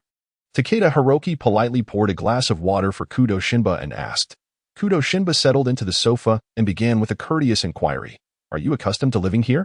Takeda Hiroki lowered his gaze. It's manageable. Indeed, it was manageable. Although there remained stringent surveillance, at least he was no longer coerced into working, granting him considerably more freedom. Yet, the moment Takeda Hiroki laid eyes on Kudo Shinba, he understood that the one who had brought him here could no longer contain himself. Just tell me what you need, Takeda Hiroki said.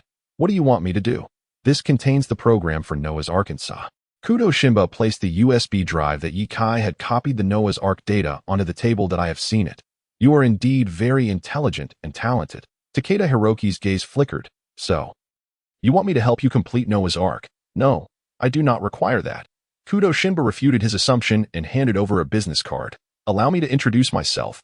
My name is Kudo Shinba. My father, Kudo Yusaku, was a college friend of your father, Kashimura Tadaki. Takeda Hiroki accepted the business card, momentarily taken aback upon seeing its contents. Xinjiang. Yes, I am the chairman of Xinjiang Group. And all the software currently released by Xinjiang has been developed by me.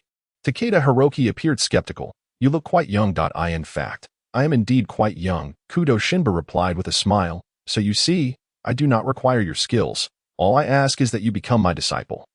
And I can ensure your safety. How does that sound? Takeda Hiroki was well aware of the advanced technology of Xinjiang Group. A person at the helm of such a corporation indeed had no need for his expertise. But Takeda Hiroki hesitated. Why would you choose me? I have no choice in the matter. My partner has taken a liking to you as a promising talent, and I could not dissuade him. Takeda Hiroki inquired. Is your partner the one who brought me here? Yes, I apologize for the manner in which he forcibly brought you away, Kudo Shinba said with resignation. Yet, he is genuinely a good person. You will come to realize that once you spend time with him. He had even asked me if I thought he resembled a good person. Kudo Shinba fell into a lengthy silence.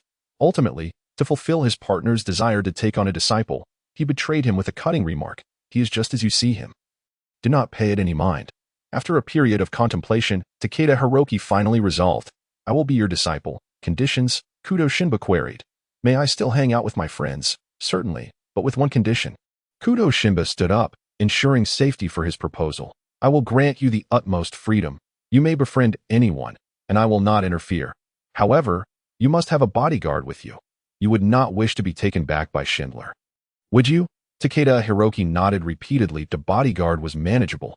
It was not unfamiliar territory for him, and he could certainly accept it. Excellent. I will arrange for someone to take you back to Neon tomorrow. If there is anything you wish to bring along, it is best to pack it tonight. All right. Upon Kudo Shinba's return to Broadway, he happened to see Kudo Yuki being escorted into a police car. Mother? Kudo Shinba inquired, puzzled. What is happening? Ah, Yu-chan. Kudo Yuki explained. I must go to the police station to provide a statement. The three of you should take a taxi back to the hotel. Has there been a homicide? Kudo Shinba asked. Yes, indeed. You must exercise caution regarding that highway demon. He is a Japanese man with long hair. Kudo Shinichi. Of course. Kudo Shinba. I understand. I will keep a close eye on them. I shall take my leave now. Kudo Shinichi complained. Honestly, they always treat me like a child who isn't grown up, as if they don't realize I'm already in high school. Kudo Shinba ruffled his hair. Aren't you still a child? Oniai-chan, why are you like this too? Kudo Shinichi, with a half-moon gaze, inquired. What exactly were you up to? Kudo Shinba pondered in distress. Well, perhaps. Kudo Shinichi interrupted. If you don't want to tell me, then don't. It's quite a feat to come up with an excuse just to brush me off. Kudo Shinba regarded Kudo Shinichi with a gaze full of affection. No. I merely believe you are still young. It's not wise for you to grasp the harsh realities of society too soon. Kudo Shinichi looked at his older brother speechlessly. Oniai-chan, you're not planning to commit murder or dismember someone. Are you? Kudo Shinba exaggeratedly praised. Wow, Shin-chan, you're so clever. Kudo Shinichi rolled his eyes. Having been frightened by Kudo Shinba's antics countless times before, did he truly think he was still so easily deceived? That incident occurred when they were 7 years old on a warm, sunny Saturday. Kudo Shinba had left home for an unknown purpose, appearing well upon departure, yet returned covered in blood. This terrified the Kudo couple and the young Kudo Shinichi. Despite their relentless inquiries, Kudo Shinba refused to divulge what had transpired, retreating silently to his bedroom. Young Kudo Shinichi, feeling uneasy, followed him upstairs. After much coaxing, Kudo Shinba recounted, with vivid detail, that he had accidentally killed someone, dramatically portraying his panic.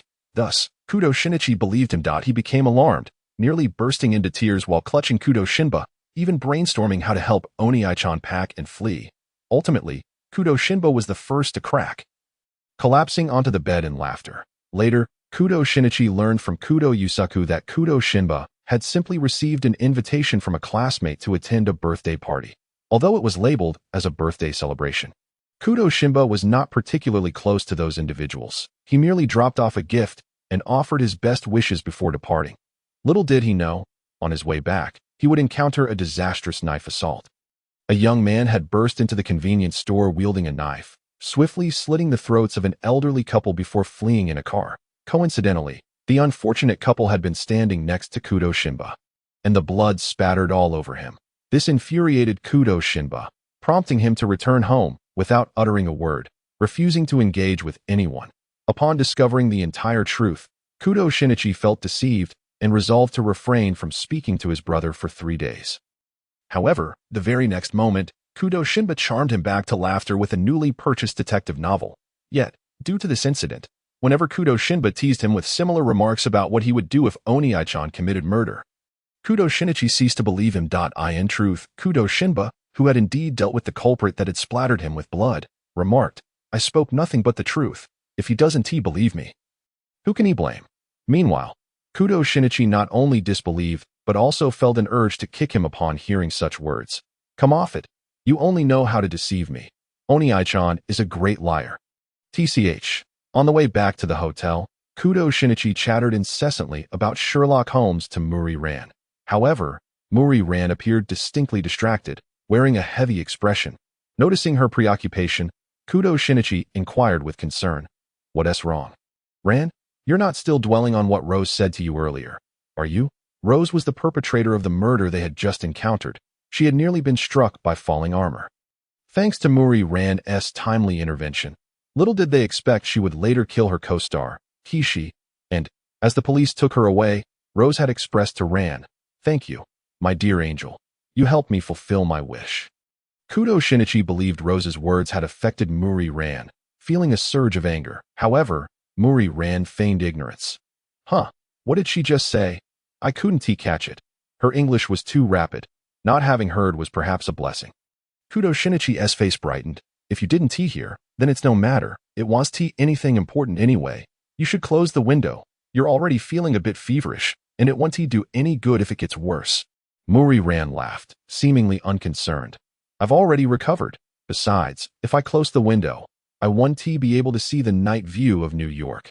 Kudo Shinichi continued to insist, "If you let the rain in and wet the seat, the driver will be displeased." Muri-ran raised a handkerchief. "Don't worry, I'll dry off any wet spots with this." Honestly, Kudo Shinichi had no choice but to let her be. However, the wind outside was strong, and when Muri-ran lost her grip, the handkerchief was blown out of the car. "Excuse me, please stop," Muri-ran urgently called to the driver. "Stop, please." The driver, startled, slammed on the brakes. The three hurriedly exited the car to search for the handkerchief. How strange. After searching in vain, Muri-ran felt a tinge of disappointment. It had clearly fallen around here, hadn't it? Could it have been swept away by the wind? Kudo Shimba urged, "Forget it. It's just a handkerchief. If it's lost, it's lost. If it's really a problem, just choose another one you like, and I'll get Shinichi to buy you a few more." Kudo Shinichi chimed in, "Exactly, Ran. You can have me buy you whatever you fancy." Kudo Shimba contemplated, "Why don't I have someone custom make a few for you? But it's not just any handkerchief." Muri-ran replied, "That handkerchief was given to me by Sharon. Sharon Wynyard?" Kudo Shimba was momentarily at a loss for words. That it can't be that serious, can it? Resigned, Kudo Shimba and Kudo Shinichi resumed their search alongside her. "Could that be it?" Kudo Shinichi suddenly exclaimed, pointing, "Look, there's a handkerchief hooked on that stair railing." Muri-ran followed Kudo Shinichi's gaze and indeed spotted it. However, it appeared that the building was unoccupied. Kudo Shinichi glanced inside at the entrance, then turned to Muri-ran. "I'll go get it for you. You and my brother wait in the car." Muri-ran stared blankly at Kudo Shinichi's retreating figure, her mind drifting back to Sharon and Rose's words. She had injured her arm while saving Rose. "That I told you there's no such thing as a god," Sharon had said as she handed her the handkerchief. "If there were a god, you wouldn't be hurt now." Rose had remarked at the end that if she hadn't saved her, she wouldn't have smoothly completed her murderous scheme. Muri-ran couldn't help but think, could it be that Sharon already knew that the murderer was Rose? That's why she said that when I saved her life. Muri-ran fell into deep self-reproach. What should I do? It's all my fault. If I hadn't saved her back then, she wouldn't. It's all my fault. What should I do? Ran. Kudo Shimba noticed that Muri-ran's mood was off, frowning as he approached, gently pressing down on her shoulder and inquiring, "What's wrong? What happened?" Ran immediately snapped back to reality, instinctively smiling at Kudo Shinba under his concerned gaze. "Oni-chan, I'm fine." Kudo Shinba clearly didn't believe her. "You say you're fine? That smile looks worse than a cry. Did that little brat Shinichi bully you? Tell me. When we get home, I'll help you teach him a lesson." Ran shook her head. "No, Oni-chan, Shinichi didn't bully me." "Really? Really?" Seeing her expression seemed genuine, Kudo Shinba patiently asked. "Then what's the matter?" Ran replied. "I'm really fine, Oni-chan. You don't need to worry that if something's wrong, just tell me. After all, I've watched you grow up." Ran couldn't help but chuckle. "What are you saying? Oni-chan is clearly the same age as me. You make it sound like you're so many years older than me." "I am your elder brother too." Before the words could fully escape his lips, Kudo Shinba was drawn to a sudden sound of footsteps. "Who goes there?" Mao Lilan also lifted her gaze. But as she discerned the identity of the approaching figure, her expression gradually shifted to one of alarm that it was a man from Neon, clad in a knitted hat and a long black coat. His long black hair cascading down, and his piercing green eyes bore a chilling intensity that sent shivers down one's spine. The long-haired Neon man instantly reminded Mao Lilan of the highway demon. She even witnessed him draw a gun from his pocket. The man advanced toward them step by step, and Kudo Shinba instinctively moved forward to shield the paralyzed Mao Lilan at that moment.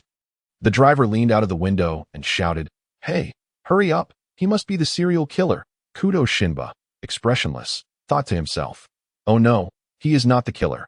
He is the FBI agent pursuing the murderer." Seeing that they remained unresponsive, the driver cursed under his breath and quickly sped away. The man drew closer, fixing his gaze on Kudo Shinba and Mao Lilan, and inquired, "Are you Neon people?" Mao Lilan, hiding behind, dared not utter a word, while Kudo Shinba nearly retorted loudly, "You are the Neon one. Your whole family is Neon." Although he recognized that, under certain circumstances, this statement was indeed factual, Kudo Shinba still found his choice of words rather offensive. Akai Shuichi, noticing their silence, coldly reiterated, "I asked if you were Neon people. What a ridiculous attitude." Prince Pasi Kevu Dites. "Sorry, I do not understand what you were saying." Akai Shuichi was momentarily taken aback. "French?" Thus, he inquired in somewhat broken French, "Parlez-vous français? Do you speak English?" Kudo Shinba replied in Neon dialect, I do, but I prefer not to speak. Do you have something to say?" Akai Shuichi. They shouldn't know each other, right? Why was this child so impudent? Nevertheless, duty took precedence, and Akai Shuichi did not pursue the matter further, simply asking, "Have you seen a suspicious man?" Kudo Shinba seriously countered, "Do you count?" "I do not." "Then that's all." Akai Shuichi. This kid seemed a bit difficult to handle. Think again carefully. Despite the challenge, Akai Shuichi remained patient, continuing his inquiries about a neon man with silver-dyed long hair and a beard. No. Just then, a car rolled up behind Akai Shuichi, and a man stepped out, asking, "Did you find him?" Akai Shuichi replied, "No, only 2 tourists. He probably hasn't come to this street. The beast I encountered would never let a prey like her escape." After conversing with his companion, Akai Shuichi turned back to Kudo Shinba and Mao Lilan, saying, "This place is too dangerous. Turn right at the next corner, and you'll reach the main road where you can catch a taxi." As he spoke, he reached for Kudo Shinba's arm, attempting to usher him away. "Sorry, sir." Kudo Shinba evaded his grasp. "Thank you for the warning, but I am waiting for my brother and cannot leave with you." "Then I shall warn you once more." Akai Shuichi's tone was icy, his demeanor decidedly unfriendly. "It is perilous here. You must leave this place immediately." Kudo Shinba. Although Akai Shuichi's words were meant for their safety, they struck a dissonant chord with him. That it was evident that the tension between Bourbon and Ray had its reasons. Ray's reason. "Shinba, is that you?" After the others departed, Mao Lilan, a hint of fear in her voice, asked, "Is that highway demon nearby? We must find Shinichi." The pair entered the building, and Mao Lilan's keen eyes spotted blood on the floor. "Shinba, Shinichi isn't hurt, is he?" "No, we are not far from the entrance. Even if he is injured, he shouldn't be here." Kudo Shinba reassured her, "Let's venture further inside." All right. The duo ascended the stairs, but Mao Lilan felt increasingly dizzy, clutching the railing to prevent herself from collapsing. Kudo Shinba supported her, asking, "Are you all right, Lilan?" Mao Lilan managed to smile. "I am fine. We should hurry to find Shinichi. Shinichi had rushed in here solely to retrieve her handkerchief. It was all because of her. The peril surrounding them stemmed from her, and it was Shinichi who had come to her aid. Guilt swelled within Mao Lilan, and tears began to well in her eyes. It was all her fault. Entirely her fault. At that moment, heavy footsteps echoed from above, and Mao Lilan's heart leaped in excitement, thinking it was Kudo Shinichi, rushing forward without a second thought. However, Kudo Shinba halted her. Wait, the footsteps are not right. It's not Shinichi. Mao Lilan came to an abrupt stop. If it wasn't Shinichi, then who could it be? Simultaneously, a silver-haired man with stubble emerged before them. Kudo Shinichi's anxious voice echoed from upstairs. Brother, take Lilan and run. He is the highway demon. The highway demon aimed his gun at the pair, and Kudo Shinba instinctively shielded Mao Lilan behind him. Although he knew that this highway demon was merely vermouth in disguise and would not harm them, he discreetly gripped the pocket pistol concealed within his sleeve. Should Vermouth dare to make any inappropriate move, he would ensure her demise. You are correct, dear children. Vermouth leaned against the railing, disdainfully observing them. I thought I had hidden well, but it seems that Brat discovered me. If you wish to harbor resentment, directed at the heavens for orchestrating such a tragic fate for you, just as Vermouth was about to attach the silencer to her gun. The railing, likely worn and decrepit, suddenly gave way, causing her to tumble down unexpectedly. Instinctively, Mao Lilan dashed forward, grasping Vermouth's clothing, and Vermouth looked at the girl who had saved her in disbelief. What are you doing? Mao Lilan cried out. Hurry, grab my hand. If you don't, I won't be able to hold on much longer. Seeing Mao Lilan struggle to maintain her grip, Kudo Shinba was torn about whether to intervene. Truth be told, he rather wished for Vermouth to fall to her demise. Fortunately, he did not have to wrestle with his conscience for long, as Kudo Shinichi descended from above without hesitation and joined Mao Lilan in pulling Vermouth back up. Kudo Shinichi scolded Vermouth. Damn, you really know how to cause trouble. Vermouth, regaining her composure, grasped the edges of the railing and, leveraging her formidable core strength, flipped herself back up. She removed the gun from her mouth and asked them in confusion. Why? Why did you save me? Mao Lilan, fearfully retreating behind Kudo Shinichi, and Kudo Shinichi, gazing at the highway demon who stood up, chuckled lightly. What need is there for a reason? Huh. Mao Lilan looked at Kudo Shinichi. Touched.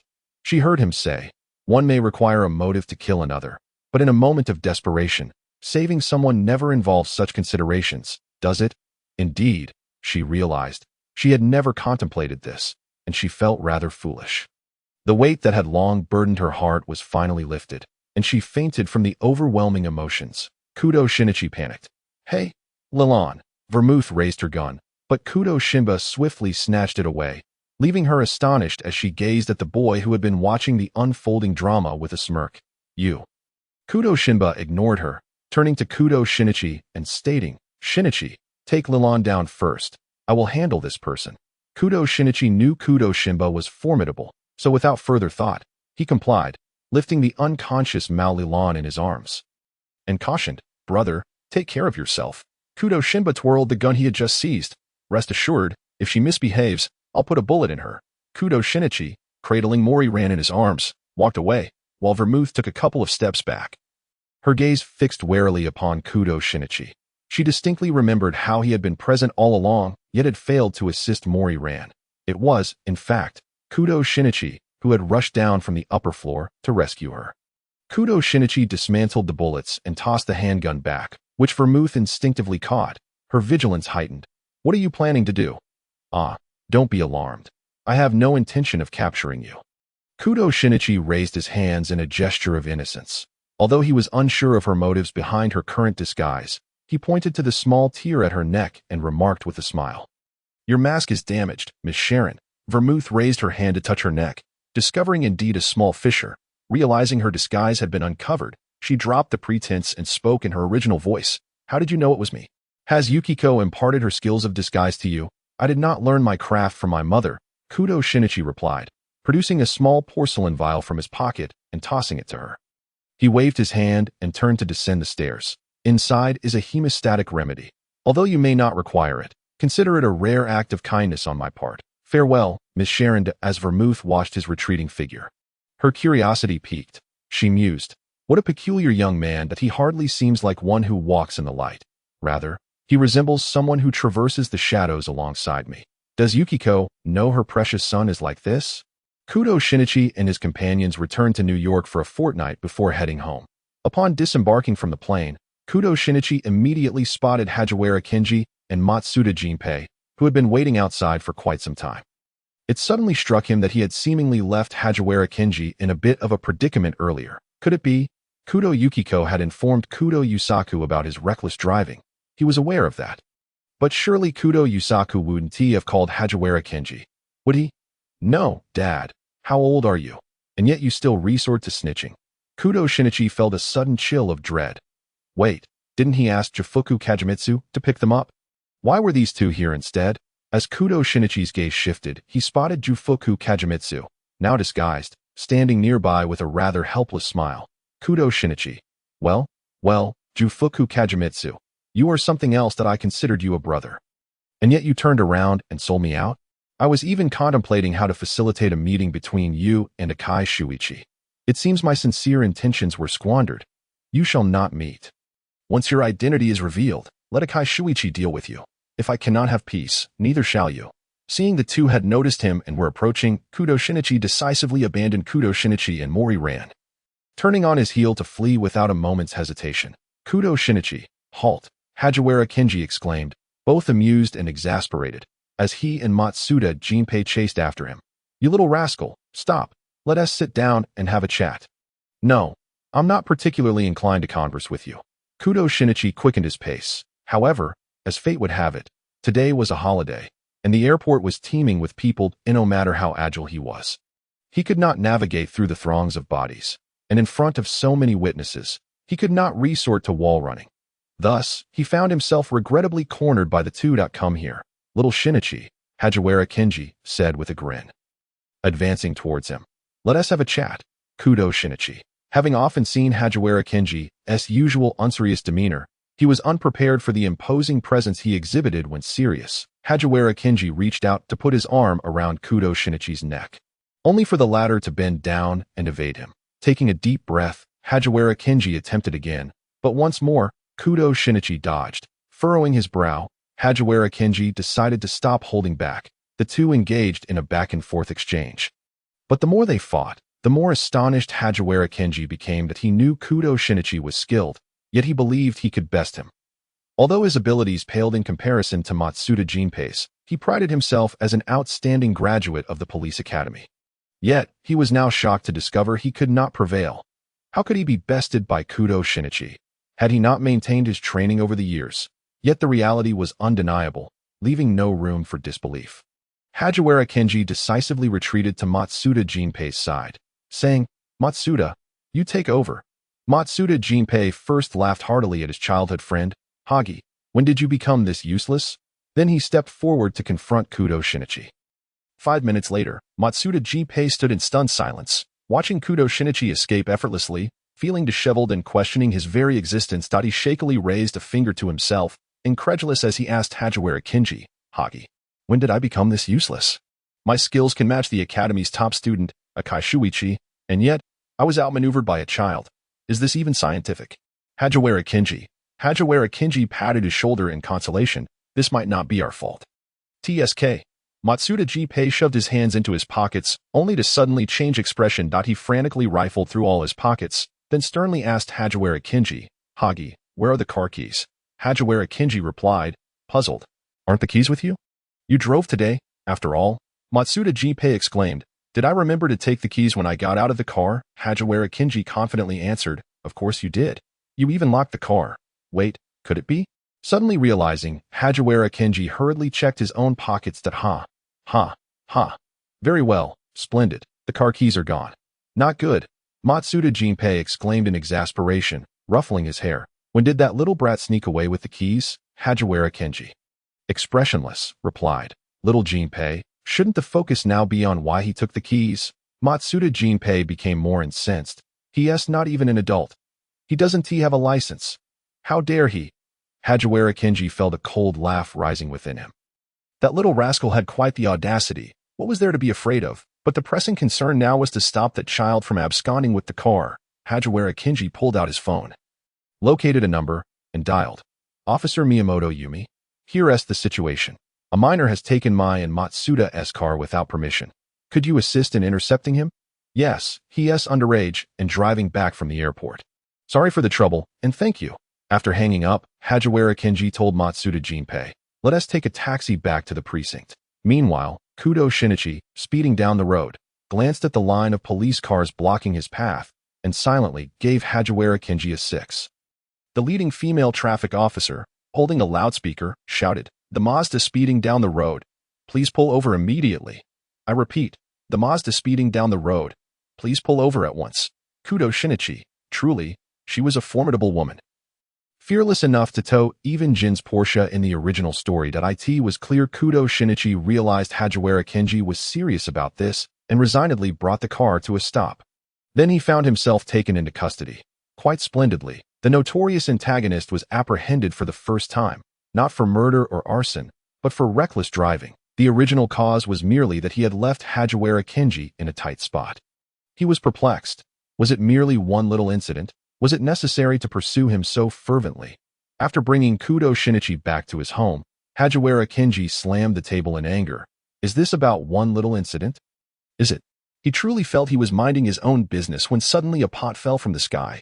Who could have known how bewildered he was when he received Kudo Yusaku's call? Especially since Kudo Yusaku, though somewhat diplomatic, clearly blamed him for leading his precious son astray. Hajiwara Kenji was baffled. Was Kudo Shinichi still under his influence? Kudo Yusaku must have been abroad for too long, unaware of how much of a rascal his precious son had become back home. Moreover, and most importantly, when did I ever teach you to drive recklessly? How could I possibly have instructed you in that? Hajiwara Kenji glared fiercely, slamming the table with a resounding thud. Kudo Shinichi, confess, who taught you to drive recklessly? Kudo Shinichi sat on the sofa, too intimidated to speak. Wow. Angry Hajiwara Kenji was a bit terrified. And you're still underage. You don't even have a license. How dare you sneak the car keys from Matsuda and drive? Kudo Shinichi could not help but retort, I was driving quite openly in front of both of you. Matsuda Jinpei, having had his car keys stolen right before his eyes, glared and exclaimed, are you still feeling proud? I'm not the one asking, so why are you running away? We aren't going to beat you up. Kudo Shinya fell silent once more. Who among the good-hearted would commit a misdeed and not flee, waiting to be caught? And who wouldn't he want to hit him? Were those who clashed with him at the airport ghosts? The thought that neither of them could apprehend Kudo Shinya struck Hajiwara Kenji deeply, leaving his fragile heart feeling as though it had suffered a tremendous blow, and his taut nerves were greatly agitated. Trembling, he pointed a finger at Kudo Shinya, his words stumbling in his anger. You must honestly tell me when you learned to drive. Kudo Shinya obediently replied, 15. Indeed. He had learned to drive at the age of 15 in his previous life. And his first experience of speeding had earned him a thorough scolding from his master, which was quite valid. Hajiwara Kenji rolled his eyes, nearly fainting, but fortunately, Matsuda Jinpei was there to support him. He pinched his own skin to regain composure, gasping for breath. Shinya, who taught you? He wanted to discuss life with that person. Kudo Shinya retorted earnestly, is it possible that I am a self-taught prodigy? Self-taught my foot, Hajiwara Kenji swore. If no one guided you, how could you have learned? Kudo Shinya stared at him in silence. Hajiwara Kenji seemed to suddenly recall something. Matsuda Jinpei interjected, Hagi, is it possible that the one who taught him is you? It was known that Hajiwara Kenji had often taken Kudo Shinya along for joyrides. Hajiwara Kenji was left speechless, feeling even more inclined to curse. So, he had spent half a day fuming, only to discover in the end that he bore the responsibility. He covered his face with his hands, retreating into silence. Matsuda Jinpei attempted to comfort him. Hagi, this isn't your fault. Please, Jinpei, don't speak to me right now, Hajiwara Kenji replied, his voice muffled. I need a moment of solitude. Kudo Shinya edged closer, poking him with his finger. Hajiwara Kenji, don't talk to me either, Shinya. Hajiwara Kenji shifted away, leaning against Matsuda Jinpei, silently contemplating life. Kudo Shinya, is it really necessary? Ultimately, the matter concluded with Kudo Shinya being coerced into writing a 5,000-word self-reflection by the four of them. Yes, in addition to Hajiwara Kenji and Matsuda Jinpei, there were also Jifuka Kajimitsu and Date K.At. That moment, Kudo Shinya sat surrounded by four imposing gorillas, staring at the paper and pen before him as if they were his nemesis. He felt he had done nothing wrong. Why should he write a self-reflection? As the greatest villain in this world, Being forced by a few mere policemen to write a self-reflection was simply unacceptable. What about his dignity? He slammed the pen down and was about to resist when he looked up to see Jifuka Kagemitsu exuding a boozy aura, a gentle smile adorning his face. Jifuka Kagemitsu smiled. Shinya, what's the matter? Is there something wrong with the pen? Would you like me to get you another? Kudo Shinya, you're threatening me. Matsuda Jippei aptly noted that Jifuka Kagemitsu certainly knew how to wield authority. Kudo Shinya locked eyes with him for 2 seconds before silently retrieving the pen he had just thrown. You're ruthless. Jifuka Kagemitsu conceded this time. I'll let you have this one. Damn, he shouldn't he have any dealings with the police? Wasn't he a villain? Where were the bloody storms, the mountains of corpses, the rivers of blood? None of that existed. All that remained was this damned self-reflection and the 4 gorillas supervising him as he wrote it. He was undeniably the most beleaguered villain in the world. Time flew by swiftly, and before he knew it, Kudo Shinya had entered his 2nd year of high school, upon seeing the terms high school detective and savior of the Japanese police in the newspapers. Along with the homes of the Heisei era, he realized that the day of his transformation into Conan was approaching. However, during this period, he had been preoccupied with matters within the organization, either returning home late or spending all day in his study, leaving him little time to pay attention to Kudo Shinya's situation, until the day Kudo Shinya inquired if he wanted to accompany him to the Dorabaka amusement park the next day. He suddenly realized that the storyline had progressed to this point. This meant he would soon see the adorable young Kudo Shinya once more.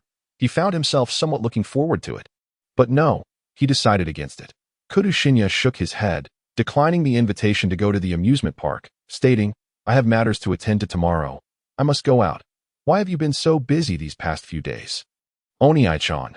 Kudo Shinya leaned over to glance at his brother's computer. To his dismay, he discovered he still could not comprehend it. With a pitiful expression, Kudo Shinya pointed at the screen and asked, Oni-chan, what on earth is this? It is a task report sent to me by my subordinates. Kudo Shinya candidly replied. I plan to go abroad next month to retrieve a document. Kudo Shinya leaned in closer, eagerly inquiring, what document? Can I come? Kudo Shinya firmly denied. You have school. Naturally, he couldn't go. This time, he was planning a covert operation. How could he possibly bring his brother along? Kudo Shinya wilted. Oni-chan, you never take me when you conduct business. I still don't know what kind of company you run. What would you do if I took you with me? Kudo Shinya laughed. What skills do you possess? Your flimsy foreign language skills are only sufficient for casual conversation, but not for serious negotiations. Kudo Shinya persisted. You could at least tell me what kind of company you have, right? He had no idea when his brother had started the company, but by the time he found out, his brother was already quite wealthy. Now his pocket money was all provided by his brother. It's a software development company. Kudo Shinya stated dismissively. Just a small business, nothing to fuss over. Once Kudo Shinya received his answer, he ceased to inquire further.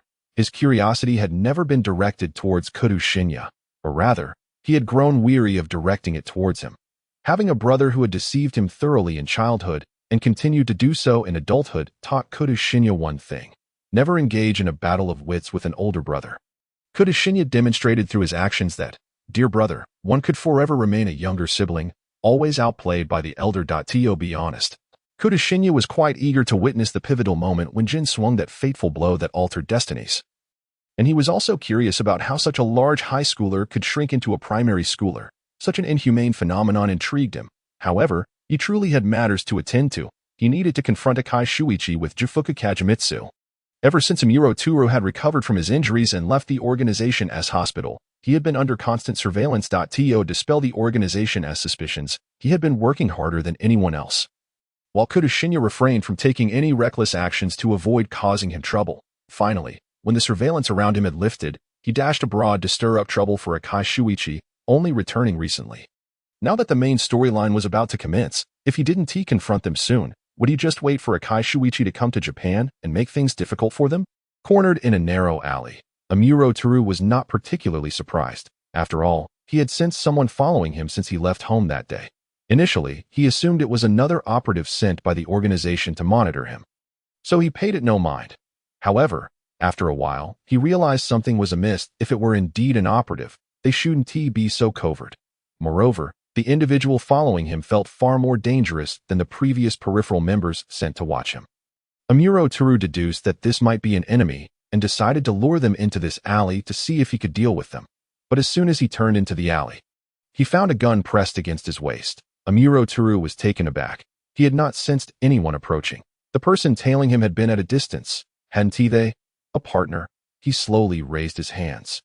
A light laugh escaping his lips. Excuse me, sir? Or is it madam? Can we talk this over?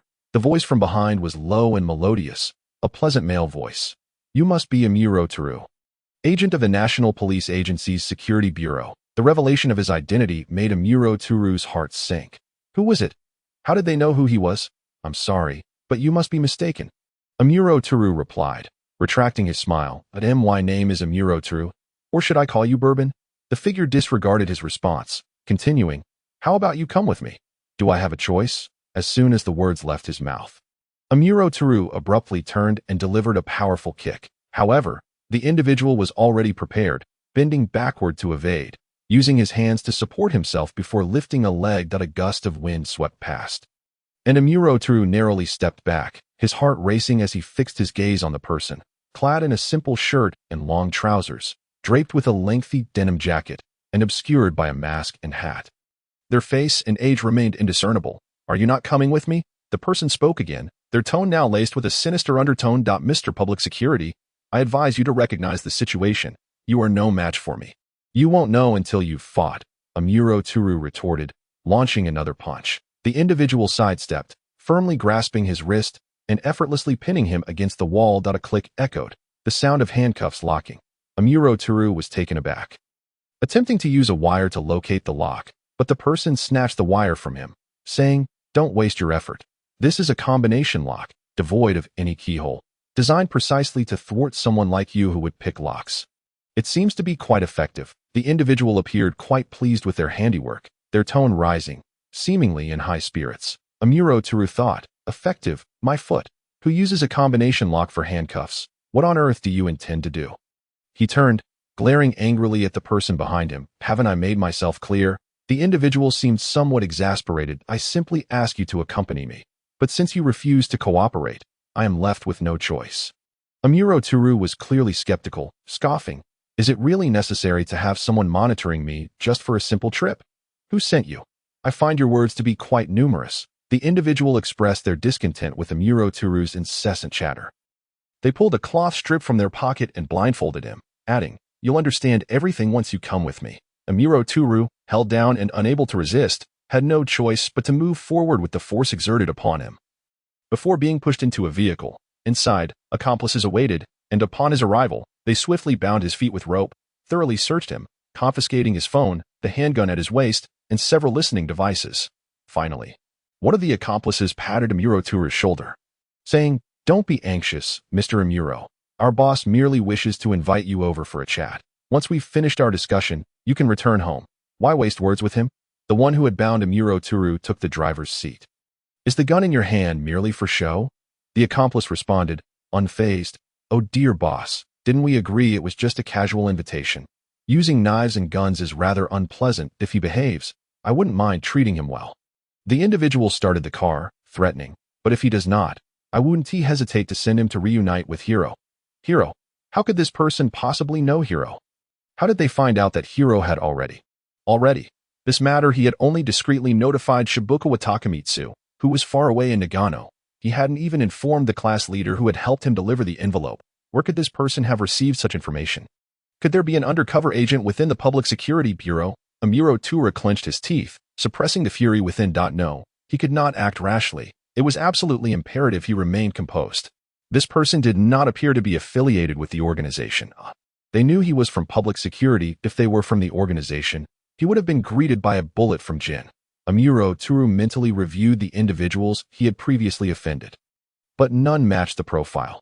Moreover, he was an intelligence officer, maintaining a mystique within the organization, having hardly incurred the wrath of outsiders. Damn it, he could not come up with anything.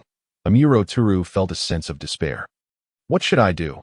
What should I do, Hiro? The individual drove Amuro Toru around for 2 to 3 hours, switching cars 4 or 5 times along the way. Ultimately, when they stopped, Amuro could only surmise from the terrain that they had likely arrived at a mountainous area. Having completely failed to remember the route, it could only be said that this person was exceedingly skilled at evasion. The individual cut the rope binding his feet with a knife, having been restrained for quite some time. Amuro Toru felt a slight numbness in his legs and lightly stamped his feet upon disembarking. "Let us go, Mr. Public Security," the individual urged, pressing the gun against Amuro Toru's head and propelling him forward. They finally arrived at an abandoned warehouse, and as soon as the door swung open, Amuro Toru heard a voice he knew all too well. "You guys are here. What is going on?"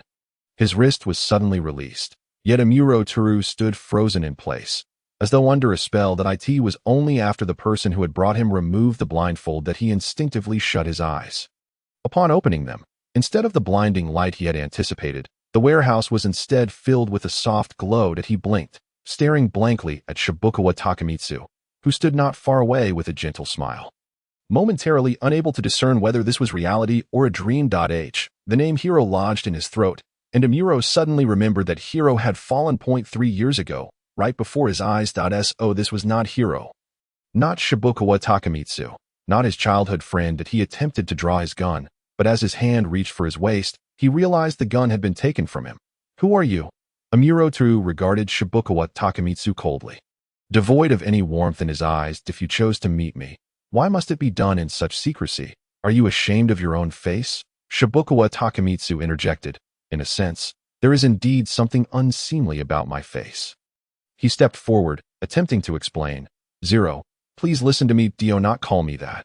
Amuro Toru, feeling disgusted, turned his face away. "I am repulsed. What exactly are your intentions?" Shibukawa Takamitsu replied. "I have called you that for over 20 years. And you never complained before." He quickly realized that this was not a matter to be smoothed over with mere words, and he was given no opportunity to assuage the situation. He cast a pleading glance at the person behind Amuro Toru, who was wearing a hat and mask. "Stop spectating and come explain." The individual received the cue, stepping forward to Amuro Toru, and, right before him, removed their hat, letting long hair cascade down. Kudo Shinichi then took off the mask and black contact lenses, revealing his original sapphire blue eyes, while his voice returned to its youthful clarity as he cheerfully greeted Amuro Toru. "Zero, it's been a while." Yet Amuro Toru was more incredulous than ever. "Is this all you have? Just this trick?" It was merely a disguise. He had witnessed such techniques with vermouth before. Did they think they could deceive him? Did he appear to be someone easily fooled? Kudo Shinichi protested. "I am not in disguise." "Not in disguise? Who are you trying to fool?" Amuro Toru reached out to tug at Kudo Shinichi's face. "Can you really claim that?" Amuro Toru pulled, but found it unyielding. He blinked in surprise and in disbelief. Pulled again. Kudo Shinichi forcefully swatted his hand away, rubbing his face and scolding. "Amuro Toru, are you insane? I am undeniably stunning, a paragon of beauty. What absurdity are you spouting about disguises? Good grief." This unfortunate child was quite forceful. It hurt immensely. Amuro Toru paid no heed to his now red hand, but instead fixated on Kudo Shinichi's face, where he could see the imprints left by his fingers, murmuring, "You're really not in disguise?" "Disguise my foot," Kudo Shinichi retorted, rolling his eyes. "This is my real face. Just give it a tug. What else with all that force? Are you trying to strangle someone?" "Ah, my apologies." Amuro Toru instinctively apologized, then recalled Shibukawa Takamitsu. Turning his head in a panic, "Hiro," Shibukawa Takamitsu smiled faintly. "You could have told me directly that you dislike the name Zero. This is bad." He even stopped calling him Zero. He was genuinely angry. Amuro Toru, flustered, explained, "No. Hiro, let me clarify. I don't know if you are really you or not. I thought you might not be you. What on earth? Wait, that doesn't seem quite right. In this situation, shouldn't you be the ones explaining to me?" How had it turned into his fault? Moreover, even if Kudo Shinichi was not in disguise, there was no certainty that Shibukawa Takamitsu was not. He had witnessed Hiro's sacrifice with his own eyes. Not to mention that the despicable Lai was also present. There could be no mistake about it. Zero Kirigane frowned as he stepped forward, gripping Kajiki Jubin's face and yanking at it, then tugging at his collar to inspect him. It's neither a disguise nor does it bear any traces of makeup, and there are no scars from healed wounds on his chest. Are you truly Hiro? Zero Kirigane gasped in astonishment. Where are your injuries? The scars, no after effects. You had clearly stopped breathing and your heart had ceased to beat. No wounds, no scars, no after effects. Kajiki Jubin helplessly pressed down on Zero Kirigane's eager hands, asserting, I am perfectly fine, and the person on the rooftop back then was not me.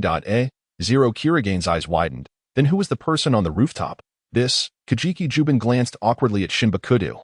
Although Shinba had never explicitly told him who that person was, he could somewhat guess. but it depended on whether the other party was willing to disclose this matter to Zero. Following his childhood friend's gaze, Zero Kirigane turned to Shinba Kudo, recalling the few moves they had exchanged moments ago, and boldly conjectured, "Shinba, was it you who was on the rooftop?" Shinba Kudo replied, "No." Kajiki Jubin quickly explained to Zero Kirigane, "At that time, Shinba was beside me. We were in a bar, not on the rooftop. Even the last task we collaborated on before my exposure was not carried out by me." A bar? Zero Kirigane still felt a bit bewildered, clearly missing the main point. Shinba wasn't even of legal age. How did he get into a bar? Shinba Kudo replied, "Ah, so this is the route you're taking, bringing up his age. Isn't it? Is it his fault that he is underage? Did he choose to be underage? Despite having 1,000 grievances to air, he still earnestly explained, that bar is mine. As the owner, he certainly has the right to enter." Zero Kirigane asked, "What are you running a bar for?" Shinba Kudo replied, "Huh? What am I running a bar for? To make money. What else would I run a bar for?" Shinba Kudo began to absurdly ramble. "I run a bar for foot massages and sauna treatments." "Is that not valid?" Zero Kirigane. At this moment, Zero Kirigane realized how foolish his earlier question had been, and with flushed ears, he quietly buried his head in his childhood friend's embrace. Don't tease Zero anymore. Kajiki Jubin sighed as he wrapped his arms around Zero Kirigane. TCH, Shinba Kudo pouted. Who would have thought that the formidable bourbon, who could confront anyone in the organization with his honey trap skills, would be so easily amused? Well, let us get back to business. Shinba Kudo glanced at the time and said seriously, "I have some intelligence provided by nightmares regarding the organization. It's not much. But Zero, do you want it? The main storyline has only just begun. It's not yet time for the organization's downfall." Therefore, the information he could provide to Zero Kirigane was limited, but sufficient for him to sort through for a while. "Nightmares?" Zero Kirigane lifted his head. "How did you get involved with nightmares?" "Shinba, let me tell you, nightmares are not to be trifled with. Keep your distance from them, understand? As for the organization, I'm not certain where you learned about it. But I trust you. If you don't wish to speak, I want to pride I know you saved Hero, and I am grateful. But moving forward, I hope you do not interfere anymore. You have no idea how terrifying this existence is. Although you are indeed formidable, the organization cannot be shaken merely by individual strength." Stop. Just as Zero Kirigane was about to launch into another lengthy discourse, Shinba Kudo promptly interjected, "First, you can ask whatever you wish. I will not conceal anything I can answer. Secondly, as a hacker who gets paid for his services, it's not unreasonable for me to have heard something about the organization, right? Thirdly, regarding Kajiki Jubin, I heard about it from nightmares. Is it not acceptable to have a good relationship as colleagues? Lastly, do you want the information from nightmares or not? If you want it, I'll give it to you for free. If not, I'll sell it at a high price." "Shinba, let me speak." The exchange of information among the three continued late into the night, and when they departed, it was Kajiki Jubin who drove.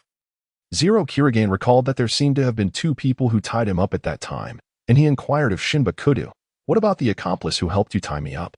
"Oh, that Yekite had to return to assist with an emergency surgery at the hospital." Shinba Kudo muttered in complaint. "What do you mean by accomplice? It sounds as though we are not proper people." Unable to resist, Zero Kirigane tapped his head. Which proper person would commit such an act of kidnapping in broad daylight? Shinba Kudo retorted, "Isn't it even more improper to kidnap at night? In any case, be cautious and try to avoid getting entangled with the organization." Zero Kirigane found himself at a loss with this mischievous child who had always played with the law. "I will contact Hero if anything arises. You should refrain from meddling, understood? Can't avoid it entirely," Shinba Kudo reminded. "Don't forget that Kajiki is still living at my place. Hey, don't say you want him to move out. If he moves out, I'll have no meals to rely on. Moreover, considering the time, Shinichi Kudo has probably transformed into Conan by now, and he will inevitably have dealings with the Black Organization." Zero Kirigane, what a wretched child. Then keep it under wraps. Zero Kirigane pressed his temples in exasperation. "Aren't you a hacker? If it's really dire, can't you seek help from nightmares to assist in concealing it? Didn't you say he is not a good person and advised me to limit contact with him?" Zero Kirigane replied, "That is two different matters.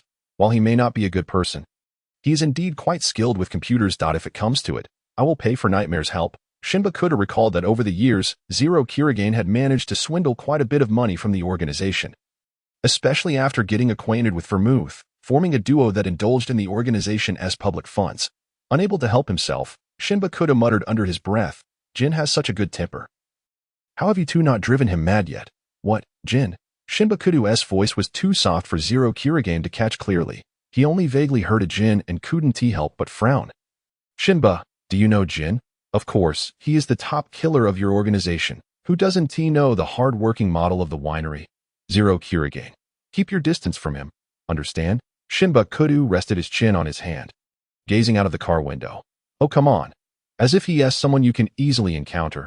How come whenever I mention a person, you want me to keep my distance? Just look at the kind of people you're talking about. If they were proper people, would I tell you to stay away? I've heard that Bourbon isn't exactly a proper person either. Should I keep my distance from him as well? Shinba Kudo, are you deliberately trying to provoke me? I'd rather you keep your distance from me. Do you have any idea how dangerous it is to be around me? I don't know.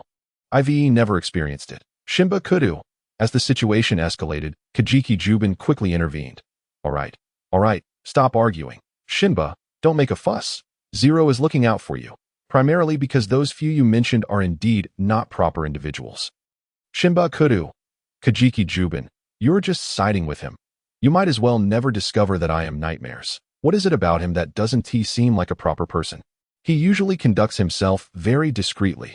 In his past life, after provoking other organizations or the police, he couldn't bear not to show his face that I in this life. He provokes, and then runs. No one has seen him until now. Isn't that proper enough? Your standards for proper people are truly high. Light rain pattered down, and a child who appeared to be only 7 or 8 years old, with a bandage wrapped around his head and dressed in oversized, ill-fitting clothing, trudged dejectedly along the road. Having suddenly transformed into a child, narrowly escaping the pursuit of the police, and almost getting hit by a car, Shinichi Kudo was feeling utterly disheartened. His brother's phone was unreachable, and he had no way to explain this situation to Ran. What was he to do now? It was so embarrassing to find himself in this predicament as he walked home, seeing that the lights in his house were off. Shinichi Kudo realized his brother had not yet returned. He tried to open the door himself, but failed repeatedly, and in frustration, he struck the ground. Damn it. I can't even get into my own house. Does this mean I can't accomplish anything? At the moment when Kudo Shinichi found himself at a loss, a tremendous explosion erupted, and an elderly gentleman clad in white burst forth from a nearby villa. Exclaiming, "Oh no!" The old man was violently thrown against the wall by the force of the blast. Upon seeing him, Kudo Shinichi felt as though he had spotted a beacon of hope.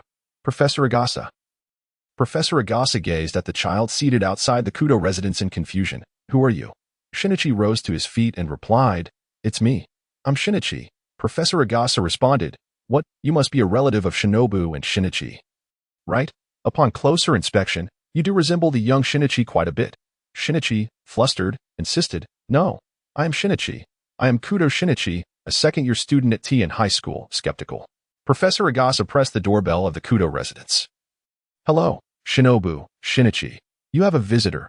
Panicking, Shinichi tugged at his hair in distress. "But no one is home. Didn't you notice that the lights are off? Onaikin and Araikuin have gone out on an errand. I am Kudo Shinichi. Why won't you believe me?" "Oh dear." In his anxiety, Shinichi inadvertently brushed against his injured head, and a pained cry escaped his lips. "It hurts." Concerned, Professor Agasa asked, "Are you all right? If you don't believe me, I can share some details about you." "Professor?" Shinichi pointed at Professor Agasa and recounted earnestly. Professor Agasa, aged 52, is an eccentric inventor residing next door. Although he claims to be a genius, everything he creates is nothing more than scrap metal.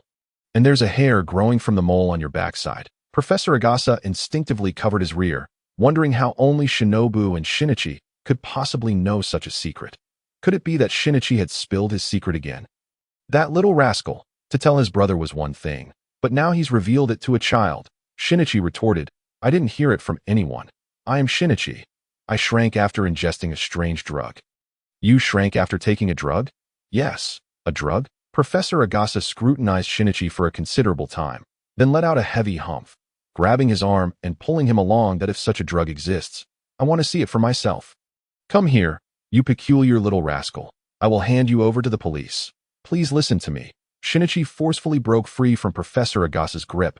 "Professor, you just returned from the Colombo restaurant, didn't you? And you were in quite a rush." "You? How do you know?" "Because of your clothes," Shinichi deduced. "The front of your outfit is wet, while the back is dry, indicating that you just ran through the rain. Moreover, there is mud on your pants." and the only place nearby where mud could splatter is in front of the under-construction Colombo restaurant. Additionally, there is a special meat sauce from that restaurant on your beard. Professor Agasa touched his beard and realized it was true. Could it be that you are? TSK. Shinichi shook his finger. This deduction is far too simplistic, Professor Agasa. Shinichi? Seeing the unmistakable resemblance, Professor Agasa was compelled to accept that this little rascal was indeed Kudo Shinichi. Could it be that you truly are Shinichi? Frustrated, Shinichi stamped his foot. I already told you. I shrank after taking the drug. Professor Agasa stroked his chin.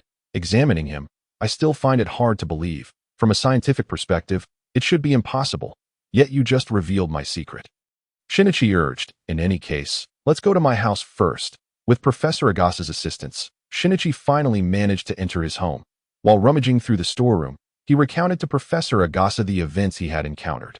What, gun smuggling? Professor Agasa exclaimed in astonishment. Yes. Shinichi leaned over a large cardboard box, searching for his childhood clothing. I saw that person using it to blackmail someone else. Professor Agasa, drying his wet head with a towel, pondered. So, they forced you to drink poison to silence you. Ah, so that's how it is. That undeveloped poison had a peculiar effect, causing your body to shrink. Exactly. Please, Professor. You are a genius, right? Quickly create an antidote to restore me to my original form. Professor Agasa rubbed his neck in discomfort. Don't put me in a difficult position. I don't even know the composition of the drug you ingested, and if we're talking about geniuses, your brother is the true genius here. Shinichi found a blue suit and put it on, gazing in disbelief at his reflection in the mirror. How ridiculous. My childhood clothes fit perfectly. Professor Agasa suggested, why not ask your brother if he has any solutions? Shinichi exited the storeroom and followed Professor Agasa to the study, scoffing at the suggestion. Come on, Professor, my brother specializes in computers, not chemistry or biology. How could he possibly help? But Shinobu has conducted extensive research in this area. Professor Agasa countered, doesn't your house have a dedicated laboratory? Yes, but I accidentally knocked over a corrosive agent while I was in there before and nearly harmed myself. Ever since then, Onaikin won't let me go back in. Shinichi replied, setting that aside.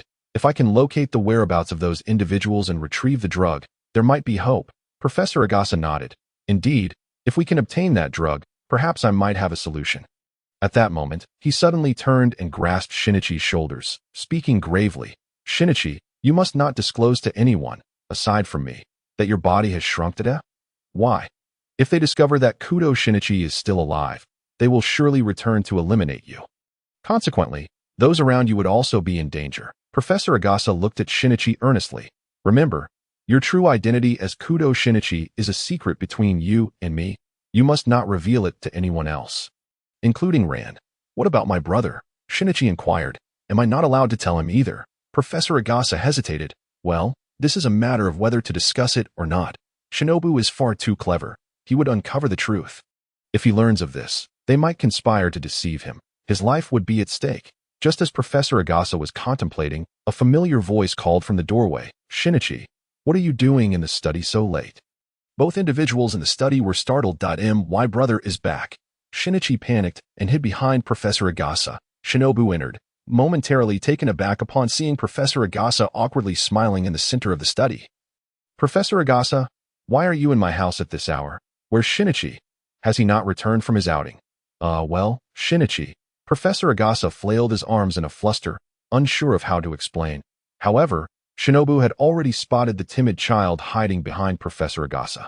Professor Agasa, who is the child behind you? Professor Agasa struggled, glancing down at the child tugging at his trouser leg. He is.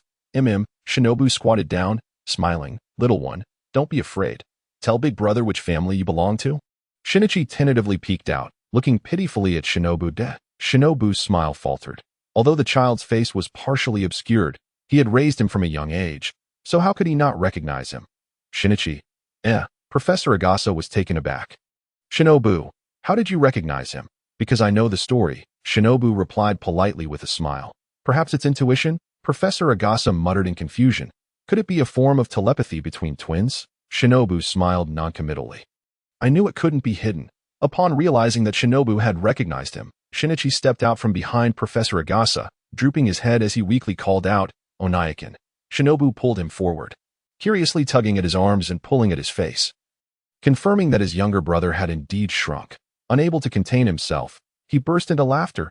Shinchan, how did you end up like this? Shinichi, feeling wronged, explained, I followed two men in black at the amusement park and inadvertently witnessed them conducting a gun smuggling deal. When they discovered me, they knocked me out and forced me to take a drug, and when I woke up, I had turned into this. When I called you, you did not answer. Reflecting on the numerous missed calls I made, Kudo Shinichi felt even more aggrieved. That I apologize, Shinichi, Kudo Shinobu hurriedly explained. I left my usual phone at home and brought only my work device today. So, what should I do now, Oni-chan? Kudo Shinichi seemed to have found his anchor. Dr. Agasa had advised against revealing his identity to others. Dr. Agasa's reasoning was sound. Whether it was a deal involving smuggled firearms or a potion capable of shrinking one's body, both were sufficient to indicate the existence of a criminal organization. Kudo Shinobu picked up Kudo Shinichi and carried him to the desk. In this situation, concealing your identity is the best choice. He placed Kudo Shinichi on the desk and rummaged through the drawer to find a pair of glasses. Kudo Shinichi inquired curiously, aren't these Dad's glasses? Yes, I'm just borrowing them for now. I'll get you a pair of plain ones later, Kudo Shinobu replied, removing the lenses and placing the glasses on Kudo Shinichi's face. They suited him well, looking quite stylish, from today onwards. You shall assume a pseudonym. You will be my distant cousin. I will handle your identity details. Kudo Shinobu playfully poked Kudo Shinichi's forehead. Now, let us head to the laboratory. Kudo Shinichi grasped Kudo Shinobu's hand. What are we going to do in the lab? You likely still have traces of the drug in your bloodstream. We need to draw blood for analysis to identify its components, so I can prepare an antidote for you. Do you wish to remain a primary school student for the rest of your life? Kudo Shinichi's eyes instantly brightened. Is that really possible? Kudo Shinobu explained. Given that it's residual medication, the data may be compromised, and we might not be able to identify all the components, but we should be able to ascertain some. With partial data as a foundation, further research into cellular and skeletal regeneration will enable us to deduce the complete composition of the drug. It's merely a matter of time. Dr. Agasa appeared somewhat stunned. Is that even feasible? Kudo Shinobu nodded. In principle, there shouldn't be an issue, though the research direction is somewhat unconventional, so progress may be slow. Kudo Shinichi exclaimed, no problem, as long as I can revert back. Oni-chan, I'm counting on you. I do not wish to remain a primary school student. Kudo Shinobu led Kudo Shinichi and Dr. Agasa to the remodeled laboratory on the first floor, where the array of sophisticated instruments made Dr. Agasa envious. Knew you. Where did you acquire all these machines? Dr. Agasa marveled as he examined them. Many of these I've never seen before. Some were procured at a high price from abroad, the latest models. Kudo Shinobu replied while donning a lab coat he had retrieved from behind the door. Others were custom-built by professionals based on my designs. As they aren't available on the market, Dr. Agasa remarked. That must be quite expensive. Kudo Shinobu tied his hair back and habitually put on a pair of goggles. It's reasonable, perhaps a few tens of millions or $200 to $300 million. There are so many machines that I can't recall precisely. Kudo Shinichi and Dr. Agasa exclaimed in unison. How much? 2 to 300 million? In USD? Kudo Shinichi appeared dazed. Oni-chan, please tell me the truth. How wealthy are you? How could you consider $2 to $300 million merely reasonable? Well, it's not that extravagant. Kudo Shinobu mused, mentally organizing his assets. It's not vastly different from my previous life. Perhaps I could compile a month's revenue for you to peruse someday. Ahahaha. That won't be necessary. Kudo Shinichi felt the need to process the information. Kudo Shinobu crouched down to meet his gaze. Shinchan, do you have no concept of money? Kudo Shinichi responded, no, I think the one without a grasp of money is you, my dear Oni-chan. Enough of that. Let us not dwell on it. Kudo Shinobu guided Kudo Shinichi to a machine, instructing him to remove his shirt and lie down. I'll take an x-ray. By the way, you haven't eaten yet. Right? Kudo Shinichi quickly stripped off his clothing and climbed onto the machine. I haven't eaten. That's fine. If you had eaten, it would affect the data, Kudo Shinobu stated as he sat before the computer. Pressed a few buttons and activated the machine. He warned. Stay still. A few minutes later, Kudo Shinobu tapped the screen. All done. You can put your clothes back on now. Doctor, could you please draw some blood from Shinichi? The supplies are over on that lab table. Oh, certainly, Dr. Agasa replied as he sterilized a syringe. How much should I draw? Ew. There are test tubes nearby. 2 tubes will suffice. Kudo Shinobu examined the X-ray images while Kudo Shinichi approached after his blood was drawn. Oni-chan, how does it look? Shinichi, have you felt any discomfort in your heart since taking the drug? Kudo Shinobu pointed to two images. Look here, your myocardial tissue shows significant damage. Kudo Shinichi scrutinized the images and honestly replied, Oni-chan, I can't understand this. Kudo Shinobu paused. Hasn't Dad taught you anything about these? Kudo Shinichi countered, Dad, didn't he teach me everything? And besides, where would he find x-rays to show me? This is far too specialized. Kudo Shinobu remarked, is it really that specialized? Regardless, do you feel any discomfort in your heart? Kudo Shinichi reflected for a moment before nodding. Yes, it hurts quite a bit. Then that confirms it. Kudo Shinobu switched screens and gestured to another machine. Doctor, could you please pour half a tube of blood into that instrument slot and press the red button next to it? Dr. Agasa complied, and the moment he pressed the button, a stream of code began to scroll rapidly on the screen before Kudo Shinobu. Dante Rush, it's still analyzing. Kudo Shinobu chuckled as he noticed Kudo Shinichi fixated on the code that if you're hungry, you can step out and grab a snack. Speaking of food, Kudo Shinichi suddenly remembered that Ninzai Hikaru hadn't returned with his brother. Oni-chan, where's Ninzai-kun? Weren't you both out together today? Zhu Fujingwang. Where else would he be? Obviously, he was whisked away by some golden retriever. Kudo Shinobu replied. He has gone home with his old flame. Oh, old flame. Indeed, he ran off to frolic with his childhood sweetheart, leaving me, his employer, stranded on the roadside. Kudo Shinobu propped his chin on his hand, sarcastically commenting, does he even remember who pays his salary? Is this how one treats their benefactor? Oh, by the way, before Zero took Zhu Fujingwang away, he curiously swiped that handcuff with a password lock. Kudo Shinichi and Dr. Agasa exchanged glances, both astonished. Speaking of which, I almost forgot something. Kudo Shinobu recalled encountering a hurried Maori ran on his way back, seeking out Kudo Shinichi. Shinichi, you should send a message to your little girlfriend when you have a moment. What little girlfriend? Kudo Shinichi flushed crimson. Ran and I are not in that kind of relationship. Oh, are you pretending? You're the one who automatically inserted Ran into that role. Are you really going to claim you don't have such thoughts? Kudo Shinichi stammered. It's just that I haven't pursued her yet. How long has it been? Still haven't made your move. I'm ashamed of you. Don't tell anyone you're my brother. What am I to do? I'm too timid. Kudo Shinobu sighed. How could I have such a foolish brother, having harbored a crush for over a decade, yet lacking the courage to confess? Forget it. I can't be bothered to meddle in your affairs. He waved his hand wearily. Just send a message to Rand to let her know you're safe.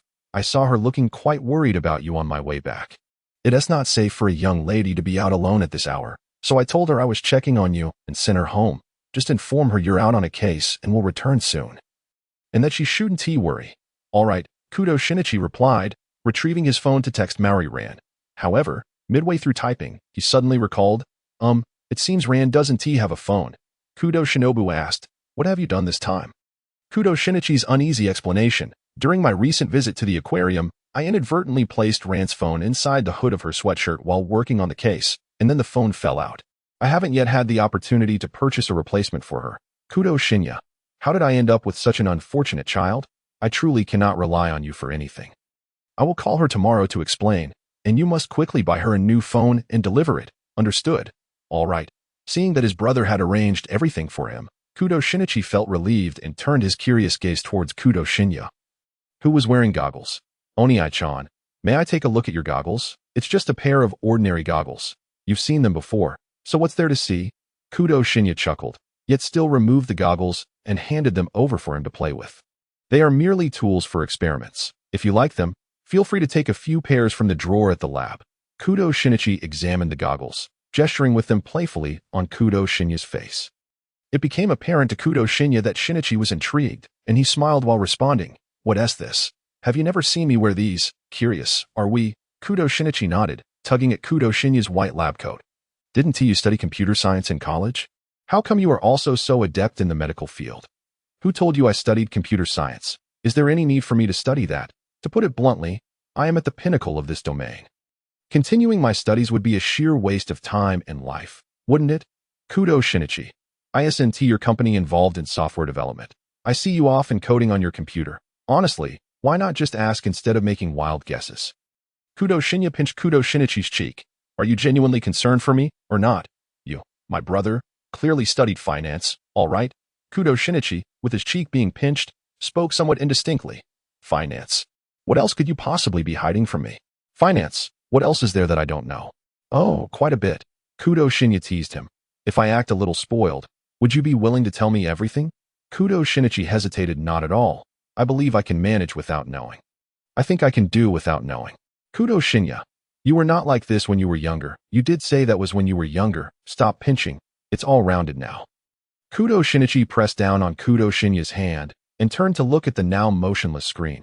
Has the result come out? Yes, it has. Kudo Shinya glanced over and noted that several data points significantly deviated from normal blood data. There were indeed traces of drugs, but I need to investigate further to determine precisely what they are. All right, the rest is none of your concern. Go upstairs and sleep. Kudo Shinya donned the goggles once more and began ushering everyone away. Suggesting a blood draw tomorrow for testing. Dr. Agasa, you should hurry back to rest as well. Dr. Agasa hesitated to leave. Little Shinya, can I stay and help you? Kudo Shinya, Doctor, are you hoping to stay to assist me or merely to observe the machines? Dr. Agasa rubbed his hands together. Oh, of course, it's to help you, but I might take a look as well. Fine. Kudo Shinya did not refuse. Having one more person or one less made little difference to him. Kudo Shinichi also did not wish to leave. This was crucial for his future, after all. So how could he bear to depart? I want to stay too. Kudo Shinya firmly refused. You cannot. Have you forgotten the time you played in my lab and nearly splashed sulfuric acid on your face? Kudo Shinichi tried to negotiate. I won't touch anything. I trust you as far as I can throw you. Kudo Shinya seized Kudo Shinichi by the back of his shirt and unceremoniously tossed him out. You know nothing. Dante caused trouble here. Kudo Shinichi clung to the doorframe, continuing to struggle. I understand. Theoretically brilliant, utterly useless in practice. This is what you call being capable. Kudo Shinya coldly pried his hands away. When you get into Tokyo University, then you may come back and discuss entering the lab. Until then, right now, immediately, go upstairs and sleep. The lab door closed mercilessly before Kudo Shinichi's pitiful gaze. Kudo Shinichi. Another day of being scorned by my own brother. Oh well, he had grown accustomed to it. When the man in black called again to demand 3 billion yen from President Gu, Butler Misaka finally realized that something was amiss. He dropped to his knees, confessing tearfully that he was the one who had initially kidnapped the young lady. But I merely left her at a nearby restaurant. I had no intention of extorting the master. Muri Kagoro seized Butler Misaka's clothing and shouted, How dare you claim that person is not your accomplice? Hurry up and confess. Butler Misaka shook his head repeatedly. No, I truly have no accomplices. Mr. Muri, please believe me. The lady has genuinely been kidnapped. President Gu quickly pulled Muri Kagoro aside. Mr. Muri, please find out where my daughter is right now. Muri Kagoro understood the urgency of the situation, releasing Butler Misaka and analyzing the map. Where could she be? The kidnapper likely wouldn't have taken her too far. Remembering the call from earlier, where the kidnapper mentioned a school warehouse, he recalled seeing a large chimney from the window. Muri Kagoro felt he had pieced it together. So that's it. I understand now. Muri Kagoro exclaimed with a grin. Nothing can escape the keen eyes of the renowned detective Muri Kagoro. President Gu was elated. Is it true, Mr. Muri? Do you know where my daughter is now? Indeed. We just need to find a school with a visible chimney. Muri Kagoro circled 5 schools on the map. President Gu, we must go to these schools immediately. We are bound to find your precious daughter. However, Muri Kagoro added, to save time, please prepare the cash as well. Understood. Yet, after more than 40 minutes of searching, they found no trace of Gu Jingzi or the kidnapper at any of the schools. President Gu panicked. Mr. Muri, what is happening? Muri Kagoro, with a serious expression, pondered for a moment before turning to Butler Misaka. Is it you? Butler Misaka, what? It must be you who tipped off the kidnapper, which is why they hurriedly moved the young lady. Right? Muri Kagoro felt his deduction was sound and grew increasingly confident. All right. Butler Misaka, your scheme has been uncovered by the esteemed detective Muri Kagoro. So you should quickly confess the identity of your accomplice. Butler Misaka felt utterly at a loss for words. No, Mr. Muri, I truly have no accomplices. I genuinely know nothing. Know nothing? Muri Kagoro's gaze sharpened as he stared at him. It seems you are still unwilling to confess? Mr. Muri, I truly do not know what to confess. Just as everyone was at a loss regarding the kidnapper's whereabouts, another phone call came through. So, have you prepared the 3 billion yen? The kidnappers seem to have lost patience. Let me tell you. If you do not deliver the money soon, I cannot guarantee what will happen to your daughter. No. Please. President Gu pleaded. I am ready. I truly am. As long as you release my daughter, we can negotiate everything. Very well. The kidnapper was pleased with President Gu's compliance. Place the money on a bench in Baishan Park, and once I have it, I will return your daughter. President Gu begged. Let me hear my daughter's voice one more time. In the warehouse of Urbashi Middle School, the kidnapper scoffed at this request. You can listen to it slowly later. With that, he hung up the phone, drew a dagger, and pointed it at the cornered Gu Jingzi. The deal has been made. Which means you no longer hold any value. Gu Jingzi trembled in fear, but at that moment, the kidnapper's dagger was already aimed at her. Still in the laboratory, Kudo Shinichi suddenly felt he had forgotten something. But he couldn't recall what it was at the moment. Nonetheless, he deemed that since he couldn't remember, it must not be important. After all, he generally does not forget important matters, so he did not delve deeper into it. It was not until the following noon, after leaving the laboratory and bidding farewell to Dr. Agasa, that he turned on the television. The news was reporting the discovery of the corpse of a 10-year-old girl at Urchiao Middle School, which, upon verification, was confirmed to be the daughter of a company chairman. The kidnappers, after extorting 300 million yuan from the chairman, did not release the hostage as promised. Instead, they cruelly murdered the young girl. Upon seeing this news, Kudo Shinichi finally recalled something he had forgotten. It was the first case after Kudo Shinichi transformed into Conan due to the butterfly effect. And there was the slumbering Muri Kagoro. The main characters from the original narrative must not be overlooked by this butterfly effect. It was imperative to establish a connection between Conan and Muri Kagoro. However, there was no way Conan could be sent to the Muri household now. He had managed to take care of Kudo Shinichi alone in his childhood. It made no sense that he could not manage a cousin now that he was grown. Furthermore, Muri Ran had also been under his care as she grew up. The young girl was still just a child, and it was quite a challenge for her to take care of her father at home. Now, it would be unreasonable to thrust another child into the mix. Kudo Shinichi decided to start with Kudo Shinichi. I'm back. The door swung open, revealing Shufu Kajiki, disguised as Arai Hikaru. Kudo Shinichi casually asked, "Why didn't you stay a bit longer?" The action of Shufu Kajiki changing his shoes paused. They had clearly agreed yesterday that he would return by noon today. So, was there someone else at home? But at this hour, Kudo Shinichi should have already gone to school. Well, the conversation was finished. So he returned. Shufu Kajiki checked the shoe cabinet and indeed found a pair of slippers missing. He then scanned the room cautiously and found no one present. He looked at Kudo Shinichi in confusion. Onaikin, has the result come out? Just then, the now small Kudo Shinichi came down the stairs, rubbing his eyes. Upon seeing Shufu Kajiki, he greeted him naturally. Good morning, Arai. Shufu Kajiki thought, who is this? Have I seen him before? After confirming multiple times that he had never encountered this child, he asked, little friend, who are you? Kudo Shinichi, realizing he had forgotten that he had shrunk, awkwardly chuckled. Ahahaha. I'm Kudo Shinichi. After stammering for a while, he suddenly had a bright idea. I'm Idagawa Conan. I'm Shinben II's cousin. Cousin. Yes, this is my cousin Conan. Kudo Shinichi smiled as he picked up the little Idagawa Conan, who had just run over seeking help. His parents were on a business trip, so he would be staying here for a while. Shufu Kajiki, relying on his years of undercover experience, thought better of it. This experience was rather futile, so he dismissed it. However, just based on Idagawa Conan's earlier nervous expression, it was evident that this was indeed a false name. Yet, Shufu Kajiki still managed to maintain a gentle smile, radiating warmth. Hello, Conan. I'm the housekeeper, Arai Hikaru. Idagawa Conan was successfully deceived by the sly individual before him, believing that his ruse had been accepted, and finally relaxed, though he still nestled closer into Kudo Shinichi's embrace. I know, Shinbe told me. Shufu Kajiki, has Conan not eaten yet? Is there anything you would like to eat? Anything will do. I have something to attend to later. Kudo Shinichi set Idagawa Conan aside and rolled up his sleeves to assist Shufu Kajiki as they entered the kitchen. I'll help you, Arai. Once the kitchen door closed, Kudo Shinichi asked, so, has Zero been calmed down? Shufu Kajiki forced a smile. Zero has matured quite a bit. He had not comforted him at all, upon returning home. Ryuga Zero acted as though nothing had happened, curiously pulling him to ask about this and that, never mentioning the events of their past. It was as if, to Zero, Shufu Kajiki had merely been away on an extended business trip and had returned.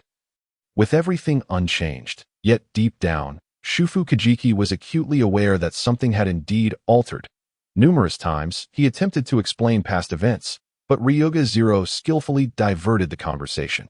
Shufu Kajiki understood that Ryuga Zero was evading the issue.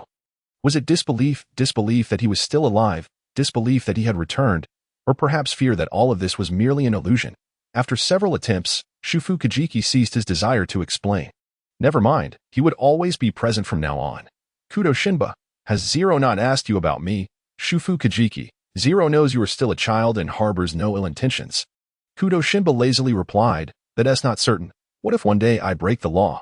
Haven't you committed enough unlawful acts already? Shufu Kajiki sighed. All right, don't worry. Zero truly believes in you. Kudo Shinba lowered his gaze. Falling silent, he was not intentionally probing. He simply wished to believe in these individuals, who were, after all, police officers. But did they genuinely believe in him? The other four were fine. Hajiwara Kenji, Matsuda Jinpei, he understood their personalities well. While Date-K, though appearing stern and serious, was quite adaptable, and Shufu Kajiki himself was inherently gentle. But what about Ryuga Zero? He was a public security officer, having spent years undercover within the Black Organization, which had undoubtedly instilled a cautious nature in him, especially after witnessing the sacrifice of his childhood friend. Now, faced with Kudo Shinba, who was surrounded by so many mysteries, did he truly harbor no suspicions? Despite their previous acquaintance, with formidable abilities, excellent skills, and first-rate hacking techniques, not to mention possessing a firearm, Kudo Shinba was certain that Ryuga Zero must have noticed. His gun was a real one. Kudo Shinba assumed he would delve deeper. Yet Zero asked nothing, and even after leaving, he did not question Shufu Kajiki privately. Why? In truth, Ryuga Zero had not spent much time with him. Logically, he should be the one who understood Kudo Shinba the least. Yet why? Why did even he trust him so much? What was he thinking? Shufu Kajiki tapped Kudo Shinba's forehead lightly. Kudo Shinba suddenly laughed. I was thinking about a few fools. Shufu Kajiki felt this was not a compliment. But Kudo Shinba quickly shifted the topic. By the way, don't you have something to ask? Indeed, Shufu Kajiki admitted. What's the situation with Adagawa Conan? That must be a false name, right? Since Shufu Kajiki was living in his house. It would be evident sooner or later, so Kudo Shinba found it unnecessary to conceal the truth. That is Shinichi. Kudo Shinba replied while washing vegetables, having witnessed the mission involving gin and vodka the previous night, where Jin discovered him administering the drug. Shufu Kajiki's worldview shattered. Jin is with the organization? The organization's drug. Has their technology advanced to this level now? Perhaps they themselves were unaware of this drug's capabilities. Otherwise, it would not have been used for silencing. Kudo Shinba shared the results he had gathered, stating, based on the analysis of the residual drugs in Shinichi's bloodstream, under normal circumstances, he should have succumbed to heart failure. Shufu Kajiki, then why did this happen? I'm not quite sure. Kudo Shinba shook his head. The drug residue isn't substantial, and there is little useful data to extract. I need to conduct further experiments to determine if this is a coincidence or a certainty. Can he recover? There is insufficient data, and without the original sample, developing an antidote will require time. He likely won't recover in the short term. Kudo Shinba recounted this matter nonchalantly, as though he were not particularly anxious. This puzzled Shufu Kajiki. He knew how much Kudo Shinba cared for his brother. Given his protective nature, he should have blown up by now. Why was his reaction so indifferent? You don't seem worried. Shufu Kajiki inquired. What good would my worry do? Am I capable of storming into the Black Organization's lair to beat up Jin, or hack into the laboratory to steal the drug data? That would be quite unnecessary. Indeed, Kudo Shinba found himself deeply contemplating the feasibility of infiltrating the laboratory to steal data. He mused that it might be worth a try. However, the antidote was still incomplete. Even if he managed to extract the data, it would require further research to develop a cure. Moreover, the plot had not yet reached its conclusion. Even if he succeeded, it was certain that he could not provide the antidote to Conan. Yet, to Zhu Fujingguang, this statement took on a different connotation. What was he contemplating? Surely he did not intend to pummel Jin, did he? Given Zhu Fujingguang's understanding of Kudo Shinba's propensity for causing trouble, he suspected this possibility was quite high. However, such an endeavor was not to be entertained lightly. Zhu Fujingguang felt compelled to call Matsuda and Hajiwara, urging them to escort Kudo to the police station for safeguarding, lest Kudo Shinba genuinely acted on a whim and assaulted Jin. Zhu Fujingguang delivered a firm slap to the back of Kudo Shinba's head. Dream on. Don't even think about it. Kudo Shinba clutched his head, his eyes filled with reproach. What are you doing? Why did you hit me out of nowhere? Seriously, who have I offended? Going to Rant's house. Idagawa Conan, who had just finished eating and was dragged into the room by Kudo Shinba, shook his head vehemently upon hearing his brother's words. I won't go. He resolutely refused. How could he possibly face Ran in his current state? Brother, you are my real brother. You cannot lead me to my doom. Idagawa Conan clung to Kudo Shinba's leg, lamenting that he could not allow Ran to see him like this. She would undoubtedly worry upon seeing him in such a condition. I am not asking you to go as Kudo Shinichi. Kudo Shinba poked his head, questioning how someone so intelligent could suddenly be so foolish. Just as Idagawa Conan was about to throw a tantrum to escape, he paused. Wait, that seems right. But Oni-chan, why the sudden desire to visit Rant's house? Kudo Shinba replied. It wasn't a sudden thought. You need to visit Rant's house more often, understand? Idagawa Conan shook his head. I don't understand. Kudo Shinba sighed. TSK, this brother is utterly useless. Perhaps I should ask our parents if they can have another child. Sitting on the bed, Kudo Shinba continued with a patient tone. Don't you want to catch those black-clad individuals who drugged you? Idagawa Conan nodded. I do. Rant's house is a detective agency. After all, if there were any news about the black-clad organization, wouldn't you be informed in a timely manner? Idagawa Conan pondered. That makes sense. Kudo Shinba nodded in satisfaction, then continued to manipulate him. Right? And that black-clad individual hit you and drugged you. Aren't you angry? Idagawa Conan replied. I am angry. Angry, indeed. Shinchan, I tell you. We cannot be at a disadvantage. You see, that black-clad individual struck you. Shouldn't you catch him and retaliate? Idagawa Conan instinctively nodded in agreement. Exactly. Catch him and hit him back. Huh. Suddenly realizing something was amiss, Idagawa Conan couldn't nod any longer. He stared in bewilderment at the reckless Kudo Shinba, foolishly retorting, Oni-chan, shouldn't we catch them and hand them over to the police? How can we just hit them back? Kudo Shinba scoffed. TSK.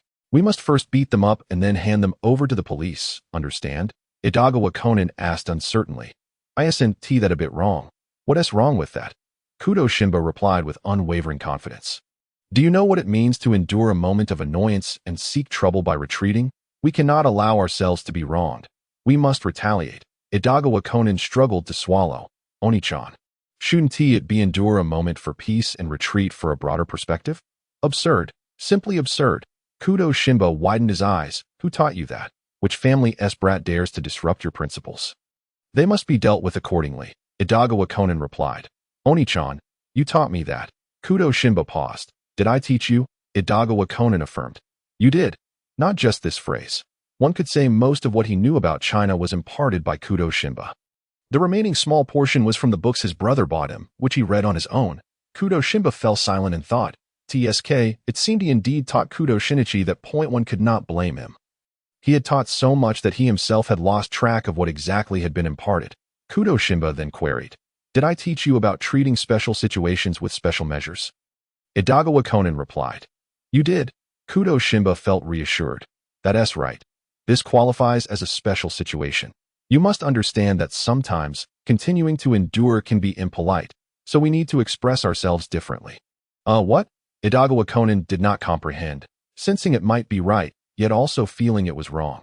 And consider this. Kudo Shinba did not grant Idagawa Conan much time to ponder, dropping a bombshell. You definitely want to be returning to school for a while. What if someone confesses their feelings to Ran? Idagawa Conan exclaimed. Don't think I don't know. You secretly threw away all those love letters from boys to Ran. If someone took advantage of your absence during this time. Idagawa Conan became frantic. No way. Sensing the hook was set, Kudo Shinba slowly smiled. Shinchan, in this situation, don't you think you need to keep an eye on things? Idagawa Conan nodded furiously. I must keep an eye on things. So, you should visit Ran's house more often. If Ran really starts dating someone during this time, don't come crying to me. Ran dating someone? Idagawa Conan anxiously grabbed Kudo Shinba's hand. Eager to leave. Oni-chan, let us go. We're going to Ran's house right now. He absolutely would not allow such a thing to happen. Kudo Shinba stood up with a smile. All right, let us go now. Oh, how could I not handle you? Under the guise of Kudo Shinba's cunning manipulation, the poor Conan was thoroughly deceived, believing that if he did not keep watch for even a single day, Ran would be taken away from him. He practically raced to Muri's house every day. For a time, he regarded everyone as a potential rival for Ran's affection, harboring equal hostility towards every young male near her. Save for Kudo Shinba, until that day, When Muri Ran asked Conan, "Conan, do you have a girl you like?" Muri Ran continued, "I mean, is there a girl you like at school?" Conan blushed and stammered, "No. Not at all." Muri Ran cupped her face, cheerfully informing him, "Nope, I actually have someone I really like." Conan. Ran has someone she likes. Who is it? I must have a word with him. Conan's glasses reflected the light as he solemnly inquired, "Sister Ran. Who is that person?" Upon discovering the identity, he vowed to have his brother investigate the lineage of this individual, as Conan plotted how to engage in a friendly dialogue with this person. Muri Ran buried her face in the blanket, softly revealing, "It's Shinichi. Oh, it's Shinichi, huh?" Conan's sinister tone took a complete turn, his entire being flushing from his face to the roots of his neck. So it was his brother Shinichi? Muri Ran's eyes sparkled with joy as she spoke of her crush. Shinichi has always been a mischievous little rascal, so full of confidence, believing himself to be a deduction expert. However, when urgent matters arise, he becomes incredibly brave and cool. Conan was fuming with jealousy. However, Shinichi behaved quite well in front of brother Shinba. Muri Ran enthusiastically continued, "Shinichi told me that after he gets into trouble, he fears his brother finding out, but I think brother Shinba is very gentle." Conan's half-moon-shaped eyes narrowed. Heh. Yes, his brother is particularly gentle, but that doesn't seem to contradict Shinichi's fear of him. Does it? Does he know how difficult it is to live with a genius brother? For 17 years, he has been striving to discover something that Kudo Shinba does not know, yet all his efforts have been in vain. In fact, the knowledge imparted by his brother exceeds that which their father has taught him, both in quantity and variety. Moreover, if he cannot grasp a concept within half a day, his brother can be genuinely terrifying. Without further ado, let us recall that fateful year when they returned from New York at the tender age of 16. His brother, resolute and unyielding, insisted on honing his oral English skills, with his English book in hand. He would casually flip open a passage and commence teaching him word by word. Should his pronunciation falter, Kudo Shinichi would, with a pen in hand, tap the textbook mockingly, saying, "Kudo Shinichi, do listen to how you are reading. Is that even correct? Is that how it should be pronounced?" This left him in doubt. After all, his father spoke English quite well, his mother was no slouch either, and his brother was beyond compare. Yet, he could not help but wonder, from whom did you inherit this distinctly Japanese accent? Are you truly my biological brother? How is it that our family produced someone so inept in both academics and physical prowess? Kudo Shinichi, tell me, with your level of English, what on earth do you believe you can accomplish in the future? What do you aspire to do? If you travel abroad, will anyone understand your speech? Are you mute? Are you unable to speak? Just like that. Just like that. Would he dare to utter a word? Could he fathom the overwhelming pressure exerted by his brother at that moment? Kudo Shinichi was terrified, knowing that the book in his brother's hand could, in the next instant, be thrust into his face. Tears of bitterness welled up in Conan's heart as he attempted to defend himself. "Sister Ran, I believe there is a reason why Shinichi is afraid of Shinya. There is indeed a reason." Muri Ran tilted her head in confusion. "Conan, do you know something?" Conan laughed awkwardly. "What could I possibly know? I know nothing at all. What did he know?" "He knew everything." Muri Ran sensed something amiss with Conan, yet she dismissed it, merely cautioning him, "But you must not tell Shinichi what I just said." Upon returning home, Conan plopped down on the living room sofa, grinning like a fool weighing in at 250 pounds. His mind was awash with thoughts of how Ran also liked him. This was the first time Shufu Kajiki witnessed Kudo Shinichi display such a foolish demeanor, prompting him to quietly inquire of Kudo Shinya, "What has gotten into your brother?" Kudo Shinya, holding a cup of coffee, casually glanced at Conan. Only Ran could make him smile like such a simpleton. He must have learned that she likes him and is overjoyed. Enough of this merriment. Kudo Shinya approached, rapped Conan lightly on the head, and said, "Come with me to the study. I need to speak with you." With his thoughts forcibly yanked back to reality, Conan clutched his head, suppressing his anger and following Kudo Shinya into the study. Kudo Shinya withdrew a prepared folder and placed it on the table. "Here, this is your identity file. Tomorrow, you shall report to tea in elementary school." "Conan? Where am I going?" Staring in disbelief, Conan exclaimed, "Brother, you must be joking. I am a high school student. How can I be expected to register at an elementary school?" Kudo Shinya replied, "You are, for all intents and purposes, an elementary student at your age. You ought to be attending elementary school," Conan countered. "But, if that is the case, shouldn't you be in high school as well? Onayakin, you have already earned your doctorate.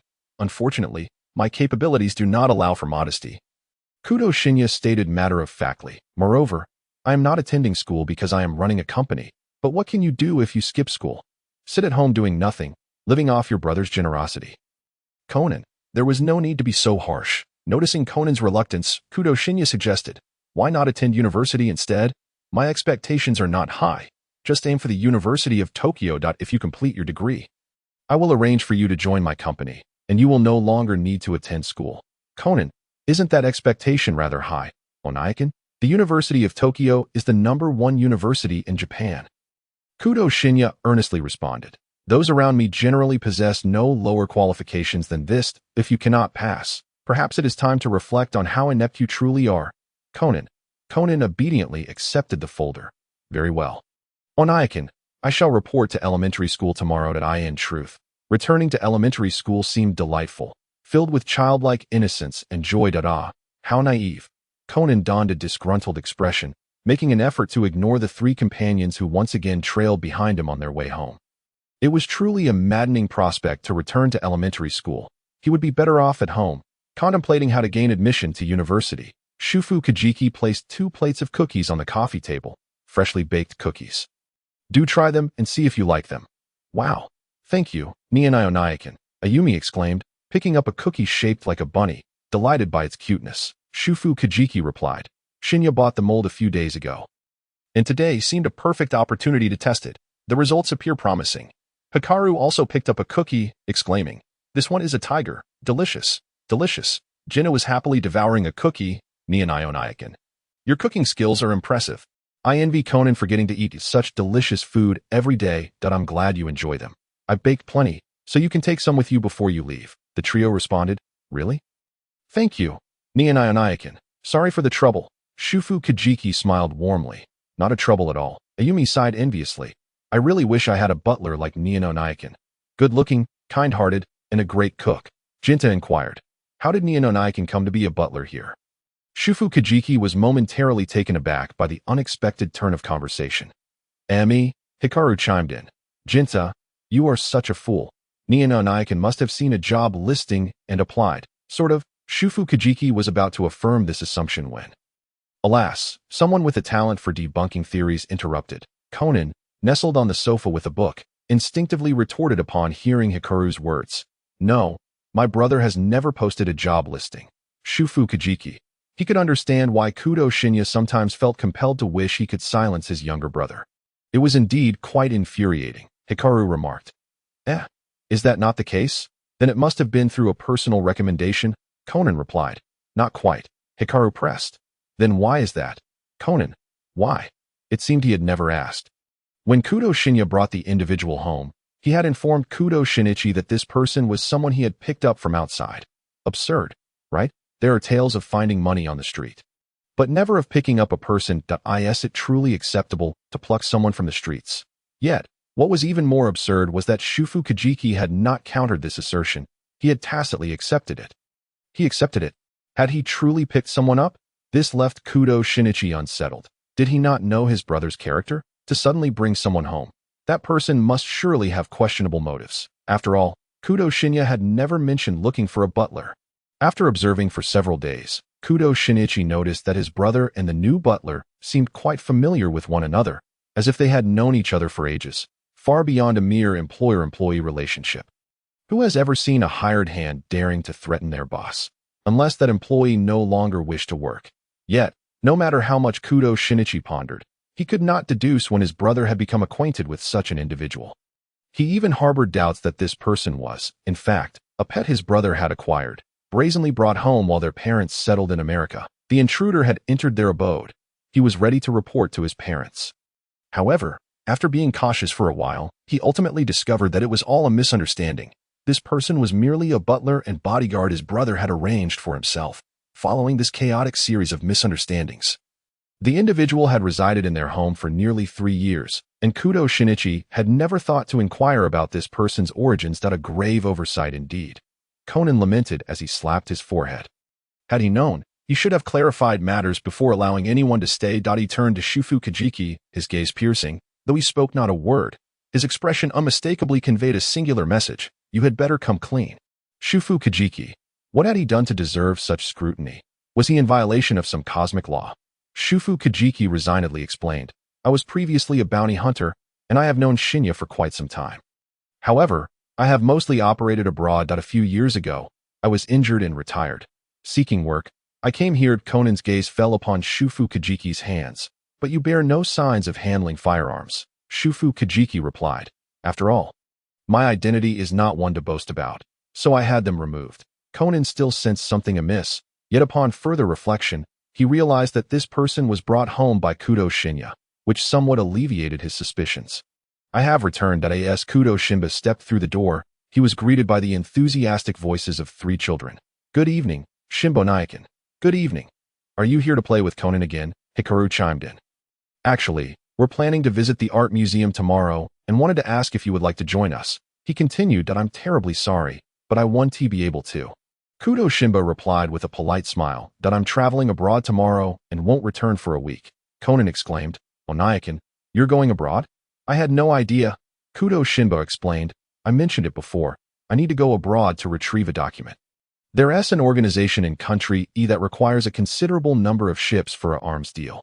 However, funds are somewhat tight, so I plan to negotiate a partnership with the galaxy. To put it more plainly, I need to borrow some money. Yet, reports suggest that this batch of arms might be mixed with other items. Therefore, both Kudo Shinichi and Yi Kai intend to personally investigate the matter. Upon arrival in country E, Yi Kai would engage with the representative they dispatched, while Kudo Shinichi remained at the hotel, monitoring the situation in real time through the equipment Yi Kai wore. Hello. You must be Mr. Phantom. A middle-aged man with a beaming smile approached as soon as they exited the vehicle, grasping Yi Kai's hand. Mr. Phantom, you are truly an outstanding young man. Allow me to introduce myself. I am Alexei Andreevich Kuznetsov, the head of this collaboration. Good day, Mr. Alexei, Yi Kai replied courteously, revealing his surname. You need not refer to me by my alias. Simply call me Kanyul. Alexei nodded repeatedly. Certainly, Mr. Kanyul. Yi Kai, with a knowing smile, tapped the earpiece he wore. Delivering a subtle warning, my boss wishes to observe the proceedings. I trust Mr. Alexei has no objections. Implicitly, it was a reminder that their boss would be watching, and any underhanded actions would not go unnoticed. Alexei's expression faltered slightly, and he struggled to maintain his smile. The threat was delivered with such overt clarity. Could he dare utter a no? If he did express any discontent, it would not be long before Kanyul's gun was aimed at his head. It appeared that this visitor had ulterior motives. Of course, I wouldn't mind at all. For the sake of the organization as planned, I must keep my temper in check, Alexei responded with a forced smile. Ushering them into the villa.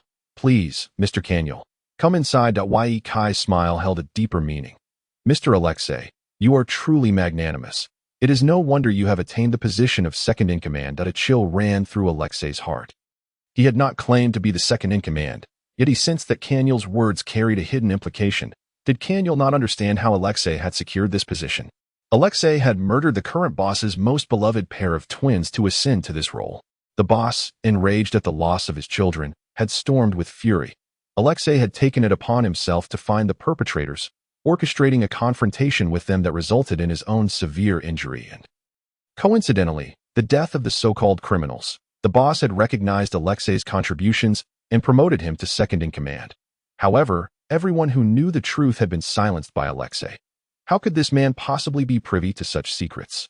A glimmer of darkness flashed in Alexei's eyes. If the boss were to learn the truth, his demise would be inevitable. Thus, whether or not the Phantom was aware of the past, this ticking time bomb could not be allowed to remain. Despite his desire to eliminate Yi Kai, Alexei recalled the orders from above and adopted a subservient demeanor, inviting him into the office. Mr. Kanyul, we are wholeheartedly committed to this collaboration. Alexei wore a forced smile, the wrinkles on his face deepening, revealing 2 prominent gold teeth that caused Yi Kai to avert his gaze in discomfort, inwardly cursing. What sincerity is this? Couldn't you have sent a more presentable representative? Yi Kai mused. My expectations aren't high. I merely require someone adequate. With such taste, could this man truly be a second in command and not merely a street thug turned nouveau riche? It felt as though he could stroll down the street in gold chains and a gold watch, demanding protection fees. Yet, despite being provoked, Alexei managed to maintain his composure, indicating that this collaboration was indeed more complex than it appeared. Unable to restrain himself any longer, Kudo Shinichi muttered, how is it that this person is even uglier than rum? Ahem. Yi Kai, who had been pondering their motives, couldn't help but chuckle at the remark and quickly cleared his throat to suppress his amusement. However, when he looked up again, a hint of joy lingered in his expression. Alexei, misinterpreting Ye Kai's mirth as interest in the deal, eagerly began to extol the numerous benefits of their collaboration. Unbeknownst to him, Ye Kai had no intention of engaging with his pitch, but rather was smilingly listening to Kudo Shinba's critiques. "What is their obsession with teeth?" Kudo Shinba queried. "Rum has those rabbit-like large teeth, and this person sports the typical nouveau riche gold teeth. It seems their ugliness is centered around their dental features." Ye Kai's smile was nearly uncontainable. In the end, shall we agree to a 70-30 split, Mr. Caniel? 70-30? Ye Kai casually stirred his coffee. "You mean we get 70, and you get 30? Alexei's smile faltered. "Ha! Mr. Caniel certainly has a sense of humor." "Do you think I am jesting?" Ye Kai's smile remained enigmatic. "Mr. Alexei, currently, you are the ones in need of our assistance. Is it too much to expect a modicum of sincerity from you?" Alexei nearly ground his back teeth to dust. "What nonsense sincerity? Was this blatant robbery? 30%. They wouldn't even cover the cost of procurement. Mr. Caniel, I believe we can negotiate further." Alexei conceded painfully. "How about a 60-40 split? 70-30, or this discussion is off the table." Ye Kai replied, taking a sip of his coffee before setting it down. "This cup has cooled.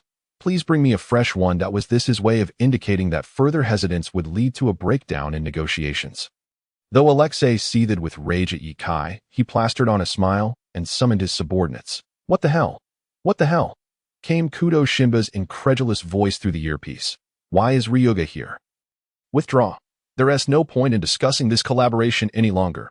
Withdraw immediately," Ye Kai exclaimed.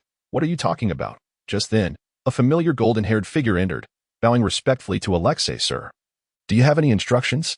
Ye Kai thought to himself. "What bad luck. Jufu Kajimitsu. Quickly, take your childhood friend back and keep an eye on him. Shouldn't he be grateful for having the habit of using makeup to conceal his true identity when going out? Otherwise, he and the boss would be exposed." Ye Kai calmly retrieved a pair of gold-rimmed glasses from his pocket. Though he had not yet met Ryuga, the connection through Kudo Shinba meant they would inevitably cross paths. So it was prudent to add an extra layer of protection. Alexei scrutinized Amuro Toru. "I don't believe I've seen you before," Amuro Toru replied. "I only started following Mr. Valerie a week ago." Valerie was one of Alexei's trusted subordinates, so hearing Amuro's statement raised no suspicions. Alexei simply pointed at Ye Kai's coffee cup. "Mr. Caniel's coffee has cooled. Please fetch him a new one." "Certainly," Amuro Toru responded with a polite smile. Respectfully addressing Ye Kai, "Mr. Caniel, please wait a moment." Ye Kai thought to himself. "Actually, I'd rather not wait," Kudo Shinba remarked. As expected, no matter how much time passes, I still cannot grow accustomed to that smile. Ye Kai adjusted the angle of the monitor to focus on his hand resting on his thigh and tapped out a Morse code message. "Boss, I want to escape," Kudo Shinba replied. "You two aren't even acquainted. What do you mean escape? If anyone should be looking to escape, it should be me." Ye Kai countered. "What if he recognizes me later? What will you do, boss?" Kudo Shinba replied ominously. "If he does recognize you, then you should find a time to step down." Ye Kai exclaimed. "You truly have a heart of stone, Kudo Shinba. You understand the saying, when the birds are gone, the bough is hidden. When the rabbits die, the dog is cooked. When the donkey is unloaded, it's time to be wary. Mr. Kanai, your coffee." Shortly thereafter, Amuro Toru returned with a freshly brewed cup, its temperature just right. Ye Kai pretended to sip the coffee, declaring, "Quite satisfactory." Alexei waved his hand, signaling Amuro to withdraw, then donned a cheerful expression. "Mr. Kanai, we can certainly discuss the potential collaboration. A 40-60 split truly reflects the utmost sincerity our organization can offer. What do you think?" Ye Kai's face remained impassive. What they desired was far more than mere trifles. He and Kudo Shinichi had come in person not only to ascertain whether they intended to exploit arms trading as a facade for smuggling illicit goods, such as narcotics, but also to uncover the sudden motivation behind their desire to collaborate with Galaxy. Locally in Country E, there existed several well-established organizations with whom they maintained amicable relations. If they needed capital, they could easily seek assistance from them. Yet, they chose to approach Galaxy, an organization they scarcely understood, whose members were notoriously elusive. The entire affair reeked of peculiarity. Furthermore, this batch of weaponry contained numerous novel armaments, which Kudo had his eye on, thus aspiring to monopolize. Yikai proposed, "Let us do this. I shall return and confer with the boss regarding this collaboration, and I will provide you with a response by tomorrow." How does that sound? Although Alexei felt a twinge of dissatisfaction, he had no choice but to suppress his frustration and escort the guests out. Once they departed, he could no longer restrain himself and smashed everything within the office, his chest heaving violently as he gritted his teeth and dialed a number on the landline. "Boss, they are not falling for it." Upon returning to the hotel, Yikai immediately washed off the disguise he had applied to his face, collapsing onto the sofa as if he had lost all hope. What's wrong? Is encountering Akai Shuichi really that devastating? Kudo Shinichi leaned against the wall with crossed arms. I haven't even spiraled into despair yet.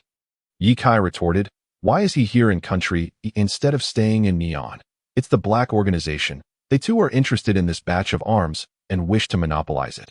So they dispatched Bourbon to gather intelligence. Yikai was not surprised. Indeed, considering the valuable items involved, I wonder how they acquired them."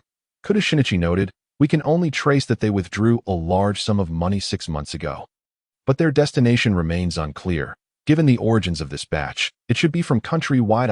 Yikai lamented, "Ah, how vexing. With my aging limbs, when can I retire? We've changed worlds. Can't I just enjoy a peaceful old age? No one is forbidding you from retiring. You chose to return to the organization. Who can you blame? Who told my dear childhood friend to be the boss? I have no choice but to accompany him at the peril of my own life." Yikai extended his arms toward Kudo Shinichi. "Come, give me a hug to comfort my wounded soul. Get lost. Who needs to accompany you?" Kudo Shinichi retorted scornfully, "At your age, taking on missions, aren't you afraid of breaking a bone?" Yikai's face was a portrait of hurt. "Jiang, you weren't like this before. You were so adorable as a child. What has turned you into this? It's the decline of morals. The distortion of humanity, coupled with the relentless blows of reality and fate." Kudo Shinichi rolled his eyes in response. "Yikai, stop with the theatrics. I've memorized it all." Yikai, with tears in his eyes, lamented, "Ultimately, life has worn you down, transforming you into someone unrecognizable. Fate has played tricks on you, and I can only watch, hating my own powerlessness." Kudo Shinichi, with a half-lidded gaze, queried, "What nonsense is this? What is it this time?" Yikai formed a gesture of a heart in despair.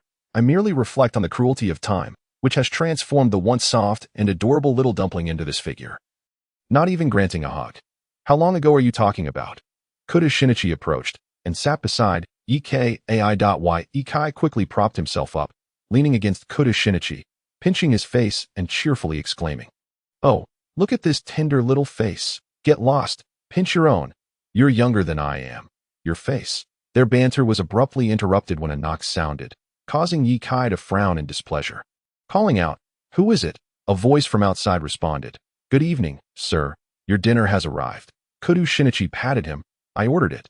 Go open the door." "Fine, I'll go." Yikai walked over reluctantly as he opened the door halfway. The delivery person had yet to reveal their professional smile when Yikai, upon recognizing who it was, slammed the door shut with a bang.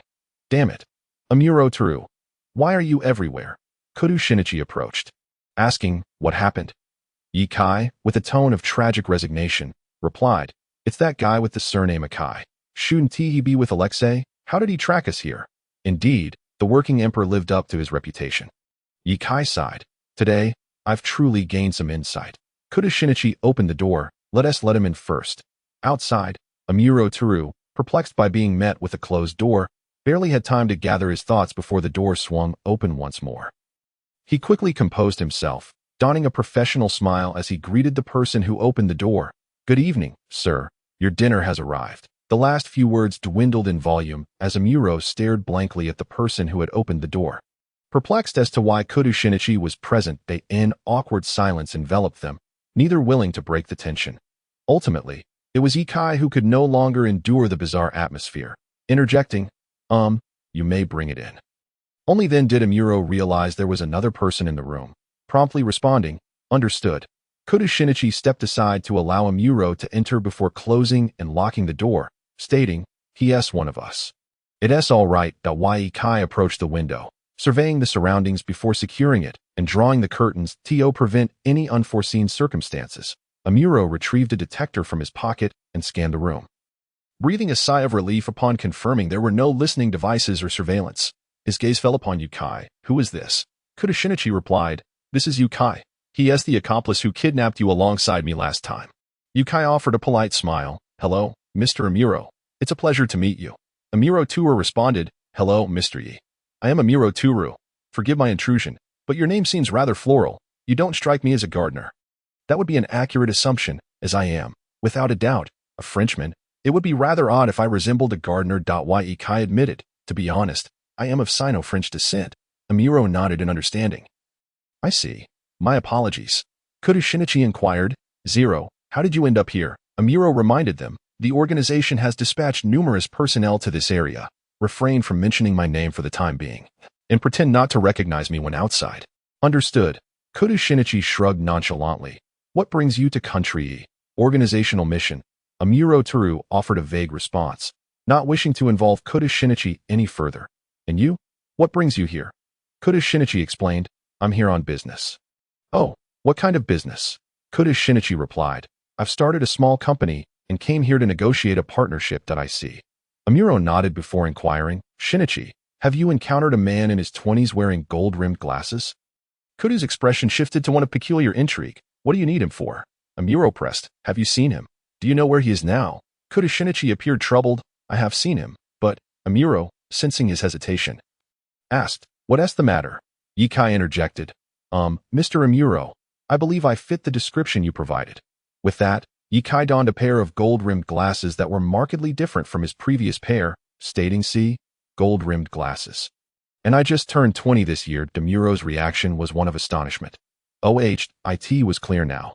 Both characteristics matched perfectly, explaining why Kudo Shinichi had regarded him with such a peculiar gaze. Kudo Shinichi asked, "So, what do you need Yukai for?" "I am not looking for him." Amuro Turu sighed wearily. The man he sought was one with the surname Conceal. Kudo Shinichi shook his head. "Then I have not seen him. Would you like me to check the surveillance footage?" Amuro Turu had already anticipated this outcome, so he felt no disappointment. The surveillance had been cut off from the moment he entered the hotel. "Was the footage tampered with?" Kudo Shinichi proposed once more. "I could attempt to restore it for you." "Please, spare me," Amuro Turu said, poking Kudo Shinichi's forehead. After discussing their collaboration, he hastened to leave. "Do not meddle." "Understood. Understood," Kudo Shinichi drawled, clearly expressing his disdain for the hassle. I am well aware." "Kudo Shinichi, can we engage in a rational discussion?" Amuro Turu chuckled in irritation. "When have I ever complained about your troubles? But now is not the time for your interference." Amuro Turu stated seriously, "The organization behind Conceal is formidable. My presence here signifies that the black-clad organization has also intervened. In a few days, Jin will arrive as well. You must prioritize your safety above all else. Do you understand? Jin is coming, truly a workaholic, even for such a minor task." Kudo Shinichi assured him, "I will not interfere." His involvement was not the same as meddling.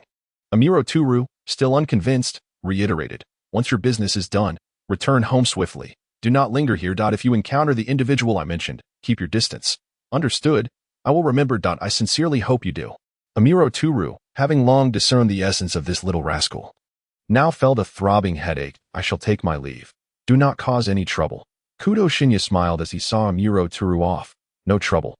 How could he possibly be considered trouble?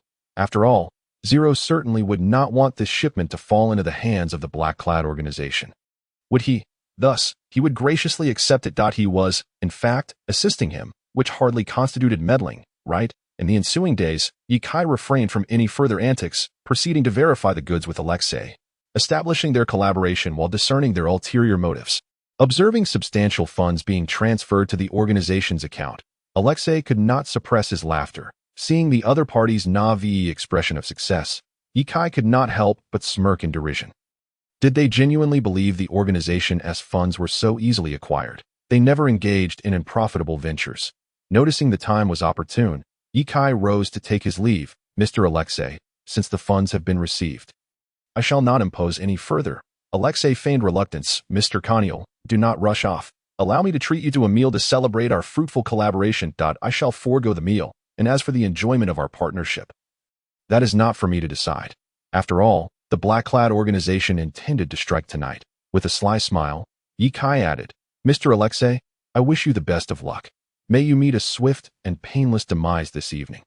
He and his boss would sit back and reap the rewards. Several cargo ships were docked by the wharf, and dozens of individuals were bustling about, transferring wooden crates onto the vessels. Alexei beamed at the sight before him, unable to contain his laughter. After all, within those crates lay not only arms, but also narcotics. These prized possessions would soon be seized by a dozen ruthless drug lords, yet this batch consisted of defective goods. The large sum paid for such merchandise being flawed would undoubtedly incite their wrath. Their initial dealings occurred on the dark web, identities meticulously encrypted by professionals, with Y-Country's operatives providing a safety net for their organization. The only trace they could uncover was the line linking Galaxy to the purchase of the cargo vessels that in such a scenario, all blame would fall squarely on Galaxy's shoulders. Those individuals were not to be trifled with. Galaxy was about to encounter significant trouble. Contemplating the benefits he would reap once the plan succeeded, Alexei felt a surge of exhilaration. Fool, oblivious to being used as a pawn, but Kai remained concealed in the shadows, observing the unfolding drama with cold indifference. Even a blind person could discern that from the moment Alexei accepted the task of negotiating with Galaxy, he had been abandoned by his organization. The only leads the investigators had were the connection to Galaxy's acquisition of the cargo vessels and the line revealing Alexei's clandestine drug production that Kai mused. Field has truly gone to great lengths to deal with us, even sacrificing his most profitable drug manufacturing line. Kudo Shinichi, seated nearby with his eyes closed in contemplation, chimed in. What choice did he have? After all, I did eliminate his precious son. Harmon Field, a venerable nobleman from Y-Country, was over 70 years old, with but one son, born when he was 50. The late arrival of this child had led to a doting relationship, resulting in the son developing an arrogant disposition. Though he possessed the means to be conceited, he had foolishly crossed paths with Kudo Shinichi. This incident transpired approximately 2 years ago. Field was a relatively stable source of arms for Galaxy, and their dealings spanned 3 to 4 years, fostering a decent rapport. However, when young Field took over his father's business, he doubled the prices of arms. Kudo Shinichi, not one to be foolishly exploited, chose to terminate their partnership out of respect for the elder Field. Without pursuing further grievances, yet young Field persisted, brazenly demanding a breach of contract fee amounting to $500 million, threatening that if Galaxy could not produce the sum, they would have to continue the arms trade. Kudo Shinichi found himself both enraged and amused at an illegal transaction without a signed contract, and he was being asked for compensation. Was this person deranged or simply deluded? Moreover, young Field had the audacity to dispatch individuals to assault members of their organization who had previously engaged in transactions with them. This crossing of boundaries was a definitive breach of Kudo Shinichi's tolerance. He could accept that his organization members may sustain injuries during missions, indicating a lack of skill or ability, and he would not remark further. However, he could not abide his members being embroiled in trivial disputes. Did they not regard him at all? Did they think him to be dead? This was no different from a direct provocation. He had assumed that even if the elder Field indulged his son, as a nobleman, he would impart essential lessons. Yet, it appeared he had taught him nothing. Nevertheless, it mattered not, if he failed to learn in this life. There was always the next. The elder Field coddled him, but Kudo Shinichi did not share that sentiment. He personally traveled to Y-Country and eliminated the young man, thus severing ties with the Fields. After young Field's demise, the elder Field did not pursue vengeance against Galaxy, and Kudo Shinichi was disinterested in expending energy on him. 2 years passed peacefully, and had it not been for recent events, Kudo Shinichi would have forgotten that such an individual existed. He still wished to use others to encircle and eliminate Galaxy's members, fearing for his position on the organization's assassination list. He sought scapegoats, his calculations were astute, and his actions somewhat discreet. Yet alas, new weaponry was not accessible to just anyone. Once Kai had accompanied Alexei to verify the goods and obtain the models of the weapons, Kudo Shinichi would be able to sift through a portion of the individuals involved. From there, tracing further would yield results effortlessly. The roar of helicopters filled the sky, followed by the crack of gunfire. Kudo Shinichi lifted his gaze to see Jin descending from the helicopter via a rope. Without a moment's hesitation, he fired a bullet into each target. In mere moments, a dozen bodies lay strewn across the ground. On the helicopter, a short-haired woman with a butterfly tattoo at the corner of her eye laughed maniacally while wielding a sniper rifle, accompanied by a long-faced man with a similar weapon. It was Kiani and Conan. What is happening? Alexei exclaimed, Startled by the sudden turn of events, Valerie, Mr. Alexei, do take a breather. No need to shout. Bourbon emerged from around the corner, gun in hand, dragging along the corpse of a bald man. He greeted Alexei with a smile. Good evening, Mr. Alexei. It's you. Alexei recoiled in terror. Who are you people? Is it the galaxy ghost that has breached the contract? No, I'm not a denizen of the galaxy. Bourbon tilted his head, a malicious grin spreading across his face. Yet, who I am has become irrelevant, for you are destined to perish. Bourbon, act swiftly and cease your prattling. The voice of Jin crackled impatiently through the earpiece, asking what he was still hesitating for. Unfazed, Bourbon replied, why the rush? Do you not find their futile struggles before death rather amusing? Jin's face twisted in distaste, a morbid sense of humor. Jin, you truly are exceedingly dull. Bourbon, annoyed by Jin's tone, decided to stop dawdling. However, just as he was poised to act, Alexei was suddenly shot through the head. What? Bourbon paused momentarily, then furiously inquired, Chianti, did you take my prey? Have you lost your mind? Bourbon? Chianti retorted incredulously. When did I ever touch your quarry? With so many present, do you think I would miss you? Go find someone else to bother. Not you? Bourbon was evidently taken aback by this unforeseen turn of events, but quickly regained his composure. Jin, there are others on the scene. What transpired? Jin inquired. Bourbon's expression darkened. Someone has slain Alexei. Who? Bourbon hesitantly responded. Perhaps it was Carnier. He is the only one I can think of.